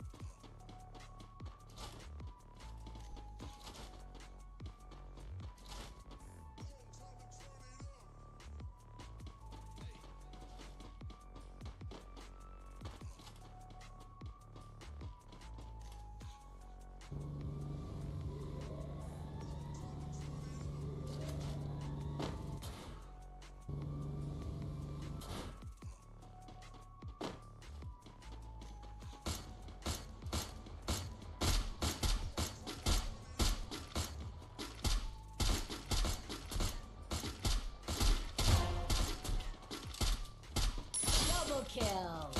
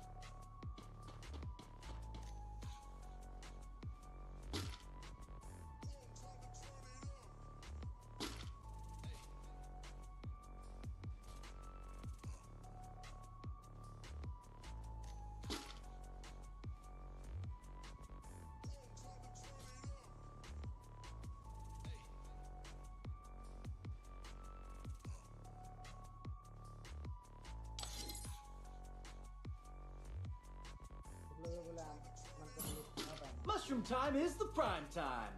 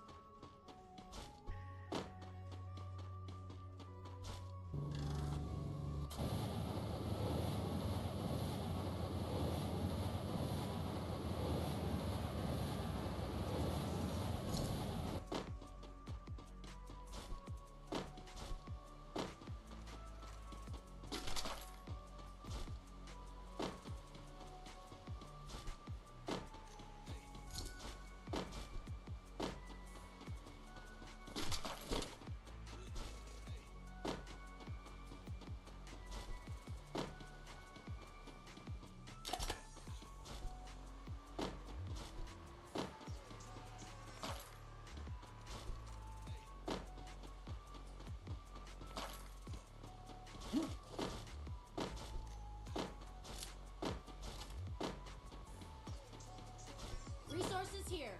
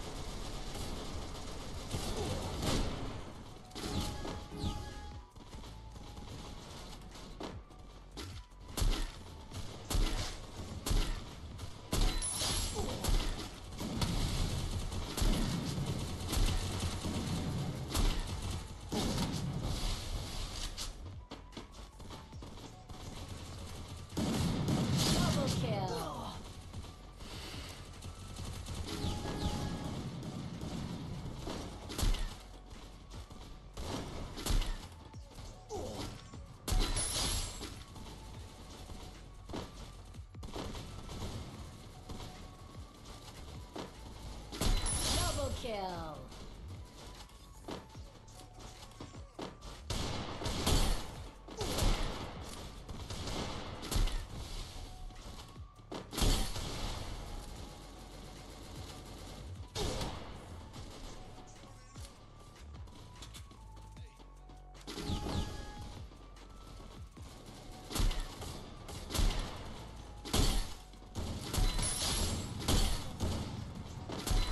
Double kill.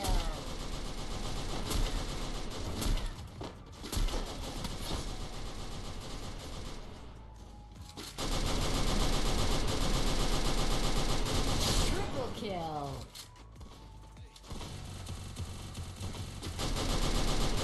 Quadra kill.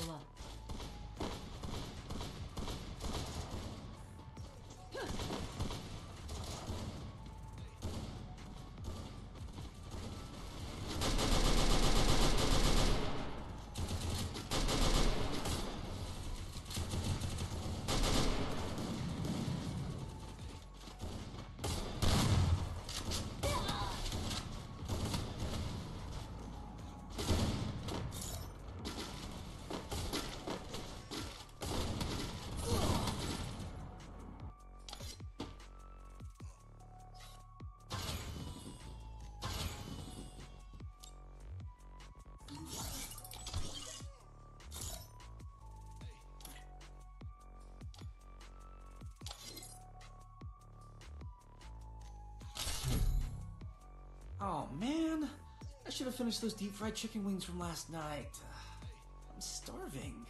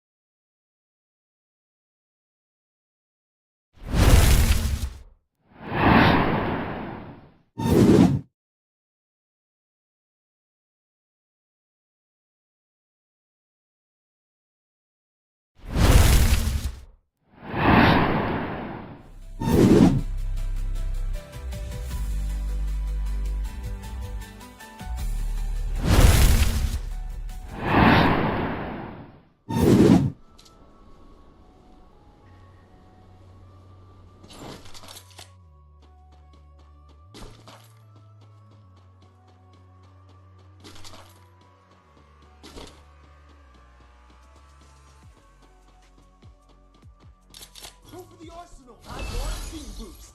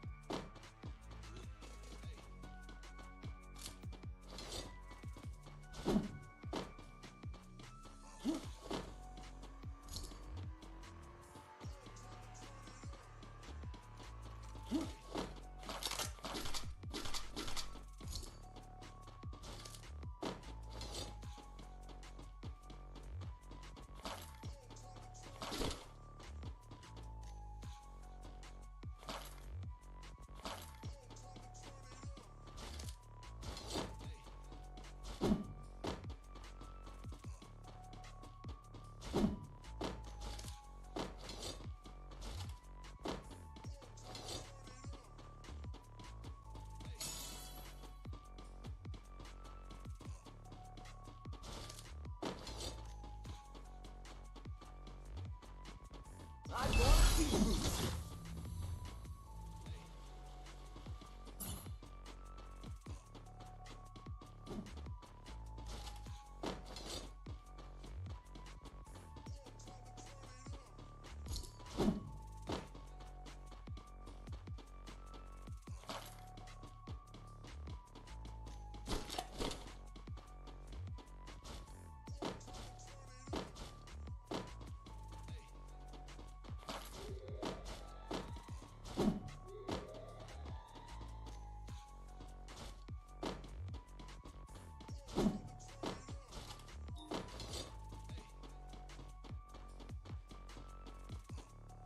Resources here.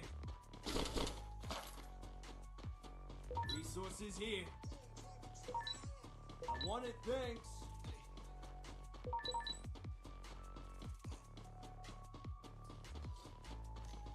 Go for the arsenal.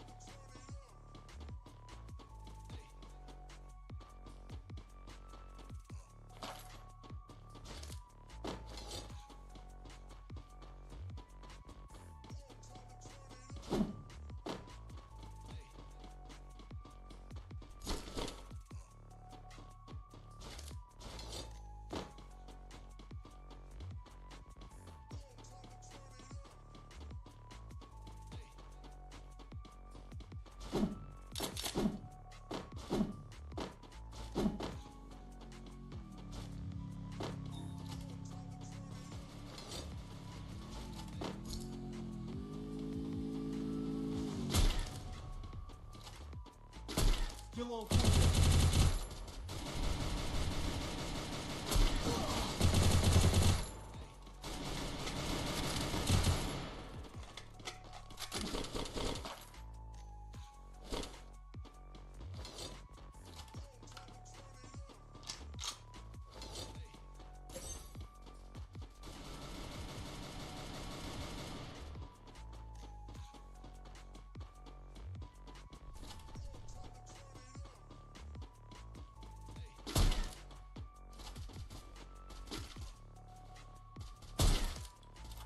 Head there.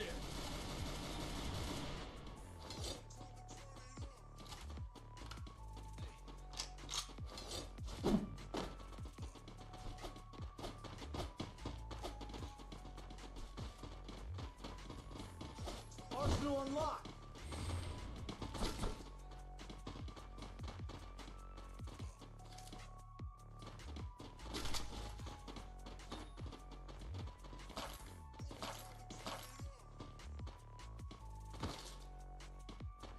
Go for the arsenal!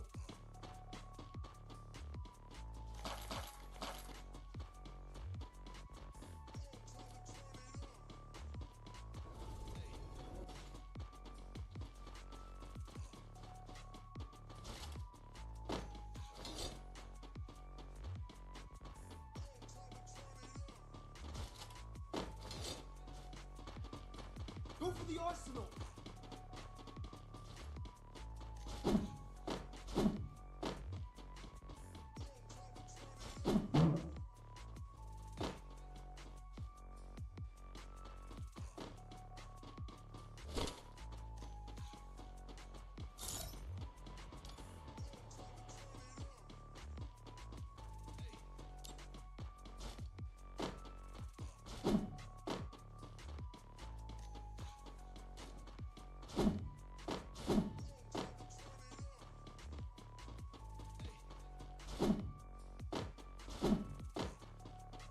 Arsenal unlocked!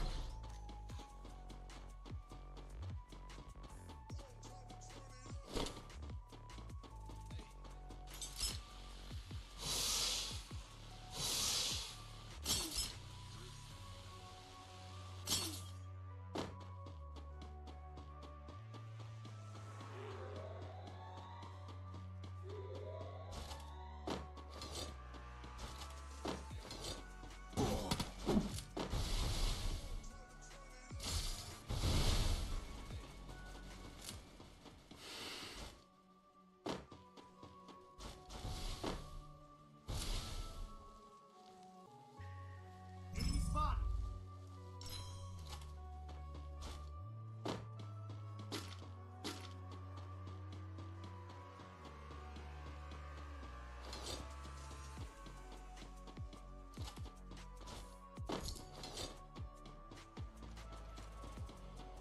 I want speed boost!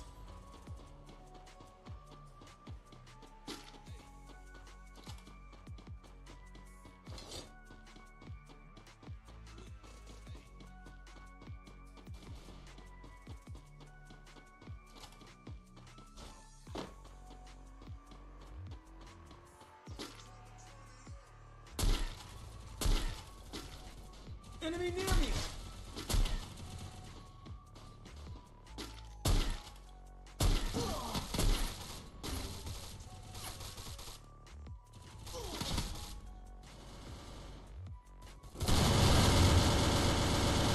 Triple kill.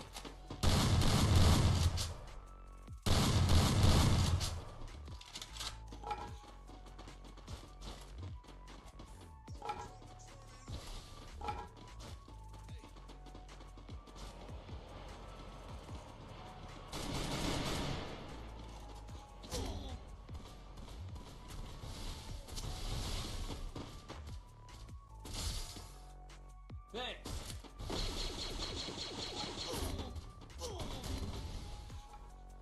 Enemy near me!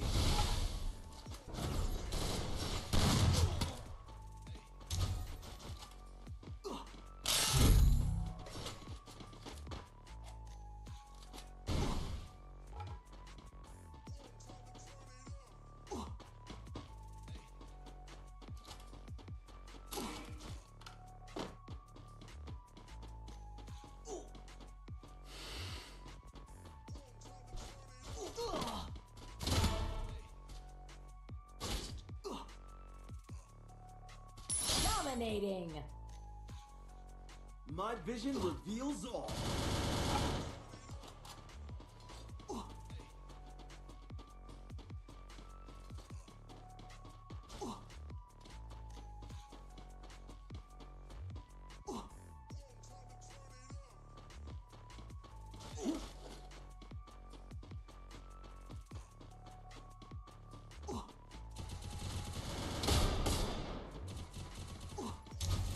Triple kill.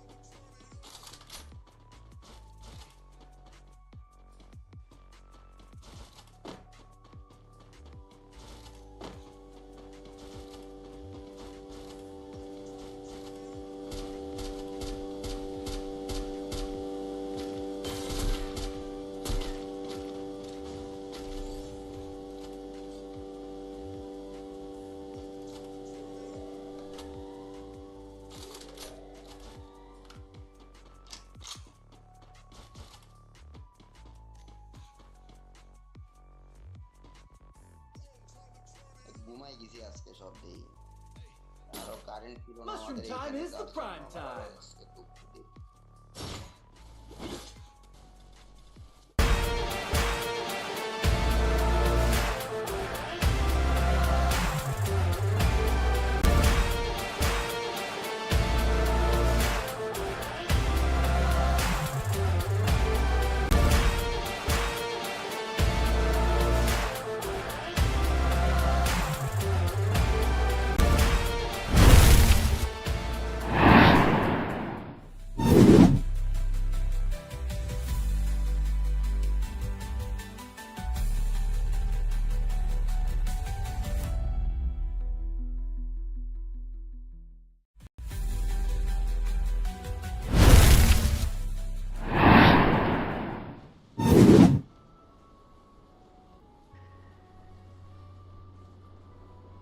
Tons of people here.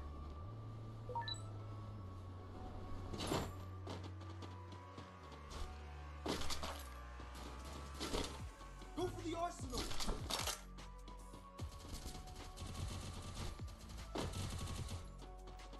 Enemy near me. I need backup.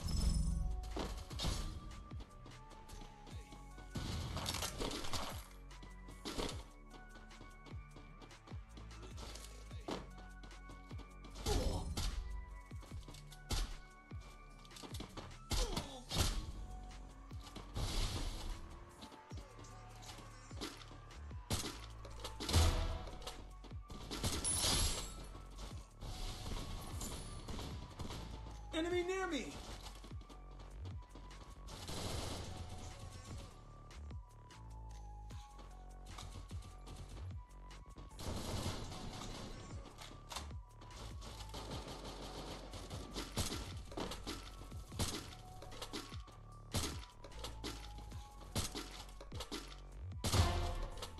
Double kill.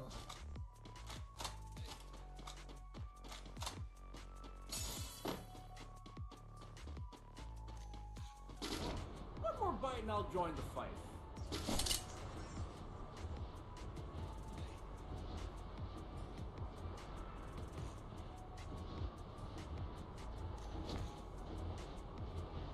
Enemy near me! Anniversary quest accepted. Let's do it.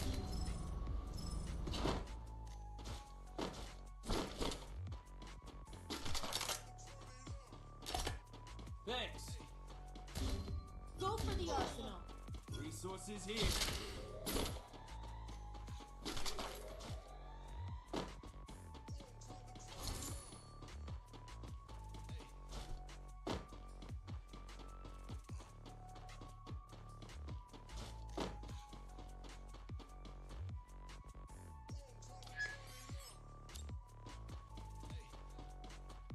Thanks. Go for the arsenal.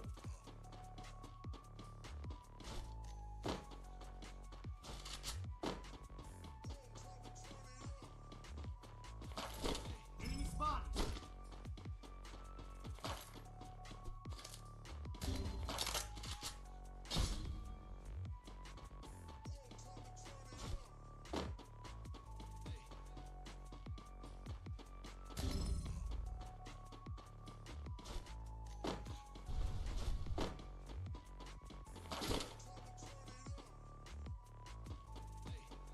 Help me. Thanks. Good job.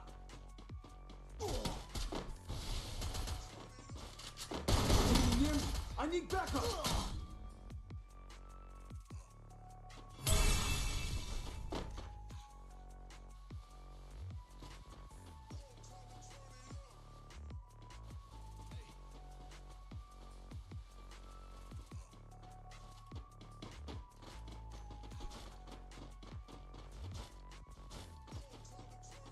Enemy near me!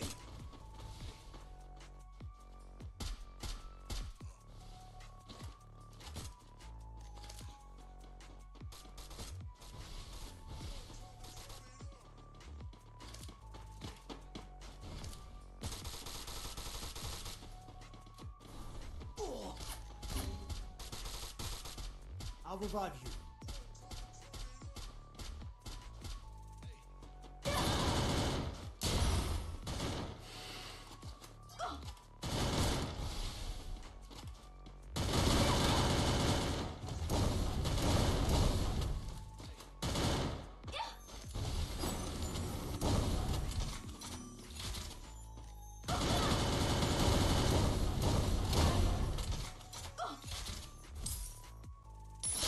kill.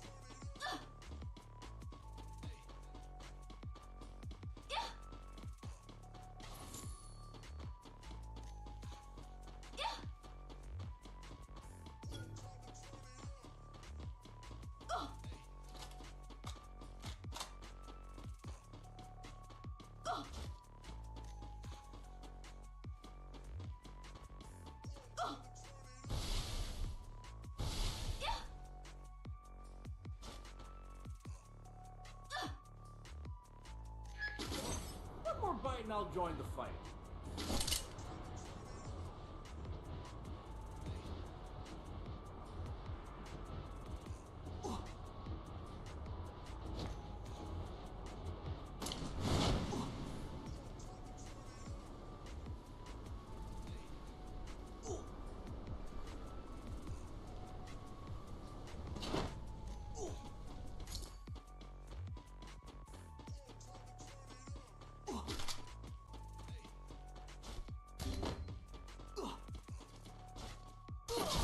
Enemy near me!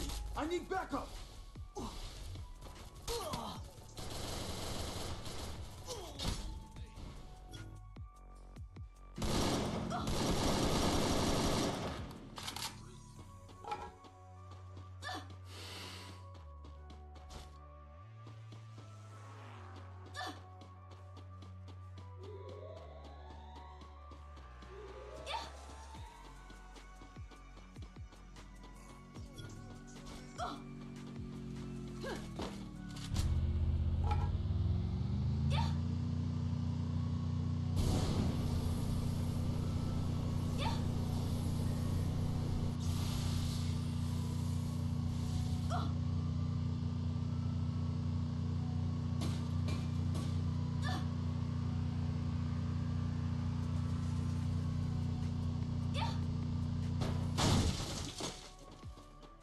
Nice try.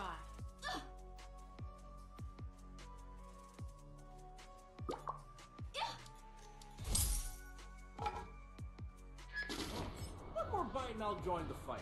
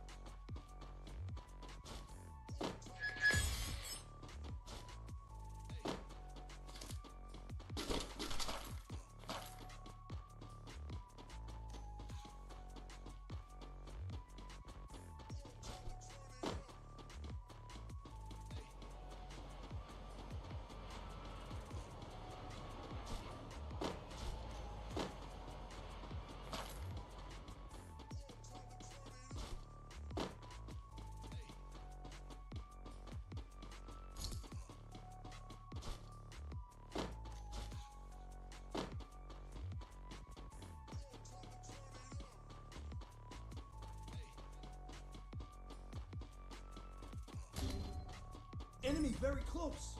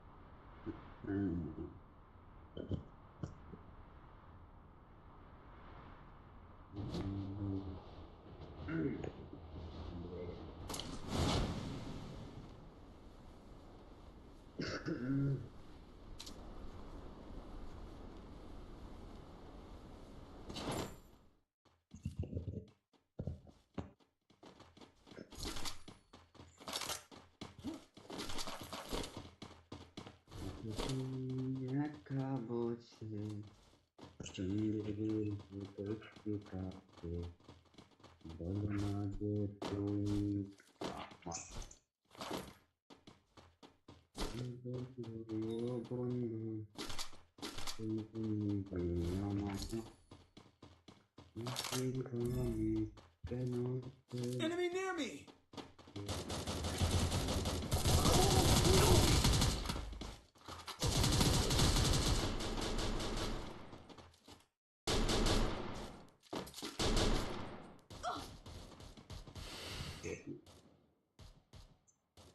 अरे कपाल एक number यांच्या तुम्ही शिरे जाऊ जाऊ शिरे जाऊ शिरे जाऊ शिरे जाऊ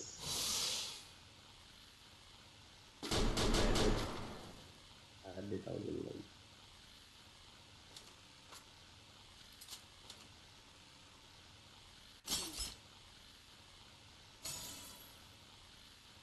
जाऊ ना जाऊ बरेच मग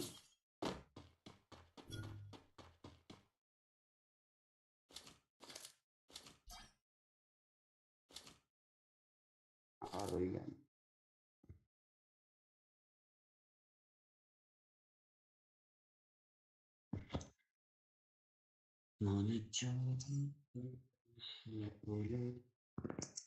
One more bite and I'll join the fight.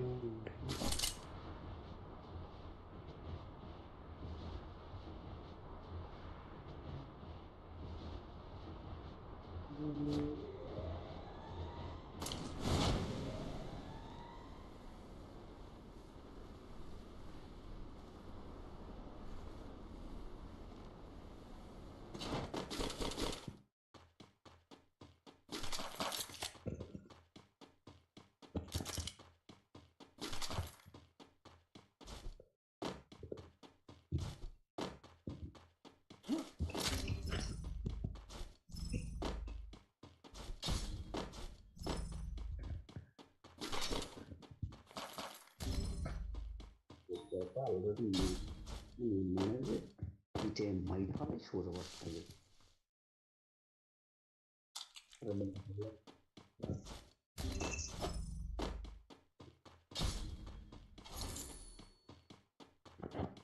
연락이 나 몸이 매 프리비티 나 몸, 남이 아스만이 타고 마시게 되게.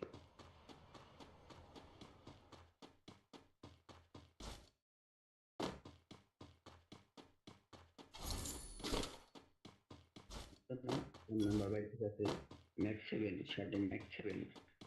Oh, Clara, we can say Mugi Mura.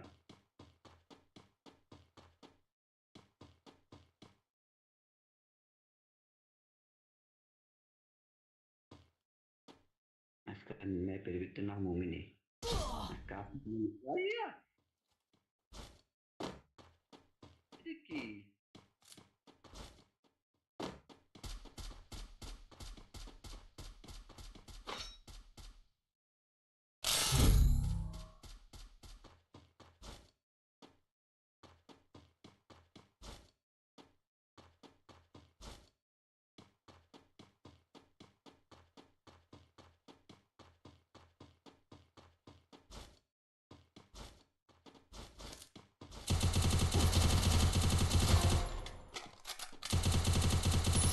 Kill.